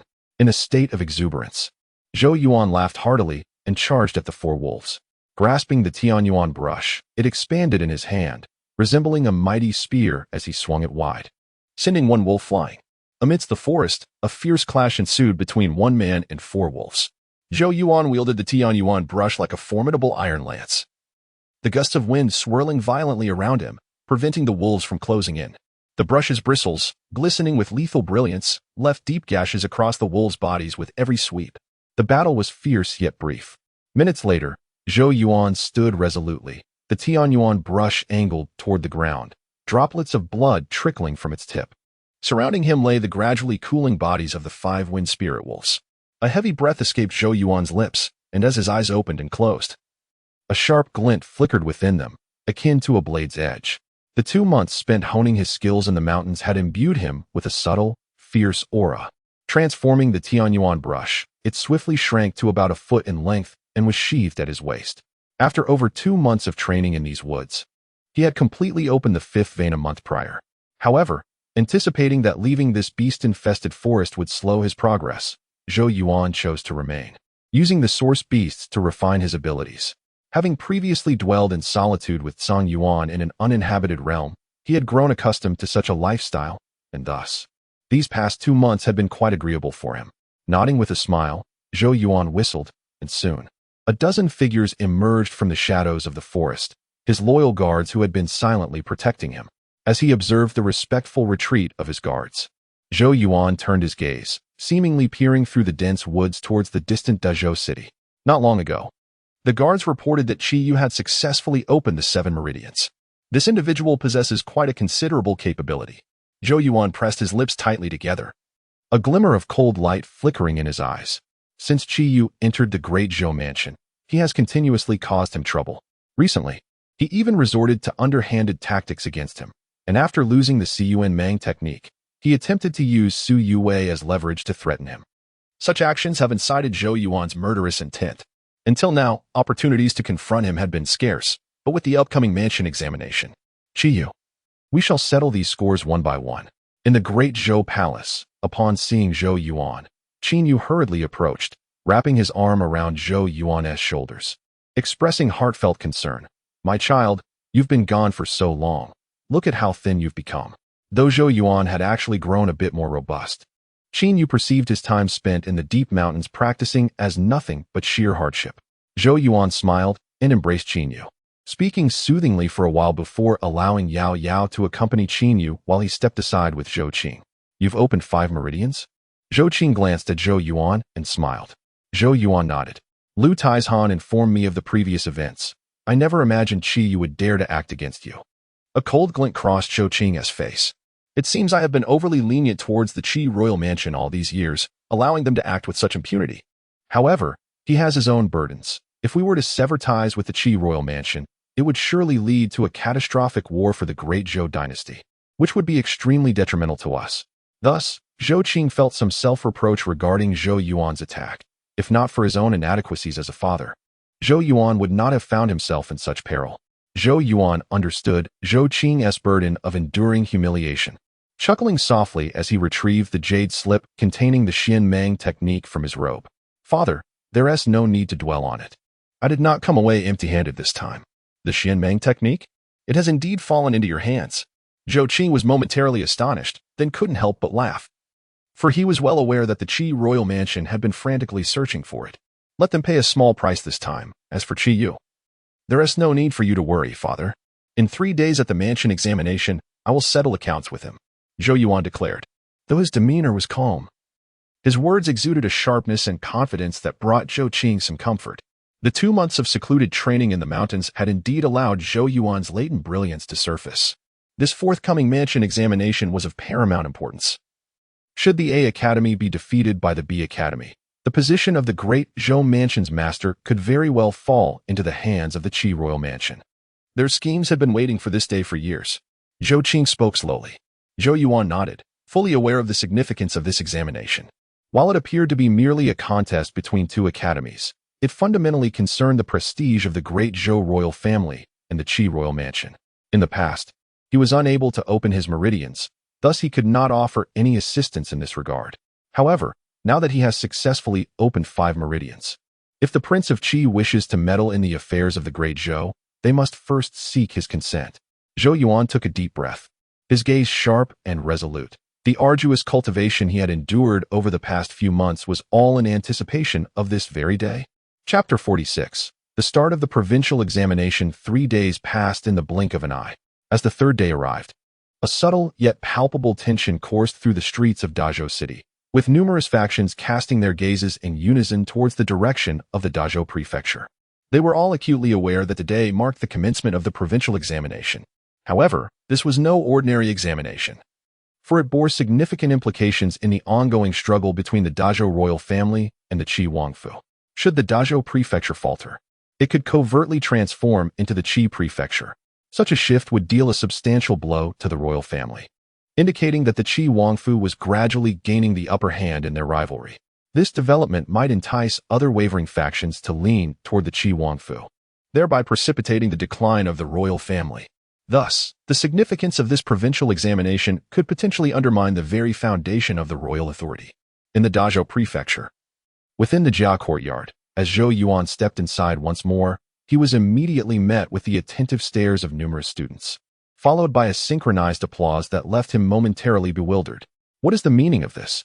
Zhou Yuan inquired, perplexed. Su Yue, Song Qiushui, and Yang Zai approached him with cheerful smiles. We are merely expressing our gratitude, they replied. If it were not for your efforts in securing an additional hour of training time at the Yuling Falls from the Yuan, our performance in this examination would have been jeopardized. All 3 of us have successfully opened the 6th meridian, Su Yue said with a playful smile. Yang Zai chimed in with a grin. Thanks to that extra hour at the Yuling Falls, we would have needed at least another month to achieve this milestone otherwise. Zhou Yuan was somewhat taken aback, realizing that the extra hour truly held considerable merit. And how is it for the Yuan? They are left with merely half an hour at the Yuling Falls. I presume their progress over the last 2 months has been minimal? Zhou Yuan asked with genuine interest. Song Qiushui pondered for a moment before responding. Indeed, the atmosphere in the Yuan has been notably bleak of late, with considerable resentment towards Qi Yu. After all, they lost 3/4 of their precious training time at the Yuling Falls due to him. Such a drastic setback is hardly bearable. Although they may not voice their grievances openly due to Qi Yu's status, discontent is inevitable. If you believe that the Yuan's loss of that hour and a half would diminish their strength, you would be gravely mistaken. Just then, a voice interjected, turning their attention. Zhou Yuan and his companions beheld Chu Tianyang approaching with a serious expression, hands clasped behind his back. Dean. The group greeted in unison, bowing respectfully. Chu Tianyang gestured for them to rise, casting a glance at Zhou Yuan before speaking slowly. As I understand it, over the past 2 months, Qi Yu has covertly taken several students from the Yuan who were slated to participate in the provincial examination to the Qi Wangfu. Oh. Zhou Yuan's expression sharpened as he replied. He intends to utilize the resources of the Qi Wangfu to train them intensively? Chu Tianyang, with a displeased expression, nodded slightly. Qi Yu's actions were quite distasteful, yet there was little anyone could say, for each individual's method of cultivation was a personal matter. The Qi royal family possessed immense financial resources, making it relatively simple to nurture a few individuals. However, Qi Yu's conduct had incited considerable dissatisfaction among the other students of the Yi Institute, who felt it was unjust. Recently, there had been much grumbling directed at Qi Yu from the Yi Institute, but it had all been forcefully suppressed by Su Hong. Therefore, do not assume that merely opening the 6th meridian would lead to complacency, for Qi Yu has already reached the 7th. Chu Tianyang spoke sternly. The numerous students of the Jia Institute fell silent, concern evident in their eyes. The pressure Qi Yu exerted on them was indeed overwhelming. Although Zhou Yuan had previously triumphed over Qi Yu at the Yuling Falls, that had been a contest fraught with limitations, while the upcoming royal examination would rely solely on genuine strength. The atmosphere was tense, and many gazes instinctively turned towards Zhou Yuan, for throughout the year, he was the only one capable of putting Qi Yu in a difficult position. Thus they harbored certain expectations for him.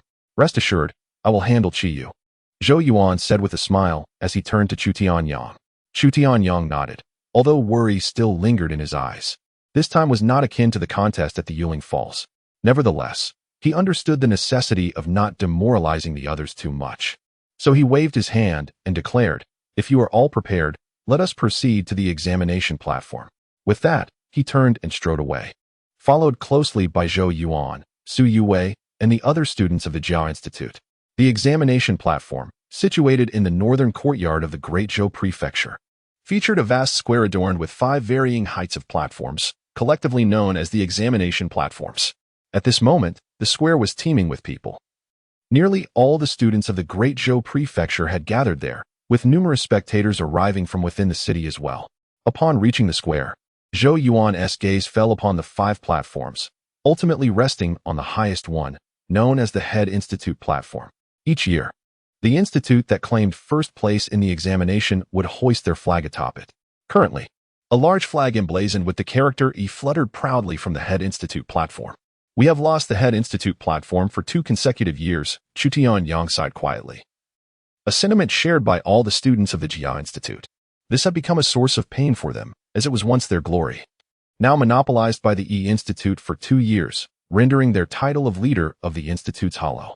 Zhou Yuan pressed his lips together, his gaze sharp.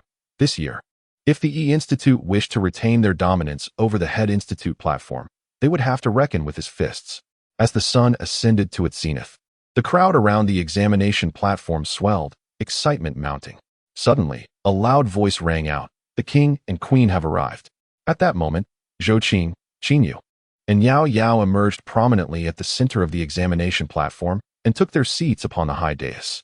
The upcoming imperial examination bears immense significance, prompting even Zhou Qing to make his presence felt in person. The arrival of the Qi Wang is announced.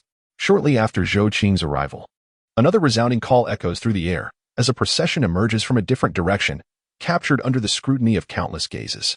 Zhou Yuan fixates on the foremost figure of this entourage, a middle-aged man clad in a dragon robe, striding with an imposing gait.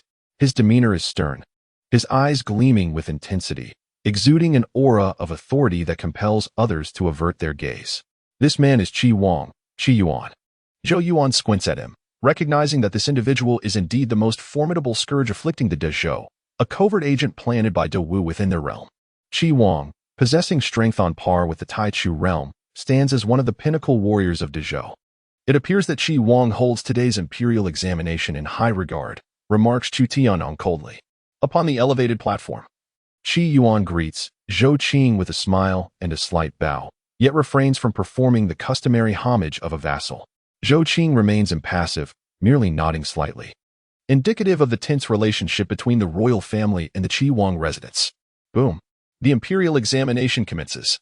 Chapter 47. The unusual, the resonant chime reverberated, instantly elevating the atmosphere surrounding the square. The figure of Chu Tianyang emerged at the center as the surge of source energy flowed. His commanding voice resonated in the ears of every onlooker. "The rules of the provincial examination remain unchanged. Each academy shall send forth 4 representatives, who are free to challenge one another. Vanquishing the opposing 4 will allow you to take their place. Participants from each academy, please take the stage." As Chu Tianyang's voice faded, figures swiftly darted forth from each academy, amidst the thunderous cheers, landing upon the examination platform, the focus of countless gazes. On the side of Academy A, the chosen 4, Zhou Yuan, Su Yue, Yang Zai, and Song Qiushui, had already been determined. "Go for it." The students of Academy A shouted exuberantly. Zhou Yuan and his companions exchanged glances and nodded, their forms moving as they ascended the examination platform, positioned on the second tier from the bottom. On the tier above, prominently stood Qi Yu, flanked by the 4 representatives of Academy B. With his hands clasped behind his back, Qi Yu stood tall, casting a condescending gaze upon Zhou Yuan and the others below. "This year, the title of Academy Champion still belongs to us in Academy B. I advise you to abandon any hopes," he remarked coldly, fixing his eyes on Zhou Yuan. In response, Zhou Yuan smiled lightly and replied, "Thanks to the cultivation hours you provided at the Jade Spirit Waterfall, I must say, however, that with the wealth of the Qi royal family, you could easily nurture talents from your own resources, so I doubt you would mind."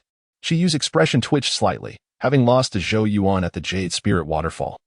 His reputation in Academy B had plummeted recently, causing the support he had painstakingly gathered to dwindle considerably. "Humph, what is there to be proud of? After this provincial examination, you will lose the title of Academy A for good." All these accolades will still belong to us, sneered Lu Shi beside Qiyu. Who will ultimately prevail remains to be seen. It may be a tad premature to make such declarations, Su Yue interjected calmly. What do you think you are? To speak to me? Lu Shi retorted disdainfully. Su Yue lowered her gaze slightly and stated, on this platform, status holds little significance, should one lose. It merely adds to the ridicule. Lu Shi's eyelids twitched as she clenched her teeth. You sharp-tongued girl, if you fall into my hands later, I shall make you pay. Then you ought to be cautious. I intend to settle the score from last time here with you. Su Yue's beautiful eyes mirrored a frosty intensity. Just hope you possess the capability. Before the battle commenced, both sides were already ablaze with tension, the atmosphere charged. Zhou Yuan and his companions settled onto the cushions upon the platform. He narrowed his eyes slightly, casting a glance at Qiyu. While behind Lu Shi stood two robust young men, their bodies subtly emanating waves of source energy. One was named Chao Ling, the other Fan Wu. Both were distinguished figures in Academy B. If his intuition served him correctly, they had likely both opened their sixth meridian, Su Yue whispered beside Zhou Yuan. Zhou Yuan nodded slightly, studying the two individuals more closely, as he sensed an unusual fluctuation in their auras. Boom, boom. As the participants of the House of Representatives ascended the stage, the bell tolled with increasing urgency, culminating in a sharp, resonant chime that marked the official commencement of the imperial examination. Ding Courtyard's Li Tong challenged Bing Courtyard's Wu Jian. Wu Courtyard's Chai Yinji challenged Ding Courtyard's Sun Qing. At the moment the bell ceased its ringing, a chorus of low exclamations erupted, swiftly followed by figures darting forth to land upon the vast stone platform. I shall go first, announced Yang Zai from Jia Courtyard, rising to his feet. His gaze locked onto Chao Ling from E Courtyard as he declared in a deep voice. Yang Zai of Jia Courtyard challenges Chao Ling of E Courtyard. The youth named Chao Ling, expressionless, stood and leapt onto the stone platform. Yang Zai followed suit, clasping his fists in a gesture of respect towards Chao Ling. A referee descended onto the stage, casting a glance at the two contenders before raising his hand and calling out, "Begin!" Boom. As the referee's command echoed, both Yang Zai and Chao Ling surged forward simultaneously, their voices resonating with a unified, "Open the six meridians." Both wielded the strength of the six meridians, sparing no effort in their onslaught as they unleashed their full power. Streams of source energy enveloped their forms, and as their fists and feet collided, the very air was rent asunder, fierce and unyielding. Bang! Bang! Under the watchful gaze of countless spectators, the two figures became entwined in a fierce struggle, their punches whistling through the air, each striking with unrelenting ferocity towards one another's vital points, the atmosphere thick with danger.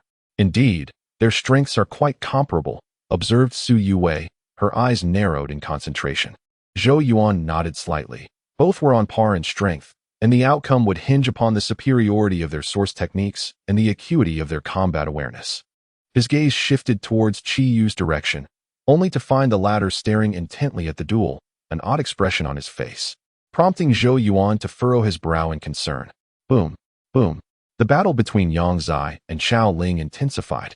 Yet neither had noticed that a faint crimson hue had begun to seep into Chao Ling's eyes, and the source energy emanating from within him grew increasingly turbulent and formidable. Yang Zai felt this change most acutely, and he sensed a surge of pressure, with several clashes hinting at his impending suppression. What is happening? Yang Zai pondered, bewildered. Get away from me. As Yang Zai hesitated, Chao Ling's eyes glowed with a fierce light, and a tempestuous roar escaped his lips, with the ferocity of a tiger unleashed. He delivered a devastating blow that sent the exhausted Yang Zai hurtling backward, a spray of blood erupting from his mouth. A chorus of gasps erupted from the crowd, none anticipating the sudden turn of events that led to Yang Zai's defeat in what had appeared to be an evenly matched contest. Zhou Yuan's brow furrowed.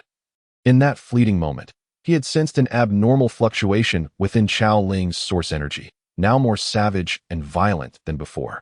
On the platform, Qi watched the scene with a sly smile, his gaze shifting towards Zhou Yuan, a glint of coldness flickering in his eyes. I shall go next, declared Song Qiushui, her face grave as she rose to her feet. Be cautious, Zhou Yuan replied with a gentle nod. As Song Qiushui stepped into battle, Qiyu turned his gaze towards Fan Wu and said calmly, You may proceed.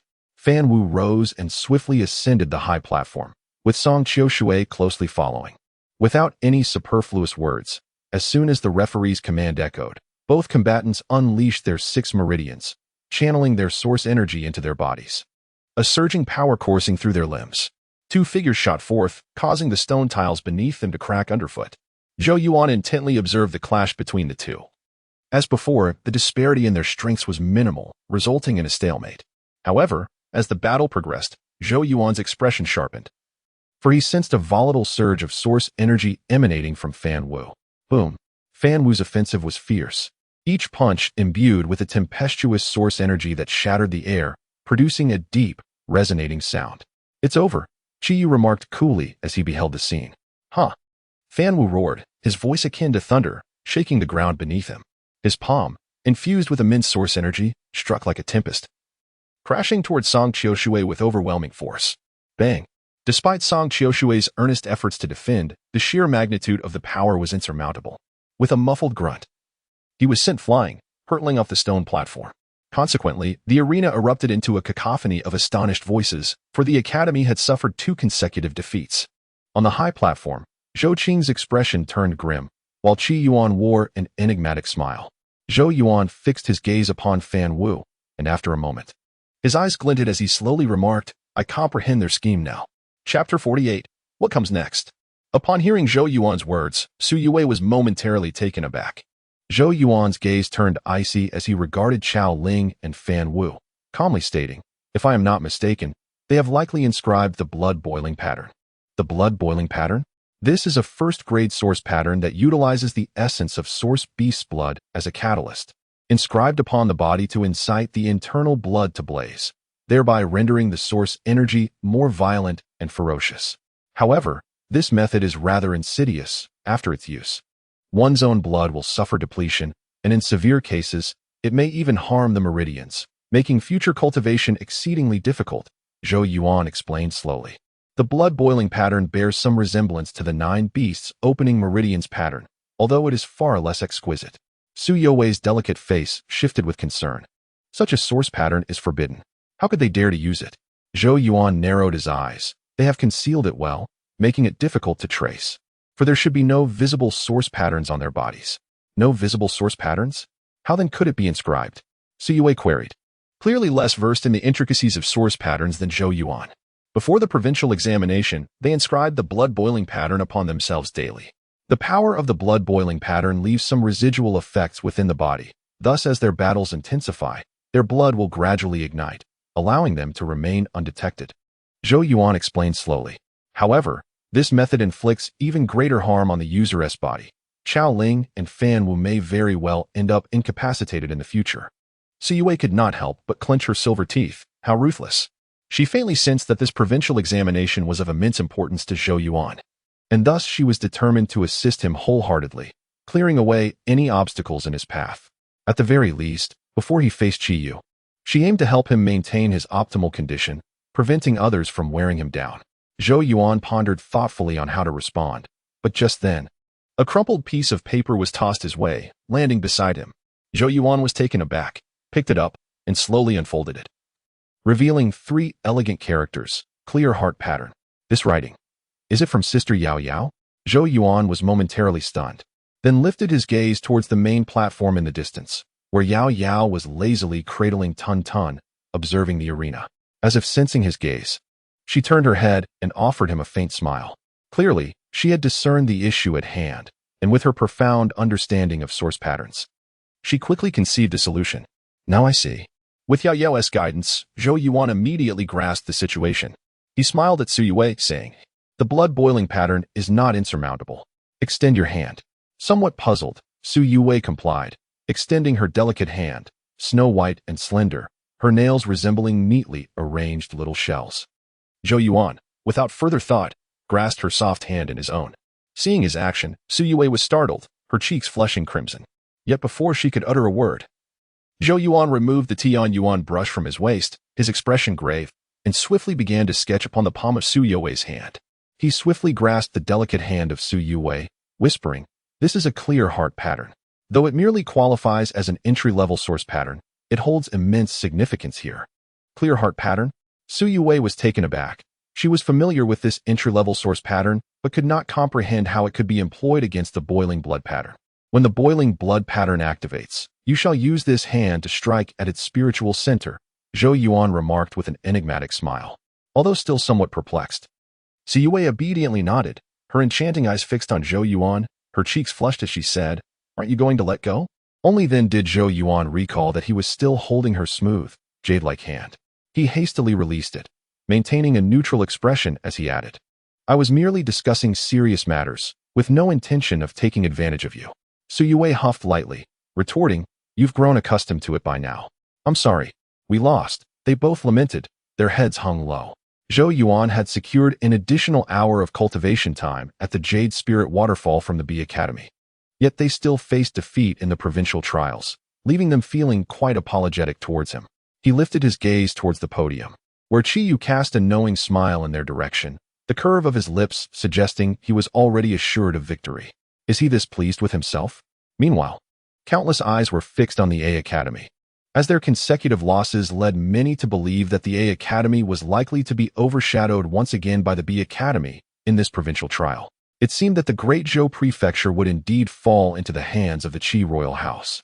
Many factions murmured to themselves at this realization. Under the scrutiny of numerous gazes, Su Yue rose gracefully. Dressed in a black training outfit, her slender figure was accentuated by the fitted attire. Her chest rising and falling with each breath, and a belt cinched at her waist, highlighting her delicate curves. Her ponytail cascaded down her back, exuding youthful vitality. "I'm off," Su Yue smiled at Zhou Yuan. "Do your best," Zhou Yuan replied with an encouraging nod. As Su Yue looked at him, sunlight enveloped her. And amidst the multitude of onlookers, she flashed a radiant smile at Zhou Yuan, her voice barely above a whisper, meant only for him, "Your Highness. You once helped me open a door. That day, I vowed to myself to strive diligently to become strong, wishing to eliminate all obstacles that might impede you." With her final words spoken, the young woman lightly sprang into motion, landing gracefully on the elevated platform. Simultaneously, a clear voice resonated. "Su Yue of the A Academy challenges Chao Ling of the B Academy." Her melodious declaration drew countless gazes, and as they beheld the poised, striking young woman upon the stage, many could not suppress their admiration. Liu Shi, observing the increasingly remarkable Su Yue, felt her jealousy intensify, coldly instructing, "Chao Ling, go teach her a lesson." Chao Ling rose silently and ascended the platform. "Begin." With a thunderous roar from the referee, the source energy within Chao Ling erupted. As he swiftly activated the 6 meridians, his energy surging through every limb and sinew. His figure shot forth like a lightning panther, the fierce wind from his punches tearing through the air, manifesting as a flurry of fist shadows that enveloped Su Yue. Yet, in the face of Chao Ling's ferocious onslaught, Su Yue moved with grace, her steps as light as a wisp of smoke, her silhouette dancing elegantly. Each time Chao Ling's attack neared, she adeptly utilized the gusts of wind generated by his strikes to deftly evade, rendering his efforts entirely futile. Thus, upon the stone platform, Chao Ling unleashed a relentless barrage while Su Yue maintained her composure, evading with a tranquil demeanor. As time progressed, a crimson light flickered in Chao Ling's eyes, his internal source energy growing increasingly violent alongside his blood. "Get lost," he bellowed, his foot striking the ground as he propelled himself forward, appearing before Su Yue with a fierce palm strike. However, in an unexpected turn of events, instead of retreating, Su Yue advanced, her delicate hand gently landing upon Chao Ling's crown, her palm emanating a soft luminescence from the source pattern within. In an instant, a wave of refreshing energy penetrated Chao Ling's mind, calming the tumultuous blood within him. The sudden tranquility of his blood caused the ferocity of his source energy to dissipate, resulting in a disarray of power within him. Swiftly, Su Yue seized the moment, her fingers curving gracefully, shimmering with a jade light as they sliced through the air, striking with lightning speed at Chao Ling's chest. With a jolt, Chao Ling staggered, a mouthful of blood erupting from his lips before he collapsed backward, crashing to the ground. The entire plaza erupted in astonishment. None had anticipated that the previously unstoppable Chao Ling would succumb so effortlessly to Su Yue's finesse.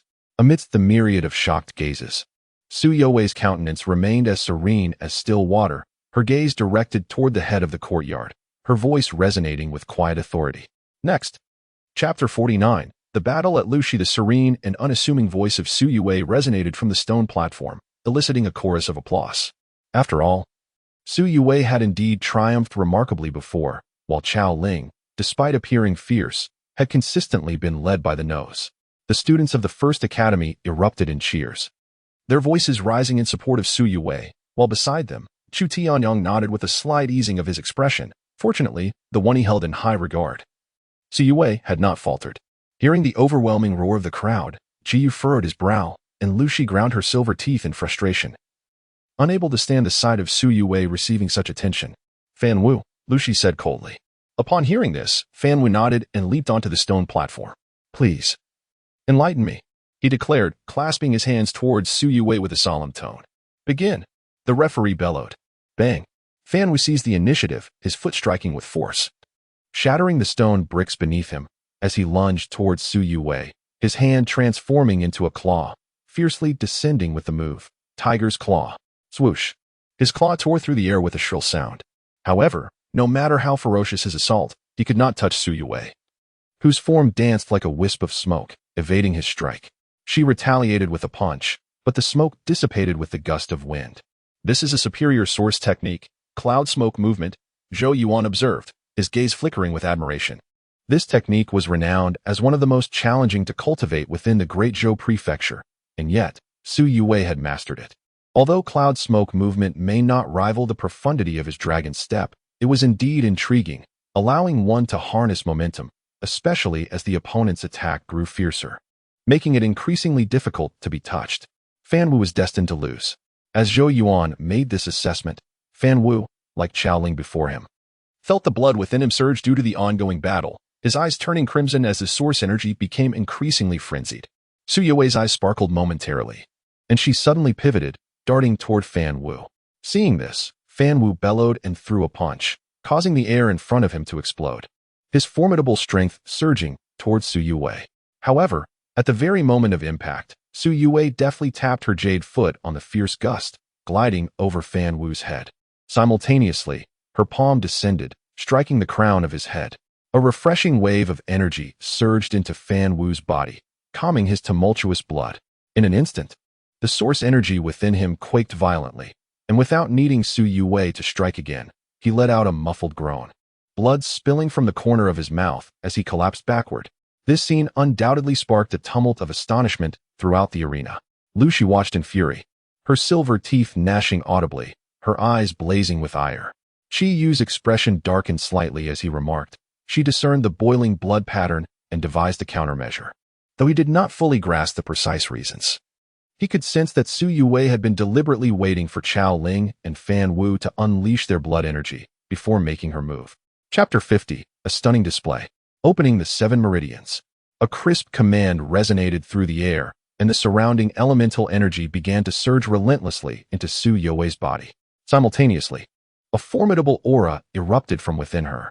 Zhou Yuan's hair danced gracefully as the elemental energy flowed through her, ultimately converging at her fingertips, which gleamed like jade, yet radiated a piercing intensity that caused the air to tremble.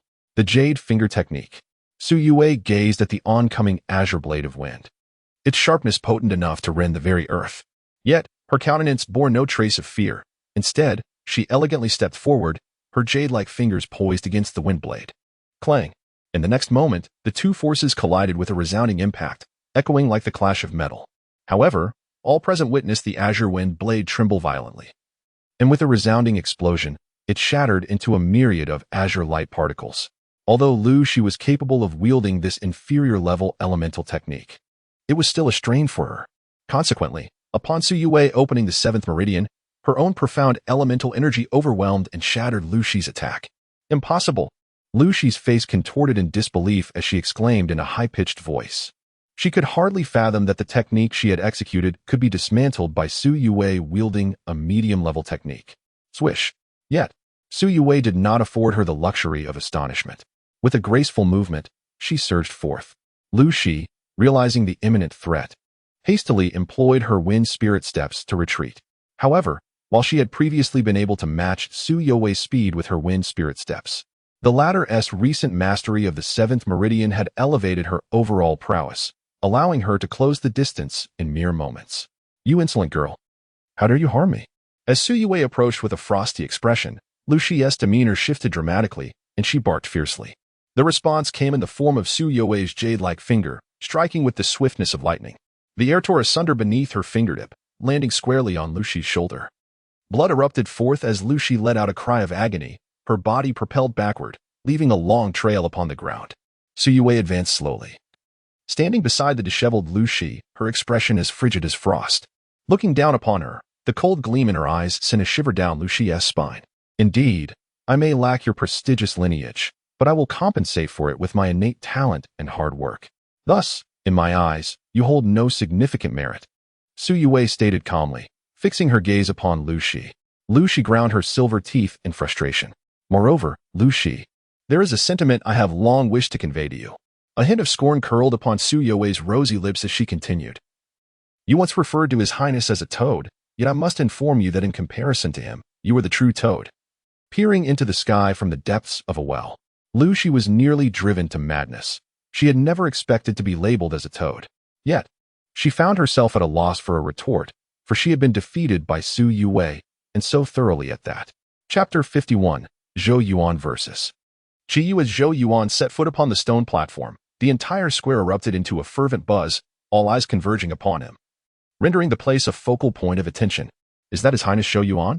Wasn't it rumored that he was incapable of opening his meridians for cultivation? That is outdated news. During the grand examination, His Highness had already demonstrated the ability to open his meridians. And it is now said that he has reached the level of opening 5 meridians. Opening 5 meridians? How could he possibly stand against Qi? Have we not witnessed even Zhou Yuan, who had opened 7 meridians, defeated by him? It seems that this time, the Prince of Qi's residence is assured victory. Whispers of speculation filled the air, and from a superficial perspective, it was evident that many believed Qi held the upper hand.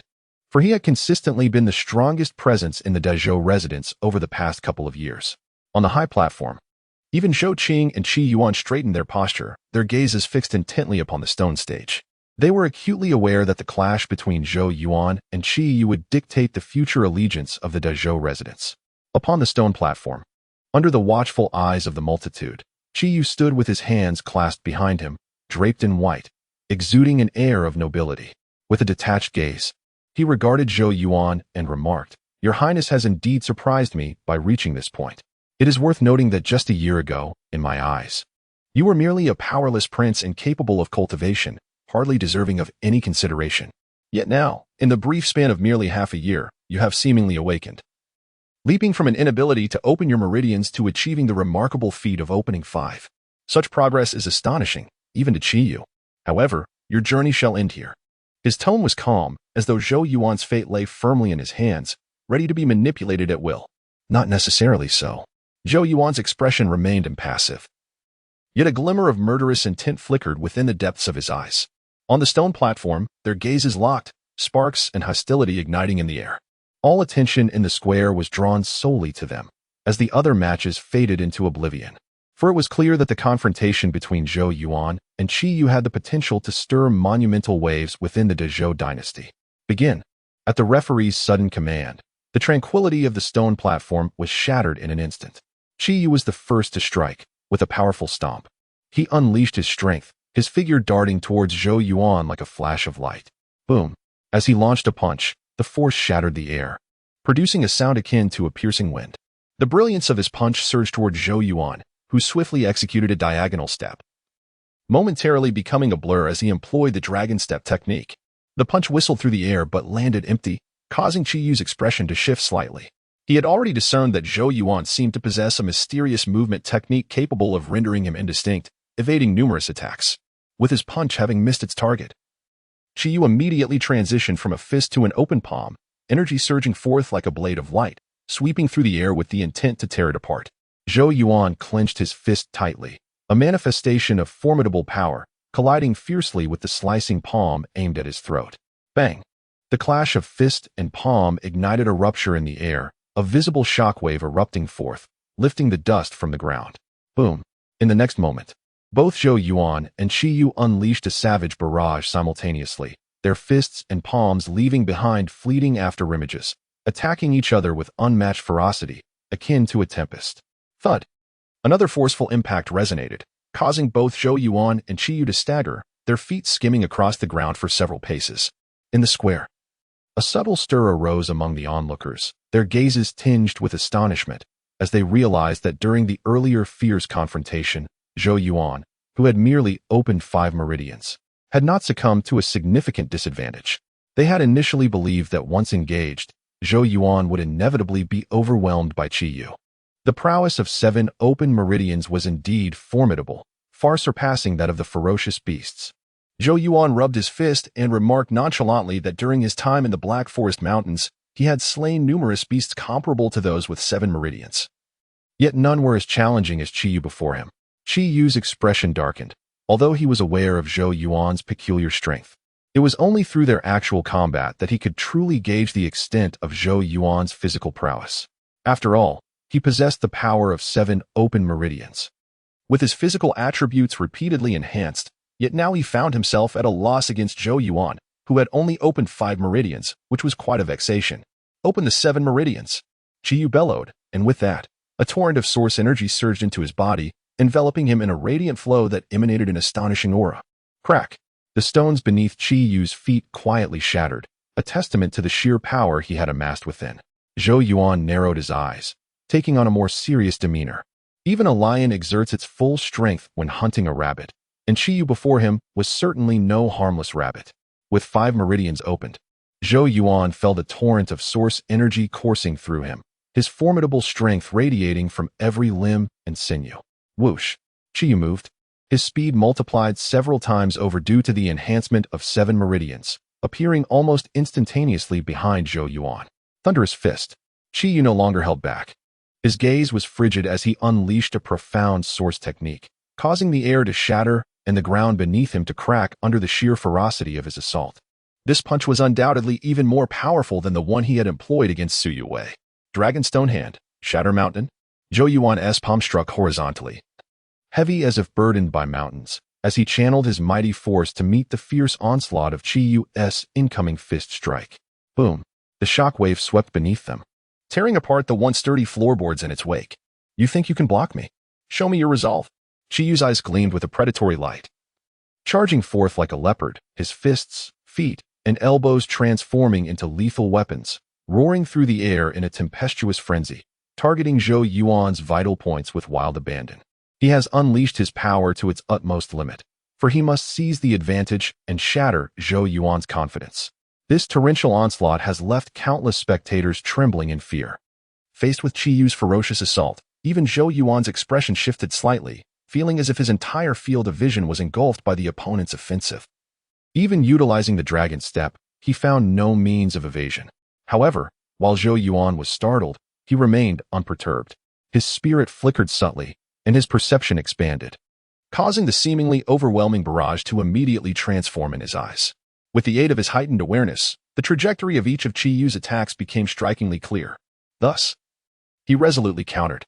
As his fists and feet struck forth, the source energy surged. His retaliation lacked the brutality of Qi Yu's but appeared somewhat languid. Yet, it was precisely this slow response that landed perfectly on the weakest points of Qi Yu's onslaught, merely a gentle touch sufficing to dissipate the formidable force entirely. Akin to using 4 ounces to deflect 1,000 pounds. Qi Yu's countenance grew increasingly grim, for he could sense that although his attacks seemed fierce, they consistently failed to breach Zhou Yuan's defenses. Zhou Yuan's seemingly unhurried counterstrike was, in fact, aptly timed to neutralize all of his assaults. Thud! Zhou Yuan launched another heavy punch, striking Qi Yu's elbow with such force that it sent a tremor through Qi Yu's arm, momentarily freezing his entire body. You shall not go unchallenged. Taste my technique. Zhou Yuan's gaze flickered as he suddenly transformed his palm into a strike. At that instant, a surge of source energy rushed forth from within him, coursing through his meridians and into his hand, causing the air to resonate with a hum. An astonishing aura radiated from Zhou Yuan's being. Dragon tablet hand, shattering the earth. With a deep, resonant shout, Zhou Yuan struck out with his palm, revealing a dazzling source light in his palm. As he thrust his hand forward, the air transformed into a cannon of force, hurtling towards Qi Yu. Qi Yu's expression changed dramatically, clearly sensing the astonishing ferocity of Zhou Yuan's counterattack. He hastily crossed his arms defensively before him, wrapping his arms in a flow of source energy. High-grade source technique, golden stone arms. Thud. Yet Zhou Yuan paid no heed to such defenses. His unparalleled strike landed heavily upon Qi Yu's arms, producing a thunderous explosion as an overwhelming force erupted forth. Thud, thud, thud. With each punch, Qi Yu felt as though he had been struck with tremendous force. His arms trembled violently, and he stumbled backwards, each step leaving a mark upon the ground, shattering the stone slabs beneath his feet. A wave of astonishment rippled through the crowd, growing stronger with each of Qi Yu's retreating steps. Bang! Qi Yu forcefully steadied himself. Hearing the cacophony of gasps around him, his face darkened as if it could drip water, his eyes blazing with fury as he glared at Zhou Yuan. A low growl filled with murderous intent escaping through gritted teeth. Zhou Yuan, you seek your own demise. Chapter 52. True Strength. Zhou Yuan, are you courting death? As that low growl emerged from Qi Yu's lips, a fierce killing intent erupted from within him, his eyes bloodshot and grotesque. Initially, he believed that this battle would be a mere formality, for he had opened 7 meridians, a strength sufficient to crush any student of the Great Zhou Academy. Yet, who could have foreseen that, against a Zhou Yuan who had only opened 5 meridians, he not only failed to secure a swift victory, but was now being relentlessly pushed back. This was undeniably a humiliation for him. Who will perish remains uncertain. Zhou Yuan's voice was calm, yet his eyes also shimmered with fierce intent. Qi Yu's bloodshot gaze fixated on Zhou Yuan, and after a moment, the savage expression on his face gradually eased, though his voice turned increasingly chilling. Zhou Yuan, your ability to reach this point is indeed beyond my expectations. However, do you truly believe that this will grant you victory over me today? Upon witnessing Qi Yu's sinister demeanor, Zhou Yuan narrowed his eyes, his expression growing solemn. For he understood that Qi Yu must have prepared extensively for this provincial examination. Qi Yu took a deep breath, a glint of ruthlessness flashing in his eyes. In the next instant, his body trembled violently, and a low voice resonated. Meridian breaking technique. Buzz. At this moment, Zhou Yuan's expression finally shifted as he slowly remarked. So it's the meridian breaking technique. You are truly ruthless. The meridian breaking technique is a form of source art that can forcibly assist an individual in breaking through a meridian within a brief period. Now that Qi Yu had opened 7 meridians, if he were to break through one more, he would achieve the level of 8 meridians. However, this method is forceful, and thus, once employed, it would inflict damage upon oneself, significantly delaying the genuine opening of the 8th meridian. Streams of source energy entwined around Qi Yu's body, his robes billowing and rustling as he felt the surge of formidable power within him. His fingers clenched tightly, producing a creaking sound. For the sake of securing the Great Zhou Academy, this price is negligible, Qi Yu stated indifferently. Moreover, our Qi royal house has long been prepared with rare treasures. I shall recover swiftly. However, before that, I believe the one who will pay the price will be you. Boom. At the instant Qi Yu's words fell, his figure shot forth like an arrow. So fast, Zhou Yuan was taken aback. After forcibly breaking through to 8 meridians, Qi Yu's overall strength had ascended to another level. Dragon Step. Without hesitation, Zhou Yuan executed the Dragon Step, his form shifting sideways. Bang! A fist enveloped in streams of source energy surged from behind, hurtling toward Zhou Yuan's chest. However, just as the attack was about to land, Qi Yu abruptly transformed his fist into a palm, slamming it downwards. The source energy struck the air, generating a deafening air cannon that collided violently with Zhou Yuan's chest. Stagger. Zhou Yuan swiftly retreated, a faint pain emanating from his chest. The previous strike, though merely a result of Qi Yu's punch-induced air blast, still bore formidable power. It was evident that after breaking through the 8 meridians, Qi Yu's strength had surged dramatically. How long can you evade? Qi Yu's eyes glimmered with coldness as he surged forward once more, his attack striking with the ferocity of lightning, relentlessly enveloping Zhou Yuan.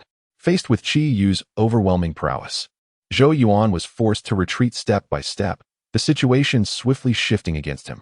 In the square, countless gazes were drawn to the sudden turn of events, murmurs of astonishment rippling through the crowd. It was clear to all that Qi Yu had seized the upper hand. Should Zhou Yuan possess no hidden cards, he would likely find himself entirely at Qi Yu's mercy. Among the students of the First Academy, expressions of concern and unease were palpable. Siyue clenched her delicate hands, her beautiful face reflecting anxiety, for Qi Yu was undeniably formidable at this moment. On the high platform, Zhou Qing wore a grave expression, while Xuanhuang Qi revealed a smug smile. Boom. On the stone platform, the two figures pursued one another relentlessly. Qi Yu's attacks were fierce and unyielding, wave after wave, while Zhou Yuan continuously dodged, evading the sharpness of Qi Yu's strikes. Yet, under Qi Yu's relentless pressure, The space for Zhou Yuan to maneuver grew increasingly constricted, until, at last, he found himself at the edge of the platform. In that moment, Qi Yu's face twisted into a savage grin, his fierce palm strike sweeping downwards, causing the ground to crack under the force. This strike was potent enough to send Zhou Yuan tumbling from the high platform, determining the outcome of the battle. Consequently, a cacophony of gasps erupted from the crowd. "Get off the stage. Did you truly believe you could alter your fate?" Qi Yu's mocking voice rang out. As the palm wind rushed towards him, Zhou Yuan suddenly lifted his head, his countenance devoid of any panic. Instead, a chilling smile graced his lips. "I have mentioned before, overconfidence is not a virtue." Boom. An unusual sound resonated from within Zhou Yuan, as the source energy from the heavens and earth surged into him, causing his internal energy to swell dramatically.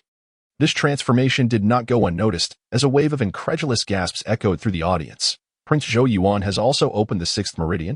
Could it be that he employed the meridian breaking technique? It cannot be the meridian breaking technique.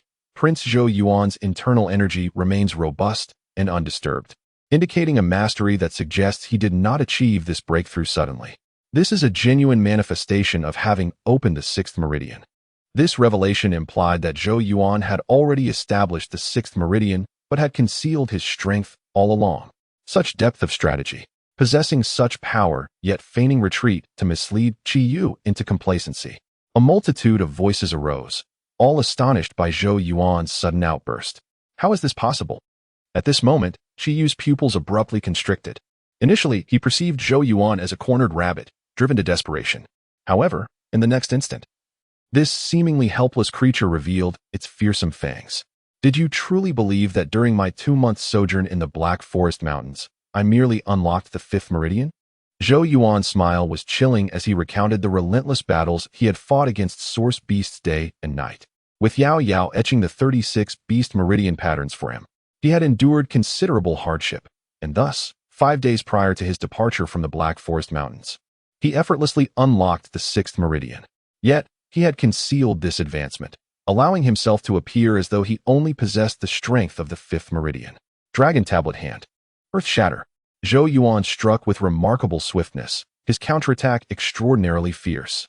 His palms swept horizontally, unleashing a torrent of source energy, causing the air to crackle violently. The ferocious gusts were overwhelming. Zhou Yuan's retaliation sent a shiver down Qi Yu's spine, an aura of peril enveloping him, leaving him no time to contemplate.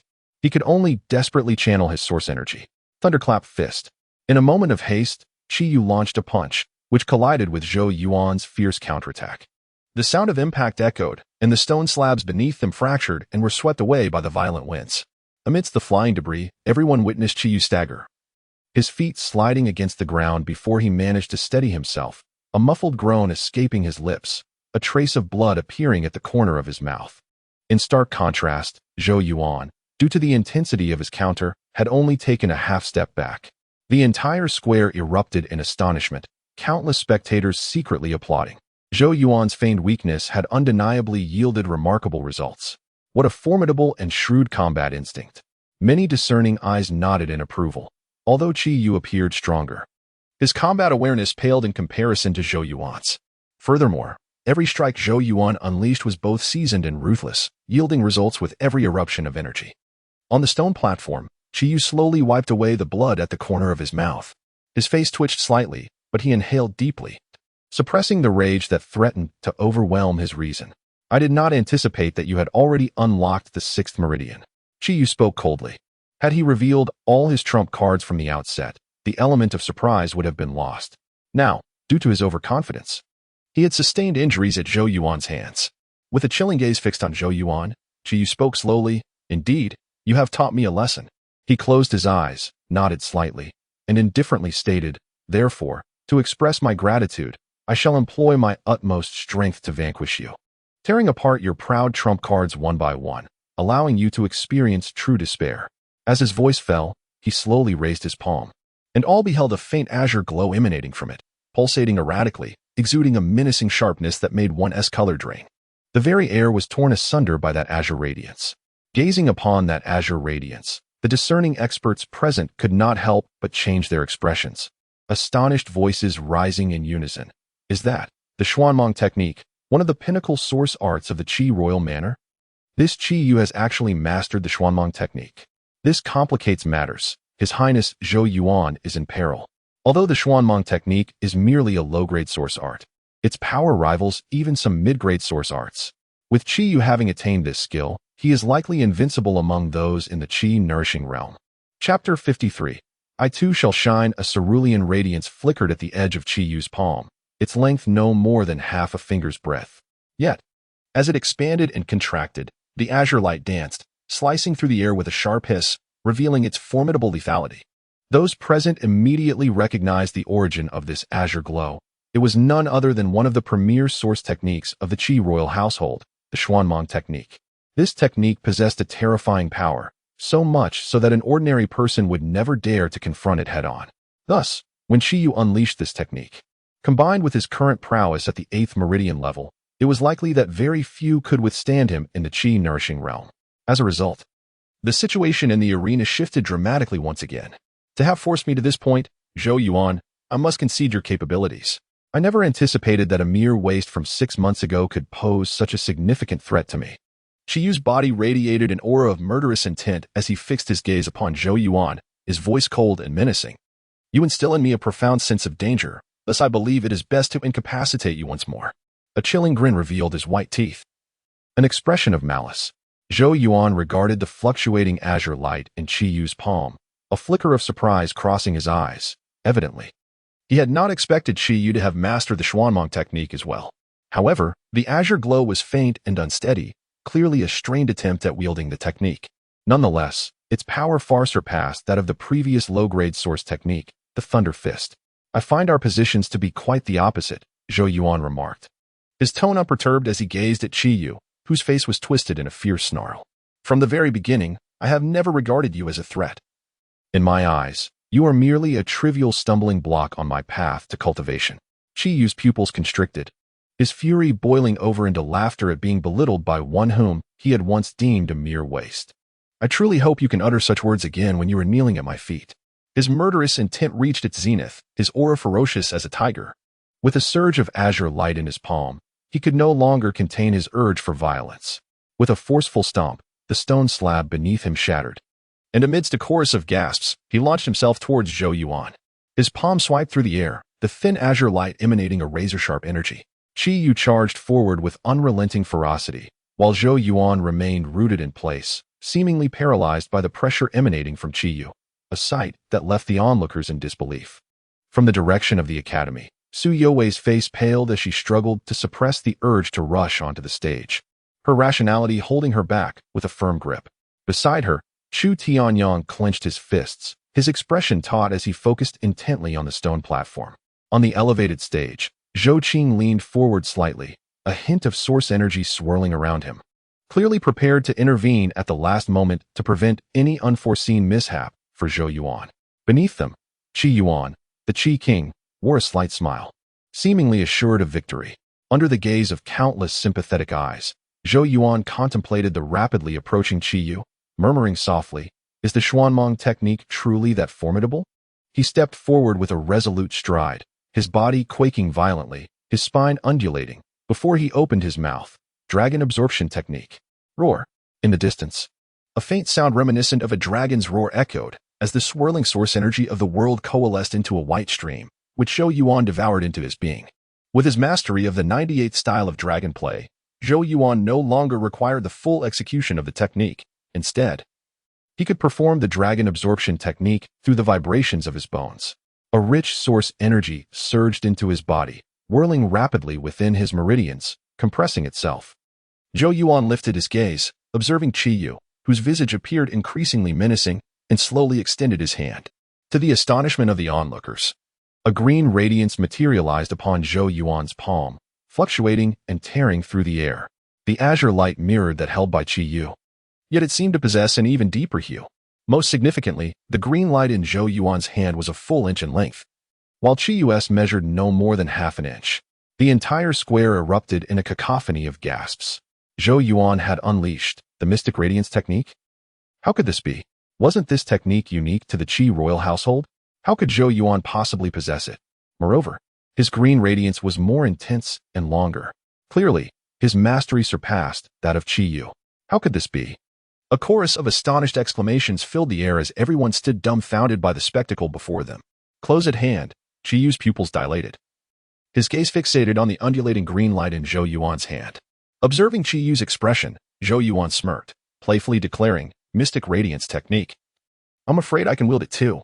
As the last syllable left his lips, he stepped forward decisively, his palm enveloped in azure light, resembling a green blade, and struck fiercely towards the advancing Qi Yu. With a swift motion, his hand sliced through the air, creating a rift, even tearing the ground beneath. Under the watchful eyes of countless spectators, the palms of Zhou Yuan and Qi Yu collided violently, their respective azure lights clashing with a fierce intensity. A faint sound echoed, as if a delicate whisper had emerged. Zhou Yuan and Qi Yu's figures brushed past each other, both advancing several paces before gradually coming to a halt. They stood back to back, the azure light in their palms flickering incessantly. The square fell into an eerie silence, all gazes riveted on the two figures. They understood that this fierce contest was on the brink of resolution. In the stillness, a low murmur arose from the stone platform, as Qi Yu muttered, "How could you possibly know the Mystic Radiance technique? And to such a formidable extent? This must be your doing." Zhou Yuan's voice remained unperturbed. Qi Yu's pupils constricted. As if recalling something, his expression twisted in realization. "So it was you. Luo Hao met his demise at your hands." No wonder he could not find Luo Hao's whereabouts. It turns out he was already slain by Zhou Yuan. And the mysterious Xuanhuang technique had also fallen into Zhou Yuan's hands, where it was secretly cultivated. Zhou Yuan paid no heed to Qi Yu. With a gentle wave of his sleeve, it seemed as though a fierce wind howled forth. As the wind swept by, countless onlookers in the square were struck dumb with astonishment, for they witnessed Qi Yu's entire arm slowly detach, ultimately cascading to the ground, accompanied by a gushing stream of blood. The severed limb was smooth as a mirror at the break. At that moment, Qi Yu's piercing scream finally echoed through the air. The entire square fell into a profound silence, as everyone stared blankly at the wretched Qi Yu, realizing that from this instant, the battle had reached its conclusion. However, this outcome was evidently beyond the expectations of all present. No one anticipated that Qi Yu, who had dominated the Great Zhou prefecture for 2 years, would meet such a humiliating defeat at the hands of Zhou Yuan today. A multitude of astonished gazes turned toward Zhou Yuan, who stood with arms at his sides on the stone platform. To their surprise, this rumored incapable prince, who could not even open his meridians, began to reveal his formidable prowess unbeknownst to them. Perhaps the Great Zhou royal family was not as diminished as they had perceived. Boom! As his voice resounded, a golden column of energy erupted from the crown of his head, transforming into a colossal golden hand that descended with a roar, aiming to grasp Zhou Yuan on the stone platform. With this strike, the entire platform was set to be crushed. This was the fourth rank source energy, the golden stone mixed origin energy. Yet, just as the golden hand descended, an equally formidable crimson energy surged skyward, morphing into a scarlet hand that collided fiercely with the golden one. This was the fourth rank source energy, the flame thunder energy. A thunderous sound reverberated, shaking the earth beneath as a terrifying gust of wind swept through, enveloping the sky in dust and debris. Simultaneously, Zhou Qing's deep voice, laced with fury, echoed, "Qi Yuan, do you dare to rebel?" Chapter 54.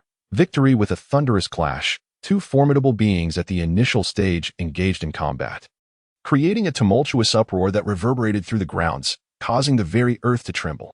The entire plaza quaked violently, and even the residual waves emanating from the confrontation left countless spectators gasping for breath.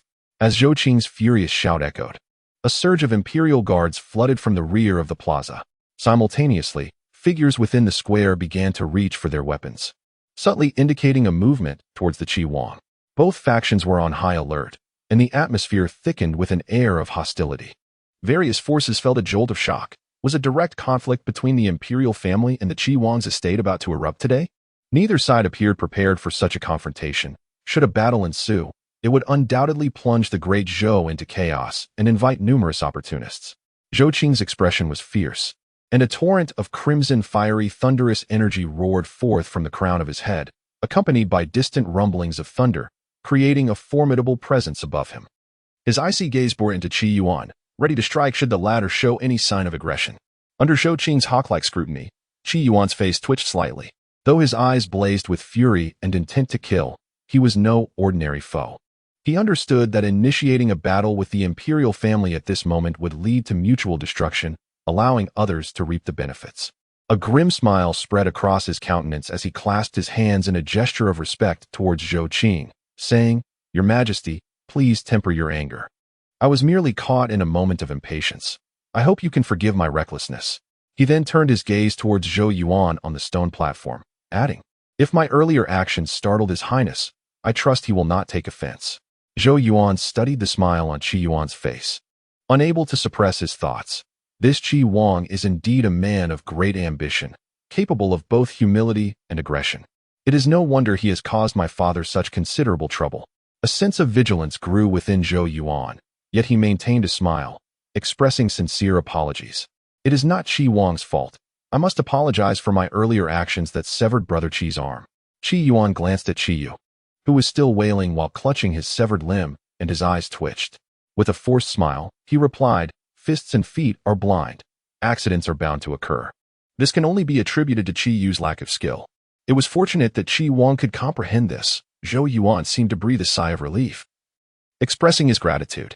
With a chuckle, Qi Yuan's gaze flickered, and he inquired, "What you displayed earlier, was it our Qi Wang Xuanhuang technique? I wonder where His Highness acquired it." Zhou Yuan responded with a smile, "Recently, while I was cultivating in the Black Forest Mountains, an assassination attempt was made against me. However, after I countered and killed my assailant, I discovered this Xuanhuang technique on him." "Ah, I see," Qi Yuan exclaimed, realization dawning upon him.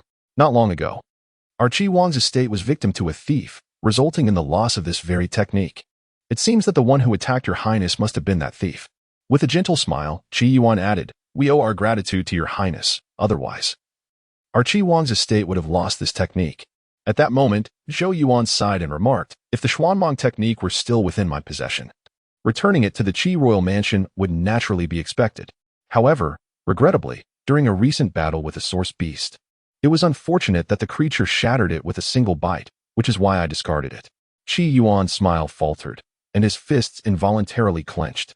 Zhou Yuan's words were so implausible that even a child of 3 would not believe them. Clearly, the latter had no intention of returning the Xuanhuang technique. Yet, Qi Yuan found himself at a loss, with little recourse unless he were to confront the royal family directly. Observing this scene, Zhou Qing let out a cold chuckle inwardly, then reined in his surging source energy. Although he was extremely incensed by Qi Yuan's arrogance, he understood that this was not the time to engage in conflict with the Qi royal mansion. As both parties subdued their imposing auras, the tense atmosphere over the square gradually relaxed. While everyone was aware of the antagonism between the royal family and the Qi royal mansion, the final barrier had yet to be breached. Should it be broken today, the entire Great Zhou would surely descend into chaos, a fate from which none could escape. With the personnel losses of the Yi Academy nearly complete, this challenge resulted in a victory for the Jia Academy, crowning them as the foremost institution of the year. As the judge's voice resounded, the students of the Jia Academy erupted in cheers, and the crowd in the square responded with thunderous applause.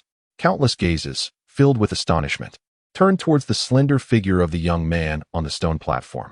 No one had anticipated that this once deemed incapable prince, unable to cultivate, could achieve such heights.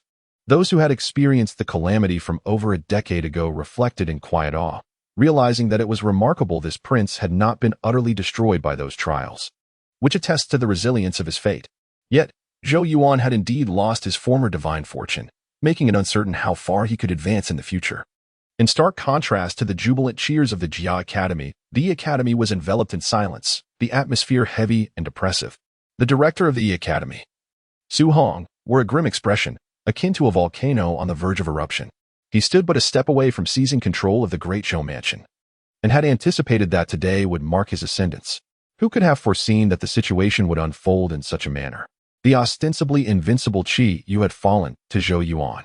Nearby, the unconscious Lu Shi finally regained consciousness. However, upon hearing the judge's declaration, her face turned as pale as death. Qi lost to Zhou Yuan? How could this be possible? She stared blankly at the stone platform, where Zhou Yuan stood with his hands clasped behind his back, his posture upright. At that moment, his once slender visage radiated a sharp intensity that commanded respect. How could this be? How could he possibly compete with Qi Yu? He is merely a discarded prince, Lu Shi murmured, still struggling to grasp the reality before her. The other students from the E Academy, witnessing Lu Shi's dismay, felt a sense of satisfaction. She had always been haughty, looking down upon everyone except Qi Yu, even among her peers in the E Academy, where she consistently maintained an air of superiority. Yu once referred to His Highness Zhou Yuan as a mere toad, dismissing him entirely, yet now he has proven himself to be exceptionally remarkable, surpassing even Qi Yu. It seems that Su Youwei's previous remarks were not unfounded. Compared to His Highness Zhou Yuan, Lu Shi is merely an arrogant toad. Upon the high platform, Qi Yuan realized that the scheme against the Great Zhou court had indeed failed, his expression darkening. He turned to Zhou Qing and remarked with a faint smile, "This provincial examination has truly been unexpected. Congratulations to the king." Zhou Qing maintained a placid demeanor, replying, "It is a pity that King Qi has invested so much thought into the Great Zhou court over the years." Qi Yuan chuckled and said, "This time, it seems my Qi royal house has miscalculated, yet your majesty should not take undue pride. Without the Great Zhou court, my Qi royal house remains steadfast." He paused momentarily, casting a glance at Zhou Qing, and added with a smile, "My eldest son, Qi Hao, is reportedly gaining considerable favor under the great general. So perhaps your majesty should keep a closer watch." Upon hearing this, Zhou Qing's pupils slightly contracted, yet his countenance remained unchanged as he replied, "The great general is not a traitorous man, and I still place my trust in that. Let us hope so. But it seems that what your majesty believes often does not yield favorable outcomes." Qi Yuan said with an enigmatic smile before bowing respectfully to Zhou Qing and turning to depart. As he watched Qi Yuan's retreating figure, Zhou Qing's gaze turned decidedly more formidable. He understood that having severed the Qi royal house's schemes against the Great Zhou court, they would not relent easily. It appeared that the conflict between the two factions would only intensify in the days to come. Nevertheless, he would not permit the past to repeat itself under any circumstances. Chapter 55. Wei Kanglan. The provincial examination of the Great Zhou has concluded, yet this particular event has stirred quite a commotion within the city of Great Zhou. The most talked about incident is the remarkable performance of the prince, rumored to be incapable of cultivating, who astonishingly showcased his prowess during the examination, defeating Qi Yu, a formidable opponent who had opened 8 meridians, through sheer strength, having only opened 6. This news has elicited widespread astonishment, and for the first time, Zhou Yuan's name is recognized not merely for his princely status but has begun to gain traction within the Great Zhou dynasty. As he remarked to Qi Yu, in his eyes, Qi Yu posed no significant threat. Rather, he was merely a small stumbling block on the path of Zhou Yuan's ascension. With a swift kick, he cast aside this hindrance, his gaze ever fixed on the horizon. A month later, within the royal palace, in the inner hall, Zhou Yuan entered and addressed Zhou Qing, seated behind a table. "Father, you summoned me?" Zhou Qing looked up with a smile and inquired, "How has your cultivation been progressing?" Zhou Qing nodded with satisfaction, pleased to see that the victory in the examination had not led Zhou Yuan to become complacent in his practice. "Thanks to you, the Great Zhou may have narrowly escaped the grasp of the Qi royal house," he remarked, remembering the previous examination with a hint of trepidation. "As a member of Great Zhou, it is only natural to contribute." Zhou Yuan replied with a smile, "Indeed, one must lend a hand." Zhou Qing's expression grew increasingly appreciative. Then he said slowly, "While we have managed to thwart the Qi royal house's attempts to encroach upon the Great Zhou, I suspect they will not relent easily. Father, the Qi royal house is a malignant tumor within our Great Zhou. To strengthen our dynasty, this tumor must be eradicated," Zhou Yuan declared, his eyes glinting with determination. Zhou Qing nodded. "I have long desired to eliminate the Qi royal house, yet their strength rivals that of the imperial family. Should war break out, it would undoubtedly lead to mutual destruction, unless..." "Unless what?" Zhou Yuan inquired, taken aback. Zhou Qing replied softly, "Unless the Grand General stands unwaveringly with the imperial family, assisting us in dealing with the Qi royal house." "The Grand General? Wei Kanglan?" Zhou Yuan felt a flicker of recognition at the mention of the name. Zhou Qing slightly nodded. "Currently, there are 3 formidable forces within Great Zhou: our imperial family, the Qi royal house, and the Grand General, Wei Kanglan. The general himself is a powerful figure at the Taichu realm, and he commands the Kanglan army, one of the 3 strongest military forces in the Great Zhou dynasty. The other 2 are the Imperial Guard and the Qi royal house's Qi guards." "Father, does the Grand General harbor ulterior motives?" Zhou Yuan furrowed his brow. Zhou Qing shook his head, even in the face of the Great Wu. "The Grand General remains steadfastly by my side, so he is not the type to entertain treachery. In truth, I owe him a debt of gratitude. At this point, Zhou Qing's expression grew somewhat somber. Rising from his seat, Zhou Qing pointed to the grand map of Great Zhou hanging on the wall behind him, in the northwestern border. A region called Kanglan County was marked, beyond which lay a vast expanse of blackened earth, reminiscent of an endless abyss. Do you recognize this place? Zhou Qing pointed towards the expanse of dark land on the map, his expression grave. This is the Abyss of Darkness? Zhou Yuan's complexion shifted subtly. The Abyss of Darkness is notorious throughout the Great Zhou as a perilous region, teeming with countless ferocious beasts, rendering it impossible for any dynasty to claim dominion over it. Consequently, numerous rogue cultivators have congregated there, forming a multitude of factions, both great and small. These factions frequently invade the borders of the Great Zhou, committing plunder and slaughter, leaving a trail of chaos in their wake. Among the most formidable factions within the Abyss is the city of Black Poison, ruled by the infamous Black Poison King, a formidable figure of the primordial realm. Zhou Qing spoke solemnly. Years ago, the Black Poison King launched an incursion against our Great Zhou, only to be thwarted by General Wei. The Black Poison King then besieged Kanglan County. Although General Wei ultimately repelled him, he fell victim to the Black Poison King's treacherous scheme, the miasmic poison. This toxin, while tormenting General Wei, could not overpower him due to his strength in the primordial realm. However, unbeknownst to all, General Wei's only son, Wei Bin, was afflicted by the poisonous gas at birth, leaving him paralyzed and suffering ever since. The anguish of having his only son poisoned incited great wrath in General Wei, and his hatred for the Black Poison King became all-consuming. From that moment on, he ceased to leave Kanglan County, viewing the Black Poison King as a thorn in his side, perpetually yearning for vengeance. Thus, over the years, General Wei has remained entrenched in Kanglan County, turning a blind eye to the affairs of the Great Zhou dynasty. At this juncture, Zhou Qing's voice grew noticeably somber. I understand that General Wei harbors resentment towards me. Initially, I had urged him to hold back the Black Poison King while I led our troops to assist him. But unexpectedly, Prince Qi intervened, disrupting our plans. By the time I arrived with the army, General Wei had already succumbed to the miasmic poison. Hence, the plight of General Wei's son is partially my responsibility. Upon hearing Zhou Qing's words, Zhou Yuan was struck by the revelation of such a backstory. It became clear that General Wei's grievances towards his father stemmed from this incident, coupled with the waning authority of the royal family, prompting him to isolate himself in Kanglan County. Indeed, had the royal family retained its former might, Wei Kanglan would likely not have dared to act in such a manner.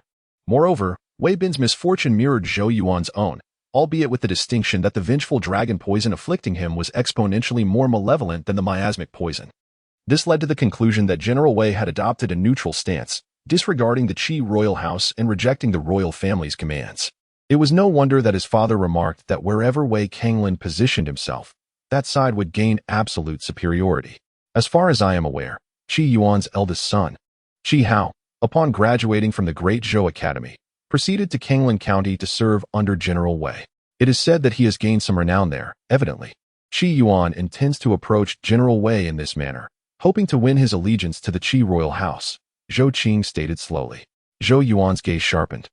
If Wei Kanglan were indeed to side with the Qi royal house, the royal family would face a true crisis of upheaval. However, there is no need for excessive concern. For I know General Wei well. He would never align himself with the Qi royal house against the Great Zhou, Zhou Qing reassured. Zhou Yuan spoke slowly. Yet he would not assist the royal family in dealing with the Qi Wang mansion. Zhou Qing paused briefly, a bitter smile gracing his lips as he nodded. Zhou Yuan sighed lightly, reflecting on the precarious state of the Great Zhou, beset by crises on all sides. His recent victory at the Great Zhou mansion merely served to momentarily quell the arrogance of the Qi Wang mansion, as long as this malignant tumor remained. Peace would elude the Great Zhou. I have summoned you for a particular matter, Zhou Qing stated gravely. What is it? Zhou Yuan inquired. Noting the seriousness in Zhou Qing's demeanor, Zhou Qing's gaze fixated on the region marked as the Black Abyss on the map, and he continued slowly. Some time ago, I received information that a relic has been discovered within the Black Abyss. A relic? Zhou Yuan was taken aback, considering the vastness of the Black Abyss. The emergence of relics should not be surprising. However, Zhou Qing's eyes ignited with fervor as he softly stated, within that relic, someone has found a peculiar plant. Fiery red and thriving in sunlight, its seeds resembling fiery crystals. What is that? Zhou Yuan asked, perplexed. Zhou Qing replied, if my conjecture is correct, It should be the fire spirit ear, a fourth-grade source food. Fourth-grade source food. At this revelation, Zhou Yuan's expression shifted.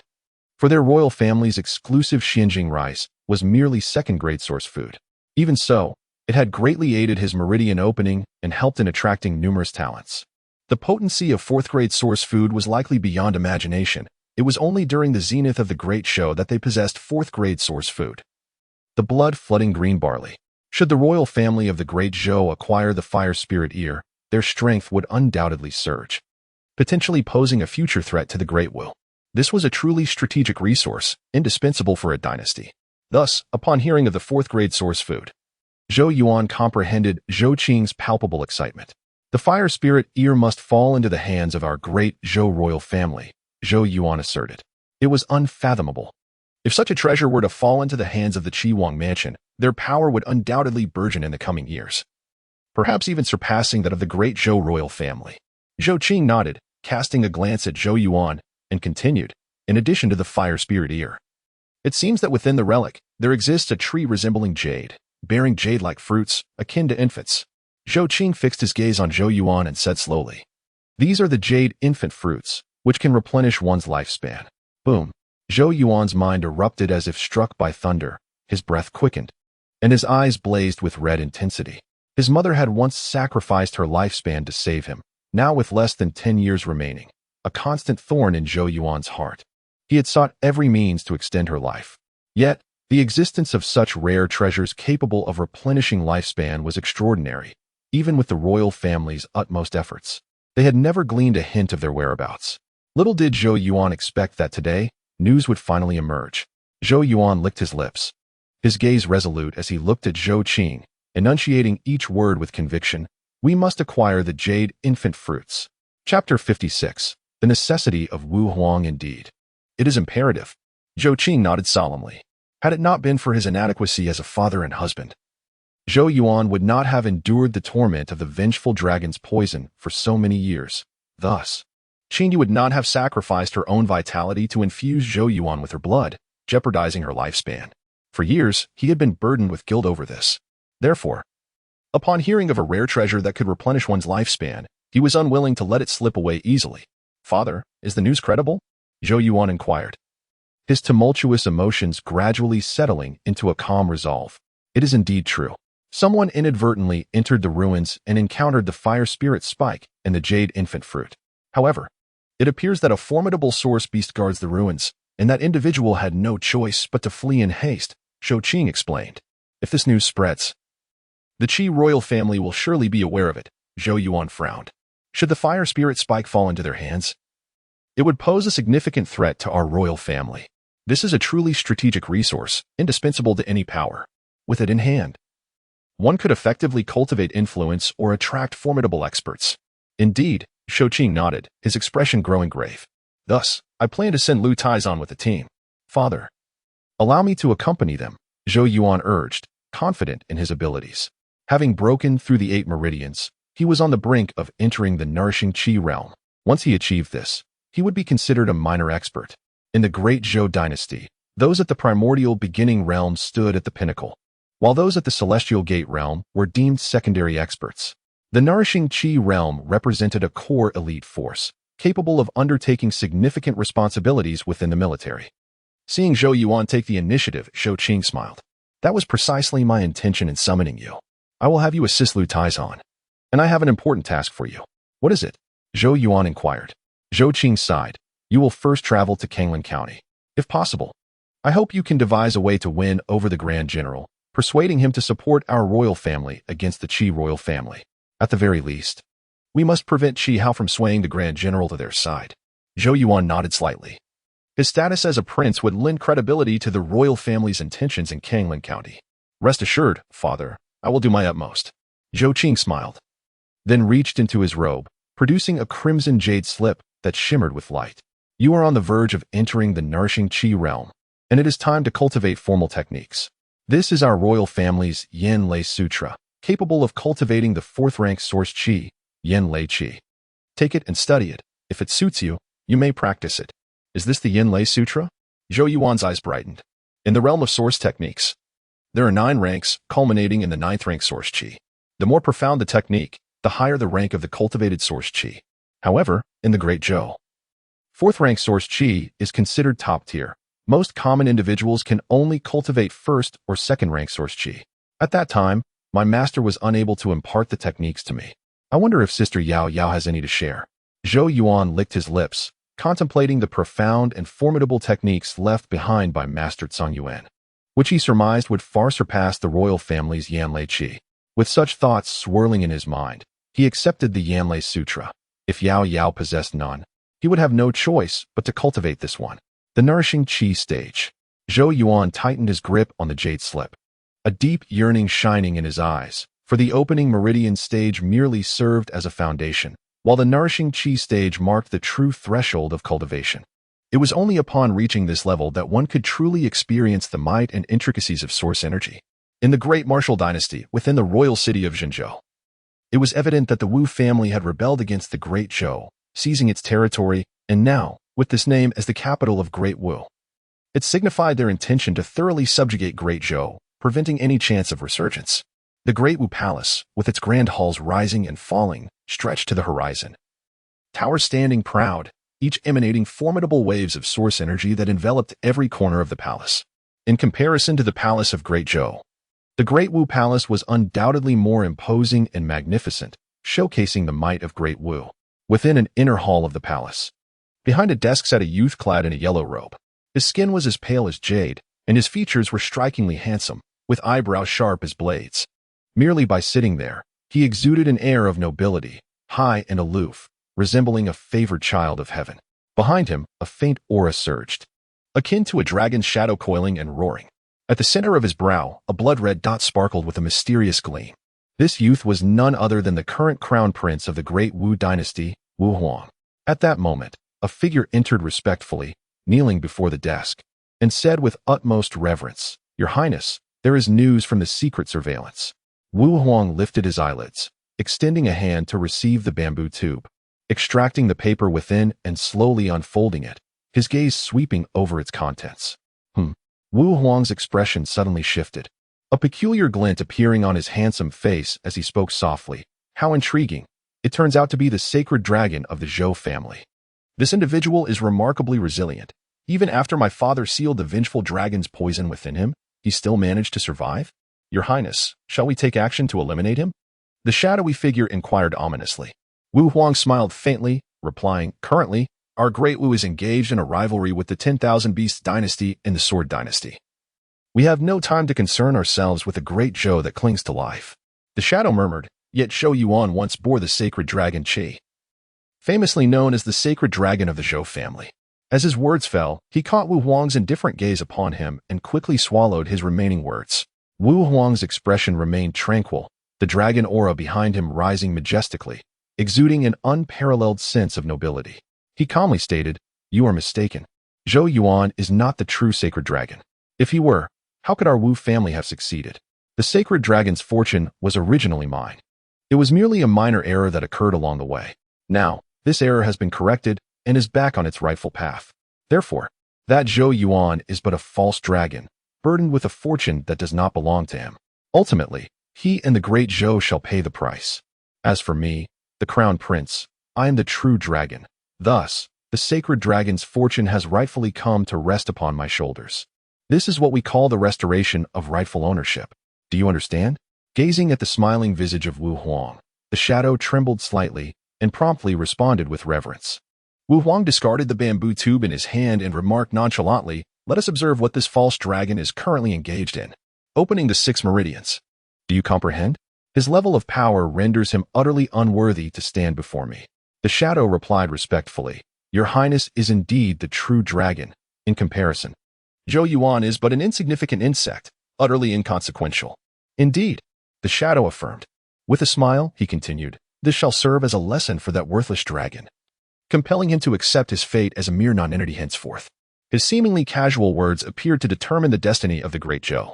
He then turned to the shadow with a grin, stating, "Do you see? This is the true dragon. A single word can dictate life and death. A single word can determine the fall of a nation." Chapter 57. The Ancestral Dragon Scripture in the Fragrant Pavilion of the Great Zhou Palace. Yao Yao sat elegantly before a crystal mirror, cradling the languid Tun-Tun in her arms. Her silky hair cascaded down, reaching her slender waist, while the mirror reflected her stunningly beautiful yet ethereal visage. Behind her, Qin was gently arranging Yao Yao's long hair, her demeanor warm and nurturing. Since Yao Yao's arrival at the palace, Qin had grown exceedingly fond of her, almost regarding her as a daughter.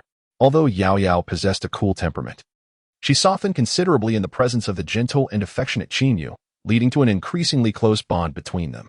Truly beautiful, Qin remarked as she effortlessly fashioned Yao Yao's hair into a high ponytail, instantly infusing the cool young lady with a touch of youthful vitality that left onlookers in awe.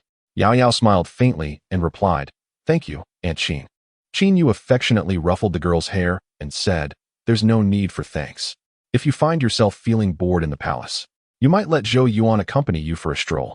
Yao Yao nodded slightly in agreement. At that moment, Tun-Tun suddenly opened its eyes and let out a loud yelp towards the doorway, transforming into a shadow that darted out and collided with the figure of Zhou Yuan, who had just entered. "Ouch!" Zhou Yuan exclaimed, clutching his stomach as he held the squirming Tun-Tun, which was tugging at his collar with fervor, nearly toppling him over with its strength. "Stop shaking! Stop shaking!"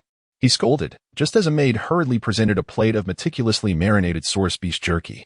Tun-Tun relinquished Zhou Yuan's collar and leaped onto the silver platter, squinting its eyes as it began to relish the treats one by one. "This little creature truly treats me as its meal ticket," Zhou Yuan grumbled, his teeth clenched in frustration as he observed Tun-Tun's behavior, which now gleamed with gluttonous greed every time it saw him. Shaking his head, he chose to disregard Tun-Tun and walked inside, greeting Qin with courtesy. "You children enjoy your conversation. I shall not intrude," Qin said with a smile, affectionately patting Zhou Yuan's head before leisurely departing. Yao Yao touched her ponytail, tilting her head gently, and her beautiful eyes swept toward Zhou Yuan. She extended her delicate hand to accept a crimson jade vial, inhaling its fragrance lightly. Her eyes sparkled momentarily before she turned to Zhou Yuan with a playful smile, asking, "What is it that you desire, coming to me with such flattery?" Zhou Yuan awkwardly chuckled before responding earnestly, "Sister Yao Yao, I am on the verge of opening the 7th meridian, and the 8th should not be far behind. Once I unlock the 8 meridians, I will be able to enter the Qi nurturing realm and establish my Qi residence, at which point I can begin cultivating techniques." "So it is the techniques you seek," Yao Yao mused lightly, propping her chin on her hand. "What? Are you not satisfied with the Imperial Flame Thunder technique?" "The Flame Thunder technique only allows for the cultivation of 4th grade source energy. Even if one were to later find a higher level technique to transition to, considerable time would be wasted." Zhou Yuan sighed.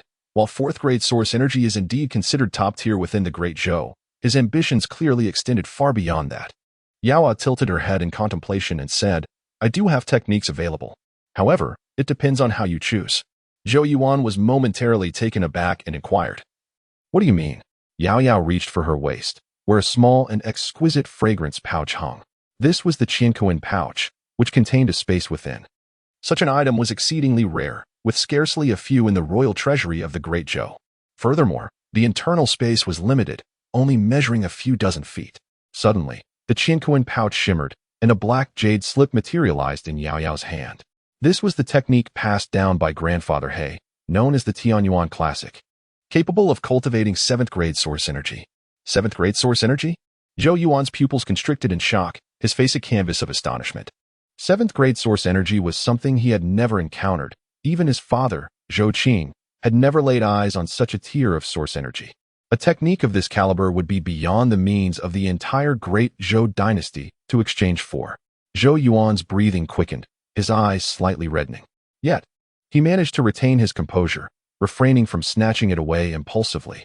Instead, he took a deep breath and turned to Yao Yao, asking, "Are there other options?" Since Yao Yao referred to it as a choice, there must surely be alternatives, and any item that could be compared to the Tianyuan Classic would likely be formidable as well. Upon hearing this, Yao Yao fell silent for a moment before gently pressing the Xuanhuang pouch. In the next instant, a fragment of bone appeared in her hand. The bone was mottled, with faint cracks visible upon its surface. However, as this fragment manifested, an indescribable sense of oppression emanated from it, causing the source energy within Zhou Yuan to momentarily stagnate. Roar! In the rear, Tun-Tun, lazily consuming dried beast meat, suddenly bristled with fur and lunged protectively in front of Zhou Yuan, emitting a low growl directed at the shattered bone, a faint crimson glow flickering across its form. Clearly, this fragment posed a significant threat in Tun's perception. What is this? Zhou Yuan was similarly struck by the oppressive aura of the mysterious bone, astonished. This fragment contains a technique known as the ancestral dragon scripture, Tun revealed, its lips parting slightly. Legend has it that during the creation of the world, a being was born, revered as the ancestral dragon, capable of devouring the heavens and extinguishing the earth, a supreme existence. In the end, the ancestral dragon transformed into all things, giving rise to myriad forms of life within the chaotic realm. Is it even stronger than the Xuanhuang classic? Zhou Yuan queried. Yao replied slowly. At the onset of cultivation, it can only produce 5th grade source energy. 5th grade source energy? Zhou Yuan furrowed his brow.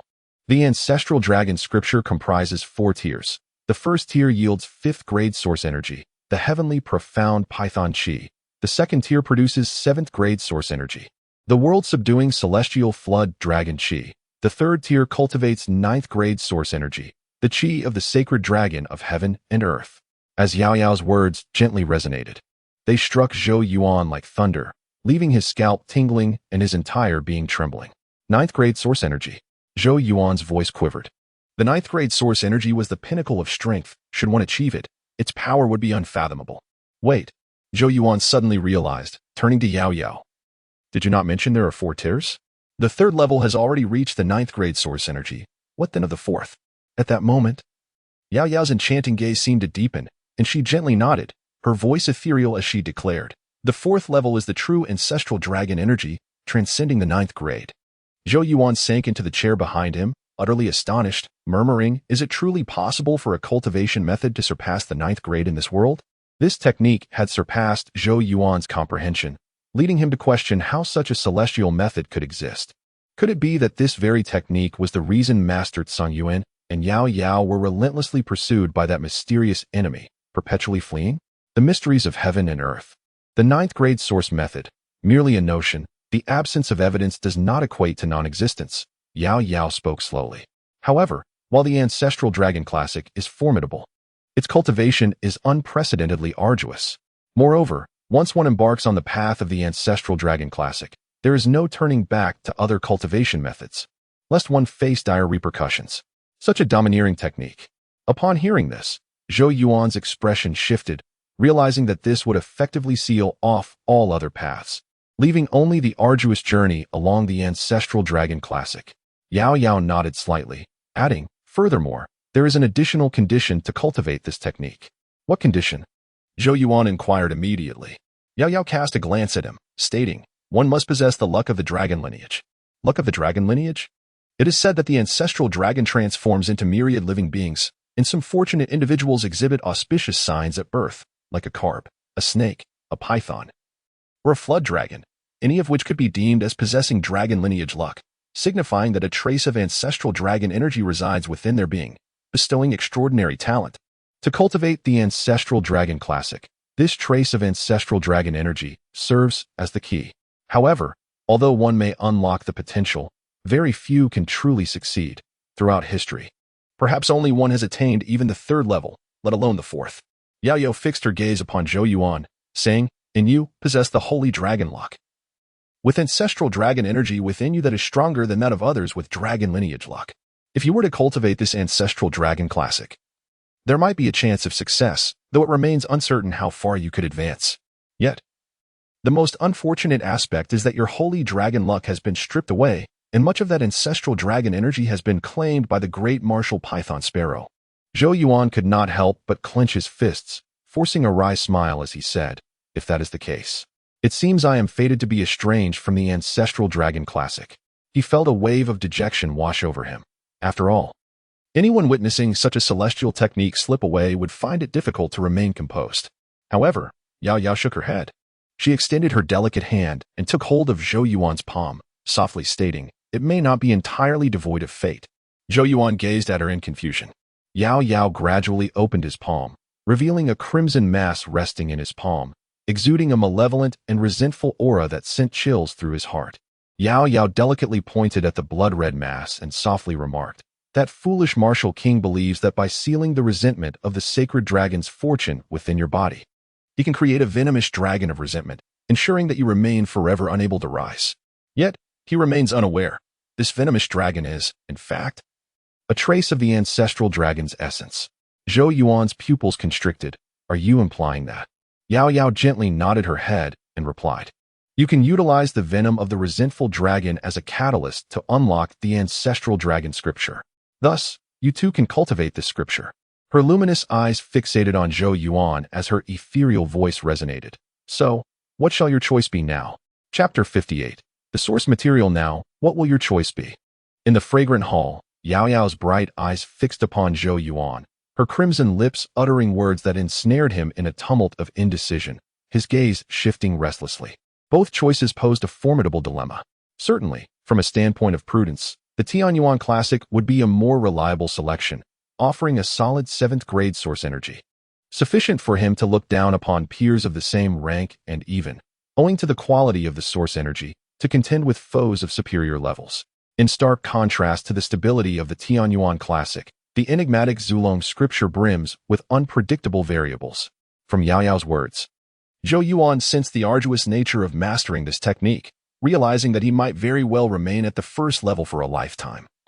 And that initial tier merely promised 5th grade source energy, which clearly would not satiate his aspirations. The Zhulong scripture demands relentless progression, undoubtedly requiring immense courage and resolve. Yet, despite the perils it harbors, the limitless potential for growth ignited a fervent desire within Zhou Yuan, rendering him unable to forsake it. Thus, confronted with this choice, even the resolute Zhou Yuan found himself ensnared in a quandary, his expression fluctuating as he hesitated to reach a conclusion. Yao Yao offered no urging, merely observing in silence. The stillness within the fragrant hall lingered until, at long last, Zhou Yuan's prolonged sigh shattered the tranquility. He opened his half-closed eyes, gazing at Yao Yao, and slowly declared, I choose the Zhulong scripture. Yao Yao's delicate hand trembled slightly, clearly surprised by Zhou Yuan's decision for the Zhulong scripture. In comparison to the Xuanhuang Classic, was fraught with uncertainty. Zhou Yuan, noticing her reaction, offered a self-deprecating smile and remarked, Sister Yao Yao, I do not wish to endure again the events of my childhood, when others seized what rightfully belonged to me, inflicting profound harm upon those closest to me. While I stood powerless, every time he beheld his mother, Qin Yu's pale complexion, Zhou Yuan felt as though his heart were being rent asunder. He understood that had it not been for Qin Yu's continuous infusion of her essence into him, he would have surely perished long ago. And then there was Zhou Qing, betrayed, his dynasty usurped, ultimately sacrificing an arm to protect him, engulfed in relentless remorse for his inability to safeguard his own son. All these tribulations stemmed from a lack of power. The adversaries I must face in the future may grow increasingly formidable. Thus, in order to protect myself and my family, I require the most formidable strength. I must become powerful enough that no entity can pose even the slightest threat to those I hold dear. The Xuanhuang Classic is indeed strong, but it does not empower me to attain that level. Therefore, he fixed his gaze upon Yao Yao, enunciating each word with conviction. I choose the Zhulong scripture. Yao Yao perceived the unwavering flame of determination in Zhou Yuan's eyes, and she inclined her head slightly, presenting the fragment of mottled bone in her hand. Zhou Yuan reached out to accept it. Exerting a slight force, he found it would not yield. Zhou Yuan, having selected this path, you have forsaken all other avenues. Thus, you must not harbor regrets in the days to come. A grave expression surfaced on Yao Yao's delicate face. Zhou Yuan smiled slightly and said, Sister Yao Yao, having endured the torment of the dragon's venom since childhood, followed by the inability to open my meridians, I have experienced the extremes of warmth and cold. Therefore, I am acutely aware of the steadfastness of my heart. This path may prove arduous, yet I shall persevere until the end. Zhou Yuan's voice resonated with conviction, and without hesitation, he exerted force to extract the mottled bone fragment, placing it solemnly within his embrace. In the journey of cultivation, the essence lies in one's temperament. The experiences of recent years have taught Zhou Yuan that to attain power, one must possess an unwavering heart. Once a goal is set, one must endeavor wholeheartedly to achieve it. Thus, he possesses great fortitude. Yao Ao observed as Zhou Yuan secured the mottled bone fragment, letting out a gentle sigh before stating, to master the first level of the ancestral dragon scripture. There are 4 essential materials you must procure to succeed. She produced a sheet of paper and handed it to Zhou Yuan. He glanced at it and noticed elegant characters adorning the page. However, upon discerning the 4 required materials, his expression involuntarily twitched. Swallowing source stone, heavenly gold essence, 9 nether profound spring crystal, 4th grade python source beast soul. Each material elicited a stunned gasp from Zhou Yuan, causing his hands to tremble uncontrollably.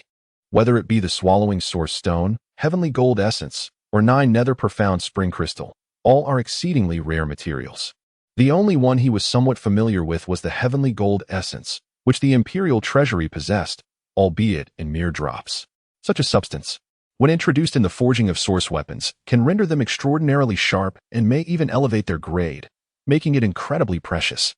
Most striking of all was the 4th grade python source beast soul, a grade that rivals a human being at the initial stage.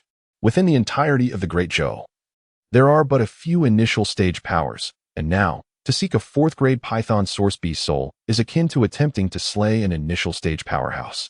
The daunting nature of this task sent shivers through Zhou Yuan's heart. In the realm of cultivators, upon entering the Qi nurturing stage, one must refine their own source Qi by becoming a furnace, with pure source Qi drawn from the heavens and earth serving as the primary material.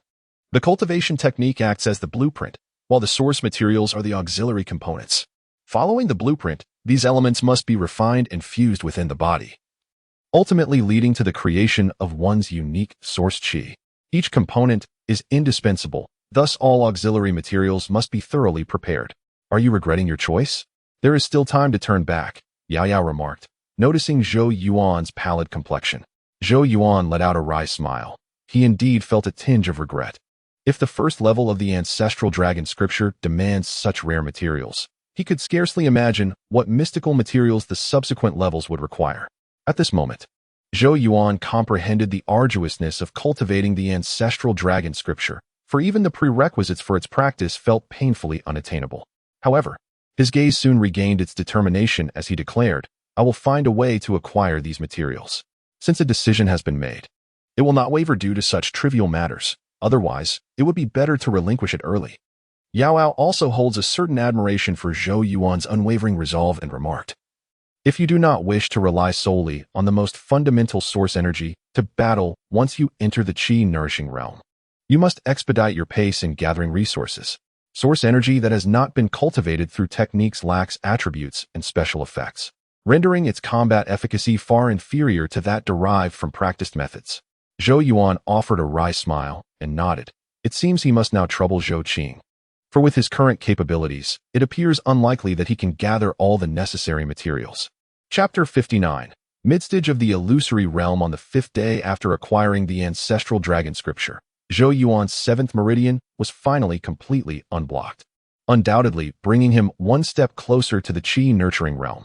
Likewise, his urgency for the required materials to cultivate the first level of the ancestral dragon scripture intensified. In the palace, Zhou Yuan entered, his hopeful gaze fixed upon Zhou Qing. "Father, have the materials I requested been prepared?" Upon seeing Zhou Yuan's expectant expression, Zhou Qing couldn't help but chuckle wryly. "Do you really believe our royal treasury possesses everything?" The 4 materials Zhou Yuan sought made even Zhou Qing shudder upon hearing their names. Moreover, are these materials truly only for cultivating a 5th grade source energy? Zhou Qing, well versed in such matters, had encountered 5th grade source energy before, but the materials he had previously seen were far less rare and advanced than those Zhou Yuan required. Zhou Yuan forced a laugh, since Yao had instructed him to keep the ancestral dragon scripture confidential. He merely informed Zhou Qing that he intended to cultivate a technique for 5th grade source energy. "Is the royal treasury unable to gather them?" Zhou Yuan asked, his expression one of distress. Zhou Qing sighed helplessly, then retrieved a jade box from behind him. As he opened it, a crystal-clear jade vial was revealed, filled with water in which a drop of golden viscous liquid spun gracefully. "This is the heavenly gold essence." Next to the vial lay a black crystal stone, riddled with pores, emanating an astonishing coldness that caused frost to form in the air. Inside the crystal, it seemed as if spring water was flowing, producing a delightful sound. "This is the 9 nether mysterious spring crystal. These are the only 2 types available in our royal treasury," Zhou Qing indicated towards the jade box. Zhou Yuan scratched his head. "What about the devouring source stone and the soul of the 4th grade python demonic beast?" Zhou Qing shot him an exasperated glare. Greedy boy. The value of these 4 materials you seek is likely close to 500,000 source crystals, many of which are more valuable than they are available. To put it into perspective, the total tax revenue of the Great Zhou in a year is merely several million. This illustrates just how high the worth of the materials you require truly is.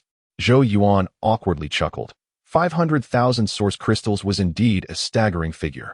Enough to purchase a mid-grade mysterious source weapon at an auction. In fact, the only high-grade mysterious source weapon within the royal family was the 9-flame spear held by Zhou Qing. What shall we do? Zhou Yuan lamented, his brows furrowed. If he could not gather the 4 materials, he would be unable to cultivate the first level of the ancestral dragon scripture, the transcendent celestial Python energy. Zhou Qing furrowed his brow in contemplation. However, I have heard of the devouring source stone. Oh, Zhou Yuan's eyes sparkled. If there was news, then a solution could be sought. The general's residence has one such stone. This type of stone can continuously absorb and expel the source energy from the surroundings, and the energy it releases is purer than what it consumes. Thus, placing one in a room can significantly enhance cultivation efficiency, Zhou Qing explained. The general, Wei Kanglan? Zhou Yuan was momentarily taken aback. It was indeed a stroke of luck, for he was soon to embark on his journey to Kanglan County. However, this precious item was not easily obtained. Whether he could procure it from the Grand General would depend entirely on his own capabilities.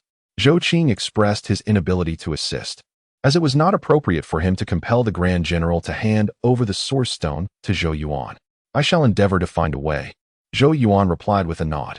At the very least, he now had some information. As for how to acquire it, he would devise a plan. What about the 4th-grade Python source beast soul? Zhou Yuan inquired, fixing his gaze on Zhou Qing. Upon hearing this, Zhou Qing felt a headache coming on and helplessly remarked, "The 4th-grade Python source beast soul is of such a caliber that even I find it somewhat challenging to handle. You, my boy, wish to obtain its soul?"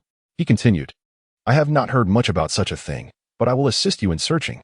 Additionally, as you are heading to Kanglan County, which is adjacent to the Black Abyss, there are countless source beasts within.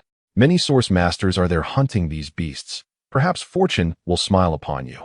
Zhou Yuan sighed, realizing that he would have to venture to Kanglan County to seek his luck regarding the remaining 2 source materials. "Father, when shall we depart?"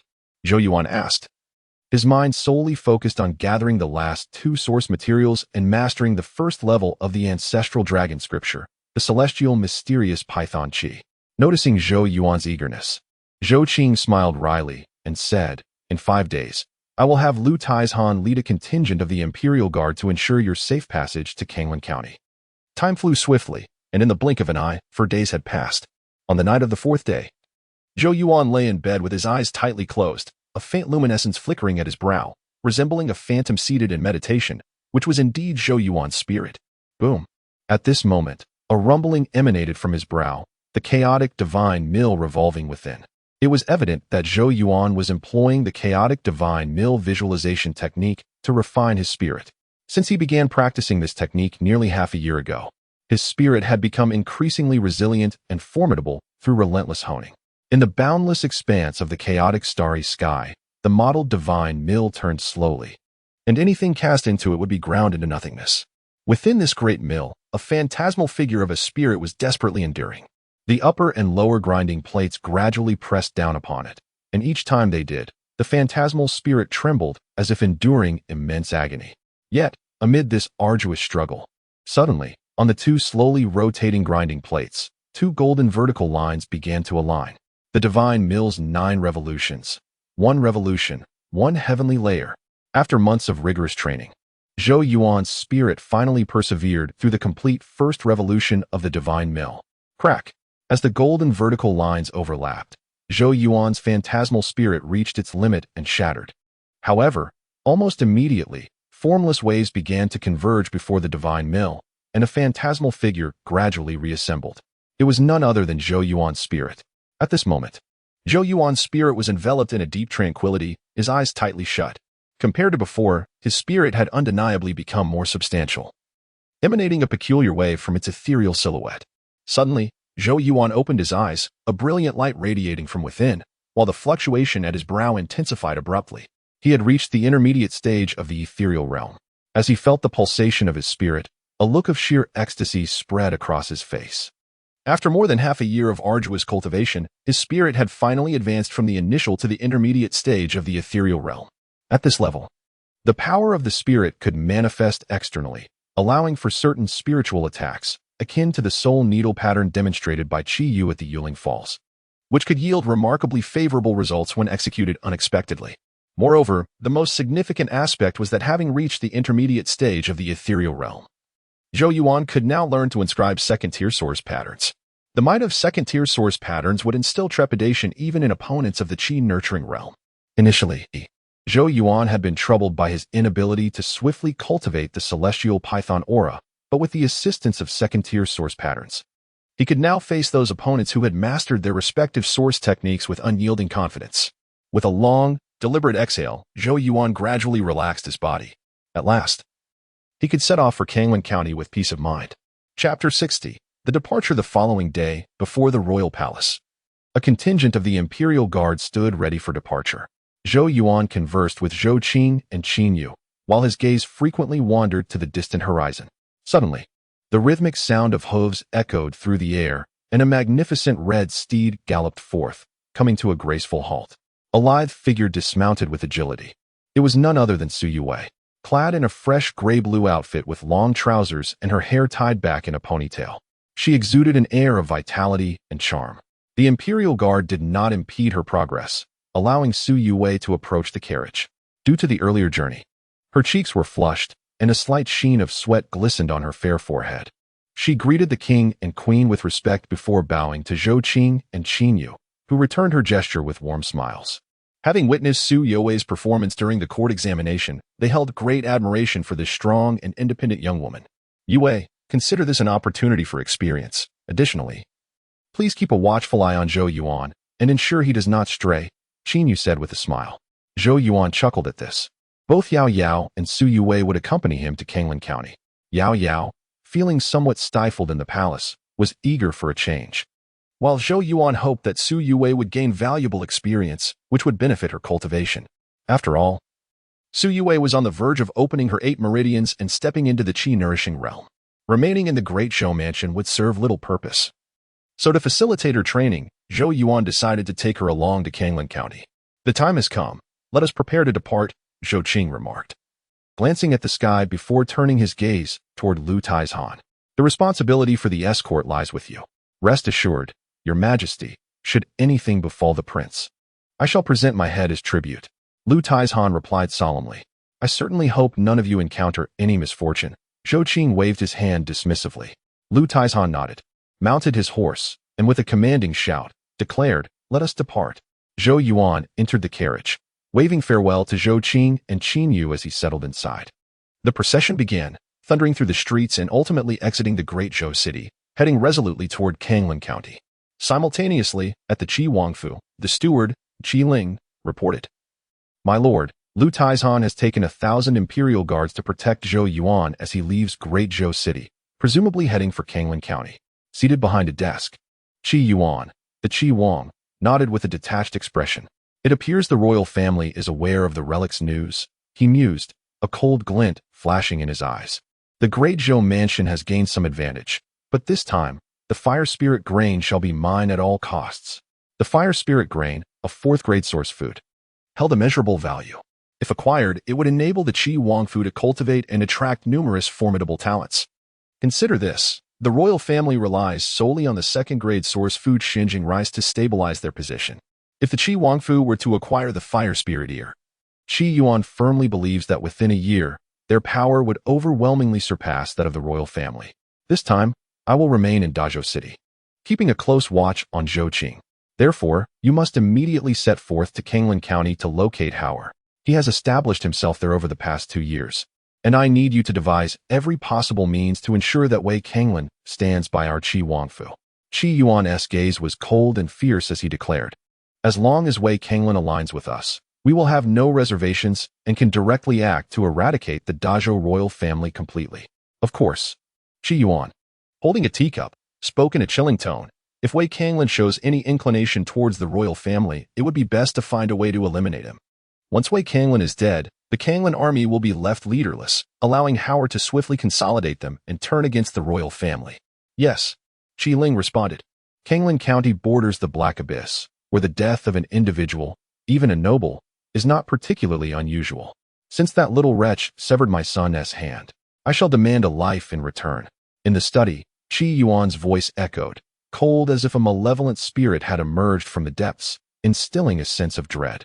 Qi Ling nodded again before turning to leave. Qi Yuan watched Qi Ling's departing figure, raising his head to gaze towards the palace, his chilling words lingering in the study.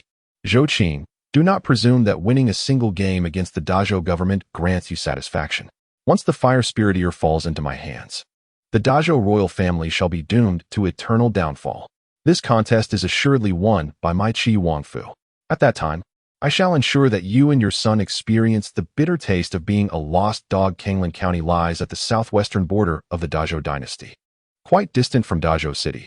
So according to Zhou Yuan and the others' speed, it would take at least 10 days to reach Kanglan County.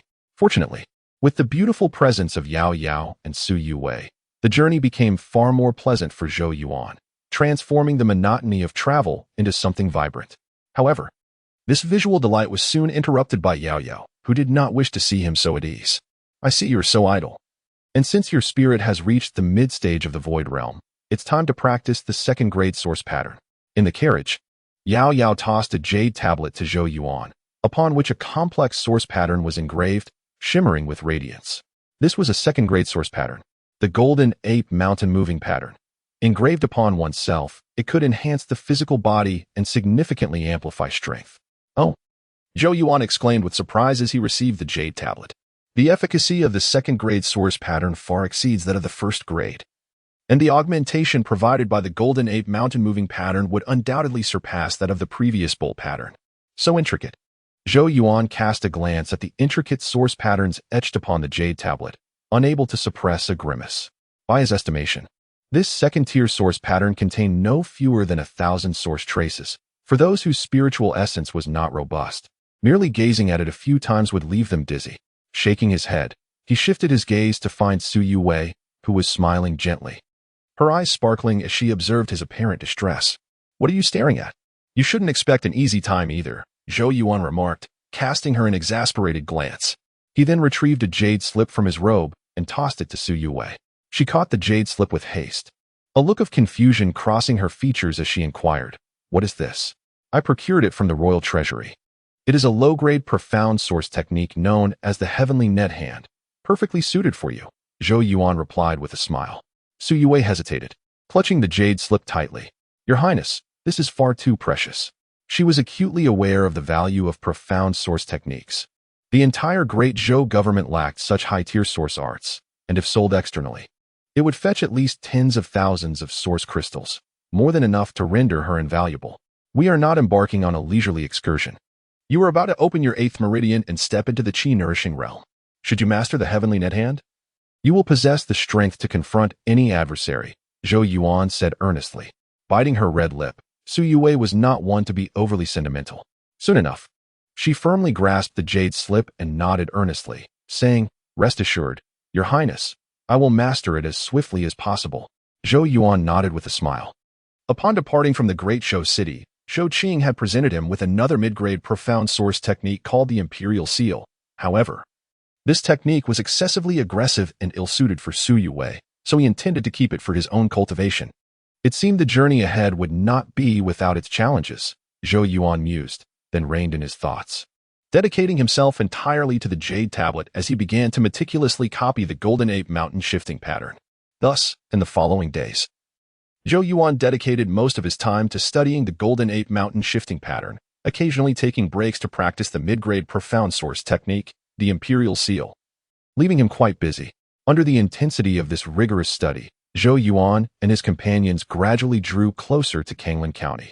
However, just before reaching Kanglan County, an unexpected event compelled Zhou Yuan to reduce their pace.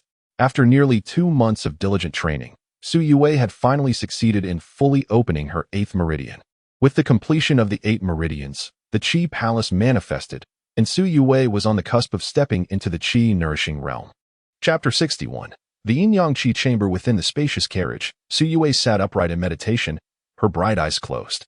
A faint rumbling akin to distant thunder emanated from her body, as the source energy of the universe continuously converged and ultimately flowed into her. The thunderous sound was a manifestation of the vibrations from the 8 meridians, signaling the activation of the Qi chamber.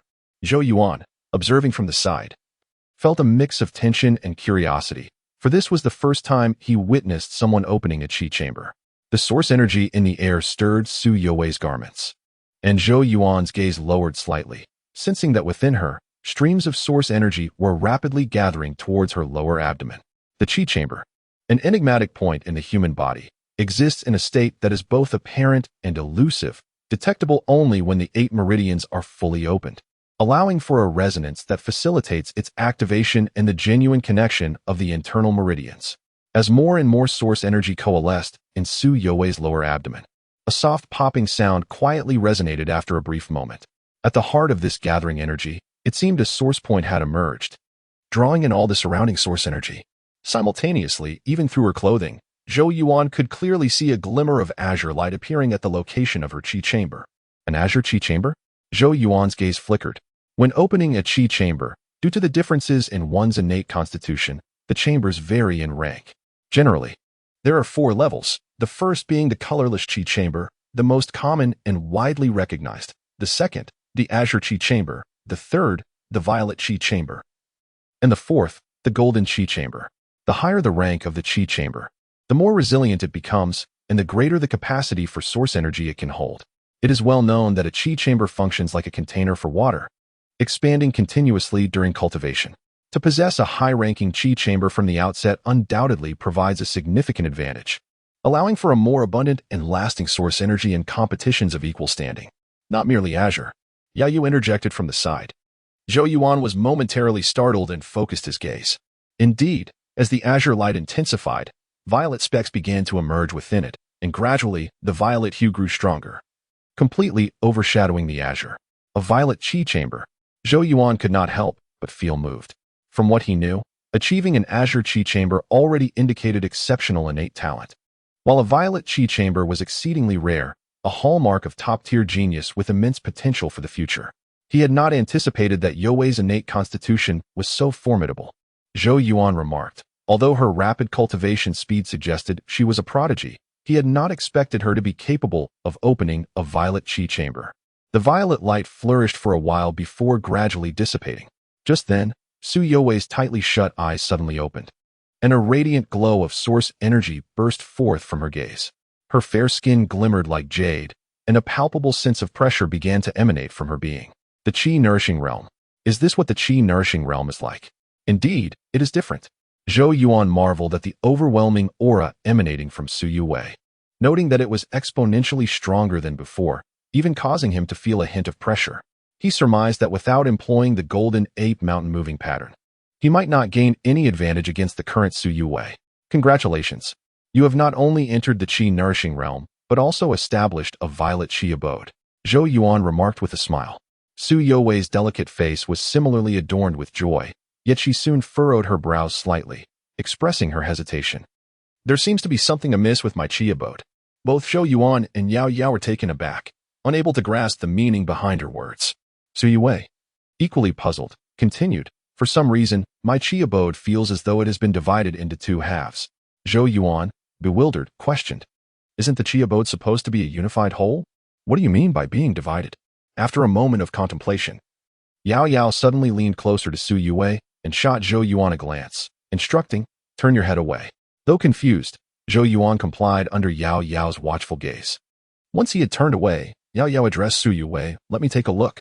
After Zhou Yuan nodded, Yao Yao extended her slender jade finger, gently lifting the hem of Zhou Yuan's garment to reveal her delicate waist, smooth and flat, devoid of any excess flesh. Zhou Yuan's face flushed as she realized the reason for Yao Yao's request for Zhou Yuan to turn away. Yao Yao's finger softly touched Zhou Yuan's abdomen, her beautiful eyes closing slightly as she harnessed her spiritual power to sense. Indeed, your Qi abode is distinctly divided into 2 parts, Yao Yao stated slowly. After a prolonged moment of reflection, she continued softly, there appears to be no issue. If I am not mistaken, your Qi abode might be the rumored Yin-Yang Qi abode. Previously, while inscribing the source pattern for Zhou Yuan, Yao Yao had sensed that the latter possessed a Yin-Yang source root, a remarkably unique foundation. The current changes in her Qi abode should also relate to that yin-yang source root. Yin-yang Qi abode. Zhou Yuan and Su Yue exchanged glances, clearly unfamiliar with the term. Do not worry. This yin-yang Qi abode is not a disadvantage, but rather a tremendous advantage, Yao Yao reassured, dismissing their concerns with a wave of her hand. An advantage? Zhou Yuan inquired. Indeed, the greatest advantage is that she is capable of cultivating two different techniques simultaneously, Yao Yao explained, cradling the snoring Tun-Tun in her arms, gently stroking it with a smile. Two techniques at once? Zhou Yuan and Su Yue were both astonished, realizing that this meant her Qi abode would contain two distinct sources of energy. Will they not conflict? Zhou Yuan queried. In a typical Qi abode, only one source of energy could be accommodated.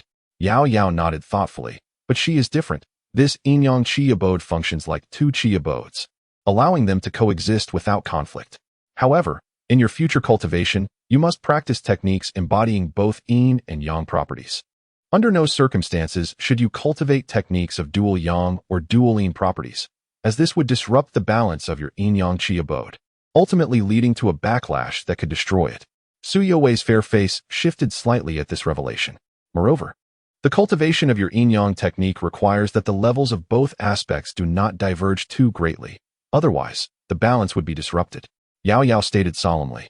While the yin-yang Qi mansion is indeed formidable, it is not without its limitations.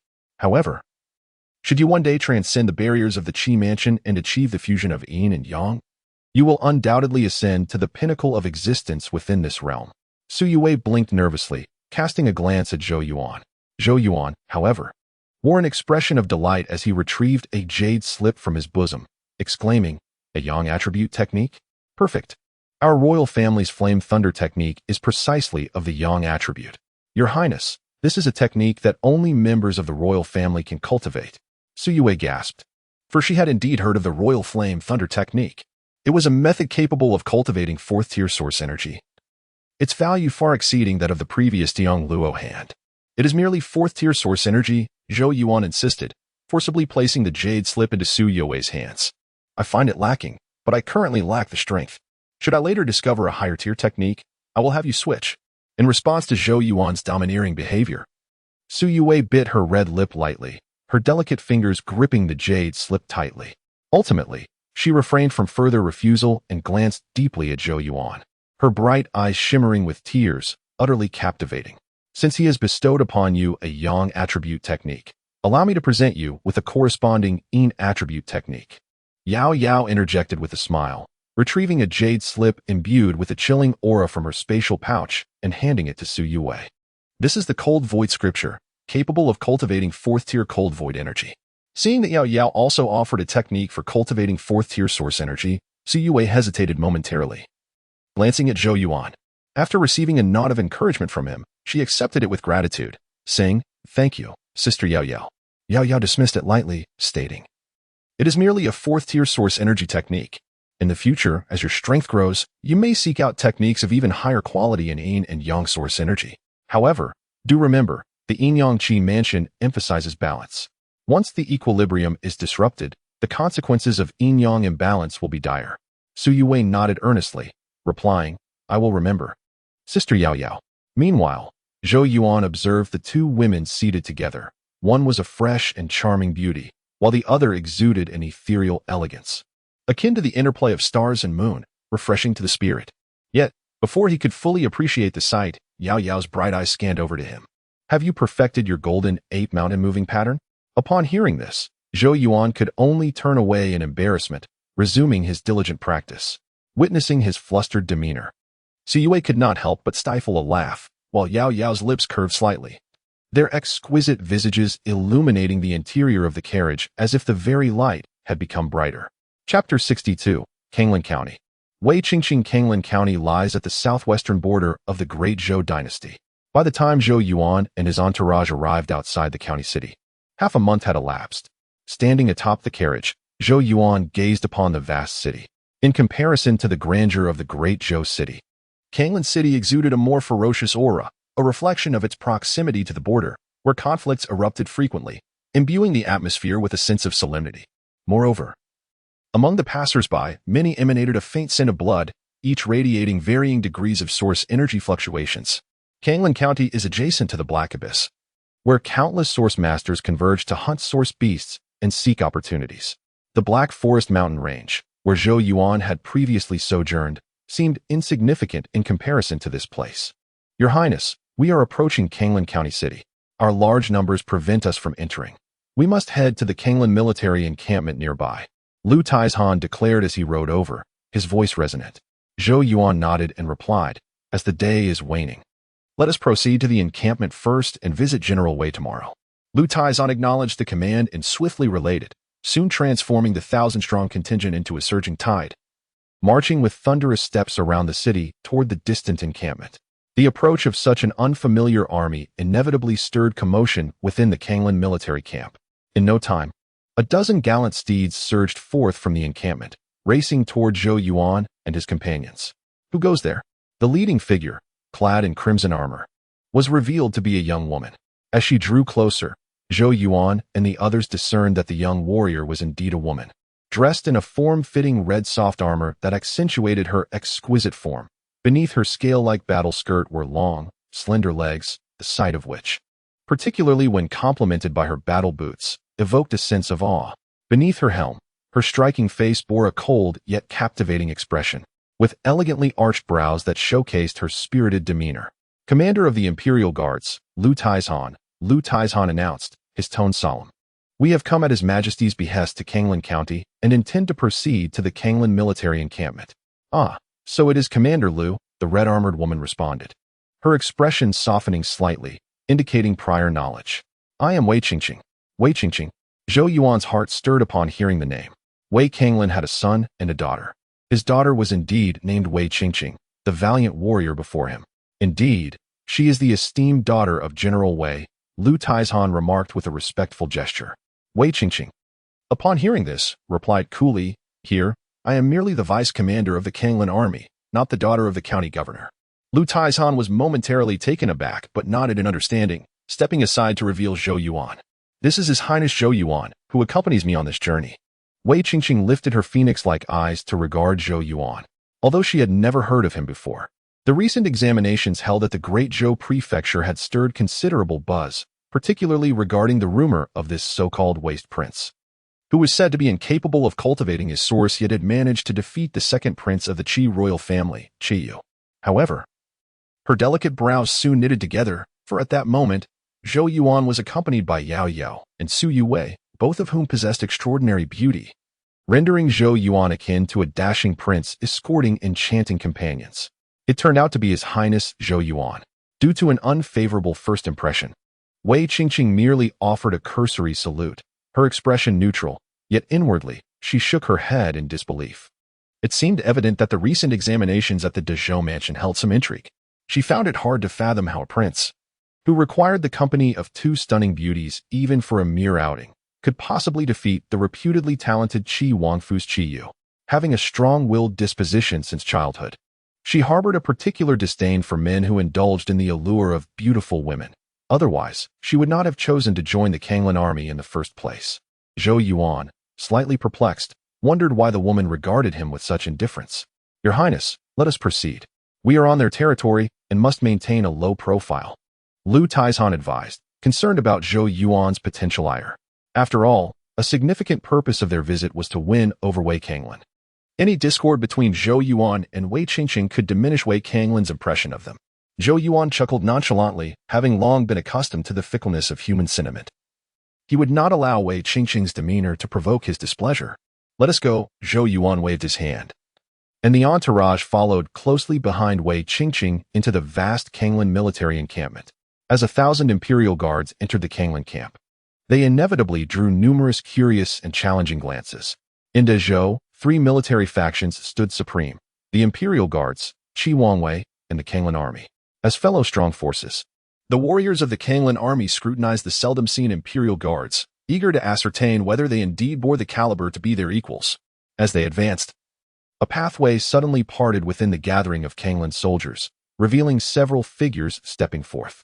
Wei Qingqing dismounted and exchanged a few words in a subdued tone. Zhou Yuan and Lu Taizhan approached. Wei Qingqing turned to them and introduced, These are the commanders of the Kanglan army. This is my cousin, Wei Ting. She gestured toward another woman, clad in soft armor, her figure somewhat voluptuous, though her beauty paled in comparison to Wei Qingqing's. At that moment, the latter surveyed Zhou Yuan with a half-smile, remarking, "So this is the renowned prince we have heard so much about? After such a long journey, accompanied by two lovely ladies, you certainly seem quite at ease." Upon hearing her words, Zhou Yuan furrowed his brow slightly, sensing an underlying hostility from her. However, he quickly discerned the source of her antagonism, for beside her stood a tall young man clad in armor, his helmet tucked under his arm, revealing a handsome face adorned with a warm smile. Around him, there emanated a subtle yet formidable wave of energy, clearly indicating that he was a master who had entered the realm of qi cultivation, and moreover, one at the later stage of this realm. Zhou Yuan gazed at the young man clad in white armor, narrowing his eyes slightly. The latter's visage struck a familiar chord within him. Under Zhou Yuan's scrutiny, the white-armored youth approached, grinning as he addressed him. "Are you the esteemed Zhou Yuan? It seems we have crossed paths before." The young man fixed his gaze upon Zhou Yuan, his smile radiant, yet his eyes possessed a serpent-like shrewdness as he extended his hand. "I am Qi Hao. I have heard that my ineffectual younger brother has suffered the loss of a hand at your hands." Zhou Yuan's expression grew solemn. Indeed, this youth was Qi Yu's elder brother, Qi Hao. In the realm of martial arts, where fists and feet collide, one's inadequacies could hardly be blamed on others. With a tranquil demeanor, Zhou Yuan extended his hand in return, clasping Qi Hao's with a neutral tone. Qi Hao's smile intensified, and he nodded, saying, "Indeed, that lad lacks the skill, and losing a hand is a fitting consequence." He regarded Zhou Yuan with apparent enthusiasm. "I have heard that the royal palace's imperial guard has arrived today, and the members of the Kanglan army are elated. Therefore, a welcome banquet has been arranged for the evening, and your highness must certainly attend." He added with a chuckle, "The military is quite straightforward. Should your highness choose not to come, it may lead them to feel as though you look down upon them." Zhou Yuan lowered his gaze slightly and replied, "Rest assured.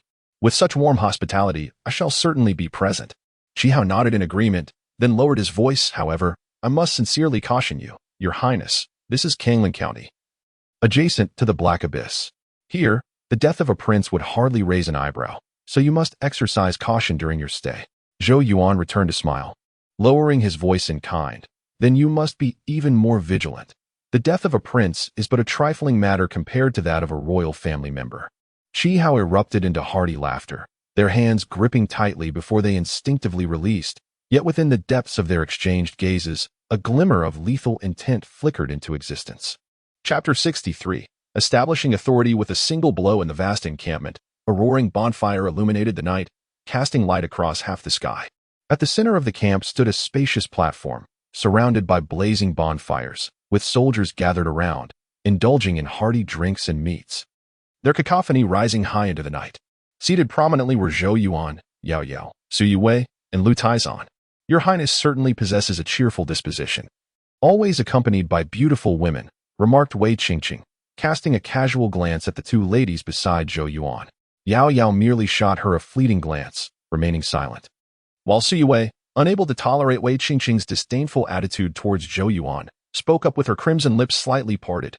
"Deputy Commander Wei is also a woman. Why must you regard other women merely as objects for display?"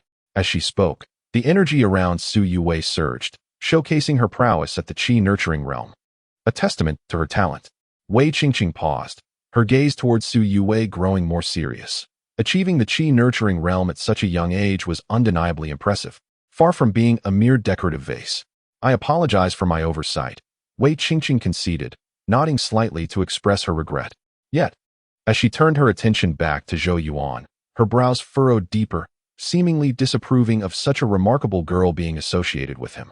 "Haha, your highness.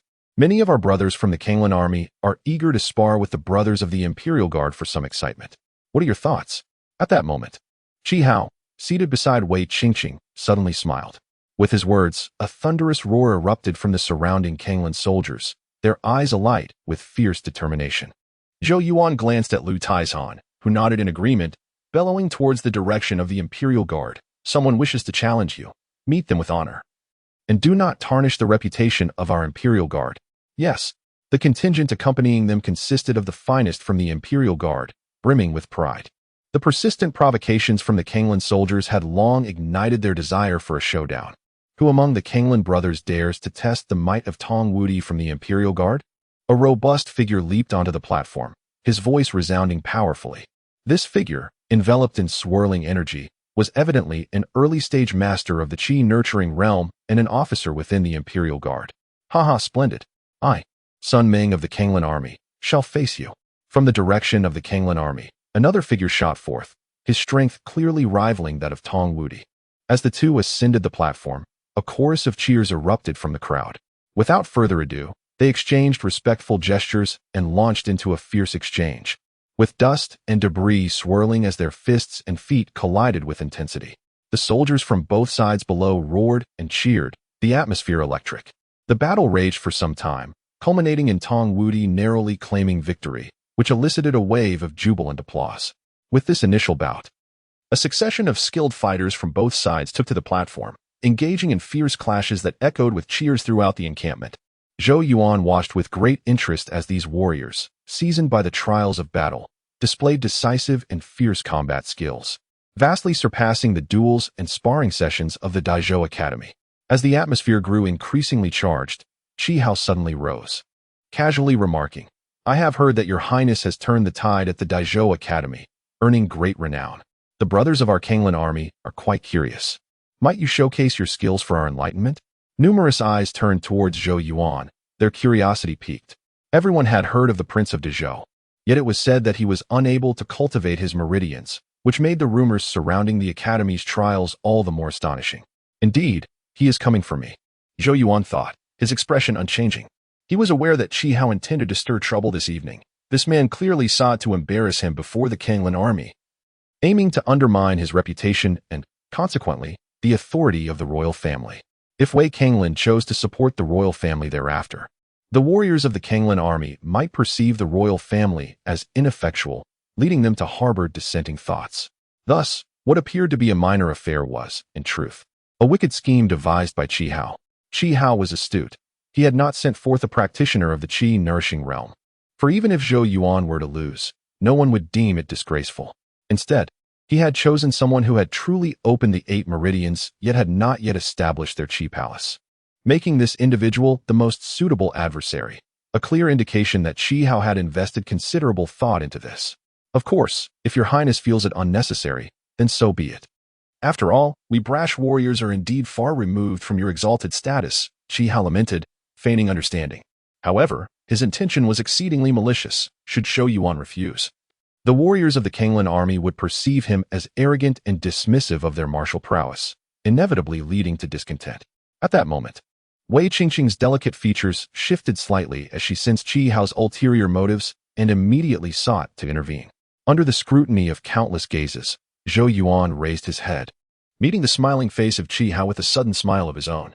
"Since everyone is so enthusiastic, I cannot allow the atmosphere to cool," he declared. He was well aware of Qi Hao's intentions, but if Qi Hao believed he could suppress Zhou Yuan through such tactics, he was mistaken. Rising to his feet, he lightly tapped his toes and leaped onto the platform. A firm grip on the Tianyuan pen triggered its transformation into a long spear. "Come forth. If you can withstand a single strike from me, I shall concede," Zhou Yuan stated, his pen pointed toward the ground with a faint smile. "Oh." Zhou Yuan's declaration immediately elicited a chorus of excited exclamations, as both the Kanglan army and the Imperial Guard could not help but cheer, regardless of his actual prowess. Zhou Yuan's audacity was commendable. "Such bold words," Wei Qingqing remarked, momentarily taken aback. Beside her, Wei Ding scoffed dismissively. Qi Hao smiled faintly, producing a fiery red long knife and tossing it to a lean man nearby. "Go ahead. If you win, this mid-grade source weapon shall be yours." The slender man hastily took the object, his eyes shining with joy. The worth of a mid-grade source weapon is no less than 1,000 source crystals, a sum beyond the reach of an ordinary soldier. Grasping a long blade, he leaped onto the stage, his gaze intensely fixed on Zhou Yuan. Zhou Yuan, however, remained unfazed, his expression betraying no emotion, as the source energy of the heavens and earth surged into him through his mouth and nose. In the next instant, he erupted forward, targeting the slender man. With the superior source technique, Flame Blade Slash, the slender man did not dare to hesitate. With a fierce shout, he gripped his blade with both hands and slashed downward, flames flickering along the blade's edge. This strike exuded a fierce aura, exceptionally sharp. indicating that even among those who had opened 8 meridians, the slender man's prowess was remarkable. His assault was even more ferocious than that of Qi Yu during the imperial examination. Yet, in the face of such a vicious attack, Zhou Yuan's figure remained undeterred as he charged forward, the tip of his Tianyuan brush gliding across the ground, creating a shower of sparks. With a deep inhalation, Zhou Yuan summoned a torrent of source energy into his body. The Tianyuan brush trembled violently, and streaks of azure light erupted from its tip. Mystic light technique. However, this time, the azure glow Zhou Yuan unleashed had extended several inches, and with the enhancement of the Tianyuan brush, its power far surpassed that of the imperial examination. Whoosh! He shot forth, the Tianyuan brush piercing the air like a spear, splitting it with a sharp sound. Under the watchful eyes of the crowd, it collided heavily with the slender man's fiery blade. Clang! The sound of metal striking metal echoed, sparks flying in all directions. Yet, at the moment the sound reverberated, everyone witnessed a figure being violently propelled backward, stumbling several paces before finally regaining his balance. Gasped. As he steadied himself, the onlookers erupted in astonishment, for it was none other than the slender man who had opened 8 meridians. No one anticipated that a warrior of such caliber would be unable to withstand even a single blow from Zhou Yuan. The latter, equally astonished, slowly raised his fiery long blade, revealing cracks that emerged along its surface, which ultimately shattered with a series of sharp snaps. The multitude of gazes around him filled with shock. Could it be that His Highness Zhou Yuan had effortlessly destroyed this mid-grade source weapon? What immense strength must he possess? By the campfire, Wei Qingqing's beautiful eyes widened in disbelief as she observed the scene, acutely aware of the ferocity of Zhou Yuan's previous strike. That blow was so formidable that even an early-stage expert in the Qi-nurturing realm would feel threatened. So, the rumors were indeed true, Wei Qingqing murmured, her eyes reflecting a hint of wonder as she gazed at Zhou Yuan's figure. On the stage, Zhou Yuan tilted the Tianyuan brush toward the ground, a faint smile gracing his lips as he said, I appreciate the challenge. Qi Hao had presumed that sending someone on the verge of opening the Qi mansion would suffice to thwart him. Yet he likely did not anticipate that during the interval following the imperial examination, Zhou Yuan had also made significant advancements in his strength, having successfully opened the 7th meridian. In the present day, under the realm of nurturing one's spirit, it is likely that few could withstand even a single strike from him. Oh! The crowd erupted into a chorus of applause, their eyes filled with admiration and respect for Zhou Yuan, whose exceedingly beautiful blow had evidently conquered these soldiers, who held strength in high regard. Your Highness! Your Highness! Amidst the cacophony of cheers, by the flickering campfire, Qi Hao's countenance appeared somewhat stiffened by the flame's glow. He had clearly underestimated the situation. What was intended to diminish Zhou Yuan's reputation and undermine the royal authority ultimately served to elevate him, earning the recognition of all the soldiers of the Kanglan army for this prince hailing from the Great Zhou city. Truly, it was a case of attempting to seize the chicken only to lose the rice. Chapter 64. Master, when it appears that the news of the previous provincial examination was indeed true, you have triumphed over Qi Yu. Wei Qingqing gazed at Zhou Yuan with astonishment in her bright eyes. She had previously suspected some trickery in the examination, but Zhou Yuan's fierce display had left her utterly impressed. That strike, one could hardly expect many beneath the Qi-nourishing realm to withstand. I was indeed short-sighted before. Allow me to raise a glass in your honor as an apology. Wei Qingqing, with a decisive grace, lifted her cup and toasted Zhou Yuan before downing its contents in one go, her demeanor effortlessly elegant. His Highness Zhou Yuan certainly possesses remarkable abilities. However, given that Kanglan County is perilously close to the Black Abyss, fraught with dangers, defeating an individual who has opened 8 meridians here does not provide much assurance. Thus, if His Highness intends to remain, one must exercise greater caution, remarked Wei Ting with a playful smile beside Wei Qingqing. Zhou Yuan returned a faint smile, saying, there is no need for such concern. He had perceived that Wei Ting seemed to harbor feelings for Qi Hao, thus her animosity towards him was somewhat understandable. Yet, he was indifferent. Wei Ting was merely a niece of Wei Kanglan, far less significant than Wei Qingqing. At this moment, Qi Hao's previously stiff expression returned to normal, a smile reappearing on his face as he addressed Zhou Yuan, saying, Your Highness Zhou Yuan possesses great skill. No wonder my inept brother fell to your hands. Thankfully, we owe it to the Xuanhuang technique of your Qi royal residence. Zhou Yuan smiled in response. Qi Hao's countenance darkened instantly, even with his composure. He nearly uttered a curse in reaction to Zhou Yuan's words. However, he could not refute Zhou Yuan, for it was indeed true that Zhou Yuan's victories over Qi Yu and that lean man with 8 meridians were achieved using their Qi royal residence' Xuanhuang technique. You must tread carefully, for what belongs to the Qi royal residence is not so easily acquired. Qi Hao's gaze turned ominous as he spoke. Let us hope that no one else plays the role of a benefactor unwittingly, Zhou Yuan replied with a smile. The two exchanged glances, both harboring a glimmer of animosity. Ahem. Suddenly, Wei Qingqing's light cough interrupted their tense exchange. She glanced at both of them and calmly stated, Gentlemen, this is Kanglan County, regardless of your grievances. It would be prudent not to disrupt the order here. As the daughter of Wei Kanglan, she was well aware of the fraught relations between the royal family and the Qi royal residence, yet now that Wei Kanglan had chosen neutrality, they would naturally offer no assistance to either side. Upon turning his gaze to Wei Qingqing's face, Qi Hao's expression softened instantly. He leaned closer and said, Qingqing, tomorrow I shall visit the general's residence to pay my respects to the Grand General. Wei Qingqing's brows furrowed slightly as she replied, My father has not been in good spirits lately. It would be best if you refrain from troubling him. She understood that Qi Hao's intentions were merely to forge an alliance. Oh, come now, Qingqing, do not say that. I have heard that Qi Hao has gone to great lengths to invite a master well-versed in source patterns, who possesses considerable expertise in the art of toxin expulsion. He likely intends to assist Xiao Bin in this matter, interjected Wei Ting hurriedly with a smile. Wei Qingqing was momentarily taken aback, glancing towards Qi Hao, her delicate features softening slightly. In the Wei family, the most pressing matter at hand was to assist her younger brother in dispelling the poison that afflicted him.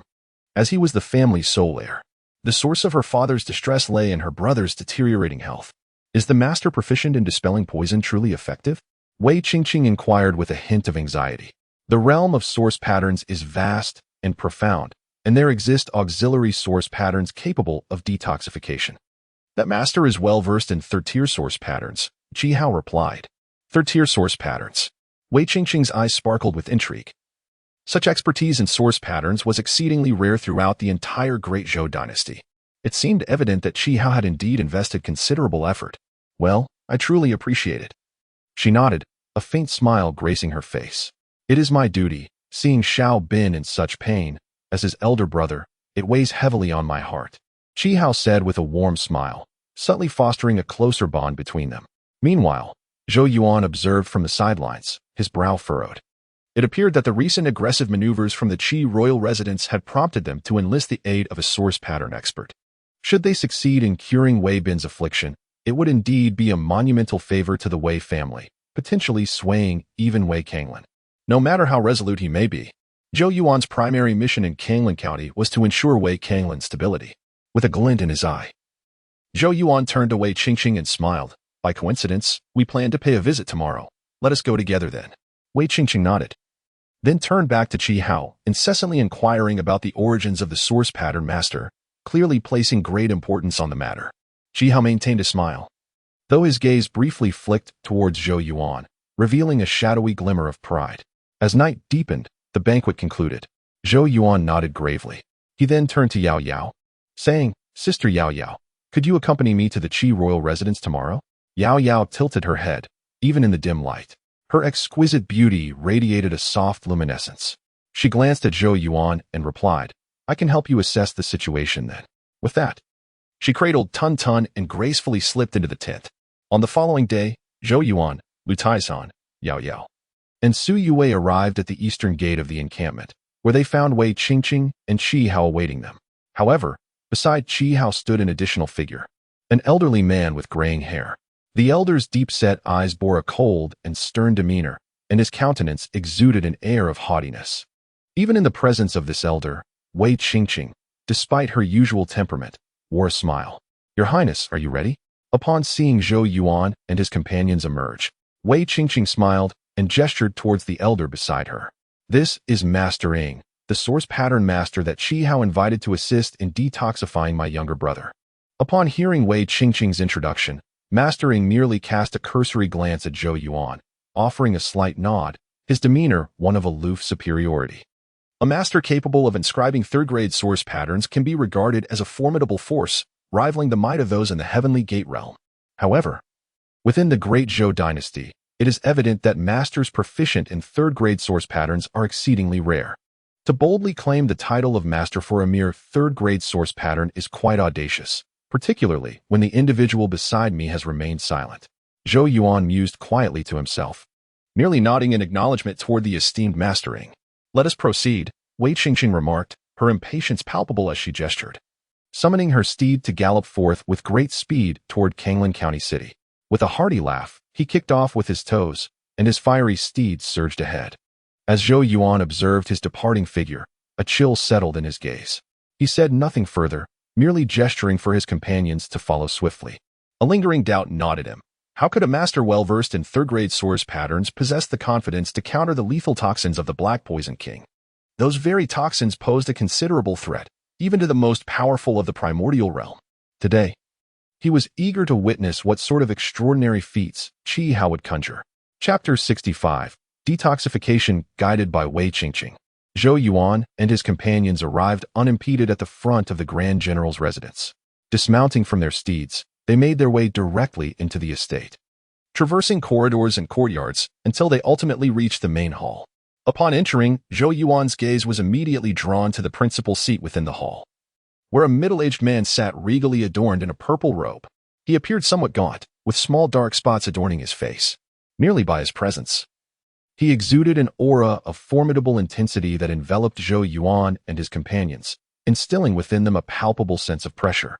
It was evident that this purple-robed figure was none other than Wei Kanglan, the Grand General of the Great Zhou dynasty. "Father," Wei Qingqing called out as she entered the main hall. Wei Kanglan lifted his gaze, surveying the group before him. His eyes lingered momentarily on Zhou Yuan. Before he rose and spoke indifferently, "Wei Kanglan greets His Highness Zhou Yuan." Zhou Yuan clasped his fists in respect, replying, "Zhou Yuan pays his respects to the Grand General. My father sends his regards." Zhou Yuan's eyes fell slightly, for it was clear from Wei Kanglan's demeanor that there still lingered some unresolved tensions from past events. After their exchange, Wei Kanglan shifted his attention to Qi Hao and the elderly man beside him. "I presume this esteemed individual is mastering? I have heard much about you." His previously stern countenance softened considerably, evidently an acknowledgement of Master Ying's reputation. "Greetings, Grand General." Master Ying, in the presence of Wei Kanglan, tempered his usual arrogance, bowing politely with clasped fists. "I have heard from the young lady that Master Ying is well-versed in source patterns and adept at using them to dispel toxins?" Wei Kanglan inquired.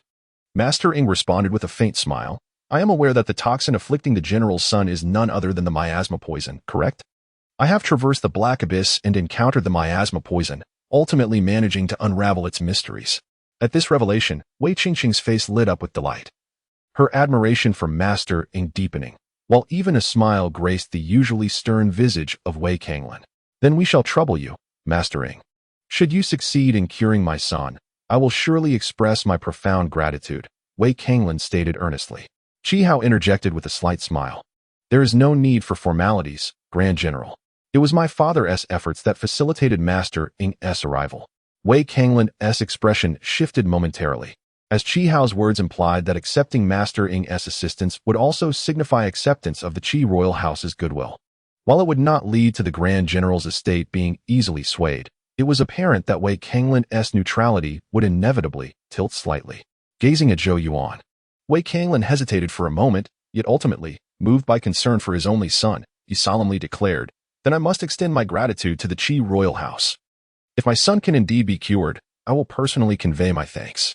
A smile flickered across Qi Hao's face, his gaze subtly triumphant as it swept towards Zhou Yuan. Should Wei Kanglan pay a visit, it would undoubtedly send a signal to the myriad factions within the Great Zhou, indicating a shift in the Grand General's alignment. This would, without doubt, be consequential for the political landscape of the Great Zhou dynasty. Zhou Yuan kept his eyes lowered, his expression inscrutable, while Lu Taizhan beside him displayed a glimmer of anxiety in his eyes. Wei Qingqing cast an apologetic glance, yet remained silent. For the poison afflicting Wei Bin was a shared anguish within their family. They had exhausted every possible remedy in hopes of his recovery. With the prospect of a solution finally at hand, they were determined not to relinquish it. Without further ado, the time to act was now. Wei Kanglan turned his gaze towards Master Ying, expressing a sense of urgency. Master Ying nodded with an air of indifference. Observing this, Wei Kanglin addressed Wei Qingqing, instructing her to attend to His Highness Zhou Yuan. After a moment of hesitation, as he felt he had wronged Zhou Yuan previously, he could not refuse. He looked towards Master Ying, who clearly regarded Zhou Yuan as someone eager to learn. "Let us proceed," Wei Kanglin said, choosing not to elaborate further. He exited the hall first, heading towards the rear courtyard, followed closely by the others. In the courtyard, within a spacious and well-lit room, Wei Kanglin led a group inside. Zhou Yuan scanned the room and noticed a frail young boy of around 8 or 9 years old lying on a bed, his complexion pale and weak, his body marred by dark spots that emanated a foul odor. The boy timidly regarded the influx of visitors. "Do not be afraid, little brother. They are here to help you rid yourself of the poison," Wei Qingqing quickly reassured him, her demeanor a stark contrast to the boldness she exhibited in the military camp. Wei Kanglin's heart ached for the boy as he approached, gently stroking the child's head, before turning to Master Ying with eyes filled with hope. "Master, please proceed." Master Ying strode confidently forward, and Wei Kanglin promptly offered him a seat. After settling down, he glanced at the dark spots on Wei Bin's body and remarked, "The poison has penetrated deeply. It is quite severe. If we delay much longer, his life may be in jeopardy." At this pronouncement, Wei Qingqing's face turned pale, and Wei Kanglin's expression shifted as well. "Master, please save my little brother," Wei Qingqing implored, her beautiful eyes glistening with urgency. "Rest assured, Qingqing. Master Ying will surely save your brother." Jihao stepped forward, placing a comforting hand on Wei Qingqing's shoulder. She nodded quickly, oblivious to the warmth of his touch. Master Ying smiled gently, exuding confidence as he declared, "Rest easy, General Wei in Mississippi. Since I am here, I am certain of success. Remove young Master Wei's upper garment." He waved his hand, instructing the maidservants nearby to carefully strip Wei Bin of his clothing, revealing his pale body adorned with dark spots. Master Ying retrieved a dark gray source pattern pen from his waist, focused intently, and then suddenly began to write. The pen tip glimmered with a luminescent sheen as he slowly traced intricate source markings upon Wei Bin's body. In the room, everyone held their breath, not daring to make a sound. Only Wei Qingqing and Wei Kanglin displayed expressions of tense anticipation, while Qi Hao wore a subtle smile, occasionally glancing at Zhou Yuan and the others with a look of triumphant assurance, as if victory was already within his grasp. Zhou Yuan wore a stoic expression, while Lu Taizan clenched his fists, feeling a sense of unease. They were acutely aware that if Master Ying truly succeeded in curing Wei Bin, their situation in Kanglin County would become exceedingly precarious, and they would subsequently find themselves at a disadvantage in the competition for the relics within the abyss. After all, without the backing of Wei Kanglin, their forces would struggle to contend with others in the abyss. The stakes were indeed monumental. In stark contrast to Zhou Yuan and Lu Taizan's demeanor, Yao Yao cradled Tun Tun, her delicate and exquisite face coldly observing the source patterns being inscribed by Master Ying, her bright eyes flickering with a hint of brilliance. Chapter 66. Unveiling within the confines of the room, an atmosphere of oppressive silence enveloped all present, rendering them hesitant to utter a word. The only sound that pierced the stillness was the subtle hissing of Master Ying's source pattern brush gliding across skin. Time flowed slowly, and a remarkably intricate source pattern began to manifest on Wei Bin's body, enveloping half of him and exuding a faint yet astonishing aura. This was a third-grade source pattern. Wei Kanglin, his expression grave, marveled, yet this source pattern appears to serve merely as an aid. Thus even Wei Bin's physique can endure it. With a deft flick of his brush, Master Ying completed the final stroke, and in that moment, the source pattern coalesced entirely, emanating a peculiar luminescence that penetrated deeply into Wei Bin's body. The young man on the bed emitted a low groan of discomfort, his fingers clenched tightly. "Little brother," Wei Qingqing exclaimed anxiously upon witnessing this. Master Ying replied with a gentle smile, "Do not fret, Mississippi. My source pattern is merely neutralizing the miasmic poison within him. The process may involve some discomfort." Upon hearing this, Wei Qingqing stifled her anxiety, nodding as her beautiful eyes remained fixed on Wei Bin. Under their watchful gaze, after a brief moment, they observed the dark splotches on Wei Bin's body beginning to recede. In less than a few minutes, those once terrifying black marks had completely vanished. "The miasmic poison has been resolved," Wei Qingqing gasped, her cheeks glowing with joy. Wei Kanglin's eyes widened, his fist clenched, clearly exhilarated. "This third-grade source pattern, which I acquired fortuitously, is known as the detoxification pattern, capable of resolving all poisons in the world. Although the miasmic poison is formidable, My detoxification pattern can still contend with it, Master Ying stated proudly. Wei Kanglin nodded in admiration. Indeed, this detoxification pattern is remarkable. Merely a third-grade pattern, yet able to counter the miasmic poison of the Black Poison King. He turned to Master Ying, solemnly clasping his fists. You are truly a benefactor to the Wei family. Wei Qingqing hastily followed suit, bowing in gratitude. I am merely fulfilling a request, Master Ying replied with a tranquil smile. Casting a glance at the smiling Qi Hao and the expressionless Zhou Yuan, Wei Kanglin could not help but sigh inwardly. The debt of gratitude incurred this time was indeed substantial. Your Highness Zhou Yuan, it would be prudent for you to remain in the camp for the time being. The recent turmoil in Kanglin County has led to a chaotic mix of individuals. Safety can only be assured within the military encampment, Wei Kanglin advised. Liu Tieshan's expression shifted slightly. Did Wei Kanglin intend to place them under house arrest? If so, how would they compete for the fire spirit spike and the jade jar fruit in the Black Abyss? Qi Hao observed Zhou Yuan with a smile, his lips curling in a manner that suggested amusement and mischief. Wei Qingqing let out a quiet sigh, shaking her head. What brings you such joy? Just as the atmosphere in the room grew heavier, a light, melodious voice rang out, drawing everyone's attention to the figure standing beside Zhou Yuan, Yao Yao, who spoke with a calm demeanor. He chuckled. Isn't it worth celebrating that Master Wei has successfully expelled the poison and restored his health? Xiao Qiao gently caressed Tun Tun's fur and replied, if the poison has truly been eradicated, then indeed it is a cause for joy. However, I fear that superficial efforts may only lead to further harm. Upon hearing this, the expressions of everyone in the room shifted dramatically. Child, what nonsense are you spouting? Master Ying was the first to rebuke, his face as stern as frost. Wei Kanglin also furrowed his brow, his gaze fixed on Xiao Qiao like a lion's, and inquired, what do you mean by that, young lady? If you continue to speak such nonsense here, even as a person of the court, I fear you may need to be taught a lesson. Ignoring their ire, Xiao Qiao approached the bedside, casting a glance at Wei Bin. With her lips slightly parted, she remarked, what poison-dispelling pattern? How utterly ridiculous. Master Ying, incensed, barked, child, are your eyes blind? How could he possibly still possess poison? If you persist in this nonsense, do not blame me for my lack of courtesy. Beside them, Wei Qingqing also frowned.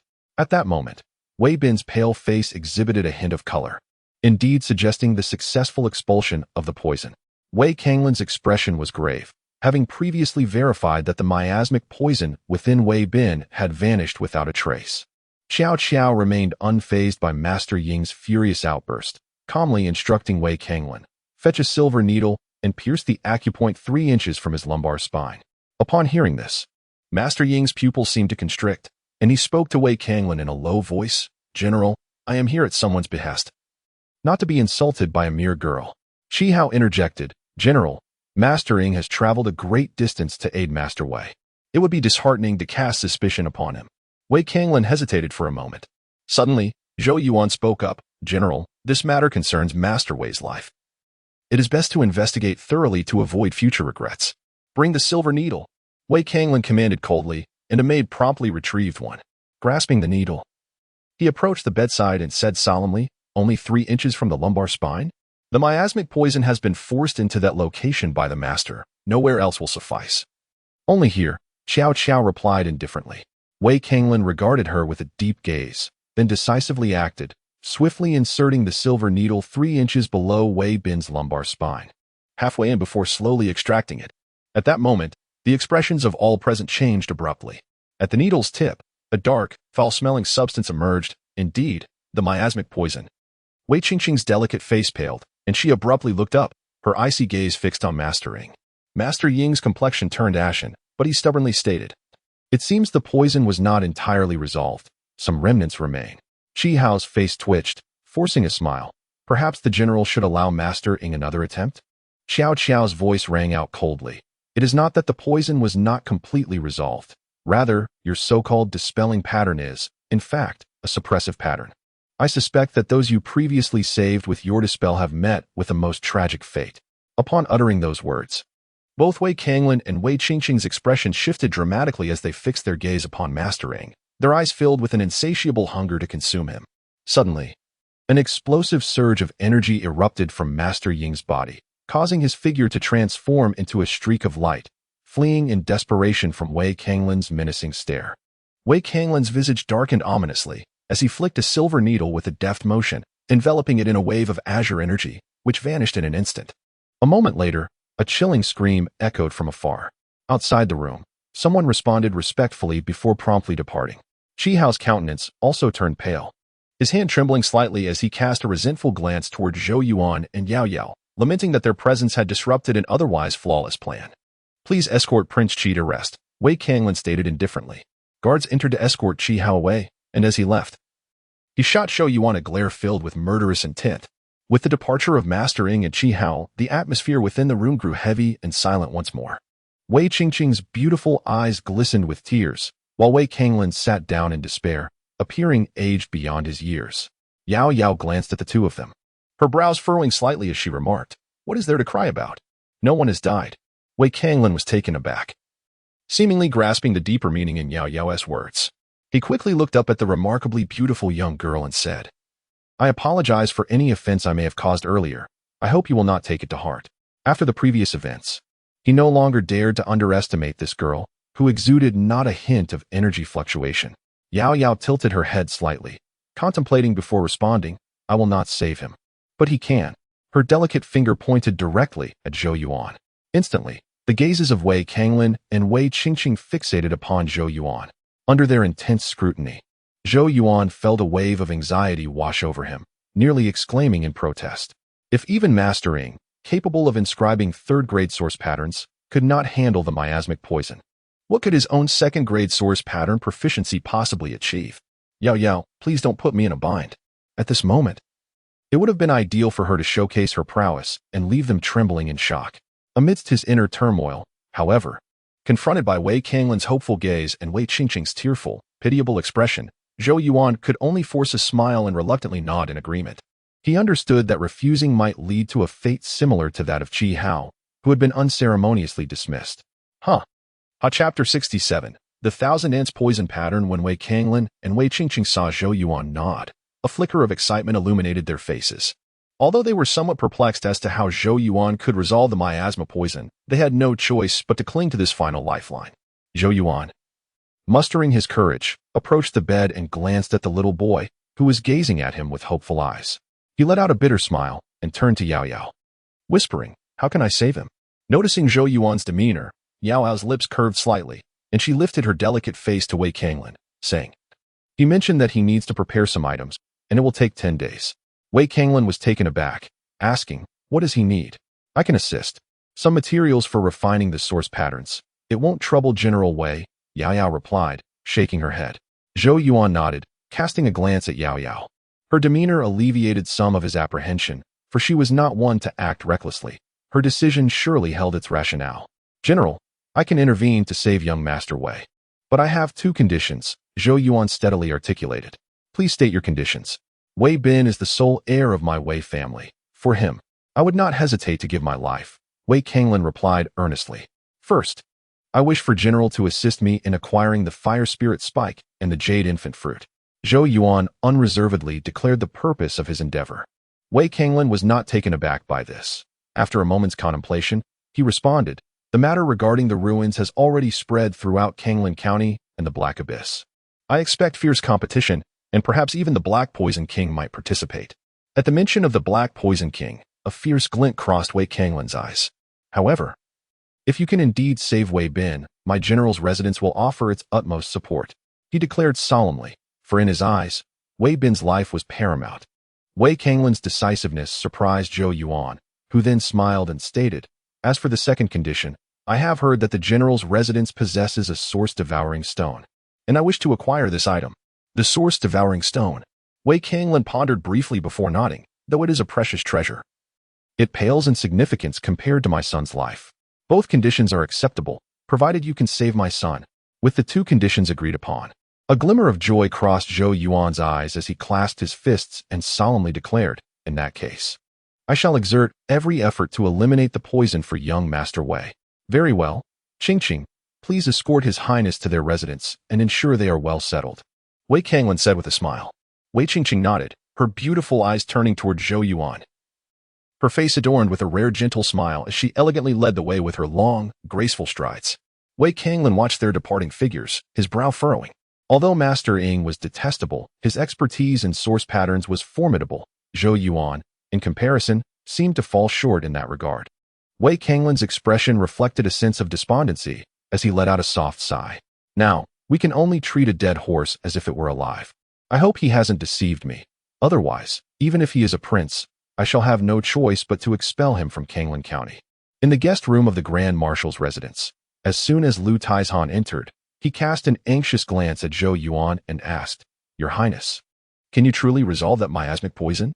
Zhou Yuan rolled his eyes in response, saying, "If you inquire of me, whom should I ask?" Lu Taizhan forced a bitter smile. "If not, we may well be forced to leave Kanglin County in 10 days. Zhou Yuan shook his head in resignation and turned to look at the serene Yao Yao, who was seated comfortably in a chair, playfully teasing the creature, Tun Tun. He chuckled awkwardly. "Sister Yao Yao, are you not jesting with me? With your mastery of source patterns, resolving that miasmic poison should be a mere flick of your wrist." Embracing Tun Tun, Yao Yao gently flicked its forehead with her slender fingers, her beautiful eyes lifting as she replied, "That fellow previously threatened me and even expected me to intervene personally to save someone? How audacious." Zhou Yuan's lips twitched. It seemed this ethereal maiden harbored quite a small grudge. Beside them, Su Yue stifled a giggle. Zhou Yuan settled beside Yu Yao. A look of distress etched across his face. "I cannot even wield the source pattern to dispel toxins, let alone tackle something as treacherous as that miasmic poison. How could I possibly handle it?" Yao Yao nonchalantly responded, "I shall teach you. I cannot inscribe a third-tier source pattern." Zhou Yuan sighed, explaining that, at his current spiritual realm, he could manage only second-tier patterns, while third-tier would require elevating his spirit to the late phase of the void realm. "Who said anything about a third-tier source pattern?" Yao Yu shot him an exasperated glance. That old fellow lacks the capability. Hence he can only rely on third-tier patterns to suppress the miasmic poison. In the ensuing 10 days, I will instruct you in a second-tier source pattern called Thousand Ants Erosion Poison Pattern, as well as several first-tier patterns for dispelling toxins.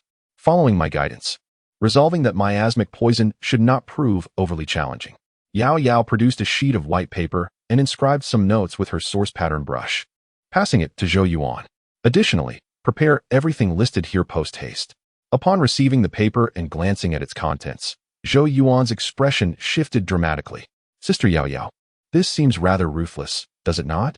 This list contains the venom of various source beasts. Are you intending to bring about the demise of that young Master Wei?" The items detailed on the paper were all highly toxic substances, leading Zhou Yuan to question whether Yao Yao is still harboring resentment. Yao Yao retorted with irritation. "What nonsense are you spouting? These are merely the materials needed to inscribe the Thousand Ants Erosion Poison Pattern. It is a case of using poison to counter poison. Is this truly safe?" Zhou Yuan expressed his concern, apprehensive that the ailing young Master Wei might inadvertently perish, leaving him unable to absolve himself. Even if he were to plunge into the sea, there was a possibility that Wei Kanglin might go mad and directly eliminate him to accompany his son in death. This time, Yao Yao was too weary to respond, turning away to continue playing with Tun Tun. Zhou Yuan, with a wry smile, handed the paper to Lu Taizhan, saying, "Go and prepare." Lu Taizhan glanced at the paper, his face twitching slightly, yet ultimately refrained from comment, steeling himself to undertake the task. It was evident that he was already contemplating an escape route for the eventuality. Zhou Yuan cast a glance at Yao Yao, smiling as he inquired, "Sister Yao Yao, when shall we commence our study of the Thousand Ants Venomous Pattern?" Yao Yu stretched languidly, revealing her alluring curves. Embracing Tun Tun, she rose and replied in a relaxed tone, "Perhaps tomorrow. Today has been quite exhausting." With that, she and Su Yue gracefully made their way into the inner courtyard. Zhou Yuan watched the retreating silhouettes of the two women, their elegance captivating, and as thoughts of the fierce Thousand Ants Venomous Pattern crossed his mind, he could only shake his head in resignation. What a spirited young lady. Truly, in this realm, my sister Yao is formidable, few words but much strength. Definitely not someone to be trifled with. Chapter 68. Preparation. In the ensuing days, nearly 10 in total, Zhou Yuan devoted himself entirely to mastering the intricate Thousand Ant Venom pattern. The method adopted by Yao Yao was rather severe, and should any mishap occur, given Wei Bin's physical constitution, it was quite likely he could suffer a fatal consequence. Thus, to avoid being driven to madness by Wei Kanglin, who would be bereft of heirs, Zhou Yuan had no choice but to exert himself in his studies. Fortunately, his aptitude for source patterns was commendable, and having advanced to the mid-stage of the ethereal realm, the learning of a second-tier source pattern proved not overly burdensome.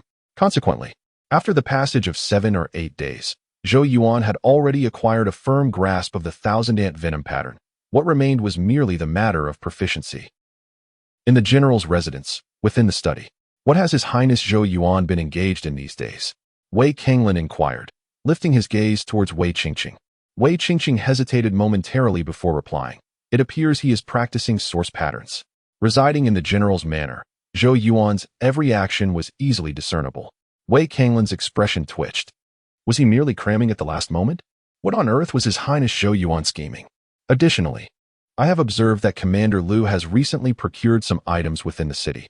Wei Qingqing, after a brief pause, produced a slip of paper and handed it to Wei Kanglin, detailing the highly toxic substances Zhou Yuan had instructed Liu Taizan to acquire.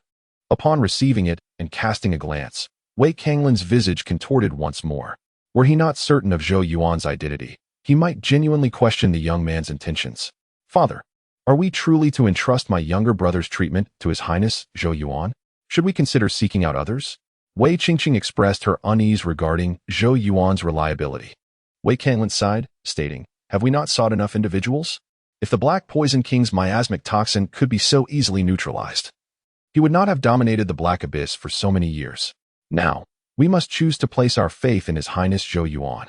Casting a glance towards the guest courtyard, Wei Kanglin's eyes narrowed slightly. Moreover, our esteemed prince is quite astute. He is not a fool. He should comprehend the dire consequences of mishandling matters concerning young Ben. Hearing this, Wei Qingqing nodded slightly. On that day, Zhou Yuan had exhibited utmost confidence, even stipulating conditions beforehand, which suggested he possessed a measure of assurance. Otherwise, it would merely serve to undermine his own credibility. Then let us await the day after tomorrow. I hope he can indeed save my brother. Wei Qingqing sighed, for Wei Bin's affliction had become a lingering ailment for their family. Until this malady was eradicated, the general's residence would remain stifled, suffocating in its despair. Zhou Yuan had offered them a glimmer of hope, yet they could not fathom whether this hope would ultimately lead to greater despair. Within a grand estate in the county town, Zhou Yuan is indeed confident, even laying out conditions in advance. In a dimly lit room, Qi Hao's countenance was grim as he faced Wei Ting. Clearly, he had gleaned all the intelligence regarding Zhou Yuan's activities within the general's estate from her. The young man is indeed arrogant. Even the master you invited, Master Ing, could not resolve the miasmic poison. How could he possibly succeed? Wei Ting scoffed. Are there any other updates? Qi Hao inquired, with a radiant smile. Wei Ting leaned closer to Qi Hao, who then wrapped his arm around her slender waist. She then retrieved a note from her sleeve. These are the items that Liu Taizan has recently purchased within the city. Qi Hao took the note, glanced at it, and his brow furrowed instantly. It's all poison. What on earth are they planning? After a moment of contemplation, he found no answer and could only let out a cold laugh, saying, let them make their commotion. If they end up killing Wei Bin, it will be interesting to see if Wei Kanglin loses his wits over it. He, too, did not believe that Zhou Yuan possessed the capability to dispel the miasmic poison. Ting, keep a close watch on Zhou Yuan at the Grand General's residence. Relay any news to me immediately. Moreover, if Zhou Yuan indeed encounters trouble, seize the opportunity to incite Wei Kanglin's fury. He must not be allowed to leave the Grand General's residence alive, Qi Hao instructed. Furthermore, if Wei Bin is truly killed by Zhou Yuan, Wei Qingqing will undoubtedly be devastated. At that point, you should arrange a meeting. Her defenses will be lowered, providing me with a perfect opportunity to exploit. Wei Ting pouted, saying, you actually want me to help you win over another woman? Qi Hao smiled slightly, replying, Ting, if you wish to marry into the Qi Wang residence, my father's approval is essential. If you can assist me in winning over Wei Qingqing, I will be able to gain access to the Kanglin army. Once that is accomplished, it will be a monumental achievement, and my father will surely allow me to marry you. Although he had mingled within the Kanglin army for a year, he had yet to penetrate its true core. He understood that Wei Kanglin was wary of him. Thus, to gain the Kanglin army, obtaining Wei Qingqing was imperative. This woman held considerable influence within the Kanglin army. Really? Wei Ting asked dreamily. Qi Hao nodded with a smile. Wei Ting bit her red lips and then nodded vigorously, declaring, all right, I will do my utmost to assist you. The two indulged in their affectionate exchange once more before Wei Ting finally departed, satisfied. Qi Hao watched her retreating figure, and the smile on his face gradually cooled, a hint of disdain prompting him to lightly flick his clothing, muttering, "What a deluded woman." From behind a screen, a figure emerged. It was Qi Ling, the steward of the Xuanhuang residence. "Young master, what is Zhou Yuan truly up to?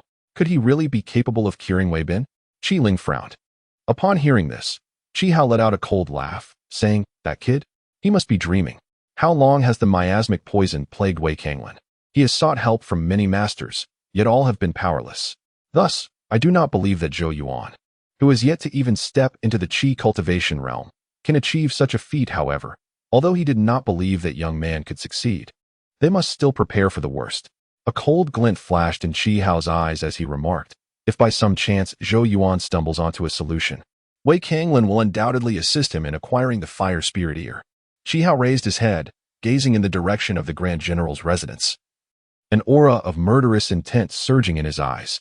"Wei Kanglin, oh Wei Kanglin, if you truly intend to assist Zhou Yuan, then it seems I must devise a way to eliminate you. Fear not, for once you are removed, I shall ensure that your daughter and the Kanglin army are well cared for." As the attention of various factions converged, the final 2 or 3 days slowly approached. In the courtyard, Zhou Yuan tidied his belongings, casting a glance at Lu Taizhan, whose expression resembled that of one gallantly facing death, and could not help but roll his eyes. He then nodded towards Yao Yao and Su Wei. "Let us depart. Our fate shall be determined today." Chapter 69. Display of skill in the backyard. Within the room, Wei Kanglin and Wei Qingqing had long awaited the arrival of Zhou Yuan. Upon his entrance, they swiftly approached him. "Your Highness, are we to take action today?" Wei Kanglin inquired with a smile. Zhou Yuan nodded in affirmation, refraining from unnecessary chatter as he proceeded directly into the room. Approaching the bed, he found Wei Bin lying there, his complexion evidently improved compared to before. Yet, Zhou Yuan was acutely aware that this was merely a result of Master Ng's forceful suppression of the miasmic poison within him. Should the poison erupt once more, it could swiftly claim his life. Zhou Yuan gently tapped the black Qiankuan pouch at his waist. Upon departing from Dazhou City, Zhou Qing had procured a Qiankuan pouch from the royal treasury for him. Though its quality was modest and its space limited to merely a few zhong, it nonetheless offered substantial convenience. Several jade vials appeared in Zhou Yuan's hands, and he carefully extracted a jade dish, meticulously dripping the liquid from the vials within. Upon its emergence, the liquid exuded a foul odor, and merely inhaling it induced a slight dizziness, clearly indicating its lethal toxicity. Although Wei Kanglin and Wei Qingqing had anticipated this, their expressions still shifted noticeably. "Your Highness, what do you intend to do?" Wei Qingqing asked, biting her crimson lip. Zhou Yuan replied with a smile, "The miasmic poison is exceedingly tyrannical. To resolve it, one would require a master capable of inscribing a 4th-grade detoxification source pattern. However, such esteemed masters are quite rare in our dojo. Therefore, we must resort to another method." He paused momentarily before continuing, "We shall employ poison against poison." He added, "As for the specifics of the process, you shall observe shortly. Rest assured, General, I am aware of the consequences. I would not act so recklessly without certainty." Zhou Yuan cast a glance at Wei Kanglin, his tone calm. Wei Kanglin regarded Zhou Yuan intently for a moment before slowly responding, "If your Highness is confident, then proceed as you see fit. If you truly manage to cure my son, the Wei family will owe you a great debt of gratitude." Zhou Yuan smiled, choosing not to elaborate further as he focused on concocting the viscous poison. After some time, once the stench of the toxic liquid reached its peak, he finally halted. He retrieved the Tianyuan brush from his waist, its tip touching the poison, and his expression grew solemn. Taking a deep breath, he gradually lowered the brush's tip.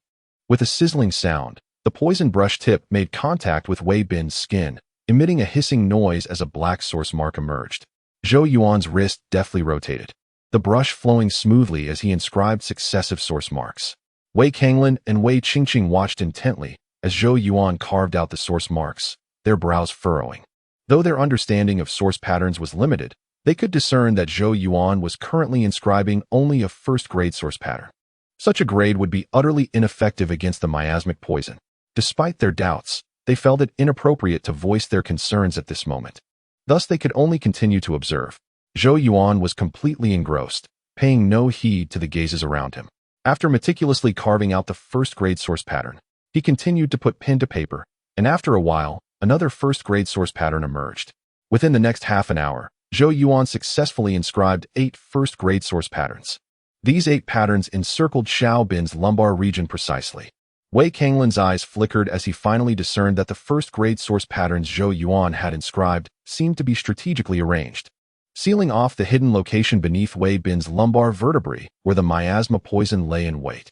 After continuously carving out 8 first-grade source patterns, Zhou Yuan exhaled deeply, a fine sheen of sweat appearing on his forehead. He closed his eyes for a moment to recuperate before resuming his work. This time, his expression was even more solemn, for he was about to inscribe the second-grade source pattern, the Thousand Ants Poison Erosion pattern, which was crucial in combating the miasma poison. Zhou Yuan focused intently for a brief moment before suddenly putting pen to paper, his spiritual essence flickering at his brow, merging seamlessly with the heavenly origin pen in his hand.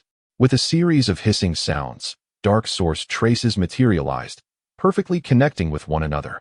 Wei Kanglin and Wei Qingqing watched in astonishment as a complex and profound source pattern gradually took shape. This was a second-grade source pattern. Exchanging glances, both Wei Kanglin and Wei Qingqing sensed that this second-grade source pattern was indeed extraordinary. At last, Zhou Yuan's pen came to a halt.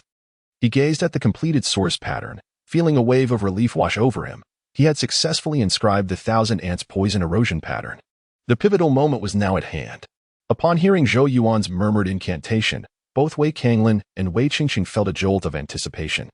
With a gentle tap of the heavenly origin pen, Zhou Yuan touched the innermost first-grade source pattern. Immediately, the source pattern radiated a faint glow, writhing as if it were a provocative octopus. As this first-grade source pattern twisted and taunted, Wei Bin suddenly cried out in pain, and the onlookers were horrified to see his skin beneath the lumbar region darkening ominously. The dark hue, akin to ink, began to spread, rushing towards the surrounding first-grade source patterns. The ferocious miasma poison surged forth, causing the first-grade source pattern to disperse, as if a general was disbanding his troops. Consequently, the surging miasma poison charged directly toward the layers of first-grade source patterns. At that moment, all the first-grade source patterns began to operate, swirling and, unbeknownst to them, slicing the emerging miasma poison into various sizes of toxic gas. This noxious gas caused Wei Bin's skin to blacken in patches, a sight both terrifying and distressing. Zhou Yuan remained composed, and with another deft point of the heavenly origin pen, he observed a surge of miasma poison breaking through the layers of blockade, arriving at the Thousand Ants Poison Erosion pattern. This pattern also harbored potent toxicity, and upon their encounter, it was as if 2 fierce tigers met in the forest, engaging in battle without a moment's hesitation. The black mist, transformed from the miasma poison, charged towards the Thousand Ants Poison Erosion pattern, which stood resolute and unafraid. The source pattern writhed as if it were the gaping maw of an abyss, welcoming the oncoming miasma poison and devouring it entirely. The Thousand Ants Poison engraving absorbed the miasmic poison and began to circulate slowly, shimmering with an eerie black light. After a moment, the brilliance dimmed, yet all present witnessed a wisp of black toxic mist emerging from Wei Bin's skin. This noxious vapor exuded a foul stench that was utterly revolting. However, Wei Kanglin and Wei Qingqing could not suppress their overwhelming joy upon seeing this toxic mist, for they recognized it well. This was indeed the miasmic poison. This indicated that the miasmic poison within Wei Bin had truly been neutralized. But this was only the beginning. Zhou Yuan provided a timely reminder. For another wave of miasmic poison, sliced by numerous first-grade source engravings, surged towards the Thousand Ants Poison engraving. Remarkable, truly remarkable. The brilliance in Wei Kanglin's eyes intensified, and he could not help but voice his admiration. Wei Qingqing, however, was somewhat perplexed and inquired, how could this second-grade source engraving possibly neutralize the miasmic poison? This second-grade source engraving also contained potent toxins, employing poison to counteract poison, dissolving the incoming waves of miasmic poison entirely. If this continued, the miasmic poison within Wei Bin would ultimately be eradicated. Such mastery of source engravings and the astuteness displayed were astonishing, even to a formidable figure like Wei Kanglin of the primordial realm. To the side, Wei Qingqing felt a profound shock, clearly taken aback by Zhou Yuan's capabilities. It seemed that her younger brother was indeed saved. Wei Qingqing was filled with excitement, biting her red lips, her beautiful eyes glistening with unshed tears. Yet, When her captivating gaze fell upon the tall and handsome youth sitting by the bed, a hint of brilliance could not help but flicker in her expression. Chapter 70. Within reach in a spacious and brightly lit room, tendrils of black mist occasionally rose, bringing with them a nauseating stench. Yet, the individuals present displayed no signs of revulsion. Instead, their faces were illuminated with joy. This was a clear indication that an increasing amount of the miasmic poison was being dispelled. Wei Kanglin gazed intently at the dark mass at Wei Bin's waist. Observing that it had diminished significantly, its hue considerably lightened. Beside him, Wei Qingqing grasped her delicate hands tightly, unable to contain her excitement. Despite their eagerness, they refrained from interrupting Zhou Yuan, who wore a serious expression, beads of cold sweat forming on his brow. The Xuanhuang brush in his hand continued to move, as he faced relentless assaults from the miasmic poison, causing the source patterns to show signs of fading. In certain areas, they had even begun to fracture. Thus, he needed to continuously mend them to maintain the formation. Otherwise, should the miasmic poison break through, it would complicate their efforts to draw it out and subdue it once more. A radiant glow flickered at Zhou Yuan's brow, a manifestation of his soul power operating at its utmost capacity. Managing a formation that controlled 8 first-grade source patterns and 1 second-grade source pattern was proving to be quite taxing, even for Zhou Yuan, who was at the mid-stage of the illusory realm in terms of his soul cultivation. He could only rely on his resilience and grit to persevere. Sweat trickled down his forehead, stinging his eyes. Suddenly, a faint fragrance wafted through the air, as a delicate hand reached out with a handkerchief to wipe away the perspiration from his brow. Zhou Yuan turned in surprise, recognizing the owner of the handkerchief as Wei Qingqing. Noticing his gaze, she smiled gently, her lips curving in a subtle expression of encouragement. Zhou Yuan nodded in gratitude before refocusing his mind on the intricate source patterns. As time passed slowly, it was soon midday. The dark mass of miasmic poison at Wei Bin's waist had shrunk to the size of a half-fist, its concentration considerably diluted, suggesting that complete dissolution was imminent. However, just as the group began to breathe a sigh of relief, the miasmic poison suddenly convulsed violently, scattering in all directions, as if in a frenzy. Trouble. The miasmic poison seeks to escape. It intends to burrow deeper into Xiaobin's body. Wei Kanglin's expression shifted, realizing the tenacity of the miasmic poison. Upon sensing a life-threatening crisis, it instinctively sought a means of evasion. Should it manage to burrow once more, it would pose a significant threat. Do not worry. It cannot escape, Zhou Yuan replied calmly. He then directed the Tianyuan brush, causing the layers of source patterns to expand abruptly, sealing off all escape routes. The originally peripheral Qiani erosion patterns surged inward, initiating a counterattack. The miasmic poison lashed out in all directions, yet its efforts proved futile, ultimately being consumed entirely by the Qiani erosion pattern, which expelled it as wisps of black mist. After a dozen minutes, when the last remnants of the miasma dissipated, the entire room fell into a profound silence. With a sigh of relief, Zhou Yuan exhaled deeply, intending to rise, yet a sudden wave of dizziness washed over him, causing him to stagger backward. However, he did not fall. Instead, he collided with a soft and fragrant figure, leaving him momentarily stunned. As he turned his gaze, a ferocious, beastly face appeared before him, that of Tun Tun, who was roaring at him. Raising his eyes again, he found Yao Yao's cool, piercing gaze fixed upon him. If you don't get up soon, Tun Tun will devour you, Yao Yao remarked, her red lips parting slightly. Tun Tun bared its teeth at Zhou Yuan. Instantly, Zhou Yuan stood upright, mentally cursing the insatiable little creature, realizing that all the source beast jerky he had consumed was in vain. General, I have not failed my mission, Zhou Yuan said, rubbing his forehead and smiling at the still silent Wei Kanglin and Wei Qingqing. Wu, little brother. Wei Qingqing was the first to awaken, leaping forward to embrace the young boy, weeping with joy. They had finally preserved the last hope of the Wei family. Wei Kanglin's hands trembled slightly as he wiped his eyes, then turned to Zhou Yuan and bowed deeply. General, please rise. I cannot accept such a grand gesture. Zhou Yuan quickly helped him up, saying, Your Highness, there is no need for many words. My family will remember this kindness. Wei Kanglin spoke in a grave tone. Meanwhile, Lu Taizhan, who had remained tense and focused on Wei Kanglin throughout, quietly exhaled in relief. Thankfully, His Highness had indeed succeeded.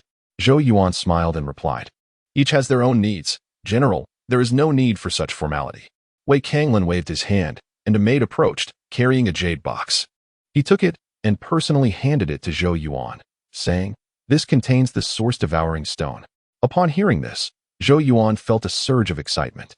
He carefully accepted the jade box and opened it, revealing a grayish-yellow stone approximately the size of a palm. The stone had two holes, one large and one small. The small hole emitted a pulling force, drawing in the source energy from the surroundings, while the large hole expelled a pure stream of source energy.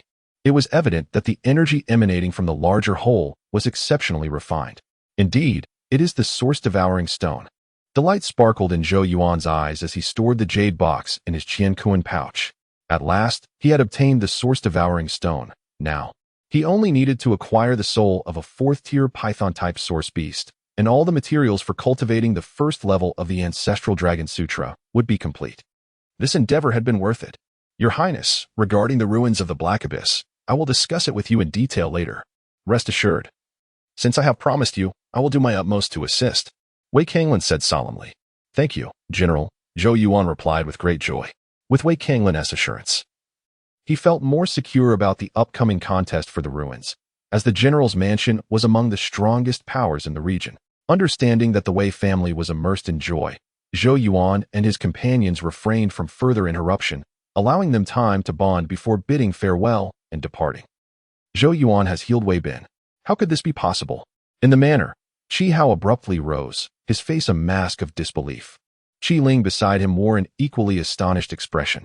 Wei Ting managed a wry smile and nodded, although she too found it hard to believe.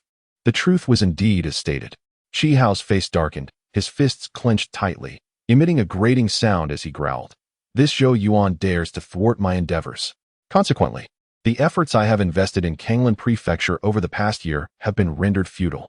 Qi Ling's eyes bore a grim expression as he remarked. If Zhou Yuan has genuinely cured Wei Bin, given Wei Kanglin's temperament, he is likely to exert his full support in aiding Zhou Yuan to seize the relic. Young master, we cannot remain in Kanglin Prefecture, otherwise, we will be under Wei Kanglin's surveillance.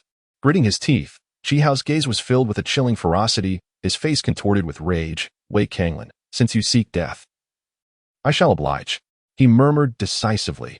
Let us depart from Kanglin Prefecture. The fire spirit spike will be ours at the Qi Wangfu. Should Wei Kanglin dare to assist Zhou Yuan against us, I shall ensure he understands that, in the eyes of Qi Wangfu, he is not as significant as he believes. Stepping outside, his malevolent gaze fixated on the direction of the general's residence, his fingers tightly curled. The fire spirit spike is a coveted prize of Qi Wangfu. Should you dare to meddle, the abyss will become your burial ground. Chapter 71. An Alliance in the General's Mansion, Living Room. Wei Kanglin and Wei Qingqing sat at the head of the room, their faces radiating joy. The long-standing furrow of worry between their brows completely vanished. Evidently, after Zhou Yuan and his companions temporarily departed, Wei Kanglin meticulously examined Wei Bin's condition, and upon sensing the vitality gradually surging within him, they were finally assured that the miasma toxin had indeed been entirely resolved. This formidable dilemma that had plagued the general's mansion for years was finally dispelled. Overjoyed, when Zhou Yuan and his party re-entered the living room, both Wei Kanglin and Wei Qingqing hastily rose and clasped their fists, exclaiming, Your Highness, we shall never forget your great kindness. Zhou Yuan smiled, casting a glance at Yao Yao. Without her guidance, he would never have succeeded in neutralizing the miasma toxin. Your Highness, please be seated. I believe your purpose in coming here is related to the ruins within the Black Abyss? Wei Kanglin inquired with a smile. Zhou Yuan nodded, his expression turning grave as he replied, The fire spirit grain is of utmost importance to our Great Zhou, thus, we must obtain it. Should it fall into the hands of others, it would pose a significant threat. He fixed his gaze on Wei Kanglin. Aware that the strategic value of the fire spirit grain, being a fourth-grade source food, was immense, he hesitated, uncertain if Wei Kanglin might be tempted by it. After all, should Wei Kanglin acquire it, his power would undoubtedly swell rapidly. Wei Kanglin returned Zhou Yuan's gaze, his seasoned demeanor allowing him to discern the underlying meaning in Zhou Yuan's eyes. He smiled faintly and reassured, Your Highness, rest assured, my ambitions are modest. I merely wish to safeguard my family's peace. Zhou Yuan remarked, Then I suppose it is I who harbors a petty suspicion. I hope you will not take offense. Despite his words, Zhou Yuan's countenance remained unyielding. It was necessary to probe Wei Kanglin's intentions.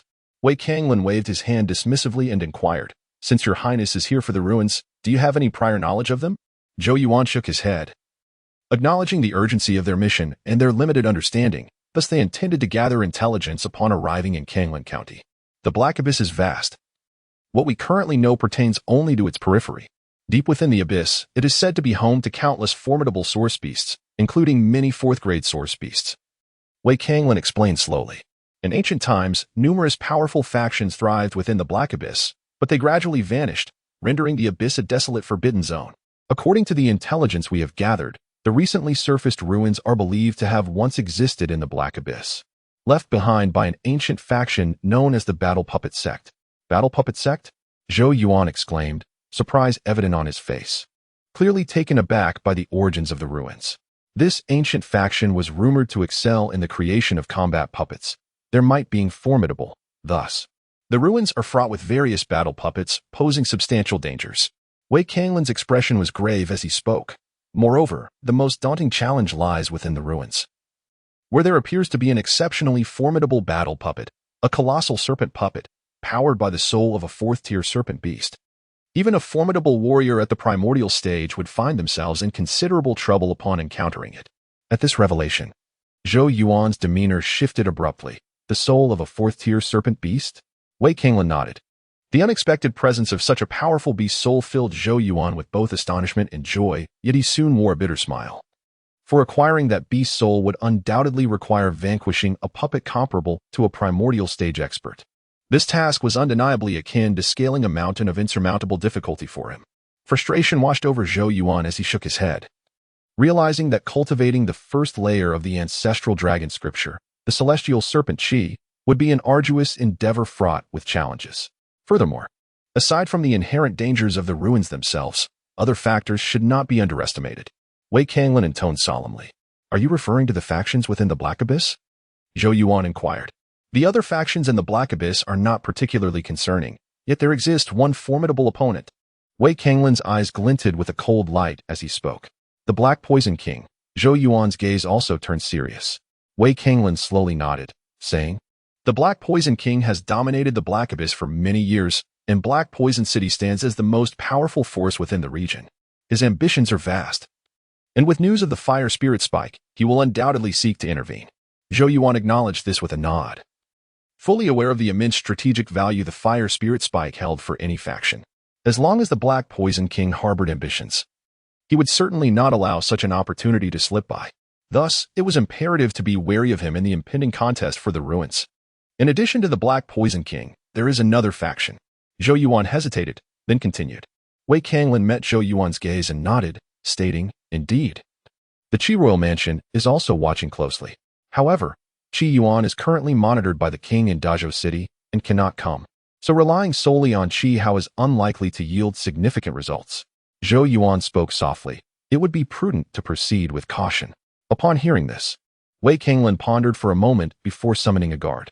Inform everyone to seal off Qi Hao's estate, ensuring he cannot leave. The guard hesitated briefly before responding in a low voice. General, we received word that an hour ago, Qi Hao departed from the county city with a group of people, and their whereabouts are unknown. Wei Kanglan's brow furrowed. This fellow is truly astute. He has fled remarkably swiftly. Zhou Yuan was also taken aback by the speed of this individual's escape. However, there was no remedy for it now. At least, in this confrontation with Qi Hao, he had managed to secure the formidable support of Wei Kanglan. General Wei, when shall we depart? Zhou Yuan inquired. Wei Kanglan replied, currently, all factions are mobilizing their forces. However, given the perilous nature of the ruins, a conventional army would be ineffective. Therefore, we should deploy an elite contingent. Zhou Yuan nodded in agreement, recognizing that even if the Kanglan army were to be thrust into such treacherous terrain, the results would likely be minimal and could potentially exacerbate casualties. This time, I shall personally lead the expedition. In my Kanglan army, there are 8 formidable warriors at the Tianguan level. 3 shall remain to guard the city, while the remaining 5 will accompany me. Additionally, there is an elite team composed of practitioners at the Yanqi level. We shall set forth in 5 days, heading towards the Black Abyss, smiled Wei Kanglan.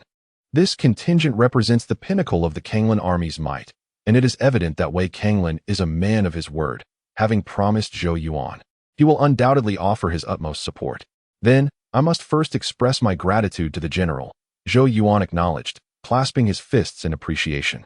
As he gazed at Zhou Yuan's departing figure, Wei Kanglin leaned back in his chair, gently tapping his fingers on the table. Inside, I never imagined that after so many years, the frail little boy of yours has transformed into a remarkable young hero. Indeed, the king is fortunate. His mastery of the source patterns is truly astonishing, yet in terms of strength, he still falls short, not yet having reached the Yangqi level. Beside him, Wei Qingqing nodded slightly and remarked. Wei Kanglin could not help but smile, saying, "If you knew that he could not even locate his 8 meridians half a year ago, rendering him incapable of channeling and cultivating, you would not say so." Half a year? Wei Qingqing was taken aback. She was vaguely aware of Zhou Yuan's past inability to cultivate, yet she was unaware that his remarkable turnaround had occurred in such a short span. After all, even she had taken 2 years to reach the Yangqi level, while Zhou Yuan, it seemed, would likely open his 8th meridian in less than a month. Wei Kanglin sighed softly, watching Zhou Yuan's retreating silhouette with a blend of admiration and regret. It is truly unfortunate. Our esteemed prince was originally endowed with the auspicious fate of the sacred dragon. Had it not been for the two with the fated destiny of the Python-and-Sparrow consuming his fortune, one can only wonder what heights our prince might have achieved. I dare say, even I would not dare to overshadow his brilliance, but would rather bow my head in deference. Upon hearing such words from the revered Wei Kanglin, Wei Qingqing's countenance flickered with emotion. She lifted her beautiful eyes to the direction in which Zhou Yuan had departed, biting her red lip with surprise and admiration in her gaze. This young man, whom she initially regarded as the charming prince, was evidently far more complex than she had imagined. Chapter 72, The Black Poison King in the Serene Courtyard. Zhou Yuan sat quietly upon a slab of azure stone. Her upper body erect, her figure subtly curved at the chest, and her waist delicate, as if one could grasp it with a gentle hand.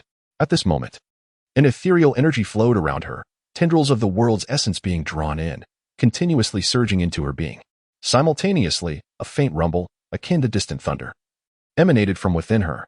Suddenly, Zhou Yuan opened her bright eyes, and within their clear depths flickered a flash of crimson lightning.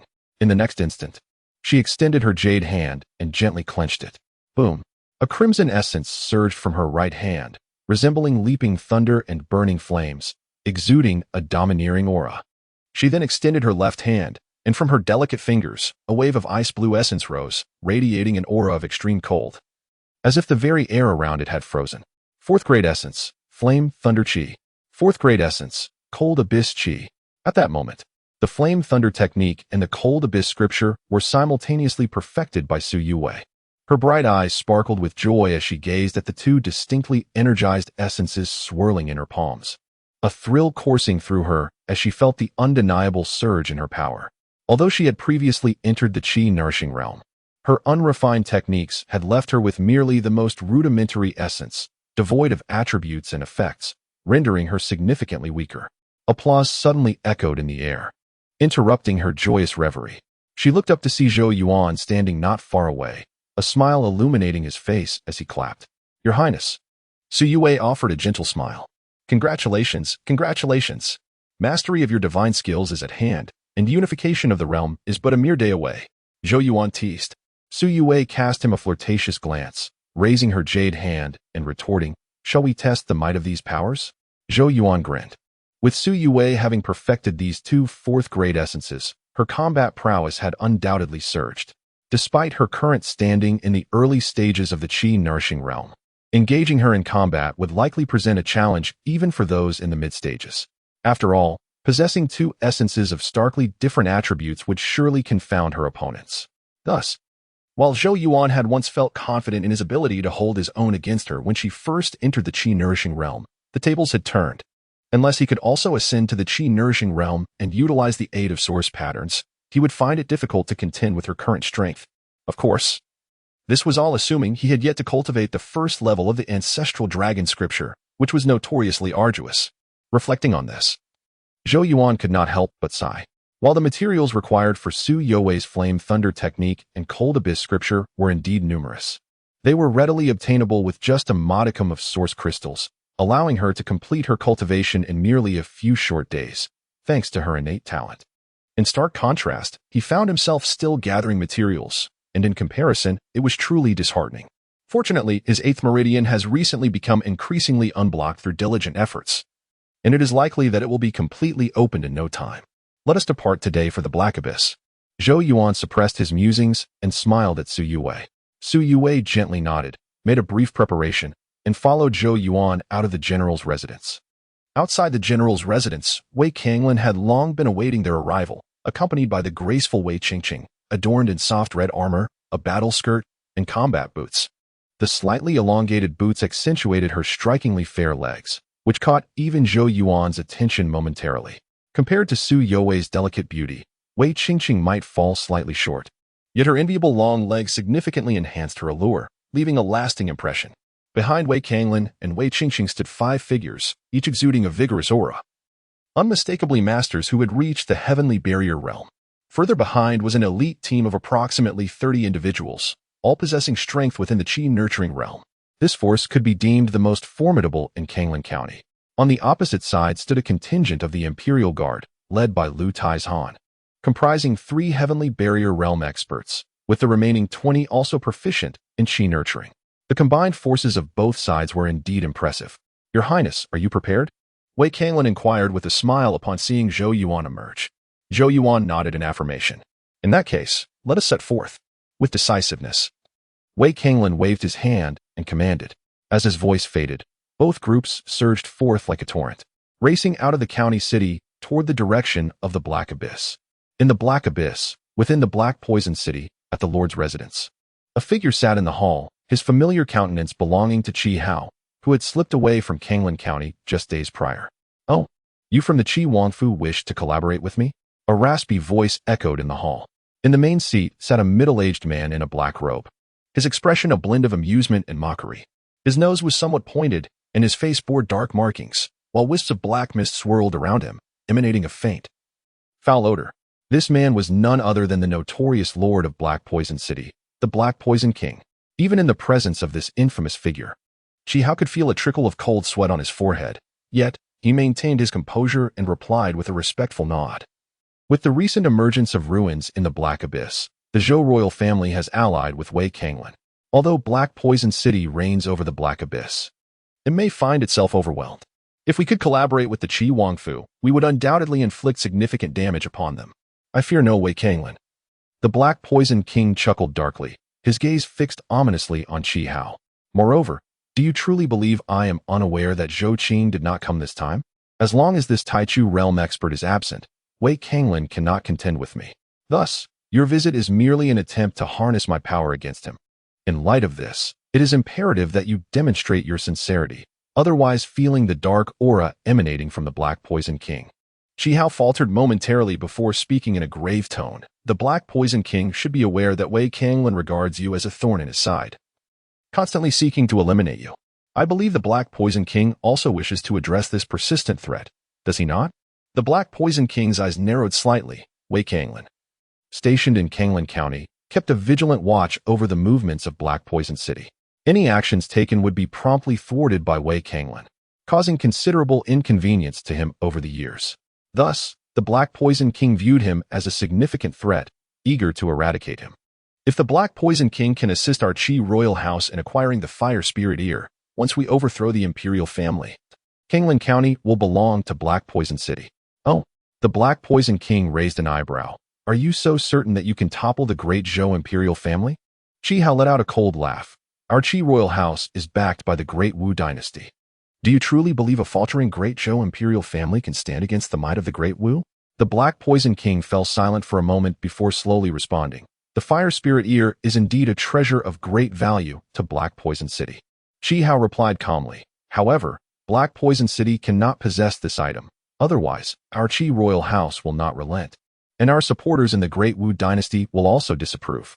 Upon hearing this, the Black Poison King scoffed, but his expression shifted when the Great Wu dynasty was mentioned, a look of deep apprehension crossing his face. After all, the current Great Wu dynasty was not akin to the Great Zhou. It thrived in prosperity, boasting numerous formidable figures, far surpassing the capabilities of Black Poison City. If he were to provoke the Great Wu, he would be left with nothing. Yet, unbeknownst to him, the Great Wu is currently engaged in rivalry with 2 other major dynasties and had little interest in their remote region. The Black Poison King's gaze flickered, and after a pause, he said slowly, I am willing to collaborate with you. Qi Hao's heart soared with joy. However, the Black Poison King's voice turned cold. Merely acquiring Kanglan County is insufficient to entice me. I will also require the 2 neighboring counties of Heiyuan. Upon hearing this, Qi Hao's expression changed dramatically. The entire Great Zhou comprised only 13 counties, and now the Black Poison King was demanding 3, including Kanglan County, nearly a quarter of Great Zhou's territory. Such an insatiable appetite was alarming. Qi Hao's eyes shifted, and after a moment of steely resolve, he declared, "Very well. As long as the Black Poison King assists us in obtaining the Fire Spirit Ear, the 3 counties will belong to Black Poison City in the future." At this proclamation, a smile finally graced the shadowy visage of the Black Poison King. "In that case, I shall accept this transaction on behalf of Black Poison City." Qi Hao secretly exhaled in relief. Raising his gaze towards the distant direction of Kanglan County, a ruthless glint flickered in his eyes. "Zhou Yuan, do not presume that your alliance with Wei Kanglan grants you the upper hand. The outcome of this relic contest remains uncertain." Chapter 73. Entering the Abyss of Darkness. The Abyss of Darkness is a realm fraught with peril, yet simultaneously brimming with opportunities. In ages long past, this formidable expanse was home to numerous powerful factions, each likely more potent than the contemporary dynasties that surround it. However, for reasons shrouded in mystery, these forces gradually vanished, leading to an influx of source beasts that transformed the abyss into a veritable paradise for these creatures. Although the ancient powers have dissipated, remnants of their existence linger, enticing countless source masters to pursue them fervently. Within the abyss, fortunate souls occasionally discover hidden fortunes, elevating their status and garnering widespread acclaim. Over time, this phenomenon has drawn an ever-increasing number of source masters, who brave the inherent dangers in search of their own serendipity, aspiring to become the next fortunate individual. Yet, ultimately, the number of those who achieve such fortune remains exceedingly rare, while many others become merely the scattered bones beneath this chaotic and blood-soaked land. The abyss is rife with turmoil and slaughter, adhering to the law of the jungle, survival of the fittest. However, the group led by Zhou Yuan is evidently not among the weak. As they plunge into the abyss, their passage attracts countless curious gazes, yet none dare to confront them. Numerous factions, both large and small, inhabit this realm, each claiming their territories as sovereign. Whenever Zhou Yuan and his companions traverse the area, they inevitably incite wariness and trepidation among these factions. After all, those who have long navigated the abyss understand well that there are 2 entities one must never provoke: the infamous Black Poison King and the formidable General Wei Kanglan of Kanglan County. Although Zhou Yuan's group is not numerous, they are exceptionally elite, bolstered by the presence of the powerful Tai Chu Realm Master, Wei Kanglan. Such a formidable assembly is sufficient to contend with all factions in the abyss, excluding the Black Demon City. Thus, upon witnessing them, the various factions feel a sense of anxious dread, fearing that this formidable force may soon unleash their might upon them. In this moment, however, Zhou Yuan and his companions seem indifferent to the faction's concerns. As long as they refrain from obstruction, they will merely pass through. Under these circumstances, within just a few days, Zhou Yuan and his companions gradually approached their destination. The prison demon city, the closest settlement to the ruins, is governed by a late-stage Tianguan realm master, who possesses a measure of renown within the abyss, allowing him to maintain control over a city. Although the prison demon city was previously somewhat lively, its significance has surged with the recent news of the ruins, transforming it into a hub for numerous factions and treasure seekers, resulting in an instantaneous increase in its popularity. Due to the countless individuals who venture into the ruins each day, although they dare not delve too deeply. After all, the place is fraught with various peculiar battle puppets, and becoming ensnared by one would spell trouble. There remain a few fortunate souls who inadvertently stumble upon certain areas and extract curious artifacts. Once these items are put on the market, they garner significant attention and can fetch a handsome sum of source crystals, yielding a modest profit. Zhou Yuan and his companions stormed into the prison demon city, and even the guards stationed there did not dare to impede their advance, allowing them to enter with unbridled audacity. Within the city, Zhou Yuan and his group rented an entire tavern, ensuring that all members were comfortably settled. Your Highness, this prison demon city is the closest to the ruins of the battle puppet sect, and many have already slipped inside. Thus, we can obtain a wealth of information regarding the ruins. It would be prudent for us to take a look around, Wei Kanglan suggested after arranging everything for the group. Upon hearing this, Zhou Yuan readily agreed. The past few days of relentless travel had been exceedingly monotonous. He noticed that Su Yue, Wei Qingqing, and even Yao Yao, who had overheard Wei Kanglin's proposal, displayed expressions of keen interest. Thus, after a brief preparation, the group, accompanied by several guards, exited the tavern. The prison demon city was far less prosperous than the Great Zhou city or Kanglin prefecture, exuding a certain ruggedness and chaos. Occasionally, skirmishes erupted in the streets, with combatants exchanging lethal blows, and now and then, a lifeless, cold corpse would be discarded, permeating the entire city with an aura of menace. As Zhou Yuan and his companions traversed the city, they attracted numerous envious gazes, most of which were directed toward Yao Yao, Su Yue, and the long-legged Wei Qingqing. In such a place, women of such exquisite beauty were evidently rare. However, those who had managed to survive in the abyss possessed discerning eyes. And although the glances laden with various intentions scrutinized the three women, none dared to approach. After wandering for a while, they finally arrived at a relatively tidy street, where the bustling atmosphere was markedly more vibrant than in other areas. Along the street were shops displaying an array of captivating items that caught the eye. Come, take a look. Freshly unearthed treasures from the ruins, an assortment of wonders. Do not miss out. Following the enticing calls, Zhou Yuan and his companions found themselves outside the largest shop, where within lay a crystal mirror reflecting various seemingly damaged artifacts, all exuding an ancient aura as if they had just been unearthed. Behold, this is a source weapon excavated from the ruins of the battle puppet sect. It was likely once a profound source weapon, and now it is being sold at a bargain price of only 1,900 source crystals. A vendor shouted from within the shop. Zhou Yuan glanced over. The man held a bronze spear, its shaft shattered, and its source energy dim and obscure. To say it resembled a profound source weapon would be a gross exaggeration. It likely could not even compare to a mid-grade source weapon. Yet, such pricing was to be expected. If it were truly a profound source weapon, it would command at least 10,000 source crystals, not merely 1,900. The number of bidders for this item was scarce, with only a few sparse individuals making offers, ultimately culminating in a transaction at 2,500 source crystals. It seems the buyer was driven by the notion that it might be a hidden gem. Following this, a few fragmented objects appeared, presumably unearthed from the ruins of the battle puppet sect. Zhou Yuan glanced at them, finding them uninteresting. Through his spiritual perception, he discerned that these items were indeed thoroughly shattered and devoid of value. After observing for a while, Zhou Yuan decided to leave with his companions.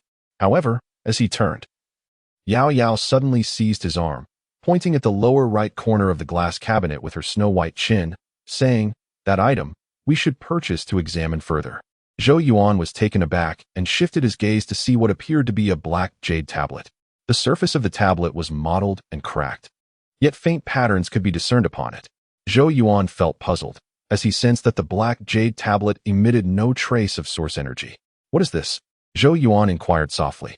The tablet itself may lack monetary value, but it seems to bear an incomplete source pattern, quite peculiar indeed. A source pattern that can evoke such a feeling in me must be something noteworthy from the battle puppet sect, Yao Yao replied with a slight smile. Zhou Yuan felt a twitch at the corner of his mouth. This young lady was rather proud. That reasoning left him almost speechless, silently shaking his head. Zhou Yuan refrained from further commentary and directly pointed at the jade tablet, asking plainly, "What is the price?" The seller, with a sharp visage, clearly exuded shrewdness. Upon noticing Zhou Yuan's inquiry, although he was unaware of the black jade tablet's function, a glint appeared in his eyes as he prepared to raise the price significantly. "My money isn't so easily parted with. Are you certain your companions can handle this?" Zhou Yuan replied coolly. The seller promptly fell silent, realizing the indifference in Wei Kanglin's demeanor, as the oppressive aura of a Taichu realm expert made it clear that this group was not to be trifled with. "Heh." The consignor stated 2,000 source crystals, the seller begrudgingly stated. Zhou Yuan nodded, unwilling to waste further breath, and simply replied, "Very well. I will take it for 2,000 source crystals." He waved his hand, and Lu Taizhan retrieved the source crystals to prepare for payment. "Wait, for that jade tablet, I offer 3,000 source crystals." At that moment, a voice filled with laughter rang out. Zhou Yuan narrowed his eyes and slightly tilted his head, noticing a path parting in the crowd as a group surged forward. At the forefront, a familiar figure came into view. "Chihao?" Zhou Yuan's gaze sharpened as he recognized the figure, realizing that this individual had been lurking in the abyss of darkness. Qi grinned at Zhou Yuan, lazily pointing at the black jade tablet, and stated, 3,000. I'll take this item.